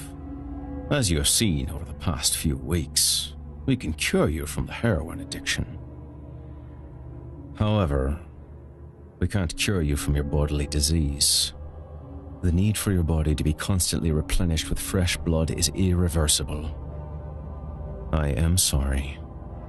As the sun reached noon, I tried to poke holes in his story, wishing it weren't the truth. So, what about the battlesnakes? They can't be addicted to marijuana. Ignoring my pain, Fat Mac continued wrapping another outer wall to his now circular structure. As far as I know, you cannot become addicted to cannabis. We didn't give them marijuana while nurturing them, though. We gave them whatever drug their birth mothers were addicted to. Like most things in our modern society, smoking marijuana was a learned behavior that suited them and their lifestyle. It was also tidy, so not paranormal or alien or supernatural. I was correct when I told Herman that I was the product of the streets. Jesus. Is this the only church that did this? No.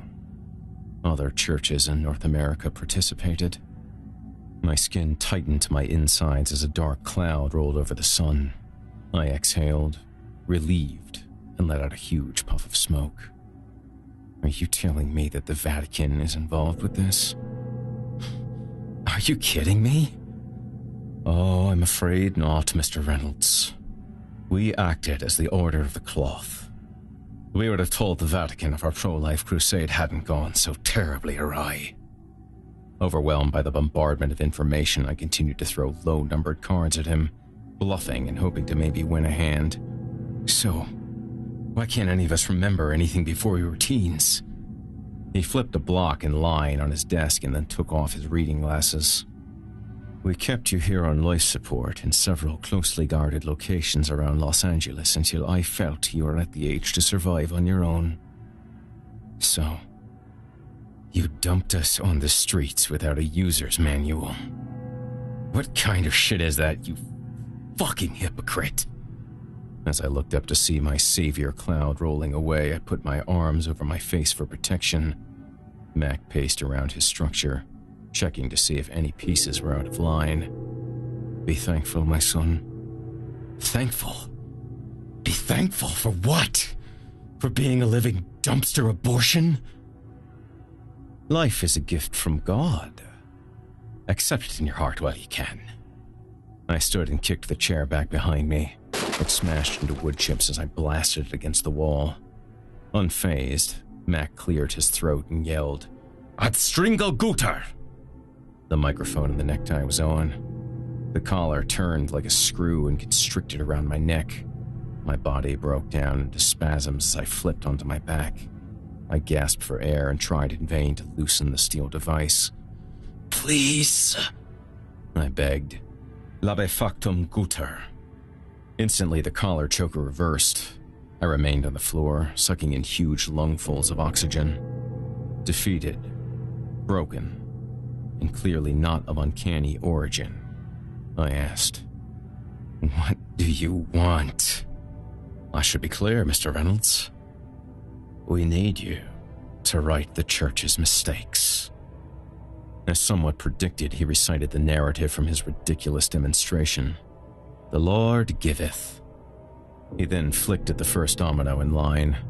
His dramatic climax to the dreadful explanation of my life was short-lived, as the toppling effect only lasted under a quarter of the way through the progression. He rushed to the roadblock that was delaying the fully realized potential of easily the lamest denouement in history. He swatted the disobedient block over. "The Lord taketh away," he concluded. As the last brick toppled in the center, he made the sign of the cross. Even though I felt my glands swell into the neckband, I had to say something. "Do you think I'm fucking retarded? What was all that?" Unsure if I was questioning the context of his stupid performance or if I just didn't understand it at all, he answered, "A demonstration?" I rolled under one of the chair backs to shield my body from the light. "Why?" Embarrassed at himself, he opened a drawer on his desk and began sashaying the dominoes inside. "I don't know. You're the first one of your kind that I have ever spoken to beyond phone calls. Tried to convey this delicate situation to." Disgusted, I asked, "By using toys and games?" He tried to plead innocent. It was just," he stuttered. "I get it, asshole. Please take me back to my cell." Chapter 22. Orphans. The Tims transplanted me back to my cell. I was physically and emotionally debilitated, barely able to focus in the quaint manger where I was given new life. The same question wrapped around my thoughts. Does everyone deserve to live? If so, what if the baby knew before they popped out of some drug addict's womb how shitty their life was going to be and decided they didn't want to live? They threw me back in my cell with a parting goodbye that was somewhere along the lines of, "That'll keep you in line, demon," as if I had lost a wrestling match with Fat Mac. I ducked myself into my cot and plunged the methadone and blood IV back into my arm. Delirious and exhausted, I rested my head on the edge of my pillowless bed and vomited over the edge. Herman banged a plexiglass table against the bars that separated us. "Hey, you're up," I said, spitting pigskin through my 2 front teeth. "Yeah, I'm up. Where did they take you? Looks like they kicked your ass again." I cranked myself upright, using my left arm as if it were a flimsy jack under a car. I rubbed my neck above and below the dog collar. Dusty skin fell on my shoulders. "Do you really want to know?" He stepped backward and plugged his nose, still trying to avoid my stink. "Of course I do." Catching a whiff of myself, I put my arm over my nose. "Are you sure you're good to stand up?" I stretched out the wrinkled skin under the collar, trying my best to straighten it out underneath the grip. Herman patted the pillow taped to his back. "I'm still jacked up, but I'm healing." "Good to hear. Can I have a pillow, please?" Delicately, as if moving with the help of an invisible walker, he scuffed across the cement to his bed and grabbed his pillow. He reached toward the bars and pulled himself toward me, then pressed the pillow through the cell. Steadying myself and mindful not to slip on my own vomit, I latched onto the IV stand and dragged it with me across my cell. I snatched the pillow from him and hugged it with both arms. Holy shit. They gave you a real pillow. That's lame. He pulled the pillow on his back down a notch like he was stretching out a tight shirt to cover his ass crack. I wish that was the pillow taped to my back. He turned around and showed me his rear. The once white pillow was drenched red. It looked like he was carrying a burnt rock on his back. So? I threw Herman's superior quality pillow down and I put my arms under it to support my tight neck and then crossed my legs behind me. I faced him. So, we're not vampires or anything like that. What does that mean, fool? Of course we are. I picked some pig out from under my tongue and wiped it on the back of my jeans. Well, we're different, but there isn't anything miraculous about us. So, we're like super soldiers gone bad, right? That's what I always figured. I scratched my feet together. What the hell is a super soldier? Herman glanced at the operating table next to him. You know, like we were created by Hitler's army or something. That's even dumber than what we really are. Look, Herman, I don't know if you want me to tell you any of this. As a matter of fact, I wish Fat Mac didn't even tell me. It's like the end of a shit mystery movie where the butler was the killer and the film was 5 minutes long. He kicked at the table. Just tell me. Reluctant, I started delivering Fat Mac's message. We were stillborn, addicted babies that this Catholic church brought to life with some unapproved steroids. We spent about 12 to 13 years on life support with steroids and drugs to support our addictions. Then, when these assholes felt that we were ready to live on our own, they dumped us on the streets to fend for ourselves. Herman was silent. As if he were ignoring me, he repeatedly picked things up off the operating table, studied them, and put them back down.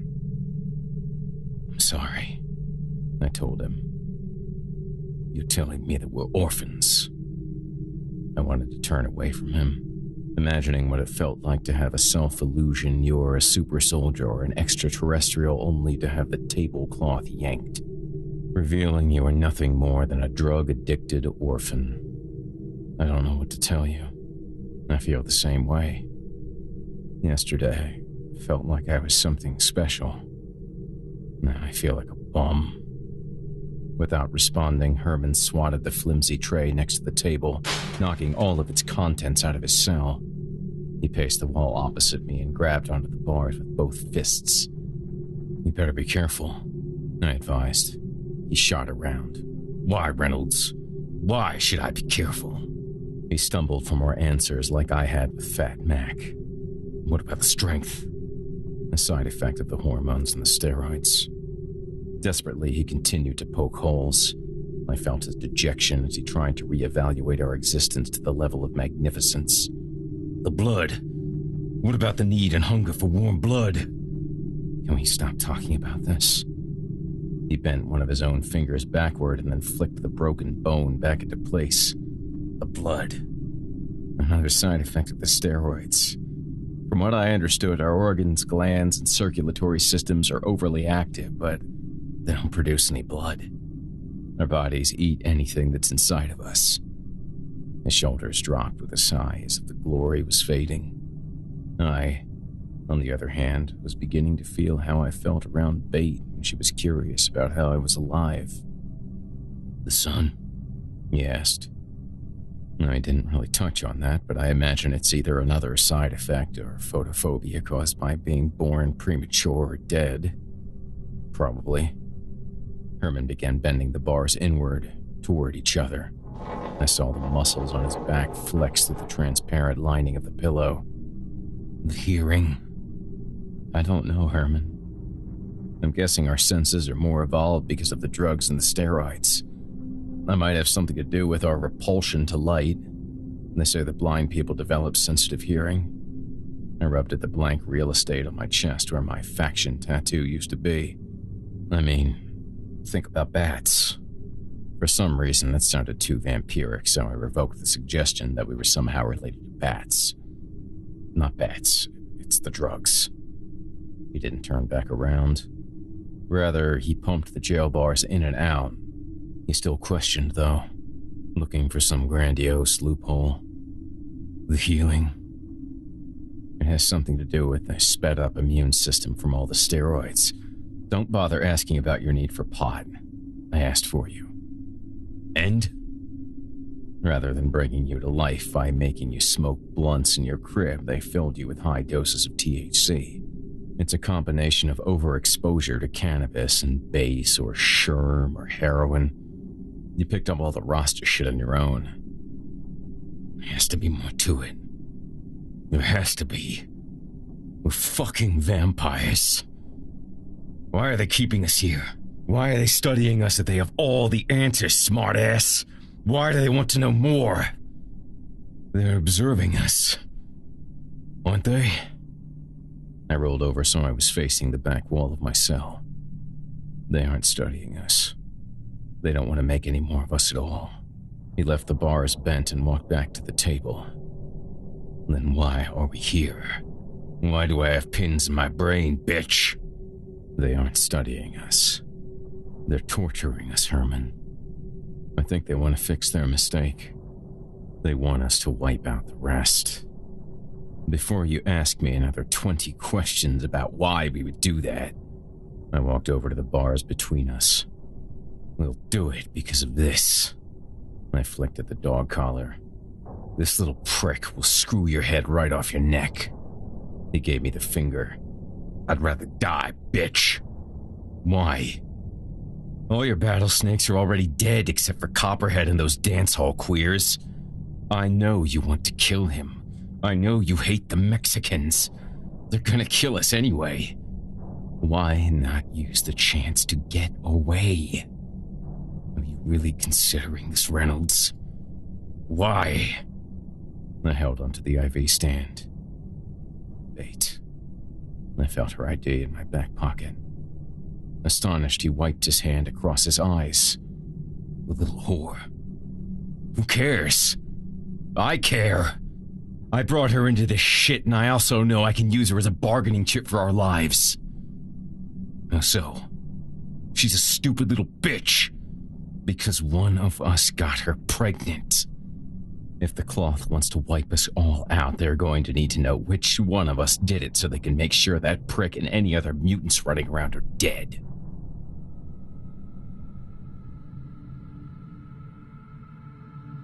Fat Max stood in front of our cells. Oh, you're looking better, Cobra, he said. Call me Herman. I didn't know if his response was a means of being difficult or if he was coming to terms with the fact that he was just another piece of street shit. Mac pulled a small notebook from his pocket and took notes to the request. Okay, Herman. I cut to the chase. Look, we'll do it. We would have all killed each other for drugs or territory eventually. So let's expedite the process without any more torture. Herman butted in. What happens to us? He pointed to his exposed skull. Fat Mac shoved his reading glasses from the end of his nose up to his eyes. We will cover that for you. With what? Herman bombed back at him. A blankie? I increased the sincerity of my tone. Stop, Herman. I turned to address Mac. I think he means, do we live? Yes, we'll live here. Herman started walking back toward his cot. Are you kidding me? Wait a second, I said. Fat Mac, there's more to this. The priest started balancing a domino on his index finger, clearly hoping I shared his presentation in the office with Herman. And how so? There was this little girl living with me. I started. I grabbed Bates' ID out of my pocket and tossed it out of my cell. And? He bent over to pick up the ID card as he cascaded the single brick down his hand like a slinky on stairs. One of us. I mean, not us, I pointed to Herman and myself. But one of the knucklers got the little girl pregnant. Mac caught the domino in his palm and looked at her picture. Impossible. He threw the card back into my cell. I swear, she gave herself an abortion a few days ago before you assholes kidnapped me. It is not possible, Mr. Reynolds. Even if enough blood were available to you in your bodies to become erect, we sterilized every one of you before we assimilated you back into society. Herman rushed back to the bars as he ripped the pillow off his back. Assimilate? Society? You dumped us on the streets! Quietly, Fat Max spoke into his mic. Lights, medium. Herman tried to cover his exposed head with his hands. Not preventing the light from singeing him, he retreated to his cot, grabbing a pillow off the floor on the way back. He shaded his face and head with it like an umbrella. Be that as it may, Mac continued, it is impossible for you to breed. Wait, I interrupted. So, we were brought back to life because your lame church thinks that abortion is a sin. But you sterilized us and now you want us to kill each other because giving us life to begin with was wrong? Are you kidding me? Aren't birth control and killing also Catholic sins? He put his notepad back in his pocket and then tossed the domino in the air from his thumb like a coin and caught it on the opposite index finger. Put the domino away. We offered to help you, asshole. At least show us the respect we deserve for surrendering to your torture. We don't need your visual aids. Go clean up your mess. Even if the mess is, well, us. I turned around and walked back to my cot, then picked the nice pillow off my bed and shoved it through the bars. Here, Herman, cover yourself with this. He reached his long arms to the bars and grabbed the pillow from me. Don't get too used to it, I warned him. I want that pillow back. Fat Max spoke into his microphone again. Lights off. As if he were a little boy not getting his way, Herman spit on the pillow and chucked it back at the bars. Here, fool. Thanks, jerk. I tossed the pillow up into my bed with my foot. I looked back at Mac. He dropped the domino into his breast pocket. Thanks for putting away your toy. How is this going to work anyway? Mac scratched the blotchy whiskers on his chin. Herman got out of bed and relaxed on the plexiglass table. That doesn't put me at ease. You trapped our asses in here to kill for you. You don't even have a plan? Oh, come on, Mac. Throw us a bone. Jesus. His scratching progressed up his face to his temple. The only plan is that you two get us in the doors, and the cloth and the girl. Herman studied his forearm across the table. What girl? Mac looked fully at him. The girl who calls herself the Habit. I do not remember her real name. The one from the TV show. Hell no! Herman yelled as he pounded his arm directly through the table, breaking it right down the middle. The next words out of your mouth better be that we get to rape and kill her, or I choose death. Now. Let's strangle Guter, Max shouted. The collars constricted. As I fell forward, I heard Herman spit up blood. He remained stoic, reluctant to back down to the priest and his weapons. At that point, it didn't matter to him whether he lived or died. He swished some blood around at his mouth and spit it at Mac. Struggling for air and trying to breach the collar with my fingertips, I pleaded with him. For Christ's sake, Herman! Knowing that Herman chose death, Fat Mac released the collars. Labefactum Guter. Herman cleared his throat while I coughed up pieces of my esophagus. Herman, we're going to kill a bunch of people. You don't have any more followers. This isn't going to ruin your street cred. Neither of us... Neither of us will have any pride in streets or gangs to lead anymore. We're orphans. Abandoned. Addicts. Who cares? I said. Continuing. Fat Mac said, You get us in, and we put the mistakes to rest. May God have mercy on their souls. Herman rolled his head, trying to fully loosen the collar. Don't care anymore, Reynolds. This is your show now. As long as I get Copperhead's traitor ass, I don't care. I got back to my feet and looked at Fat Mac. How do we know if we've killed all of them? I mean, there are a lot of us. You told me that we were all over the world. Oh, you needn't bother with the rest of the world. We only want to correct the mistakes of this parish. And we have records for all of you. I built up a big ball of phlegm in my mouth and swallowed it, attempting to lubricate my throat. You do? Can we see them? I looked into Herman's cell to see if our genesis interested him. He had checked out completely. To him, it was a kamikaze mission and nothing more. He wanted to hold on to as much of the grandeur of which he was as he could. If a serial killer druggie was all that Herman was meant to be in life, then he was going to die being the greatest serial killer druggie the world ever saw. Fat Mac debated with himself for a minute. I can show you, he decided. Maybe I'd find something in my file that suggested my lineage could be traced back to cannibal kings or something. Something more than a dishonorable discharge from the land of the living that had stillborn stamped on the front of it. And if not, I could die knowing that I was going through with the suicide mission to help a troubled little girl whose only feeling of love was being raped.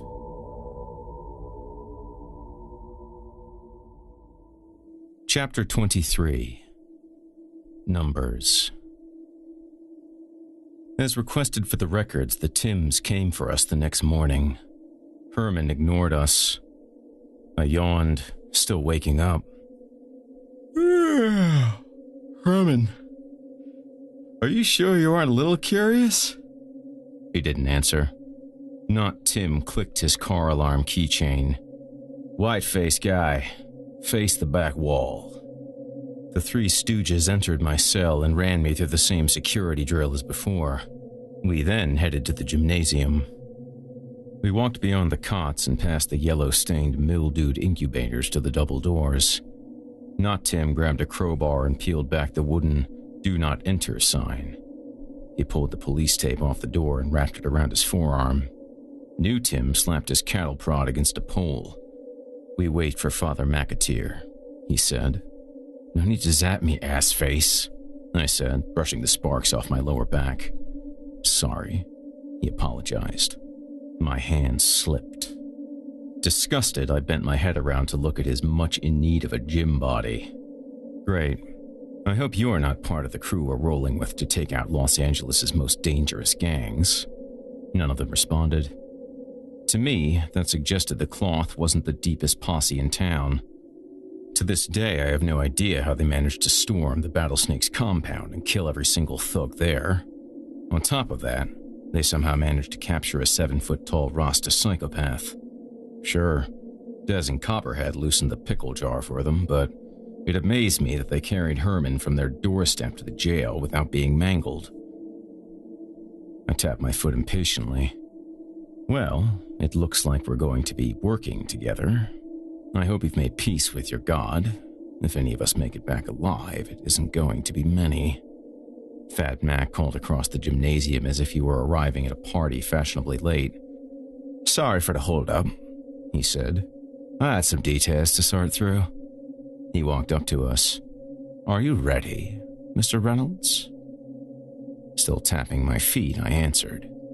I'm as ready as I'm ever going to be. He pointed to the chipped parquet floor. Please wait for us here, he instructed the Tims. If I need you, you'll hear me. Surprised, I asked, You trust me enough to go in there with me alone? Precautions, Max said as he tapped his microphone. If I feel I'm in danger, I will not hesitate to use this. And Mr. Reynolds? Yeah? He blew into the mic to make sure it was responding. This time, I'll not reverse the process. I rubbed at my collar. I understand.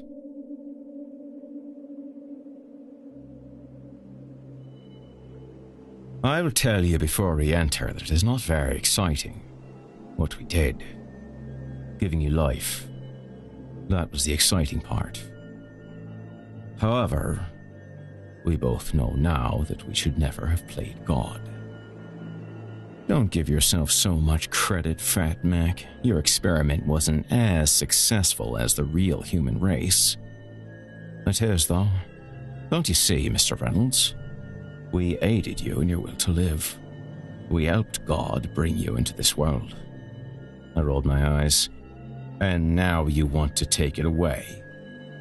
Mac fogged up his reading glasses with his breath and then wiped them off on his sleeve. I have to pay the price for participating in following Father Herlihy, as do all the workers at St. Matthew's. As he unlocked the bolted door and pulled back the curtain to my personal Wizard of Oz, I said, "You have not and will never pay as much as your victims have, Mac." "Only the Lord will be the judge," he returned, putting his glasses back on their roost. "I ask forgiveness every minute of every day." "That's quite a few Hail Marys," I said. We entered the top-secret room and Mac flipped on the fluorescent bulbs. It took several moments for them to flicker to life. Some of the bulbs only half illuminated. Others just fused on and off one last time. The lab was less than half the size of the gymnasium. The floor was checker-tiled with a bad grout job. It was so dirty that the white squares were almost as dark as their black counterparts. The first objects that caught my eye were more large incubators, about 20 or so.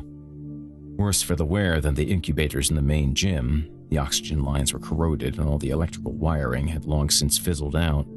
It wasn't quite the majesty you'd expect from a mad scientist's laboratory. Analog life support systems that appeared to be donations from old hospitals remained beside about 30% of the incubators.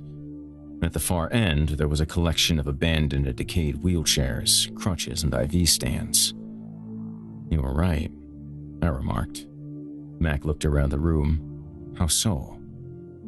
"This is pretty depressing." A burst pipe under the sterilization sink by the main doors had flooded the right front corner of the room. The black water served as a swimming hole for a variety of insects. The stale aroma smelled like a combination of discounted cleansers, burnt hair, and moldy food. I waved my hand in front of my nose. The shackles around my wrist rattled loudly in the quiet room.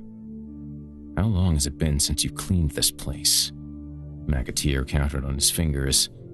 "That has been sealed now for about 12 years. There's no reason to come down here anymore." "All joking aside," I said, "if you knew you were going to shut down your project, why leave all this evidence here to prove you were guilty of something?" He looked back at me confused and somewhat shocked. "What were we guilty of? We were housing and caring for homeless and abused women.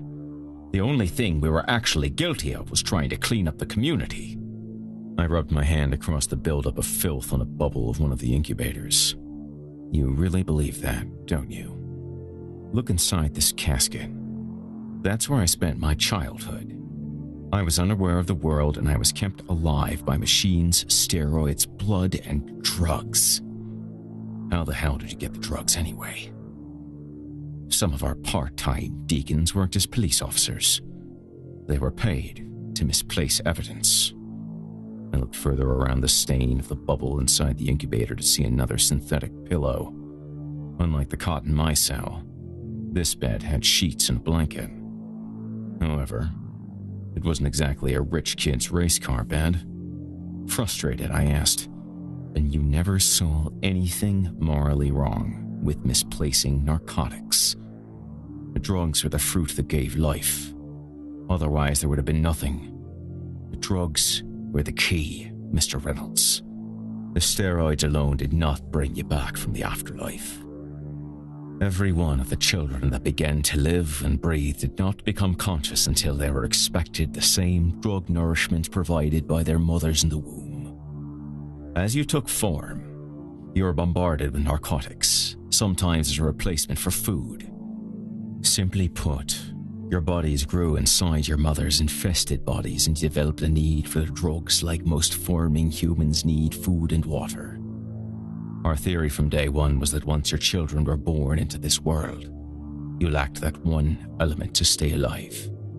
As soon as the mother's sour milk was taken away, so was the will to live. Then why the steroids at all? In most cases, he continued, the narcotics weren't enough because many of the births were third trimester miscarriages. The growth hormone was a mistake, which we realized after it was too late. It helped your bodies develop rapidly. It sped up the nurturing process. A rat crawled out from under the pillow inside the broken-down incubator I was surveying. How did you know any of it would work? We didn't, Fat Mac admitted. In our quest to follow our pro-life beliefs, we ran into a lot of trial and error. I scratched on the bubble. The rat investigated my finger by getting on his hind legs and sniffing the inside of the bubble. How much error? I asked. The first subject we gave life to after treatments was your friend, Pico. To our dismay, we didn't give him a large enough dose of the hormone. That is why he's weaker and much frailer than the rest of you. With our second child, we had the opposite reaction. Herman? Yes, your cellmate. Several others around that time were the product of an overdose to the hormones. For several years, we figured we were being guided by the hand of God to create all sizes, shapes, and colors of children. You fell into this stage of the project. We found that the problem with heroin-addicted children was that they took more and more to the drugs, casually ignoring the steroids. Simply put, although the steroids eventually processed and your life system was kickstarted, the need for more and more heroin was imminent. Did you ever figure out a balance, Mac? At one point, we felt we had found a perfect balance with a child whose mother was severely addicted to several narcotics. We monitored him closely, but he seemed to sustain a relatively normal balance between the drugs and growth. His system didn't devour blood at the rapid pace of the others. On top of that, his aversion to sunlight was more limited than most of you. Right up until the day we fought to have the experiment shut down, he was our prototype. Uninterested in my finger, the rat got back down on all fours and crawled under the pillow. I'm sure you know all of our names somehow. I'll guess that prototype was Des. How did you know? Because all the white kids younger than him pretty much look and act exactly like him. I have another question. He swatted a fly off his arm. Okay. I moved toward the rusted door hinges to the records room at the far right end of the laboratory. Fat Mac followed about 10 feet behind me. Even though we were having a peaceful conversation, it made sense that he didn't want to put himself in harm's way. Me being harm. When you used Des as a prototype for the younger subjects, did you use his genetic makeup to help them survive? He hesitated for a second and then confessed. Yes, I guess we did. It became clear that my line of questioning served a purpose because the cloth overlooked a rather large sidebar to their project. Are you sure that he was sterilized as well? You don't think that maybe Des could have evolved the ability to reproduce? Let me take that back. I'm sure you don't believe in evolution. Do you think maybe he figured out a way to reproduce? Fat Mac toweled up some sweat on his neck using the back of his wrist. We would never have made that irresponsible of a mistake. As far as manifesting the ability to reproduce on his own. Like I said, everything about his life was a miracle. But you said he was a prototype. Those were your exact words. Do you think maybe someone else figured they could play God further and let loose a breeding being? The fact is that I've never seen a female one of us. No females in Los Angeles survived the rebirthing process, he said. Right.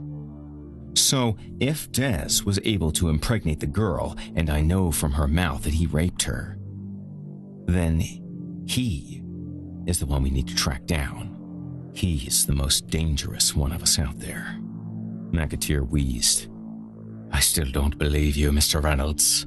I raised my fists in chains. Look, motherfucker! Mac readied his lapel to engage the corkscrew around my neck. I retreated, showing him my palms. Don't do it. I'm calming down. I'm not going to hurt you. He let the microphone fall back into place. Des got the girl pregnant. I'm almost sure of it. All we need to do is find him and the girl, and no one else needs to die. He swiped away at another fly. I will believe you enough to let you find Des and this girl. But the plague we created still needs to be resolved. He approached me carefully. He put his hand across my chest. I'm sorry, Mr. Reynolds. This needs to be set right in the eyes of God. Understandably, I lightly brushed off his attempt to comfort me and make me understand his stance and tiptoed deeper into the records room. As I looked around, not knowing where to begin. What number am I, Mac? You're number 14. Ignoring any attempt to console me further, I picked through a stack of folders. Really? I said. I was hoping I was 13. Confused, Mac responded, Why? Because I'm superstitious. If that is true, then that would make you unlucky, would it not? I dumped some folders on the floor outside the door as I grabbed a handful more from the top shelf. You don't even know the half of it. I am the unluckiest person alive. You have an hour, Mr. Reynolds. Although I would like to say I hope you find whatever it is you're looking for. I don't think there's anything in this room beyond the forgotten ideas, people, and places we misguidedly made. He turned around and exited the laboratory. It didn't take me that long to find my case file. I pulled up a withered wheelchair from the corner outside the records room and read the mini-biography of the first 12 years of my life.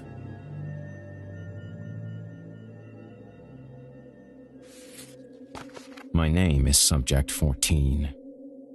I was stillborn on October 21st, 1976 at 5:39 p.m.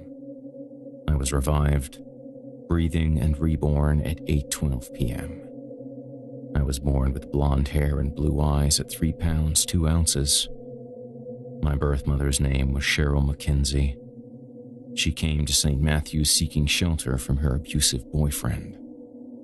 During her second stay at the church, she lost her left arm to gangrene at 21 years of age, which she contracted from the effects of chronic intravenous heroin addiction. No name was listed for my father.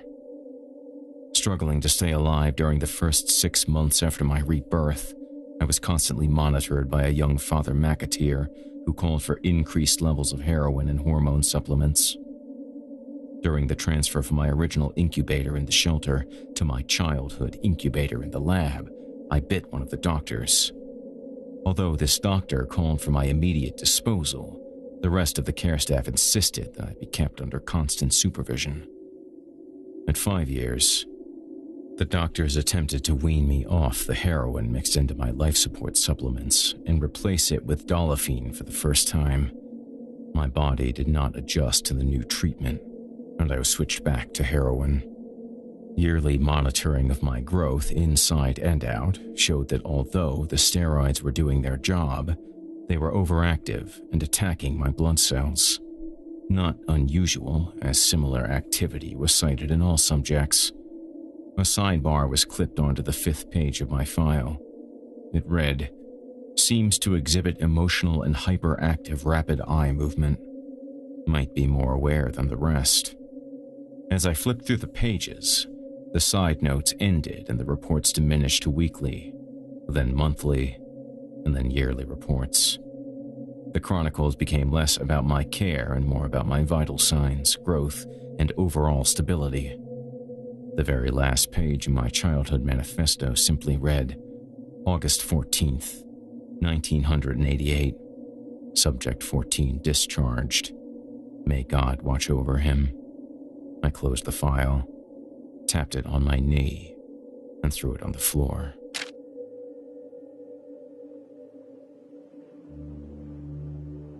During the trek back to my cell, Fat Mac and the Tims were silent. Even if they had asked me anything, I didn't hear them. I didn't as much feel like a dead man walking as I did a live man walking. Under the circumstances, being alive felt worse. As much as I would spit on the delusional glory of my existence, I always hoped in the back of my mind that it was more than being the product of a drug addict convinced not to have an abortion. So, just like Eldritch, Nomi, and Herman, I was just putting on a vampire variety show. Fat Mac patted me on the shoulder one last time and dropped me off at my cell. I didn't take comfort in the fact that my cell was located adjacent to my childhood home. I lay down on the bed and faced the back wall. It was, after all, the closest thing to a window to the outside world that I'd ever have again. So, how was it? What was it? Herman asked quietly, sensing my despair. Apparently, he was more curious than he let on earlier. I closed my eyes, fighting the words on the pages of my file. It was nothing. The files were all but destroyed a long time ago. You were number 2, though. I found that out. He popped his nose and mouth into my cell through the bars. Number 2 what? You were the second one of us, Herman. Bullshit. Who the hell was number 1? I continued my fixation with the back wall. It was Pico. Figures that worthless bag of shit would be number 1. There's nothing to it. We're just as human as everyone else, dude. He stuck his head out of the bars. They're lying to you, Reynolds. It's true. We're a bunch of worthless orphans and druggies. The only reason we have any kind of extraordinary abilities is because of some mysterious steroids and our God-given lust for drugs. It's just like I told you before. Probably because he didn't see his file, Herman remained unrattled. He grabbed the bars with both his hands and inched his face further into my cell. What are you all pussy about, Reynolds? We are extraordinary. We're vampires. I know I'm a goddamn vampire. So we're not the dickheads in the movies and shit. We're strong as hell and we live on blood. That's a vampire. No, we're not. I gave him a go-away gesture with my hand. Fat Mac told me that the reason you're so enormous is because they were still testing out the dosage of steroids when you were born. They gave Pico too little, and they gave you too much. Now, leave me alone. What did they give you then? A headache. The Gospels piped in, signaling midnight. Coming up empty, Herman eventually strolled back to his bed. Although I didn't sleep, I didn't talk for the rest of the night.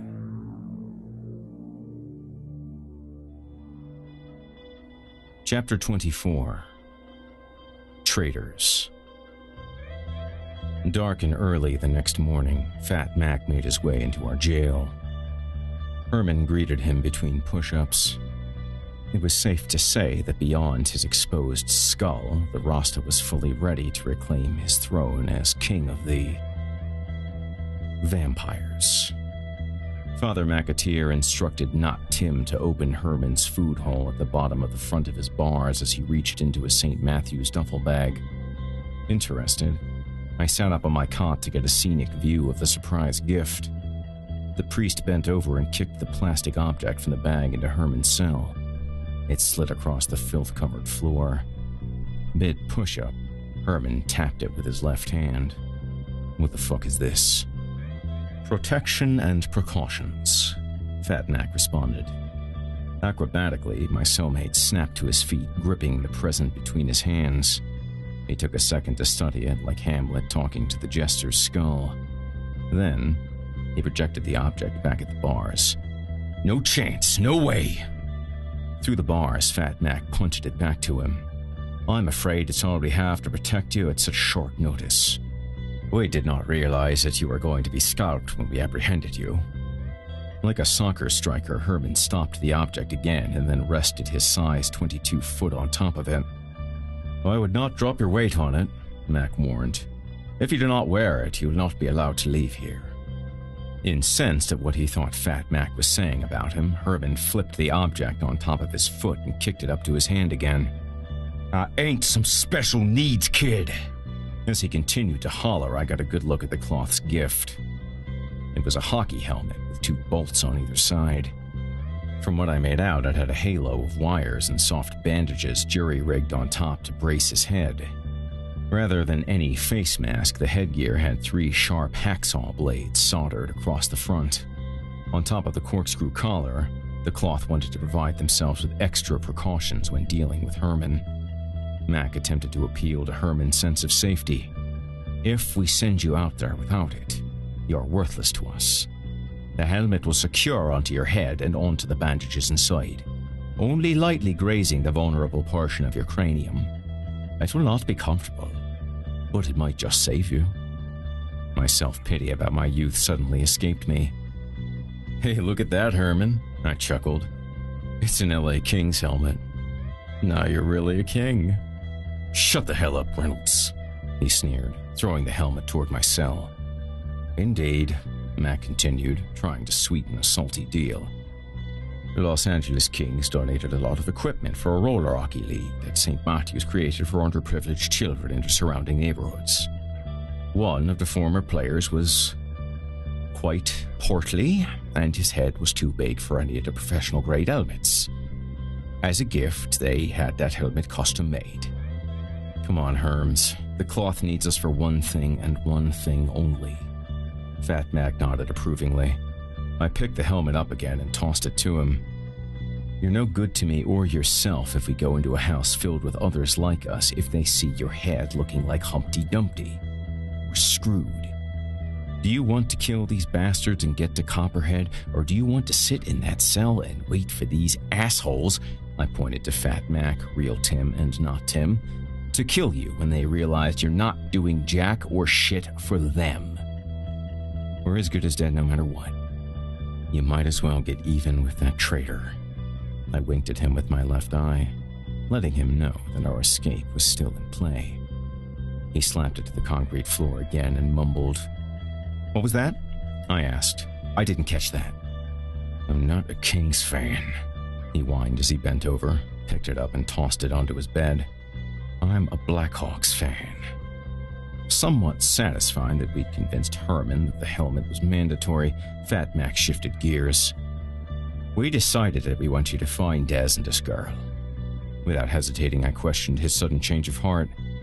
Don't you mean you want them dead? No, we want them here, he assured me. With no intention of fulfilling that end of the new bargain, I played along. Okay. When and where are we going? Tonight, Mac responded. West Hollywood.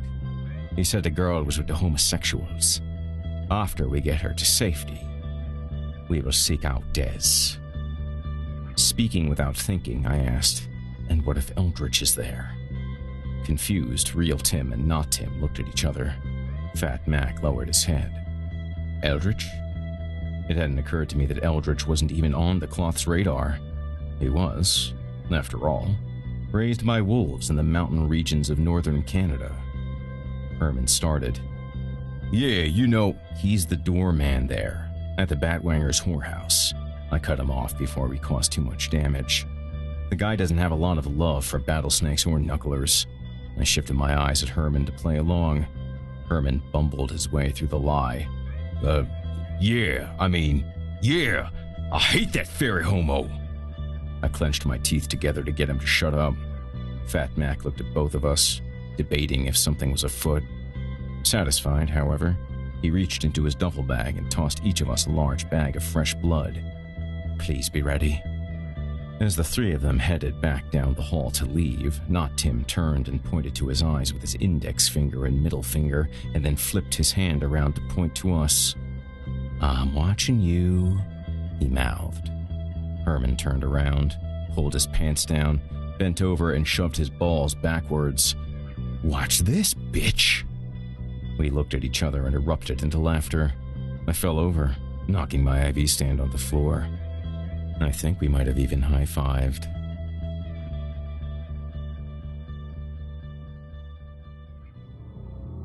Chapter 25. Butchers. The cloth-loaded hockey Herman and me into 2 separate church bookmobiles, packed with 5 Catholic soldiers, plus a driver and a co-pilot in each. Inside the trucks, Used books were stacked everywhere, creating makeshift chairs for all of us. Although we were shackled for the trip, they didn't seem too spooked by us because not only did they constantly point out the kill devices around our necks, they were armed like Nicaraguan Contras. The rent-a-priests were dressed in a strange variation of their standard cloth attire. The outfits were more military-inspired, with pockets for shotgun shells and knife caddies and the like. "How much money do you guys actually put toward the church?" I asked. The fake priest directly across from me wiped his nose in his sleeve. "What does that mean?" "Well, I know we're not rolling up in tanks or anything, but these..." I picked at my collar. "And these..." I pointed down the line at all 5 of them. "And the jail, and the shelter... It all seems kind of expensive. Do your parishioners know you waste money on... demon slaying?"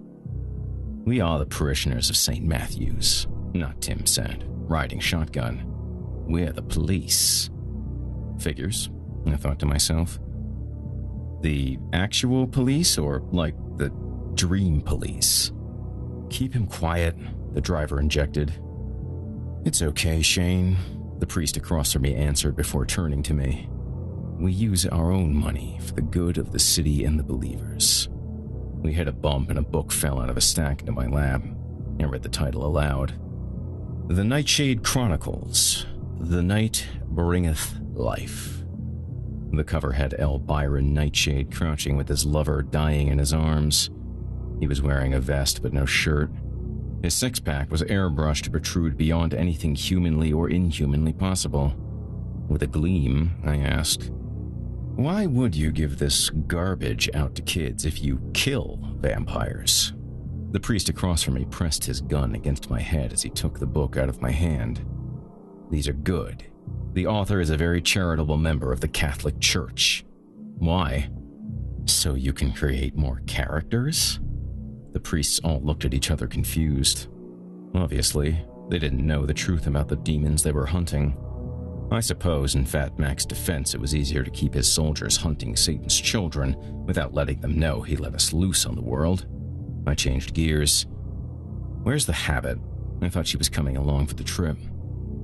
"The junkie? She's meeting us there." The priest that spoke laughed and nudged his neighbor. "What was that for?" I asked. "What was what for?" The neighbor chuckled. I mimicked their actions. "You just elbowed your buddy and laughed. It doesn't take a top-notch detective to know something is up." "Don't worry about it, demon," he said, almost unable to control his chuckling. "Okay," I said, rolling my eyes.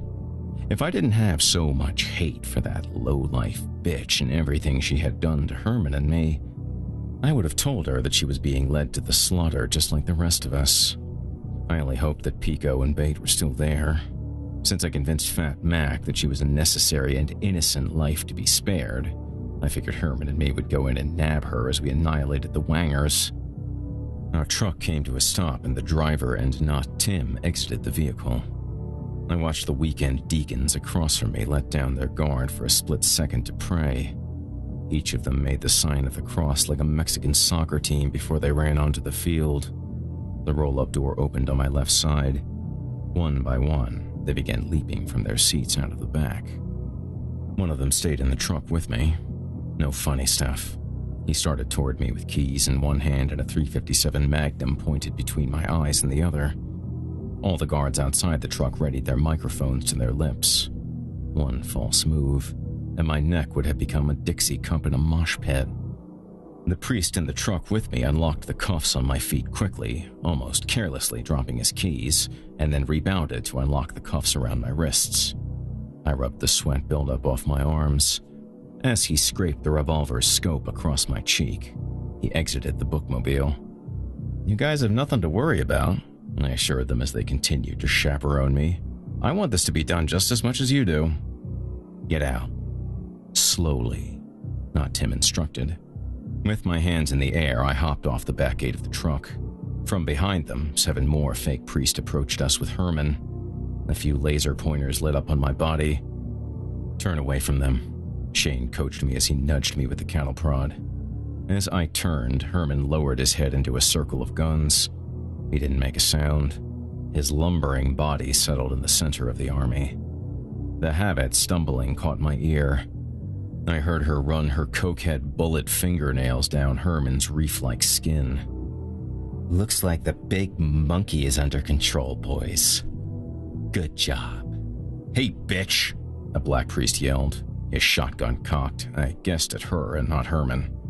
Sorry, she spat at him.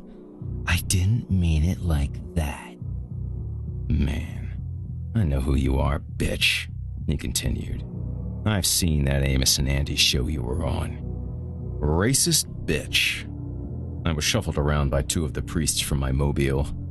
One of the other soldiers grabbed the barrel of the black priest gun and pointed it back at Herman. The big man's shoulders twitched a little. I don't know if he was laughing because he knew she was about to get hers, or if he was trying to balance the fury that he was almost certainly about to unleash.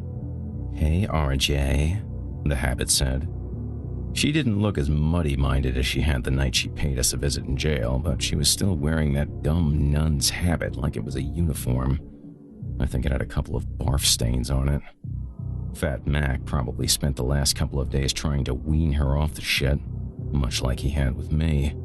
He also probably made her all kinds of dishonest promises. Her stench and sounds made me wish that I had never gotten involved with her. I wished that I never wanted to screw her either. Even a hate fuck was too good for that ignorant gash. The habit stayed further away from me, behind my captors. How does it feel, RJ? She asked. I yawned. How does what feel? How does it feel that it's come down to this? You working for me, ordered to kill your own kind, working for the star that captured the imagination of America's little girls. Dagnabbit. The black priest followed her with his eyes, waiting patiently for the right moment to crack her little neck. Rather than alert her to the fact that she was being thrown to the bats herself, I simply answered, lame. I ignored her and addressed Shane. What's the plan? He pointed between Herman and me with his gun. You two are going to get them to open the door. Then, after you enter from the front, half of us will follow and sweep from behind, while the rest of us come in through the rear once we know it's safe to enter. I licked my teeth. So, we're doing all the legwork. There are at least 15 of them in there. All of them are as tough as... I looked at Herman. Well, as tough as me. Can we get a little more support than that? Their leader, Nomi, is going to have the girl somewhere I won't be able to get at her. Declaring her allegiance to the real monsters, the habit raised her hand off one of the cloth's members she was using as a crutch and made her signature pouty TV face. I want to help, dagnabbit. The black priest curled his lips, disgusted. I turned a deaf ear to her and asked Shane for a stick. Following my lead, he broke off a limb from a nearby tree and handed it to me. I began drawing in the sand between us. There is a long hall that leads to Nomi's room. On both sides of the hall are 4 to 5 fuck rooms. When we burst through the door, which is never heavily guarded by anyone other than a tranny hostess, I will make my way toward the end of the hall. As you all follow, rush the back and cover a different room. Herman lifted his head. What about me, Reynolds? They're going to follow directly behind me and just wreck everything that comes near us. I pointed to the priest in the habit. The less of us who die in the first 5 seconds, the better chance we have of getting the kid. And the kid is what Fat Mac wants. Herman nodded and asked, what if he's there? Knowing he was referring to Eldritch, I said, why, are you afraid of him? The guy is the biggest pussy I know. The habit twirled a gun around her finger, then stopped. Wait, who is he? Are we walking into some kind of ambush? I dropped the stick. Yeah, dumbass, we communicate with each other telepathically. This has been our plan since you trapped us. I rolled my eyes. We're just as likely to die here as all of you. The priests looked at each other as if I was informing them of some special vampire powers they hadn't been briefed on. The Habit licked the end of her gun. Fuck you, RJ. And Herman, I said, picking the stick back up. He's not in there. It's too late for him not to be bar hopping or holding a super secret meeting with his agent or something. Herman didn't laugh. Did they have security cameras around the perimeter? Real Tim asked. No. They're a bunch of wasted transvestite prostitutes. Why would they have security cameras? He stumbled over the words. Trust me, they don't need any security besides themselves. As stealthy as 14 guards in priest outfits, a junky nun impersonator, a 7-foot Rasta in a hockey helmet, and dopey old me could be walking across the lawn of a recreation center, we approached the house. One of the priests signaled for half of the group and the Habit to go around the tree line next to the house, parkside. The rest of us prepped ourselves curbside. Herman and I walked toward the door. You ready, my man? I asked, flicking his hockey helmet. What's up with the jive, Reynolds? Talk normally, quit frontin'. He looked at me through the razors covering most of his face. We don't really have a choice other than being dead, do we? You better not be under the control of a gooch, Reynolds. I sighed, realizing that I made a mistake telling Cobra about the voice. There is no gooch. The gooch told you to say that. I shook my head no and knocked on the door. Platform shoes snapped down the tile toward us and stopped just on the other side of the door. The hostess sang out. Who is it? I looked at Herman. It's King Cobra, motherfucker, open the door. The hostess hesitated. Herman began beating his fists against the wood. After 10 seconds passed, he said, We can't wait any longer, Reynolds. He stepped in front of me, tore off the Christmas lights, using his fists like sledgehammers. He barreled through the door. Quickly set in motion like a linebacker, he plowed over the door and the hostess became trapped under it. Not ready to be announced at a party we weren't invited to, I called out, Herman, wait! It was too late. The game clock had started. Play ball. It would just be a matter of seconds before the Batwangers swallowed us. I stepped on the door. The hostess peered out from underneath. I stomped my right boot into his face, shifting my heel under his neck and popped his head off. The insides of his neck jumped out as I put more pressure on the door, like his body was a novelty can of nuts filled with snakes. I skated off the door and followed Herman, who was knocking on every door he passed as he made his way to Nomi's lair. One by one, the fuck rooms opened as we ran past. Shotguns exploded behind me as my half of the posse unloaded into the open doors. Crumbs of buckshot whizzed all around my head. Before Herman reached Nomi's door, 2 naked wangers vaulted from their doors and positioned themselves in front of him. Herman locked on to both of their necks with his giant hands and pulled them down to his legs. He simply crushed their skulls by dropping his knees to the floor. Their cerebellums waterfalled off his muscles onto his shoes as he got back up. Shaking myself away from his hypnotic violence, I noticed that the rest of the drones had come out of their rooms. One jumped on Herman's back as the other headed toward the priests and me.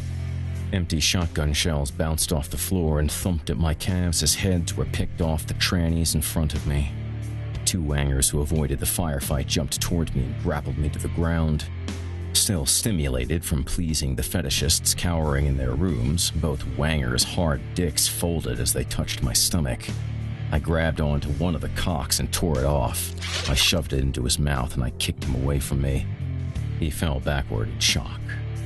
Immediately, one of the priests leapt on top of him and filled his face with lead. I fixated on my other assailant who was trying desperately to wrap his arms around my neck and snap it. The cloth, still startled by the suddenness of the attack, shot up the walls and the furniture, blowing up refinished alien accessories rather than people. They probably thought the furniture was alive. I got into a crouching counter move to my aggressor's attempts and pivoted him under me. He cried out, Why, RJ? Why are you doing this? My body felt cold. I knew him. He grew up in the same stinky alley as me. I'm sorry, I said. As he begged for answers and mercy, I trampled his cries by pinning his head to the ground sideways. I closed my eyes and then clobbered away at his face with my forearms. I felt squirts of his blood drench my face as his begs for mercy fell silent. I opened my eyes. In my mission to quiet him and forget who he was, I had completely severed his face in half below his nose. Two of the priests rolled up in front of me and began clearing the rooms. I heard shots and figured they were deliveries from God to sinning humans who sought the company of transvestite vampires. "There's no back door," a voice rang out into our bedlam. "Just stay there," I yelled back. While I kicked the dead tranny aside, I saw Herman crash through the door to the center of the hive. I raced down the hall to search for bait, looking in every room I passed. "Fuck you, Cobra!" Nomi shrieked. I made my way into the Queen's realm. Herman stood at the end of the bed. Nomi lay on his side in a metallic silver teddy reading a magazine and smoking one of his long cigarettes. Herman turned to me. "Should I?" he mouthed. I held up my hand for him to be patient. "Where's bait?" I asked, entering farther into the room. Nomi licked his fingers and paged through the magazine. Next to him was the corpse of his latest lonely victim in an empty syringe. He put down the magazine and sank his teeth into a testicle. "RJ, I thought you were dead." He swayed, blasé to our storming of his castle. His eyelashes flickered out his half-closed lids and eyes that rolled in ecstasy. "What do you want?" I turned my head backward to the door behind me, holding it up like a stop sign to signal the cloth to stay away. The alien tentacles lit up the room and the weavings above the canopy spun its web. "Well?" he asked. Herman studied the room as if he'd never been inside the belly of the beast and then backed down from the edge of the bed, giving him a clear shot at Nomi. I asked again, "Where's bait?" Nomi crunched away on the gonad. "That little hooker?" "Yeah, Nomi. Where is she?" He swallowed his treat, took a drag off his cigarette, and then ashed on the dead John. Before he brought the smoke back to his mouth for another puff, he dipped the holder into the guy's missing pelvis. He thought for a second. "I think I turned that bitch out, RJ." I stretched my neck and readied my fists. "I told you not to." I made my way to the bed, scratching my arms after seeing another syringe, this one half full of heroin, wrapped up in the satin bed cover. "I run this town now, RJ. You've been, gone or something." I avoided looking at the heroin. "Where's the girl, Nomi?" No. I gave her to the Perrys or something. You know, those boys." He patted his hand against the mattress. "Now get over here, slave. I'm your master now." As he exited the room, Herman called back. "Come on, Reynolds. He's too wasted to do anything for us. The girl ain't here." He was right. Bait wasn't there anymore. I turned from Nomi and followed Herman back through the hallway where the cloth stood diligently waiting. Shane shrugged and said, "There is no human teenager here. We checked all the rooms and a shed out back." "Where's the bitch?" Herman asked him. "She took off a lot earlier. Probably knew we were going to kill her," the Black Priest answered. I stepped over the bullet-ridden bodies on the floor. "Get back here, RJ. Suck my tits, faggot." Nomi screeched from the bed, delirious. "I own you, RJ. Who's the faggot now?" Unaware that all his friends and worker bees had been dismantled in less than 5 minutes and that the cloth was standing inside his house, Nomi continued to yell. "I own you, asshole. I own Hollywood now." "Have at it," I said to the Black Priest and Shane. They surged into the Queen's lair and, without hesitation, unloaded every single piece of ammo they had left in their guns. Before they reloaded us into our separate bookmobiles, the cloth lit the whorehouse on fire. To the cheers of his comrades, one of the priests whooped, "Begone, demons!"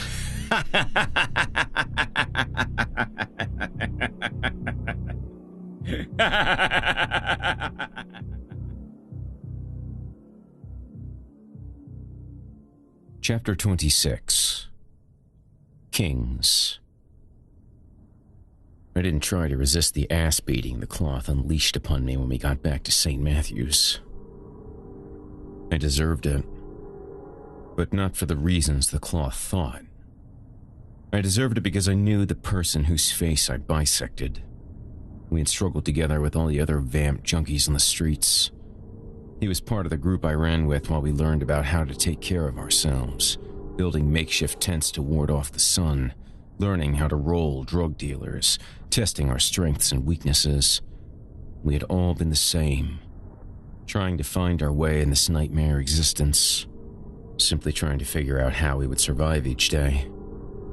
This guy had given me my first pack of cigarettes, and had inadvertently given me my name. The day that Pico came to fish me out of the alley, not everyone wanted to leave and start anew. They insisted they would find their own way, their own packs. So, I said my sincere goodbyes and rarely saw any of them again unless I somehow found myself at the various vampire lairs, collecting money for King Cobra. It was like we had all forgotten what we'd done for each other. Our communication became less and less, and tonight, it ended in me silencing forever one of those first friends I'd ever had. Even after I did their bidding, the demon hunters laughed while cattle prods, hammers, and guns pummeled me in my cell, reminding me that I would still never be human, and how worthless I really was.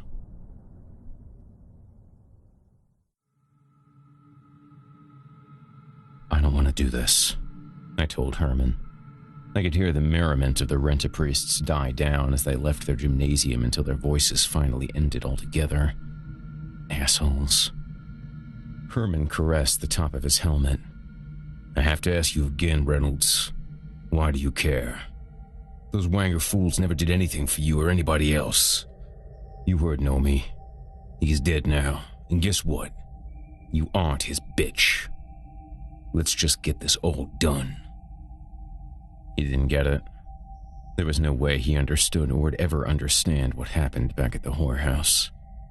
My body was filled with resentment and loneliness instead of blood and life. All I could hear in my head were the screams of the people I just helped massacre. If I hadn't been so loose-lipped about bait being left at the Batcave, the trannies wouldn't have even been a blip on the cloth radar. What's wrong with you? You act like you never killed anyone before. Pull your pants up and deal with it. You wanted this. You were the one convincing me. He was right. I splashed water into a deep laceration on my arm. It's more than that. They didn't do anything to us. They didn't do anything to the cloth other than exist. Whatever, he replied, fluffing his pillow for bed. He had taken a lighter beating than me for some reason. They turned your little bitch out and they were thinking that they ran my streets. I heard what he said. He said, since we've been out of the scene, there's a new way. Defeated, I leaned forward on the sink. Who cares about that street bullshit? I care, bitch. I run Los Angeles. I will, fool. Herman brushed the quickly formed scabs off his body. It was shocking that he never had a heart attack from healing at such a rapid pace. So I guess the BBPs are next. I hate them more. I can't wait to rip their smug little faces off. I already told you I'm out. If they kill me or leave me locked in here, I don't care. You're on your own. Didn't it feel good, Reynolds? Didn't it feel good to kill somebody? We've been in here so long now, it felt like jumping back on a bike. It felt natural. The door opened at the end of the hall. Herman rubbed his hands together as if our guests was room service and he was starving. Shit, are they ready for more? I heard Fat Mac's soft footfalls nearing us.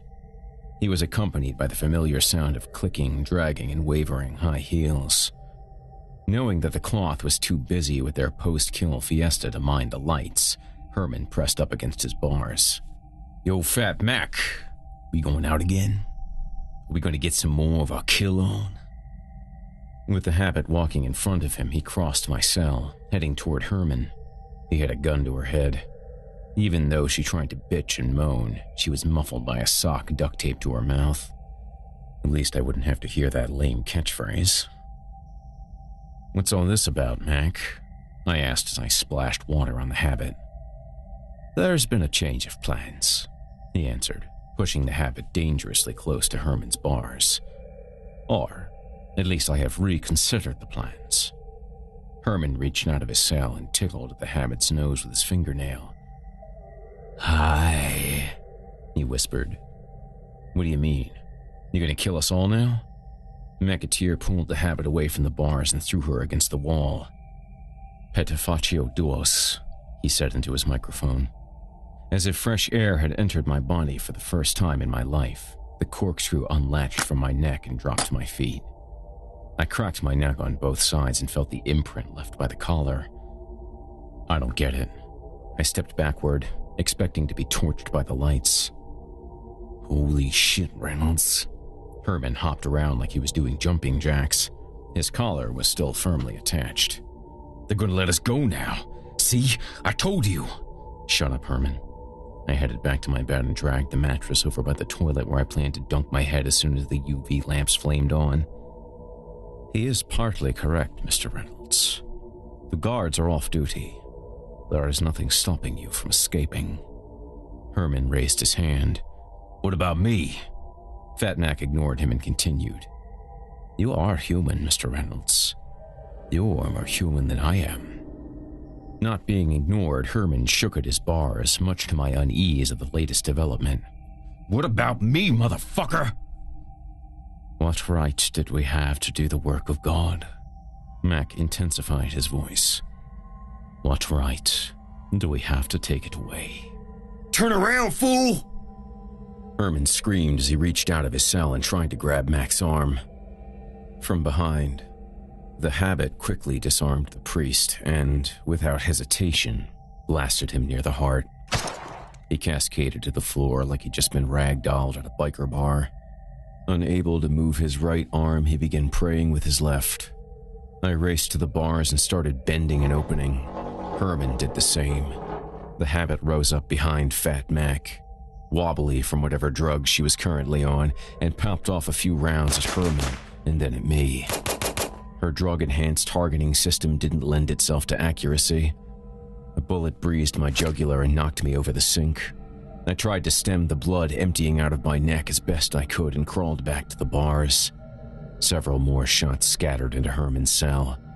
You ruined my life, she screamed after ripping off the tape and spitting out the gag. Fat Mac pulled himself to the cell, continuing to pray. The Habit raised the gun to the preacher's head. See you in hell, asshole. She squeezed the trigger and the bullet pierced directly into his head. Not letting a few bullets slow him down, Herman was back at the bars, trying to break them open. She fired more bullets his way, stopping only to shoot into my cell every 5 or so rounds. Despite her horrible marksmanship, one bullet nailed me in the upper thigh and another skimmed my shoulder.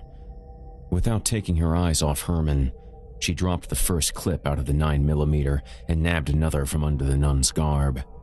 Even though I didn't get a good look at its origin, I imagine she hid it in her ass or her vagina. I'm gonna finally kill you, bitch, Herman shouted. Not surrendering to his threats, she continued to unload round after round into him. The bullets did little to deter the massive Rasta, and he was almost out of the cell. Thinking quickly, the Habit grabbed Fat Mac's collar and pulled him up from the ground. Gray matter vomited up from the hole in his head. She bent down, sneering, and cleared her throat. No! I screamed, racing back to the bars. I tried to shred the metal, pawing through the bars at her head. Herman was oblivious to anything other than getting out of his cell. Then, in what seemed like a split second, she hissed into Fat Mac's microphone. Had Stringo Gooter. She kicked the dead priest at my cell and ran away down the hall toward the exit. As the gun smoke cleared and blood pooled into my cell from Mac and Herman, I saw the Rasta King sitting with his back against one half of his table. The corkscrew tightened around his neck, but he wasn't struggling. He wasn't even twitching. I dragged myself to the bars that no longer divided us.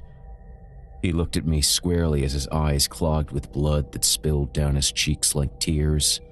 His breathing slowed, and I felt his life departing from the basement of the church where he was born subject to. I felt everything about the person that I feared most in the world. I didn't reach into his cell to help. If I had listened to the voice command to disengage the collars, I could have saved him. Like he said weeks before, though, I never listened to anybody but myself. His lips quivered, and his nostrils flared as his tongue scratched away at the roof of his mouth. I read your file. You did come from royalty, I said to him. You are a king, brother. King fucking Cobra. One last smile etched on his face as more blood bubbled out. Before his life ended completely, he looked at me like I was his sibling, and he said, "Thanks, RJ."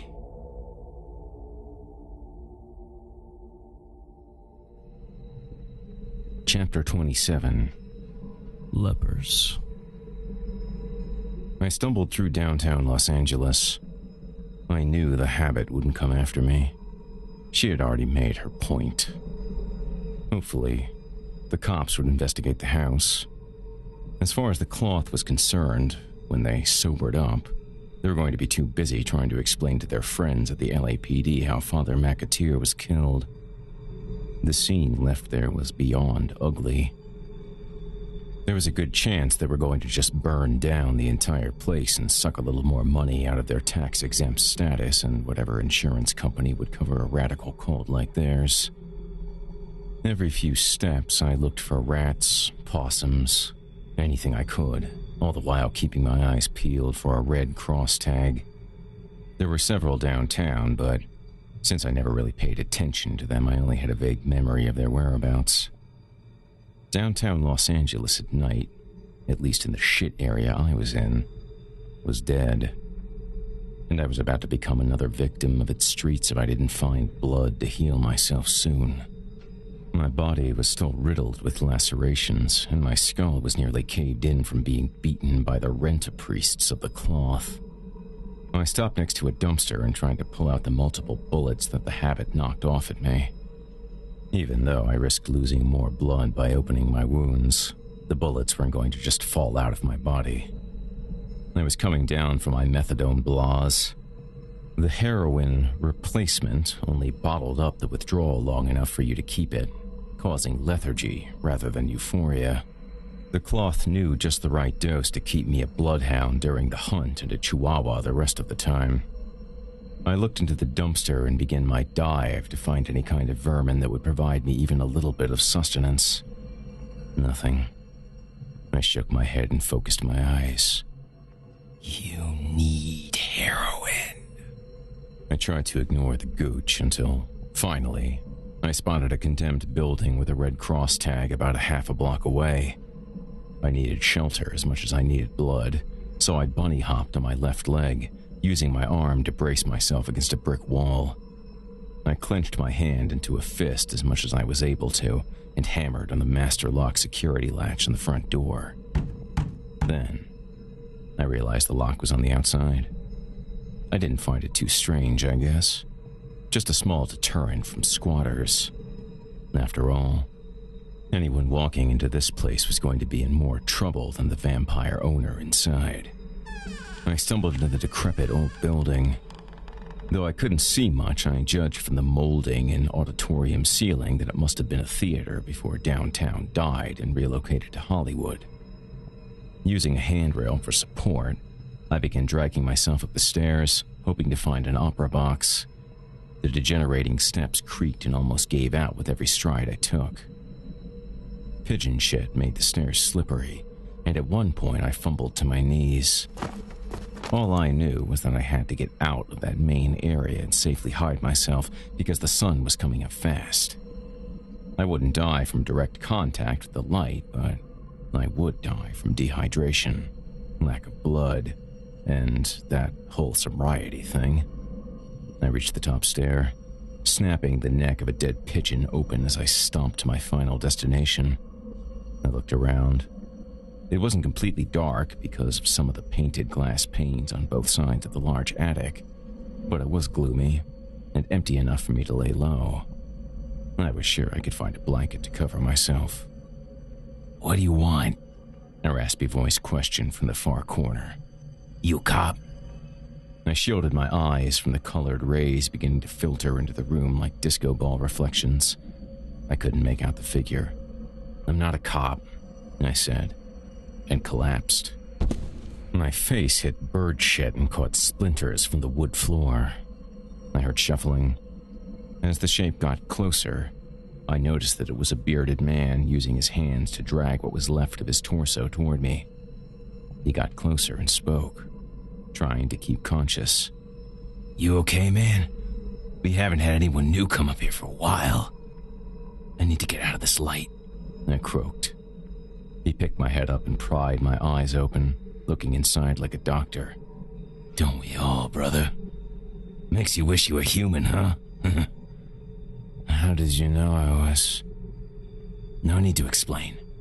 We all end up here at one point or another. The man's breath reeked of Mad Dog 2020, and the only teeth that were left behind his filthy, cracked lips dangled by roots.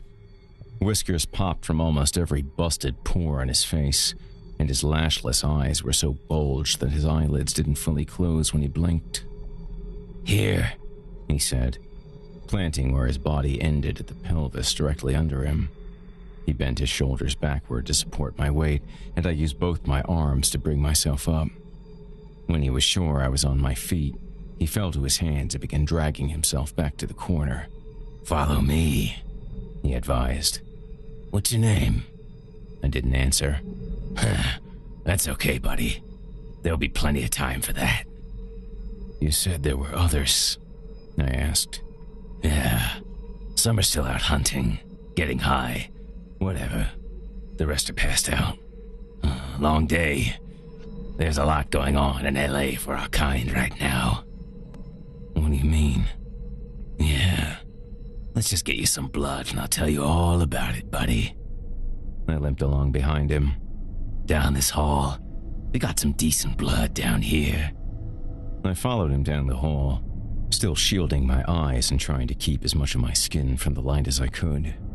He opened a curtain into the opera box. In one corner was a tent, and in the other was a cooler.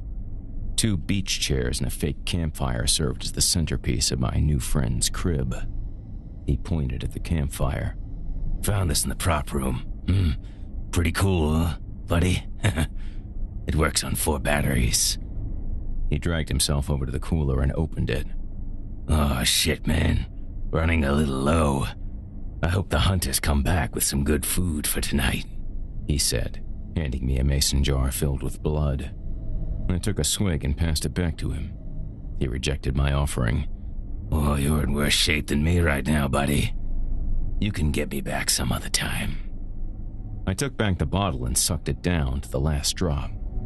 It hurts passing over the line of my throat where the dog collar had been clamped just hours earlier. Who are you?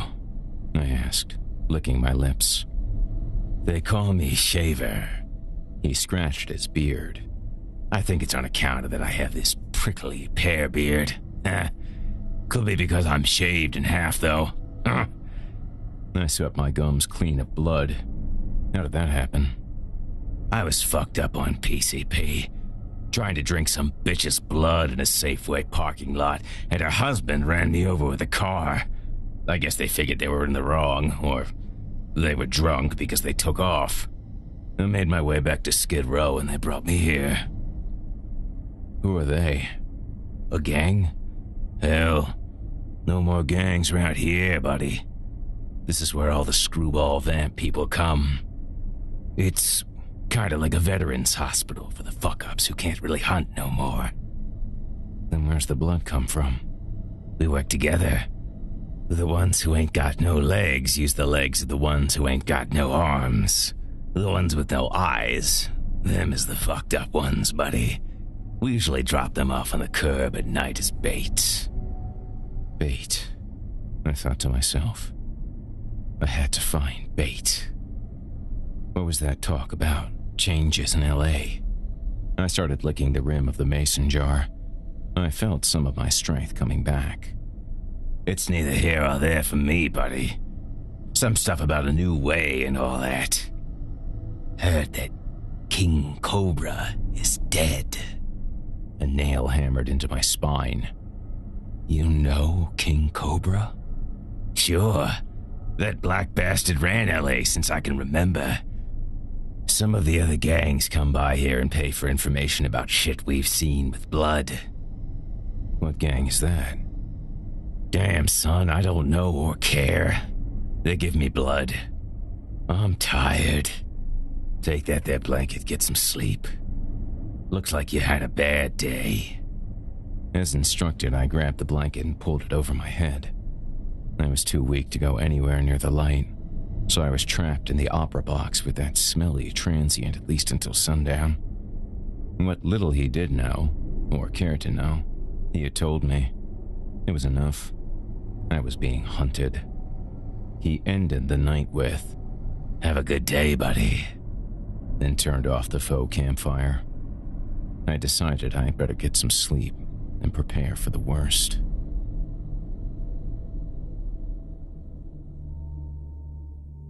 A filthy hand tugged at my arm. "Wake up, buddy. Feeding time." I covered my head, momentarily forgetting where I was. "It's okay. I'll get us some rations and then introduce you to the boys later." "Shaver," a voice called out from behind the curtain. "I'm coming," the whiskered cripple said. Shaver crawled across the room. His tied pant leg brushed across my feet. I heard the curtain pull back. I hid under the blanket, hoping that it was an ask questions later halfway house. "Can I get some extra for my buddy here? He came in early this morning, really bad shape. Looks like someone tried to hang him." I rubbed at the burn mark around my neck. "He's real shy, but I'll introduce you later." A boot kicked me in the leg. I let out a grunt. I imagined they were checking to see if there was a living body under the blanket or if Shaver was just making shit up so he could get more blood. The voice stuttered. "Oh, I don't know, Shaver. We only have enough for people already here. You know the rules of bringing in newbies." Shaver patted my leg. "My buddy here's in bad shape.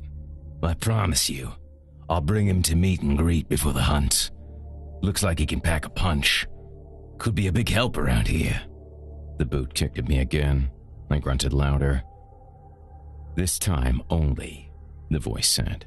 The curtain closed. I peeked out from underneath the blanket. "Thanks, Shaver. I appreciate your help." I backed my body up against the inside of the curved opera box as Shaver turned on the fake campfire and handed me a cocktail. My body still ached, and the pain in my neck had only worsened from sleeping in the cramped corner. I drank the blood slowly. "This is good shit today, huh, buddy?" The sour taste of the cold blood tasted like pissed-out lemonade mixed with ragu. "It's great," I said, hiding my true feelings. "So, Shaver, what do you do around here? I mean, since you don't hunt." "That's the thing. I'm the eyes and ears of this place. I have eyes for the sad saps that don't, and I have the ears for those who don't like to hear. I keep lookout. Watch the place. Make sure no cops are around. They make me feel pretty important." I guess you're lucky after all. What time do you have to start your post? The second he left the box, I was going to get the fuck out of there. "I'm running a little late now, but they'll understand. I got someone new to help us out, right, buddy?" He slapped me on the back. "That's right, Shaver. Listen, I'm going to get back to sleep and let you get to your, eyes and ears. Wake me up when you get back so I can meet your boys. Hopefully by then I'll be feeling better. I slumped back down into my cocoon, but before I covered my head, I added, "Thanks, Shaver." Ask him for heroin, stupid. Ain't no thing, buddy. Just like I said, everyone ends up here at some point or another. Kinda surprised King Cobra never ended up here. He turned off the campfire. I pretended to rub my eyes like I was nodding off. It is kind of a surprise. I pulled the blanket over my head again as Shaver started his journey into a night's worth of bulldogging the theater. When I heard the swinging door at the end of the hall push open and then close, I started to make my move. I slugged down what was left of my blood and looked into the cooler for more. Nothing. I really didn't want to steal from this poor guy anyway. As I slid my combat boots on, I patted around the inside of the tent to see if I could find anything. I came across a small baggie of something. Since I didn't recognize it, I decided to leave it. Shaver did say he did PCP, and I had no interest in flying off the building after being sober for however long. I slowly pulled back the edge of the curtain and glanced down the hallway. No one was there. I guessed that they were all out doing their nightly duties in the streets. If all I had to worry about was Shaver and the jerk that kicked me, I was home free. Besides, the guy sounded kind of like a pussy. Cautiously, I made my way down the hall, the opposite way Shaver exited. I hovered next to the wall, sideways, so I could monitor activities from both directions. It was silent. Then again, the habit deafened one of my eardrums with all her gunfire. I started down the stairs, then stopped when I faintly heard voices. Hopefully, I would find a stage at the bottom of the back staircase to conceal my movements. I continued my descent quietly, eyes darting to every corner as I made my way to the bottom of the stairs. The moldy carpeting smelled like death twice over. The first was the decay of the building, and the second was the decay of the displaced transients that moved in and called it home. As expected, the staircase took me backstage. The curtain was spray-painted black with several different tags from several different gangs, some of which had been retired a long time before I was in the Knucklers. I walked parallel to the curtain without getting too close. I didn't want to disturb any of the pleats on the opposite side. Rat traps layered the floor. I guess they were for dinner, even though I doubted any living rodent had roamed around there in ages. People were on the other side of the curtain. I heard them mumble and could feel their hunger. As I looked around backstage, I noticed something. Limbless theater mannequins everywhere. The only body parts remaining were torsos and heads, most of which were nailed to the wall or hung from chains. All the eyes were dug out. And then, snap! Not paying attention to where I was walking, I became the rat caught in a trap. On both sides of the stage, two legless figures, harnessed with rope, descended like sandbags. The crusty curtains pulled back, and a spotlight nailed me directly in the eyes. I covered my face and fell to the ground, setting off a domino effect of mousetraps around the stage. Laughter erupted from the audience. Trying to avoid the light by bobbing my head from side to side, I picked the traps off my jeans and looked into the crowd. All I could see were silhouettes of misshaped figures, twisted, stumped, and ragged. The laughter raged on, and Shaver slithered into the house lights reserved for the orchestra pit's pre-performance preparation. His eyes scrunched in the light as he pointed at me. "That's him, right?" he yelled, begging for the adoration of his tangled brood. "That's RJ fucking Reynolds. I'd know that son of a bitch anywhere." He kicked out his legless backside like a starving donkey. Another figure stepped out of the darkness that engulfed the back of the theater and patted Shaver on the head with some kind of claw-shaped appendage. I would clap. His smug little voice whimpered. "But as you can see, I have no hands." He lifted two steel hooks into the light. Catching me off guard, the two disfigured rejects acting as sandbags clamped onto my legs. Their arms were powerhouses, strengthened by years of dragging themselves around. The hook-handed figure proceeded toward me. "Remember me, RJ?" he asked, sharpening his hook blades on each other. He didn't have to tell me his name, probably because I never bothered to learn it or care what it was. It was the Desian bottom feeder. More accurately, it was the bottom feeder that I force-fed his own hands to. Behind him, the congregation of deformities limped, crept, shuffled, and moaned their way into the pit lights. Each wave of atrocities that emerged from the shadows was more horrible and disfigured than the row that preceded them. It was as if they were arranged by rank from totally fucked up to so fucked up that they were simply the crumbs of something that at one time might have been a cookie. Hookhand stood over me as the sandbags pulled me down to my knees. Then, he licked his right hook. As the stainless steel left his tongue, he plunged it into my left shoulder, hooking it underneath the bone. "Fuck you!" I screamed. His face became overly delighted, and then he pompously pouted and asked, "Does it hurt, motherfucker?" He then licked the second hook, stating, "I'm guessing that it hurts more the first time." He hammered the curved nail into my right shoulder, once again locking it in position under my shoulder. I bit into my tongue. He was wrong. It hurt just as much the second time. He pulled me up to his waist. The legion of forgotten, deader than already being dead army continued their march towards us. They formed a circle. I didn't cry. I didn't beg, other than wanting to save bait. I really didn't care if this dick and his loser friends killed me or not. "Unbutton them," he pointed to his jeans. "Why?" "Unbutton them," he commanded, turning from right to left, delighting the spectators. Some of them hopped on one leg, while other eyeless faces giggled as their blow-by-blow translators whispered the gory details to them. The Desian pulled tightly on my shoulders. Reluctantly, I unbuttoned the front of his pants. He stopped playing to the crowd and he motioned his head downward. "And the zipper?" One of the blind ones was escorted over to me. He petted at my hair, inflaming the wound in my ear. "He's scared," he told the guide. To that, the guide returned. "You should see his face. I think he's going to cry." Plaster rained from the ceiling as the laughter boomed through the opera house. "The zipper," the finger eater let out again. I looked at the front of his pants.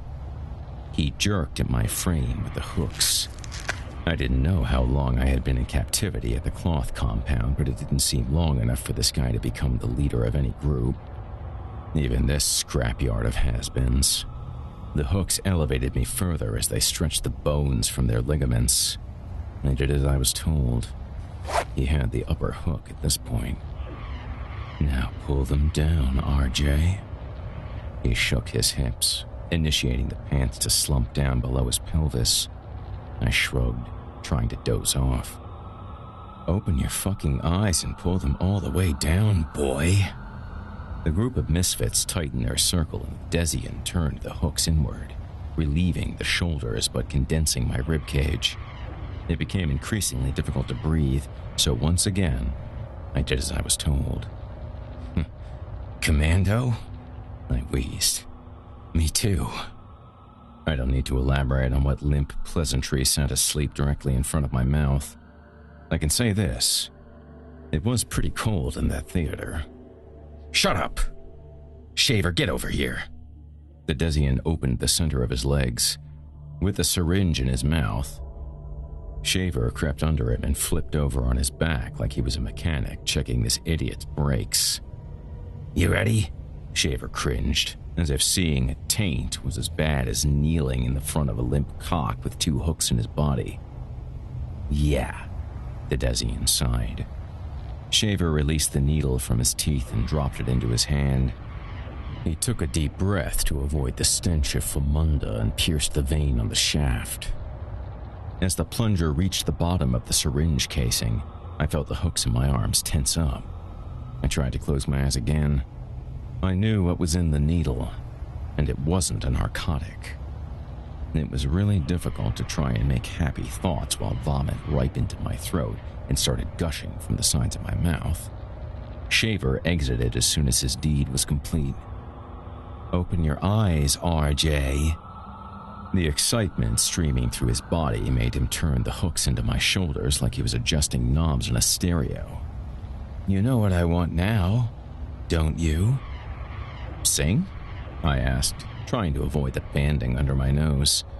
"Suck my dick, motherfucker." "I want you to know what being disgraced feels like before we rip you into pieces and take your body parts as our own." In an attempt to appeal my conviction in the court of misfit vampires, I looked to the circle. As his member inched its way toward my face, I tried to fill my mouth with more vomit. It would taste better than the other thing inside there. I looked up at him. His face was filled with satisfaction, and he smiled from ear to ear. Getting more sickened by his vainglorious air, I tried to pull away. The hooks had me anchored on my knees. This is it, I thought to myself. This is the end of R.J. Reynolds. Just as I was ready to throw in the towel, I looked once again to the circle of beasties. Just beyond them was a tower. It was a tower so dark that it actually stood out from the rest of the pitch-black stadium. A shadow broke from the tower, hovering toward the circle. As the shadowy figure converged, a fervor of whispering commenced in the room, and the circle broke open. The Desian, who was too proud of his accomplishment at my expense and paid his followers no mind. Like a retreating horde, the sideshow panicked back into their holes. The figure stopped about 20 feet behind the show. Black hair swirled around it like a tornado. Letting me sweat, the shape watched as the Desian's cock entered my mouth. After a few seconds, it had enough and proceeded. A shadow swelled over us, showing a sword unsheathed from behind its back. The sandbags let go of my legs and yanked on their ropes to be pulled back up to the rafters. The curtains began to close. The Desian looked down, furiously not aware that the matinee was about to end. "Keep sucking, mother..." Before he could finish his sentence, the tension from the hooks in my shoulders eased. I reached up and used all my remaining strength to clamp onto his arms at the elbow and bust them off, leaving the hooks and his bodiless arms in my shoulders. His eyes started to twitch as his head turned around to see the assailant. It was too late. His head broke at the neck, slid off his left shoulder and onto the ground, rolling under the curtain. The rest of his body folded like a squeeze box. I spat the barf in my mouth on his corpse. Eldritch extended his hand. "Need any help, my friend?" I spun my right shoulder and slipped the hook out. I grabbed Eldritch's forearm and pulled myself to my feet, then slid the second hook out, using the massive vampire's body to steady myself. "No need to thank me," Eldritch continued. "To tell you the truth, Eldritch, I wish you would have let them kill me." "You're already dead," he returned. "Not as dead as you're going to be if I live through this and anyone else ever hears about it." I let go of him and stood on my own. After a couple of lame tricks that one might expect to see at a Pee-wee karate demonstration, he spun his sword over his shoulder and back into its sheath behind his hair. "Nice sword, dude." "It's a katana, said to be crafted during the Muromachi dynasty." Too tired to argue or listen, I blacked out.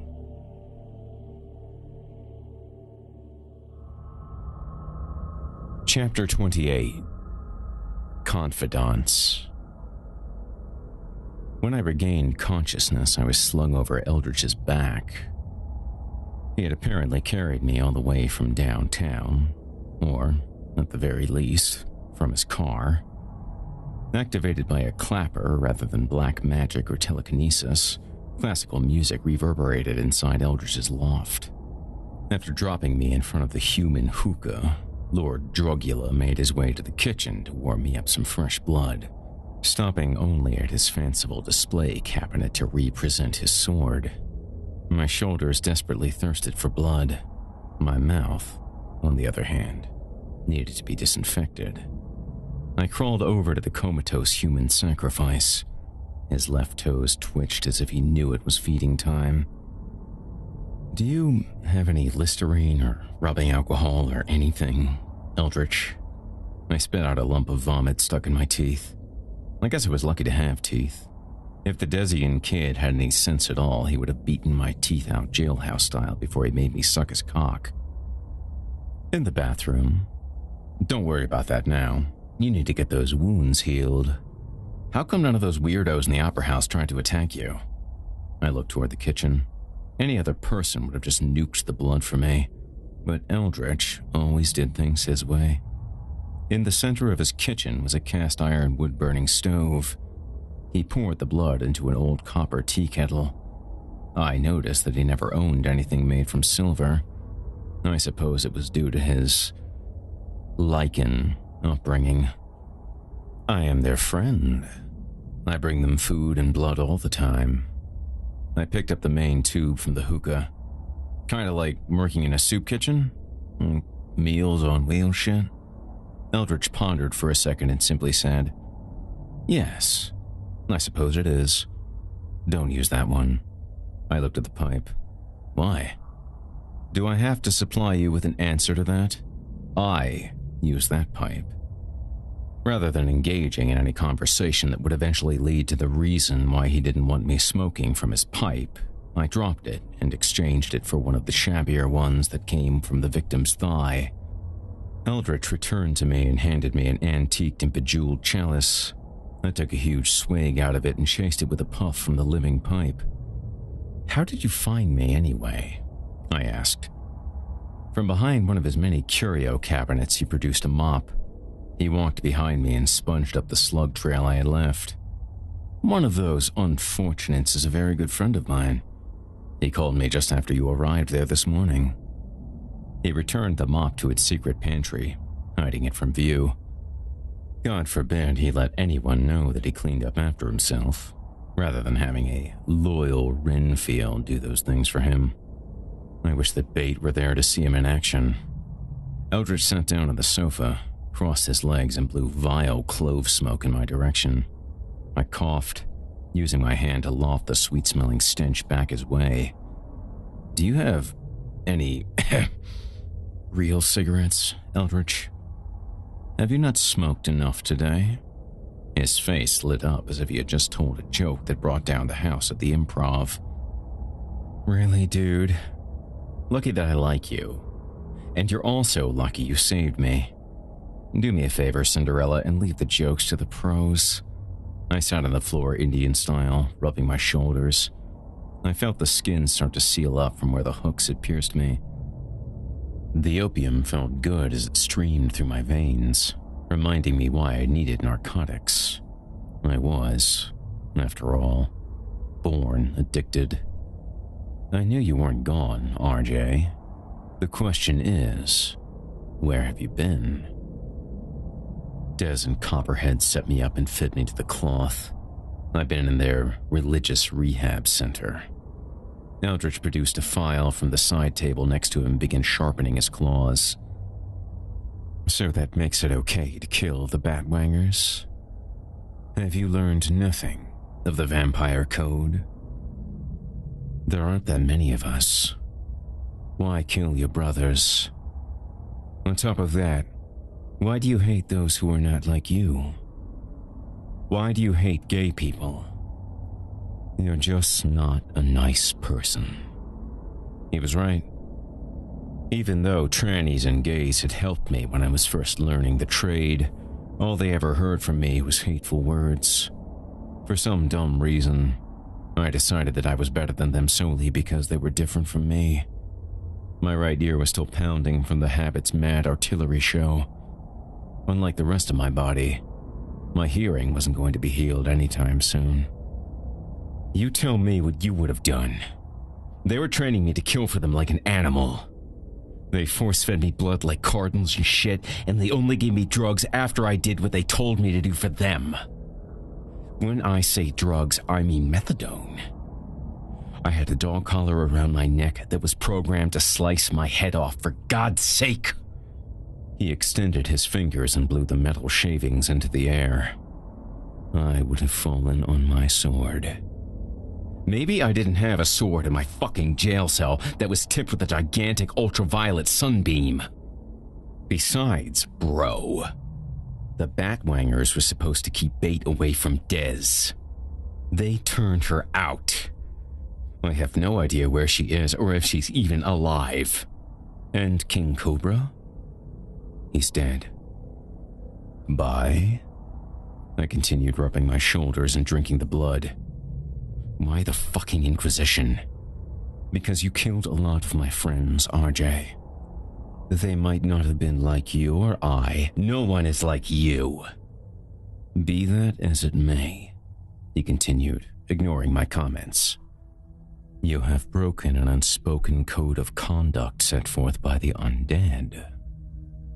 I'm not going to justify myself for this. First off, there is no code of conduct. We're in gangs.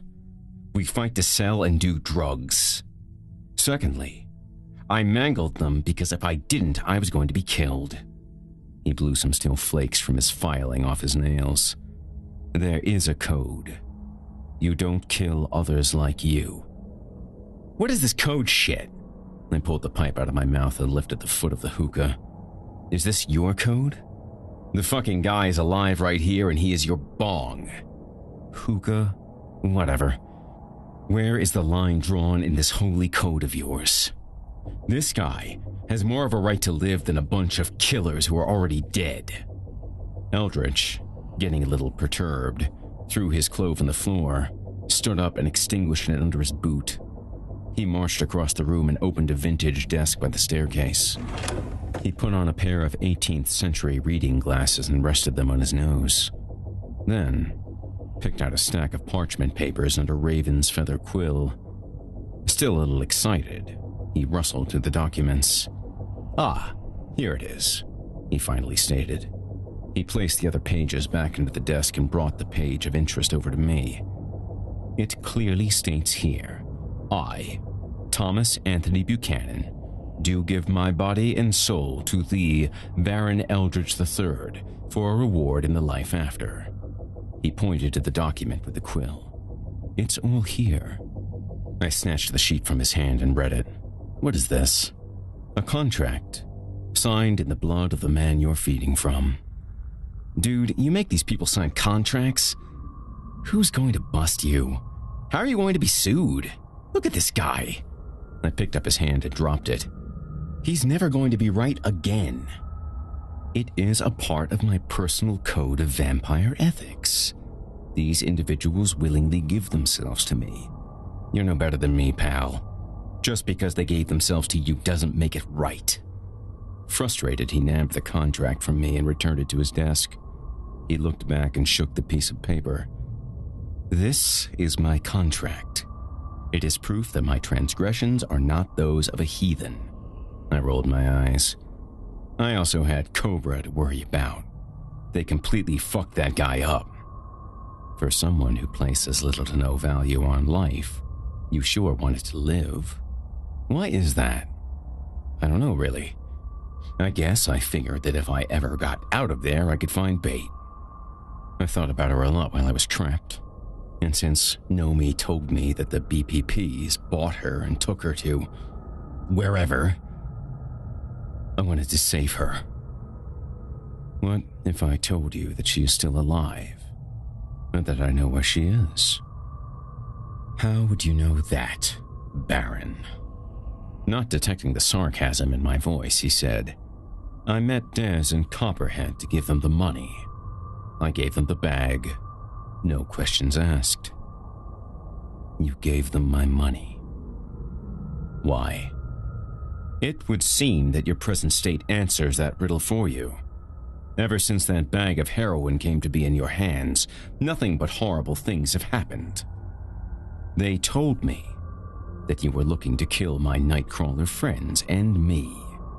They asked me to join them in their crusade toward a new way. I honorably declined. I walked over to him. Is she okay?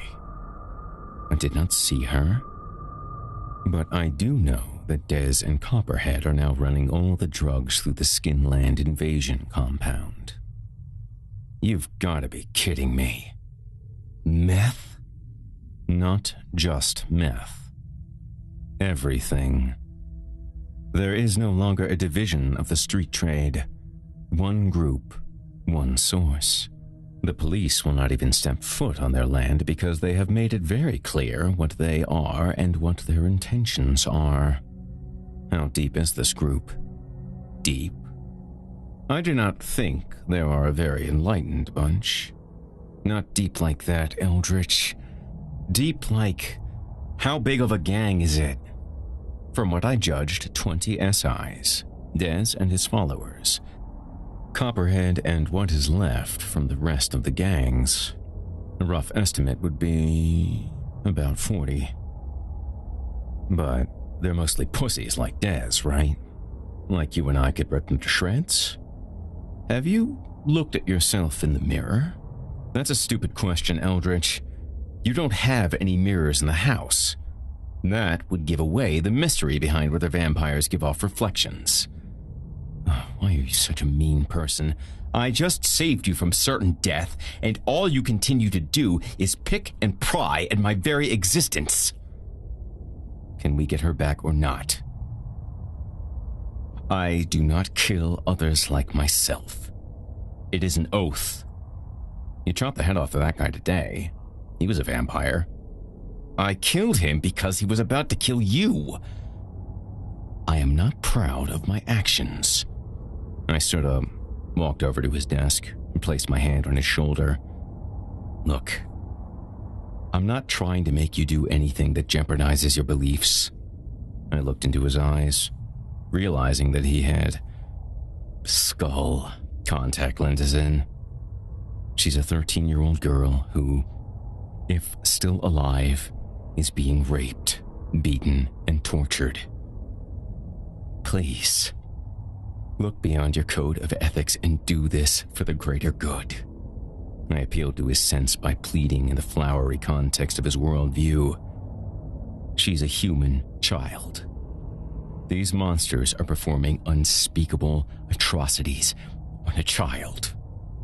She needs our help. Eldritch nodded his head and cupped my hand into his. I am with you, brother. You are correct. She cries out for our rescue.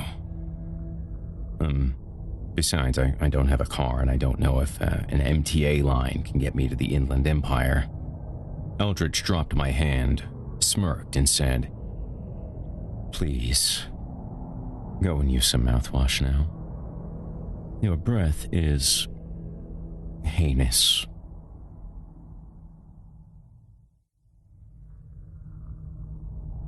I squirmed around in the red vinyl seats of Eldritch's hearse, creating as much gassy noise as a 500-pound chili-eating champion the night after a day's worth of competition. I looked over at Eldritch, slouching over the wheel to fit his lumbering frame into the driver's seat. His razor fingernail spikes pawed at the steering wheel as his steel fangs bounced off his tongue. Every few minutes, when a section of a song excited him, he grabbed the right section of his ass-length raven-colored hair and flung it back behind the headrest. I wanted to tell him to wrap his mane up in a scrunchie or something, but what would be the use of that? I'm sure having his hair covering his face made him look more vampirific. I hesitated for a few minutes, shuffled around in the fart seat and blurted out, Is this all really necessary, Eldritch? Of course, I was referring to the hearse filled with more vampire cliches than the last-stopped gift shop outside of Vlad the Impaler's castle. He swung his eyes to me without turning his head from the highway. I don't know, RJ. Is this Scarlet Woman worth it? Scarlet Woman? I searched my brain for a reference. It's called a hooker, Eldritch, and bait isn't even that. I was supposed to be her first John. We act one way, you act another, he declared. Just because we come from different eggs doesn't mean we're not all the same. We are all creatures of the night. Oh my god, dude. I picked at my ear. You're killing me. Eldritch turned the stereo off and downshifted the car, screeching it beyond the shoulder and into the desert. A sandstorm blasted from his tires through the open windows of the hearse. I shot forward and barely escaped plowing through the windshield by bracing my arms against the dashboard. The sand dissipated, falling into the Count's hair and all over his black leather trench coat. He sat still for a moment, silently looking forward. He then blew the hair out of his eyes, spraying California inland dirty ashes. He tapped his razor claws on the steering wheel. "Well?" he finally challenged. I spit out of my finger and rubbed the sand out of my eyes. As I licked it out of my gums and spit it back into my hand, I returned. "Well, what?" He sat still for another moment, then shifted his body around in the driver's seat and clutched my neck where my dog collar burn remained. Without any visible anger in his tone or his eyes, he quietly asked again, "Well?" The sand trickled down my throat like I was an hourglass about to be timed out. I squeezed out, "I'm sorry." But Eldritch didn't release his grip. "You know that I shan't need to do this, correct, RJ? I could easily collect my belongings and leave Los Angeles," he continued. "I do have a debt owed to me. The chances that either of us will walk away are faint. I am doing this for you. A friend." He released me. I hacked up some of the sand for a minute and looked at him squarely. "I'm sorry." Eldritch threw the hearse back into gear and crept back onto the I-10. Still choking a little on the sand, I said, "Where exactly are we going? I don't know anything about the SIs except for the fact that they're white supremacists and that they do a shitload of crank. As a matter of fact, I've only met the leader once. What's his name? Zitz or something? His name is Pox, and their dominion is on the outskirts of the Salton Sea." Eldritch produced a clove cigarette from behind his left ear. "It's an old, destitute hotel called the Sea and Sun Oasis." By flicking his thumb against his index claw, he sparked it. Unsurprisingly, the flame disappeared when he snapped his fingers. Thinking he couldn't see me, I rolled my eyes and left a soft giggle out of my nose. A smirk lifted over the corner of Eldritch's pale, sunken cheekbones. "It is rather ostentatious, is it not?" I doubled over laughing as sand from my hair fell into my lap. It's all really, really lame, dude. You know what, though? He blew clothes into the already smoky and dusty car. "No matter how lame you can be, King Cobra was always terrified of you." He smiled.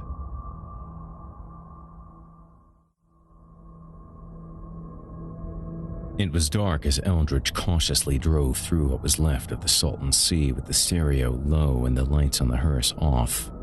The buildings in the tortured town looked like they would crumble at the slightest movement, such as us bouncing over a crack in the road. Graffiti camouflaged the faded pastel covers of the Art Deco architecture. I rolled up my window. It smelled like the wharf had been shoved into suitcases and someone was opening them as we passed. I kid you not.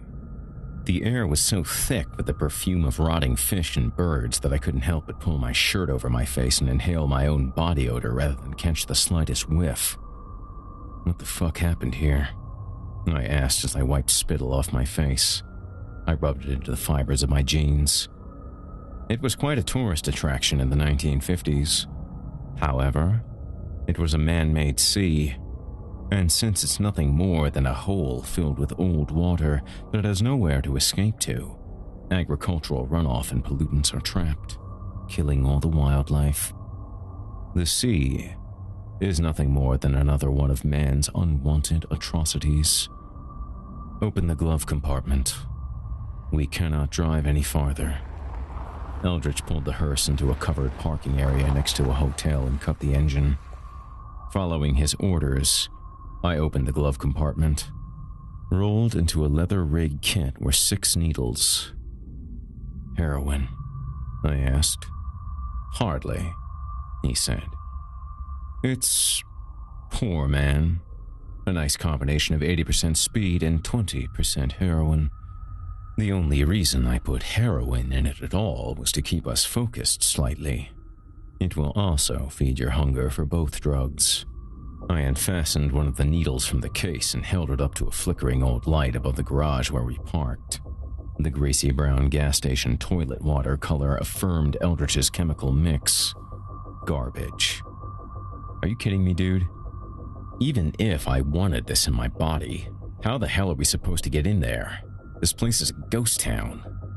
Eldritch pointed off to a rusted airstream a block from the hotel that was surrounded by a 6-foot-tall barbed wire fence. Behind the fence, a mad pack of Rottweilers was gnawing on the razor wire like it was made of rawhide. Remembering the fates of Leroy and Skillet, I grabbed Eldritch by his bony shoulder. "Are you kidding me? Come on, dude, I can't kill someone's pet. Copperhead killed both my dogs. How about some nice, clean heroin and some dude on steroids or something?" "That is not going to work, RJ. I do not think you realize what we were about to do. Not only is this area flooded with SIs, we also have to worry about Dez, Copperhead, and the rest of the followers. So, just like I asked before, is this worth it?" I remembered Leroy and Skillet unable to play with me after Copperhead maimed them. Then I thought about Bait. I didn't even know if she was still alive.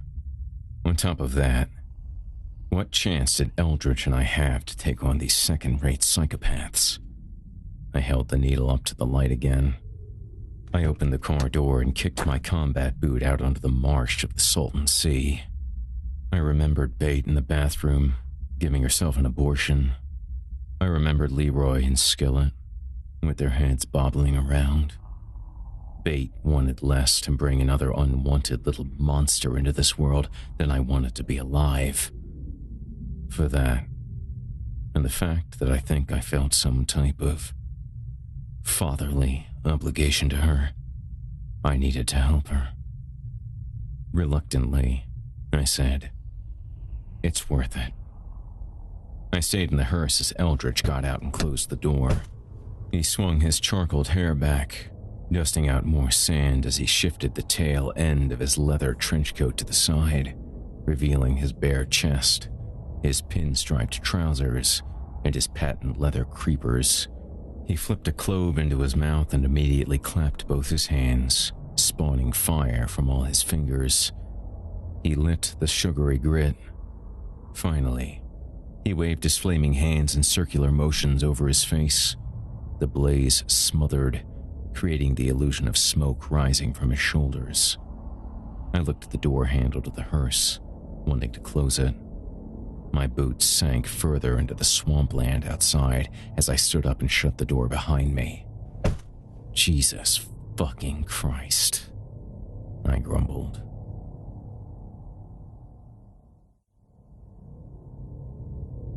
Our shadows moved side by side to the dog pen, looking like those of an adult with his child. I hadn't realized that Eldritch was so much more massive than me.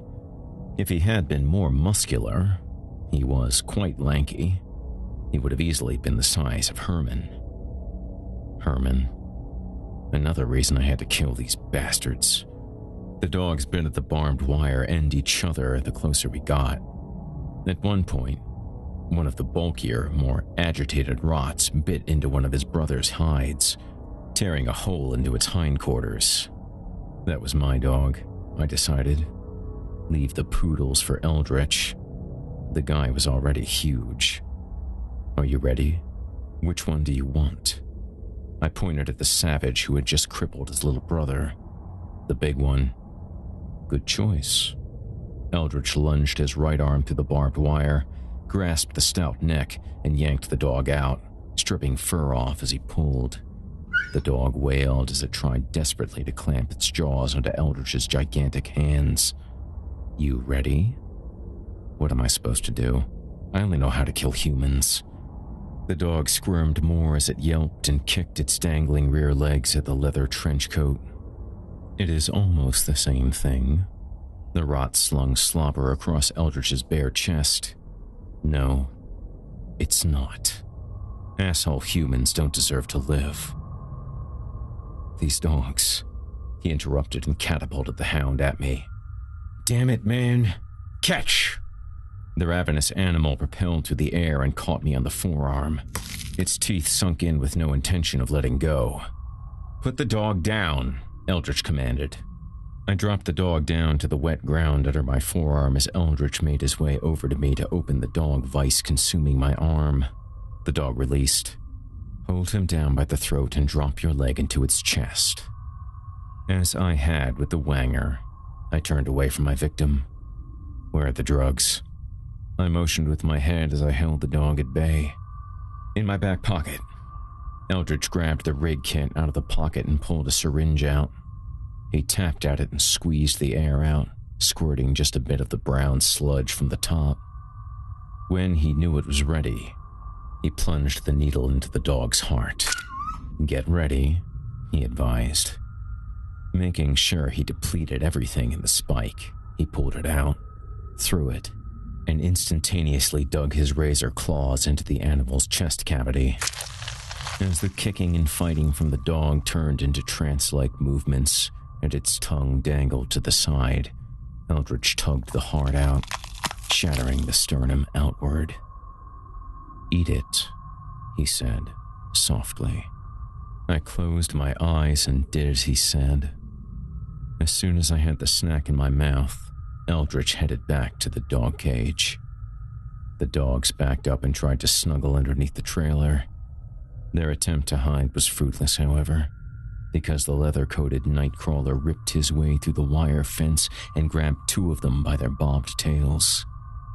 He dragged the animals out and collapsed on top of them, his knees crushing their chests. He produced a needle in both his hands, plunged them into the dogs, and then withdrew their hearts. I was filled with the amped feeling of terror ahead. The animal blood and meth in my system made me shake and vibrate. Ready to kill.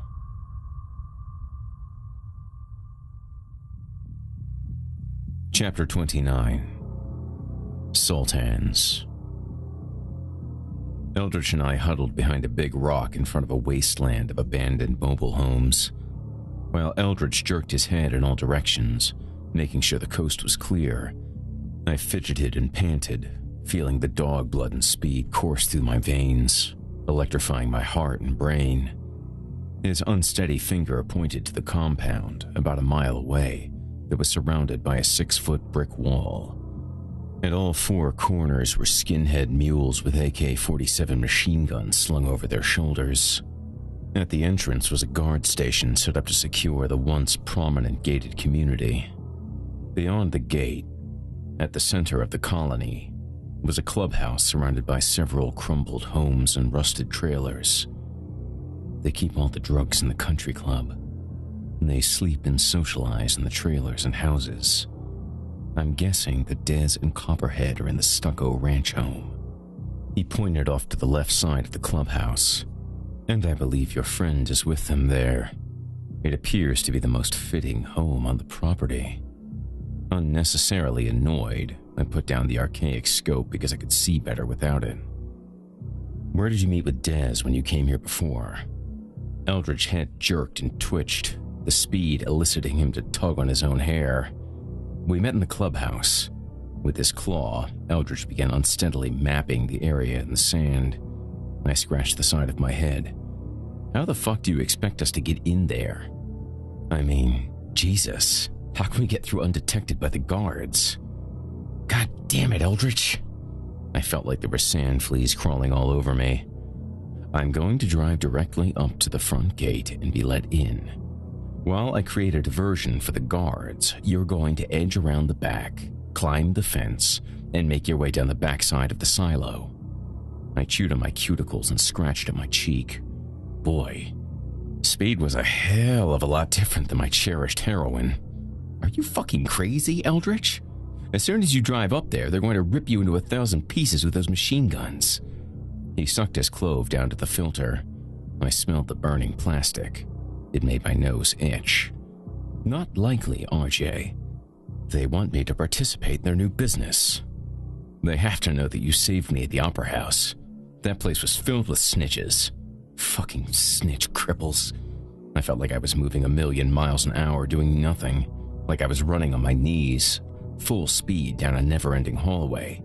Trust me, not one person is telling these Philistines anything. My presence at the Opera House is known, trusted, and respected. Besides, I must get the hearse into the compound. All my weapons are concealed inside the casket in the back. Using his talon, he drew a circle around the outskirts of the gated area to establish the mountains surrounding the valley.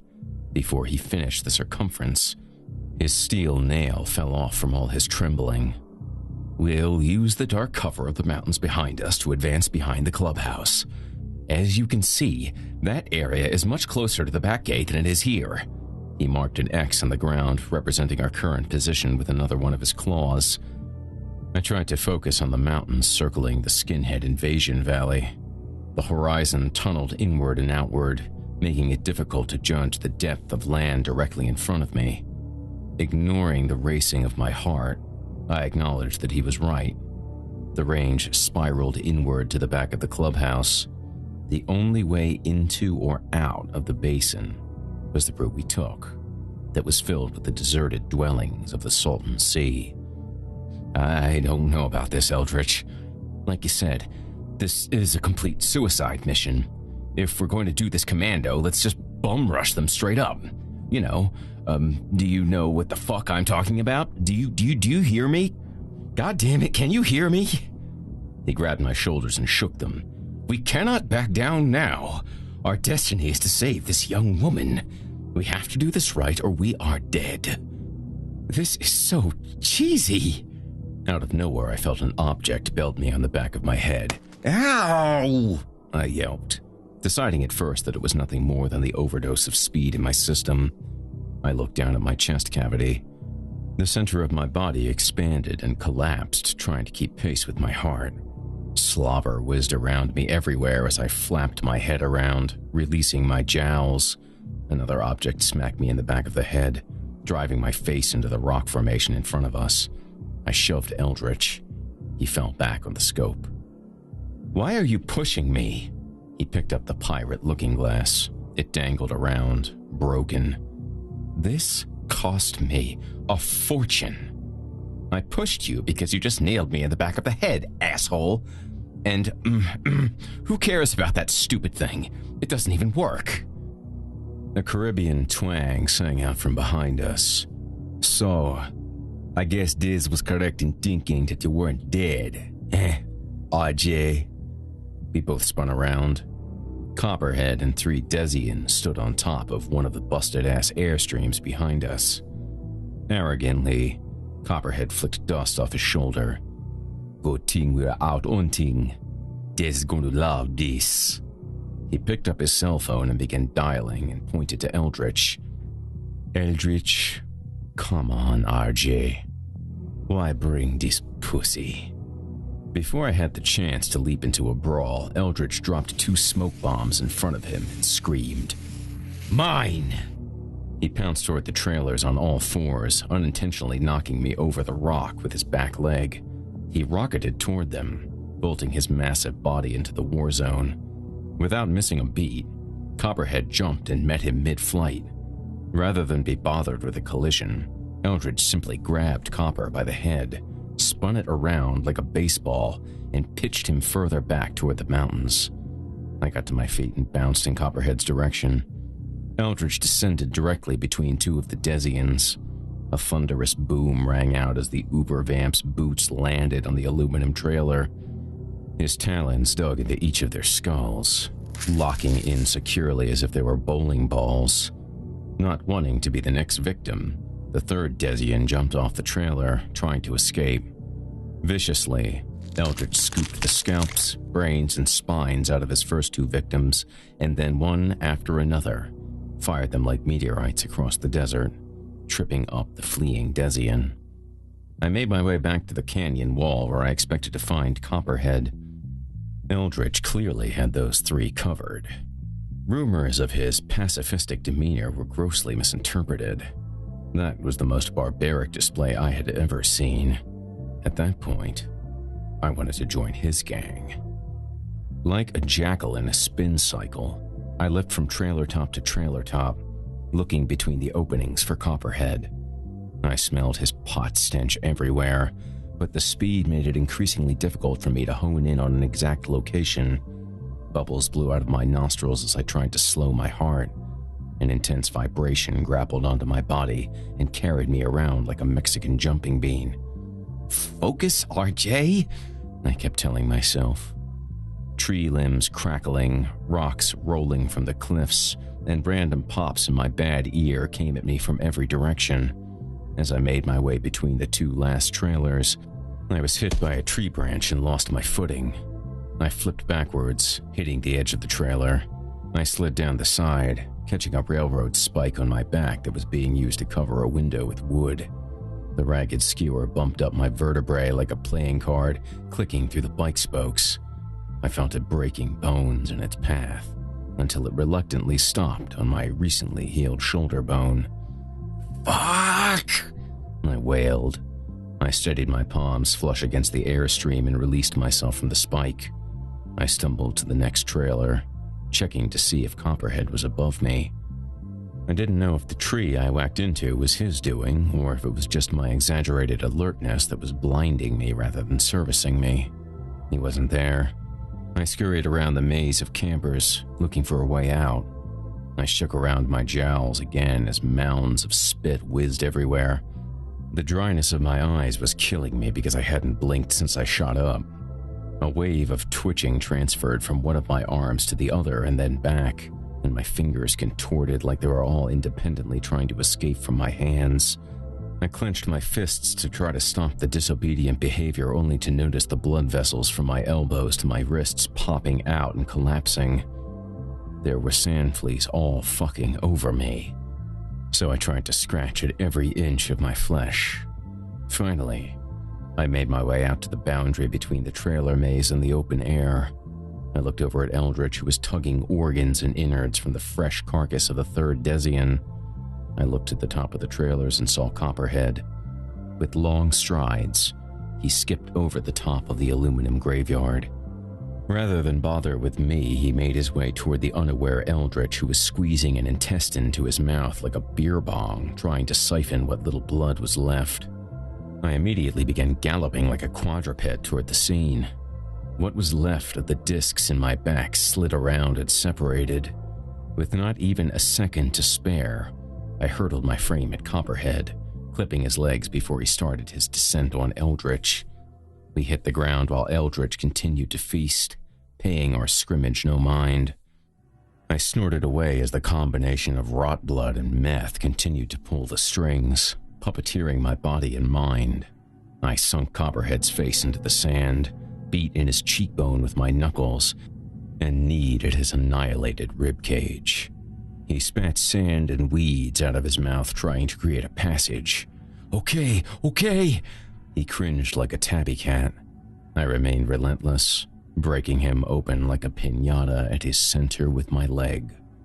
I shifted my knuckles to my forearm and clubbed him so hard in the face that his nose became an indiscernible blob. His eye popped out of the socket and dangled from the spaghetti behind it. A clear fluid dripped from the jumbled ball. The phony Jamaican accent magically disappeared. "Please stop, RJ. I'm sorry, man. I'm so fucking sorry. I didn't do anything. It was Dez's idea. It was all Dez." It was too easy to just let him go. I thought about Herman and the downfall Copperhead had plotted against him. They force-fed us to the enemy and handed Herman a pink slip at the hands of the cloth and the habit. I relaxed on the chest cavity and pinned his thighs down with both knees. I felt his pants fill with piss and shit. "Please, RJ," he pleaded. He begged just like the tranny and the bus driver had, but I wanted to see him suffer. I was excited to kill him. I tried to grab a breath and looked up to Eldritch, who was still paying no attention to us. He continued his fixation on the organs of his casualties. The whore," Copperhead stammered. I placed my fingers around his skull cap and rotated his head out of the sand. You want the whore, right?" I didn't answer. I grinded my teeth, panting every few seconds. "Come on, RJ. Please let me live. I'll take you to the whore." He closed his intact eye and tried to inhale, hoping he would suck the other one back into the socket. His actions reminded me more and more of Herman. He was a cheap imitation of a great man. "RJ, she's alive. I never touched her. It was Des. I had nothing to do with it." He tried harder to inhale. The eye slowly started to move. Halting his attempt, I snatched the eye and shoved it into his mouth. "She's alive?" I asked. Copperhead nodded, not sure what to do about being able to see the inside of his own mouth. "Well then, I have no need for you, motherfucker. This is for King Cobra." I fastened his head down in the sand behind him. He squinched his eyelids closed and bit into the eyeball in his mouth. With a powerful uppercut from my free hand, I compounded his chin all the way up to the middle of his face.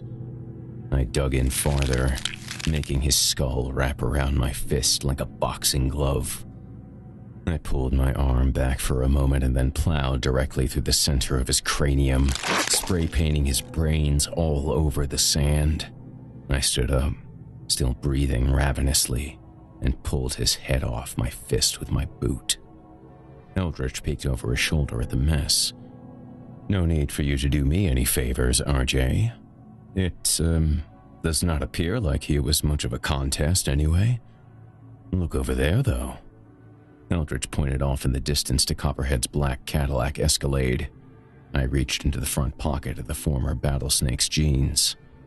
Sure enough, the keys were there, and we had our ticket into the compound.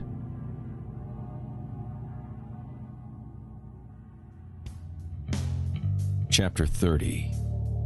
Progenies. I cleared a tube from the head bong vice thing that was sitting on the floor under the passenger seat of Copperhead's Escalade. Around the rearview mirror were the braided remains of Herman's dreadlocks. "You should take a hit, Eldritch," I said, offering the glass pipe over the center console. Bad dancehall music thumped away inside the vehicle, almost lifting the rear end as it boomed from the enormous subwoofer in the back. I blew out the smoke. "It'll take the edge off the meth." "No." With eyes bulging, he focused on driving. "What's the plan here? These windows are pretty well tinted, but I think they will stop us at the gate into the compound." He gunned the car, frequently stomping the brakes wherever he saw any obstruction on the dirt road. Sweat flooded his skeletal face. He didn't answer. His head twitched a little, but I don't think he was confirming any plan. I think he was just shaking from the speed and eating the vampire insides. I'd never really seen anyone suck down on that sewage and love it. I took another pull from the bong. The pot fought against the speed in my system, calming me and helping me focus. The lights from the compound lit up the middle of the desert like it was Las Vegas. It agitated my eyes like the sun lamps at St. Matthew's. Eldritch grinned. "Hold tight, RJ." He floored the gas pedal and licked his chops. "What the fuck are you doing? I thought all the weapons were in your hearse." "It's better to catch them off guard." "Are you nuts? You said there were a bunch of these skinhead idiots." The Escalade crashed through the main gate of the bloodsucker Auschwitz, splattering it, the two guards, and the security station everywhere. 2 skinheads rolled up the hood. One of them leapt over the top of the other, which had been clipped off with such a velocity it embedded itself into the windshield. "Eldritch, what are you doing?" Before he could answer, we heard SIs landing on the roof like golf ball-sized hail knocking on the metal. They started punching their way into the cabin as Eldritch continued to drive. An arm tugged at my shirt from above. I snapped off the arm and threw it out the passenger window. The SI fell off the top of the truck. Meanwhile, Eldritch snapped the steering wheel left and right, shaking off more skinheads. That didn't deter them, though. More and more latched onto the vehicle. "Are you ready, RJ?" "Ready for what?" With his clawed index finger, he pointed in front of us to a gas pump. "That," he said. Without missing a beat, Eldritch threw the truck into cruise control and opened his door. He looked over at me. "You had better jump." Feverishly, I pushed my door open as SIs began pouring into the vehicle. I jumped and rolled out. Seconds later, the SUV climbed up the gas pump, ripping open the protective plate on the bottom and the wiring beneath. A sudden spark, and everything around it was consumed by a huge fireball. I sheltered my eyes from the explosion.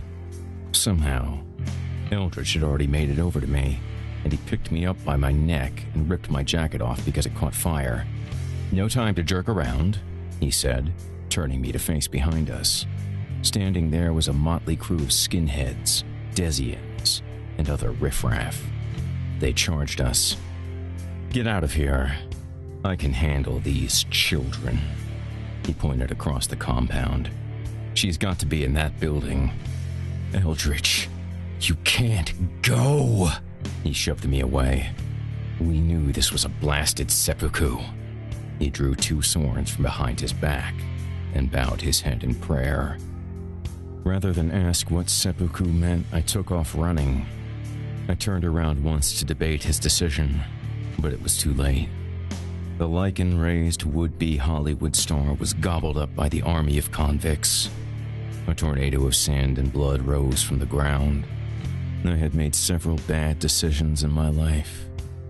Not calling Eldritch my best friend and my strongest ally is something that I would most likely regret for the rest of it. Eldritch and Herman. They both sacrificed what little semblance of lives they had for me. The 2 people I respected the least in the entire world gladly gave themselves so that I could make things right. Maybe it was all the humanity that came from the shots of Bates' blood. Or maybe it was the holy blood force-fed to me by McAteer. But at that moment, I understood human compassion. I felt something much deeper than the drugs and blood that I needed to stay alive. I felt like there was a reason, a mission. I was a living creature, and I had to prove myself by not letting their deaths go unanswered. A warning siren filled the compound as I made my way into the buildings where Eldritch thought they were keeping bait. That was, if she were still alive.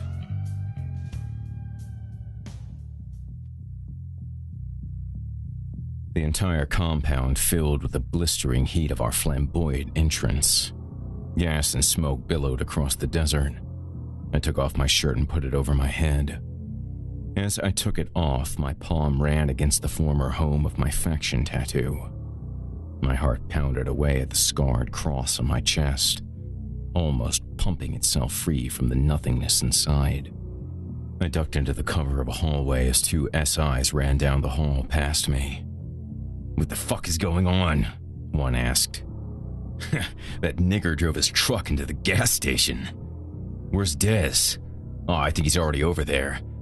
He's the only one that can keep that porch monkey in line." "I hear that." They seemed to think the Copperhead had turned Judas on them, which bought me a little more time. I didn't know how far the pack that took down Eldritch was behind me, but they had to be closing in quick. It was also only a matter of time before Dez got wind of my arrival. What didn't make any sense to me at all was why a militant black dude and a bunch of intolerant, illiterate cunts were working together in the first place. I guess they saw eye to eye on their sheer hatred for everything human, Either that, or they simply saw the way to make more money with Herman and get me out of the way. It's amazing how money can make people hypocritical. After I was sure they had exited the building, I slipped down the hall in the direction they came from. I passed room after room in the forgotten clubhouse and didn't hear a peep.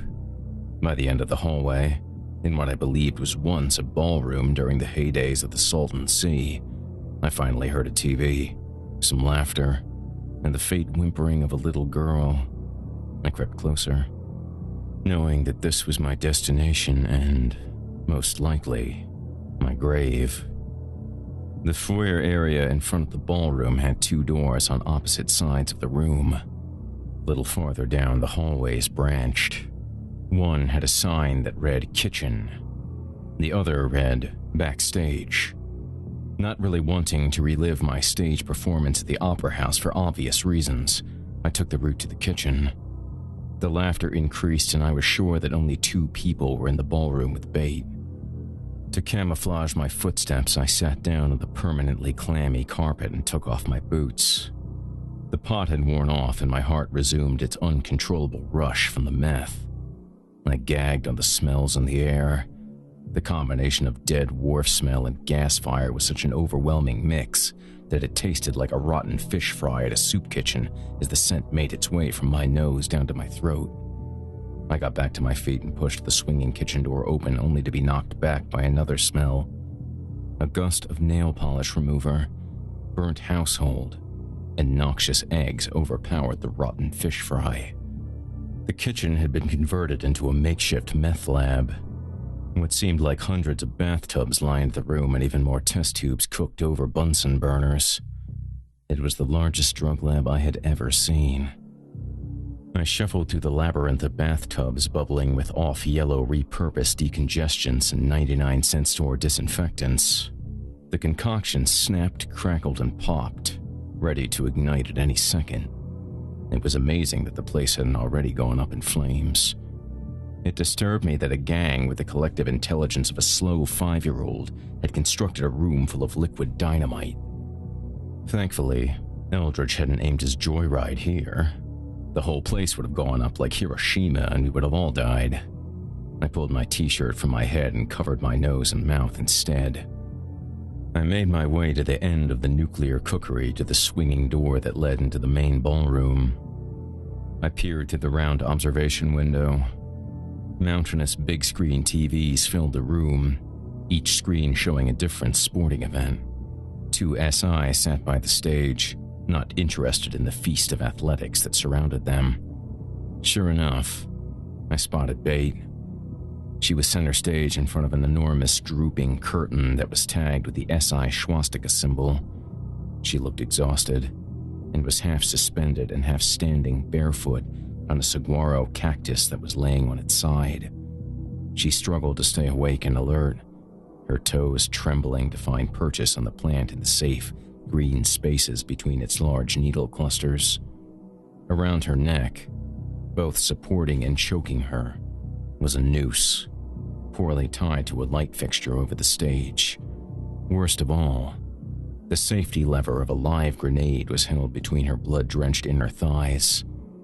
The 2 wretched neo-Nazis threw darts at her, seeing who could be the first to knock her off and blow her inside out. I didn't have much time. I backpedaled through the meth lab, deciding that I wanted to get behind her on the stage. If I was going to be the hero, I had to put my dick-sucking incident behind me. Meth liquid continued to crackle and one of the biggest bubbles exploded and singed my right arm, nearly melting a hole all the way through my bicep. Clamping my mouth shut so I wouldn't let out a pained yelp, I ripped the shirt off my face and wrapped it around my arm like a tourniquet, pulling it tight with my teeth. As curiously as I had entered the kitchen, I slipped out. The alarms and disorder from the outside grew louder. I shuffled to the other side of the intermission area in front of the ballroom and beelined down the other hall. "She's getting close," one of the skinheads delighted. "Shit, this is like Jenga, only way cooler," returned the other. I jumbled my way up the small staircase that led backstage, trying my best to keep the badly mildewed parquet flooring from creaking. When I reached the center of the curtains, I knelt on one knee in a starting gate running position. Trying to remain undetected, I slid my hand through the parted curtains. The roaring of the televisions helped too. As soon as I had my hand positioned, I let out a calming whisper. "Drop the grenade, Bait," I said. "Don't turn around." A dart flew through the curtain, barely brushing the wound on my arm. Bait's legs opened and the grenade fell into my hand as she plunged into the grip of the rope around her neck. The skinheads cheered as her neck slipped sideways, and they covered their sensitive ears, preparing for the impending explosion. Bait gagged on the rope as the quick asphyxiation began. I jumped into action, vaulting myself to the curtains and snagging Bait off the line with my injured right arm. I curled her inward and then dropped her to the floor before jumping toward the SIs, who stood up in shock, hands still covering their ears. "Holy shit," the dirtier of the two let out. The other turned around, tripping at first but finding his balance quickly, and then headed toward the doors, arms and legs thrashing around in fear. I landed with my cupped hand directly onto the face of the first dirtbag. Without hesitating, I pounded the grenade through his crooked meth teeth and down into his throat. His eyes crossed as I let go of the safety lever. I then flipped his entire body over my shoulder and threw him toward his fleeing colleague. His chicken shit buddy turned around only to be clobbered by the human projectile. He scratched at his friend's face for a split second, trying to release the grenade and save his own life before both their bodies exploded in a mixture of body parts and theater shrapnel. Flesh and bone confetti snowed around the room as the smoke that delivered them set off the sprinkler system. I rushed back to Bait and tried to cradle her back to life in my arms. "RJ," she sniffled. "Yeah, it's me, Bait." She looked beyond me back toward the resting place of the two skinheads. "Look out." Carelessly, I dropped her head on the floor as I turned and sprung back to my feet, bracing myself for an attack. Pouncing toward me, naked, was my old protege, Dez. With bloodlust in his eyes, Dez hissed and growled like a mountain lion whose den had just been disgraced by a pack of coyotes. He knocked me backward into one of the televisions, then poured his head into Bait's chest cavity. I crashed into the TV and sparks pricked at my eyeballs, fizzled out and smoked. I tried blinking to stop the storm of broken electronics, but my sight became increasingly blurry as tears welled up to prevent damage.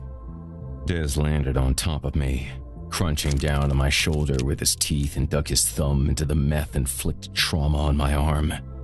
He grabbed a huge hunk of glass off the floor and plunged it into my sternum. Always with the weapons. "Who's the fucking leader now, RJ?" he shrieked.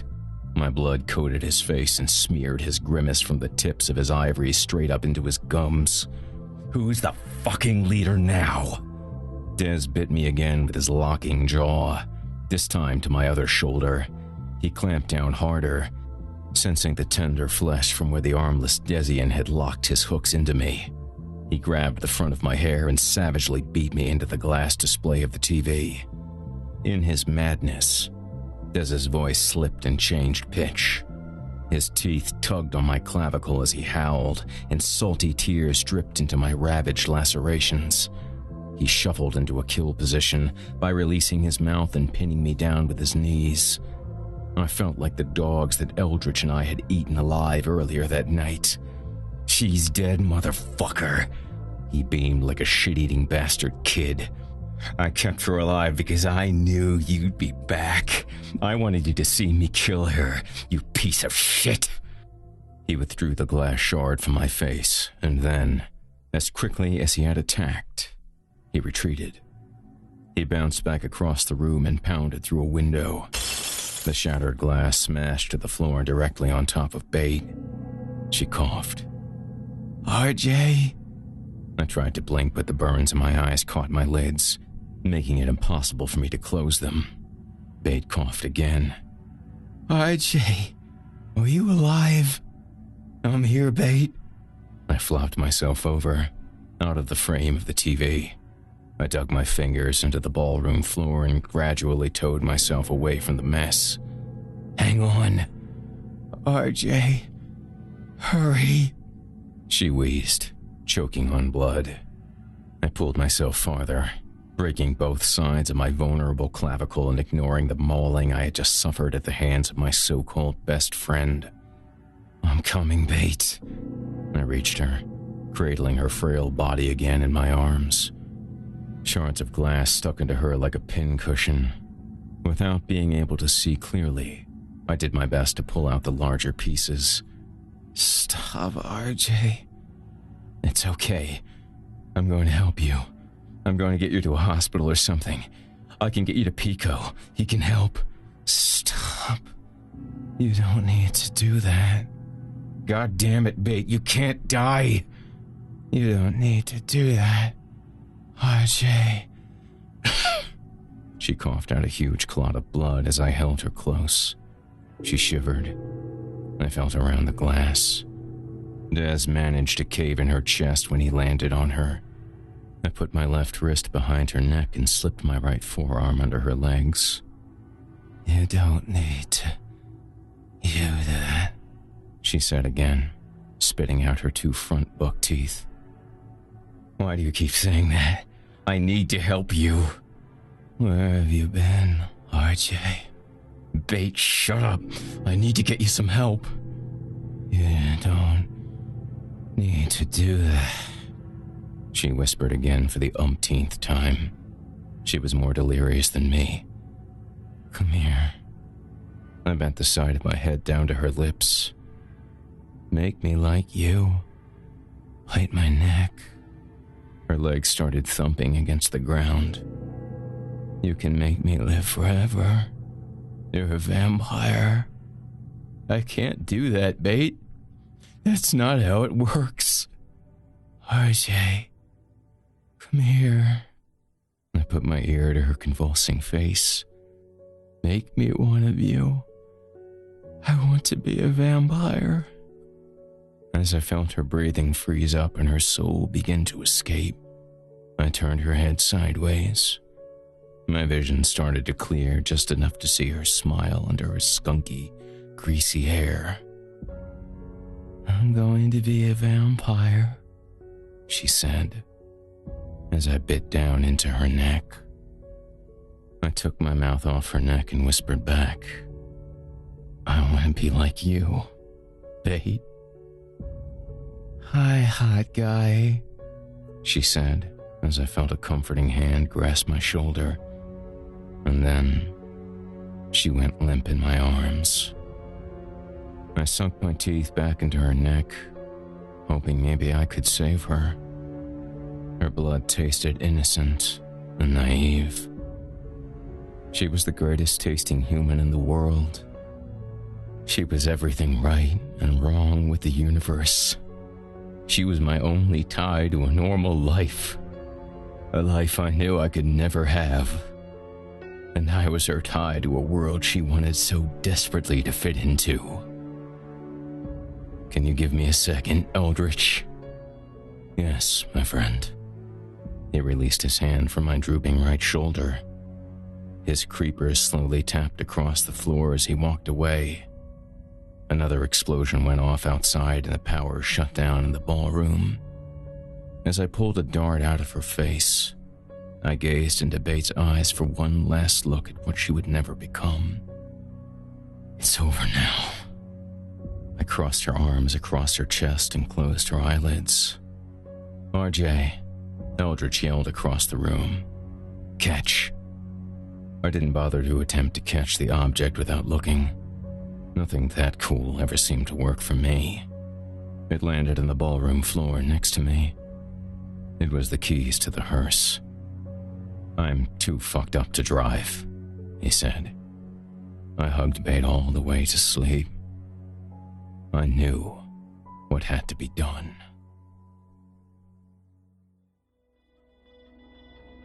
Chapter 31. Demons. Peoria, Arizona was hot. I kind of felt like my skin was melting again, and it probably was. As the sun started to go down, Eldritch and I lathered ourselves up with sunscreen and rolled up the windows on his hearse. After I let him know where I wanted to go, he took over the driving. "Can you turn off the vampire music, Eldritch? I've had enough doom and gloom to last me the rest of my life." He pulled out the USB cord from his iPhone and turned up the radio. The talk radio host spoke. "A giant methamphetamine fire erupted out at the abandoned Salton Sea Resort last night that police are blaming on a neo-Nazi street gang named the Skinland Invasion. According to Area Police Chief Timothy O'Malley, they were poised to strike the operation and had been investigating it for months." Is that always the way these things are explained, Eldritch? "For the most part. I heard the other day that a respected and charitable priest downtown was shot through the head by Satanists. Neither of us really had much to say to each other, so we just listened to the radio. I didn't even bother telling him the cloth's experiment to create me. It was less about shame than it was trivial at that point." The radio host continued with the day's headlines as the last of the desert sun sunk behind a mountain. "In entertainment news, more information is surfacing about the heroin overdose of the overly private and secluded actor Stefan Roderick." The co-host laughed her way into the conversation. The guy who plays the lead vampire in those Nightshade films? The one who takes himself way too seriously, right? "That's him. We told you last week that he takes his role so seriously that he insists all his scenes be shot after dark. He won't even take a studio executive meeting during the day." The co-host giggled. Go on. "It's really not that funny. It's serious." She held in her laughter. Okay. I'm serious now. "Anyway, Roderick apparently overdosed yesterday, and insiders say that he was a heroin addict." Big deal.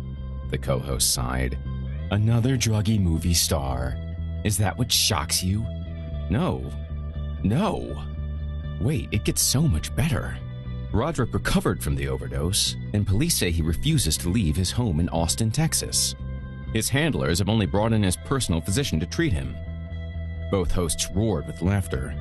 The co-host said, "Oh, talk about someone who takes themselves too seriously." I turned off the radio. "Roderick is one of us, you know," Eldritch said. "I'm not sure I know what you are, Eldritch." Without looking at him, I said, "Pull over." I snatched Eldritch's iPhone and searched for Bates' name. Surely there had to be a record of a missing 12-year-old on the internet. I found an article. "Parents beg for the return of runaway teen, Bailey Jenkins." And in the first sentence were their names: Mother Roberta Jenkins and stepfather Thomas Fries.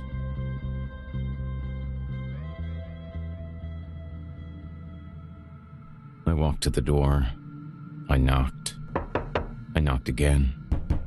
I heard fiddling with the doorknob. Then, nothing. After 2 more minutes of pounding, the white door finally crept open to the Arizona outside. "What do you want?" Thomas was slimier than I imagined in my head. Shirt off, ponytail, boxer briefs. For a second, I shook off the image of Bate begging me to bite her neck. "Sir, I found your daughter." "Who the fuck are you, faggot?" He wiped the coke snot off his irritated nose. I scrubbed my forearm, wanting more than anything to take him down. I wasn't a vampire. I didn't need to be invited into his house. "Time to get me high." "I'm from... shit." I grabbed his head from the back, dug my pinky into the base of his skull, and twirled the George Carlin ponytail around my index finger. "Do you like to finger little girls, motherfucker?" I pulled his head into my chest. "One last chance. I found your daughter. Tell her you're sorry. I really don't want to do this. I don't want to kill you unless you did something wrong." But I did. I was a serial killer, and I was the world's greatest aftermarket abortion. Not all trash deserves to live and breathe. Bates' voice seemed to be inside of me. I felt her pain. The pain she suffered at the hands of some shitbag who made her masturbate while he jerked off into her asshole. I rolled my fingers down and dug farther into his skull. I just wanted to rip his head off. I got my mouth right next to his ear. I tried to whisper, but at this point, talking was over. Do you think it's cool to fuck and finger little girls, asshole? He sniffed and searched his dense brain for some wise retort. Nothing came out. He didn't even care enough about his own life to plead for it. Who are you? The ringing in my ear from the habit's bullets drove thumbtack pains into my brain. I couldn't hear shit. I just wanted to kill. No matter what he said to me, he was going to die. I quit speaking. I took my index finger and jammed it into his left eye and started finger fucking his brain. You know when something is just out of reach? You tickle it? I pulled him closer, fully penetrating his brain. His other eye rolled back, bleeding. I took my index finger and jammed out the other eye. All I could hear was, please, and no, and why? Why? I screamed. I moved him away from my chest and picked him up through his eye holes. You don't finger fuck little girls. He shook out one last worthless breath and quivered. For a second, I felt like a real vampire. I dug my mouth into his neck and just rocked his jugular. Then I balanced the top of his skull with my free hand as I broke through it with the hand I was using to dig around inside. I pushed upward and tore off his head. And I wasn't fucking around either. I beat it 24 times on the coffee table. I counted. I threw his face across the room. Disheveled, I wandered around the wood-paneled house a little. Then I heard, "Oh my God!" In lingerie, the worst human being in the world stood across the room from me with a toothbrush in her mouth. It was her. It was Mom. Roberta. Are you Roberta Jenkins? I didn't wait for an answer as I stormed across and seized her vocal cords and esophagus. The toothbrush fell out. Using her voice box as a tow rope, I yanked her to the floor, smacking her chin against my fist in the carpet. As I pulled on the insides of her neck, her shrieks became more and more high-pitched until the stringy cords severed like the strings on a guitar tuned too far. As I reached the complete threshold, her voice let out a kazooed rumble and then fizzled away completely. She didn't like to talk. What was the use? I ripped the thing out, right from the stem, and threw it towards Daddy's head. I picked up her electric toothbrush and browbeat the fuck out of her.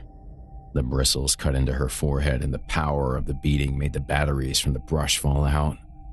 I grabbed one off the floor and pushed it into her ear until the eardrum popped. Red fudge sludged in and out of her triple chins.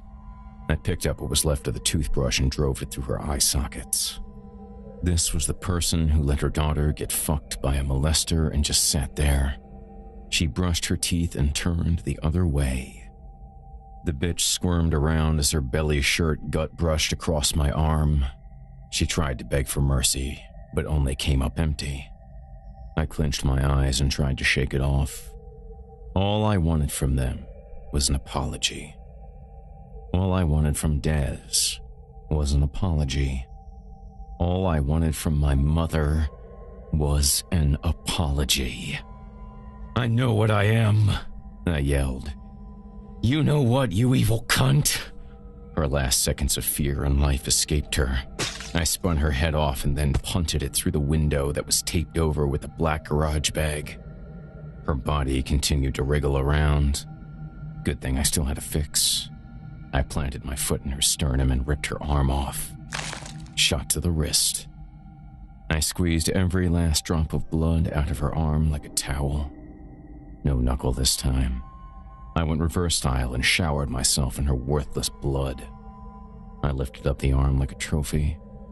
It was my first straight fix since rehab. I stumbled around for a minute. Well, stumbling would imply that I was in control of what I was doing. Realistically, I fell through the same window that I threw Mama's head out of. I pulled myself back into the house, only to crash face first into the screen of an old-school rear projection TV. And then, after several attempts at trying to pick myself up, I heard a peep from across the room. Drunk on misery, I slung around, ready to kill. Then I saw her. "Hey," I said, as the mellowing drugs vibrated through my body. Under the kitchen table was a little girl. I tried to smile when I remembered something that Bate told me. He pins her down and makes her lick his balls. Pinball? She hid her face behind her hands and didn't say a word. My legs collapsed Indian style and I scratched my belly. A pit bull came over, licked some blood off my knee, and then curled up next to me. I petted him. He hated his parents just as much as everyone else did. I pulled Bates' ID card out of my pocket and tossed it to the little girl. She looked at it but didn't pick it up. Then, she pulled the tablecloth from above her head and hid her face. The hot desert nightfall caused sweat to drip out of my eyes. Everyone knows that vampire gangsters don't cry. Oh, the humanity.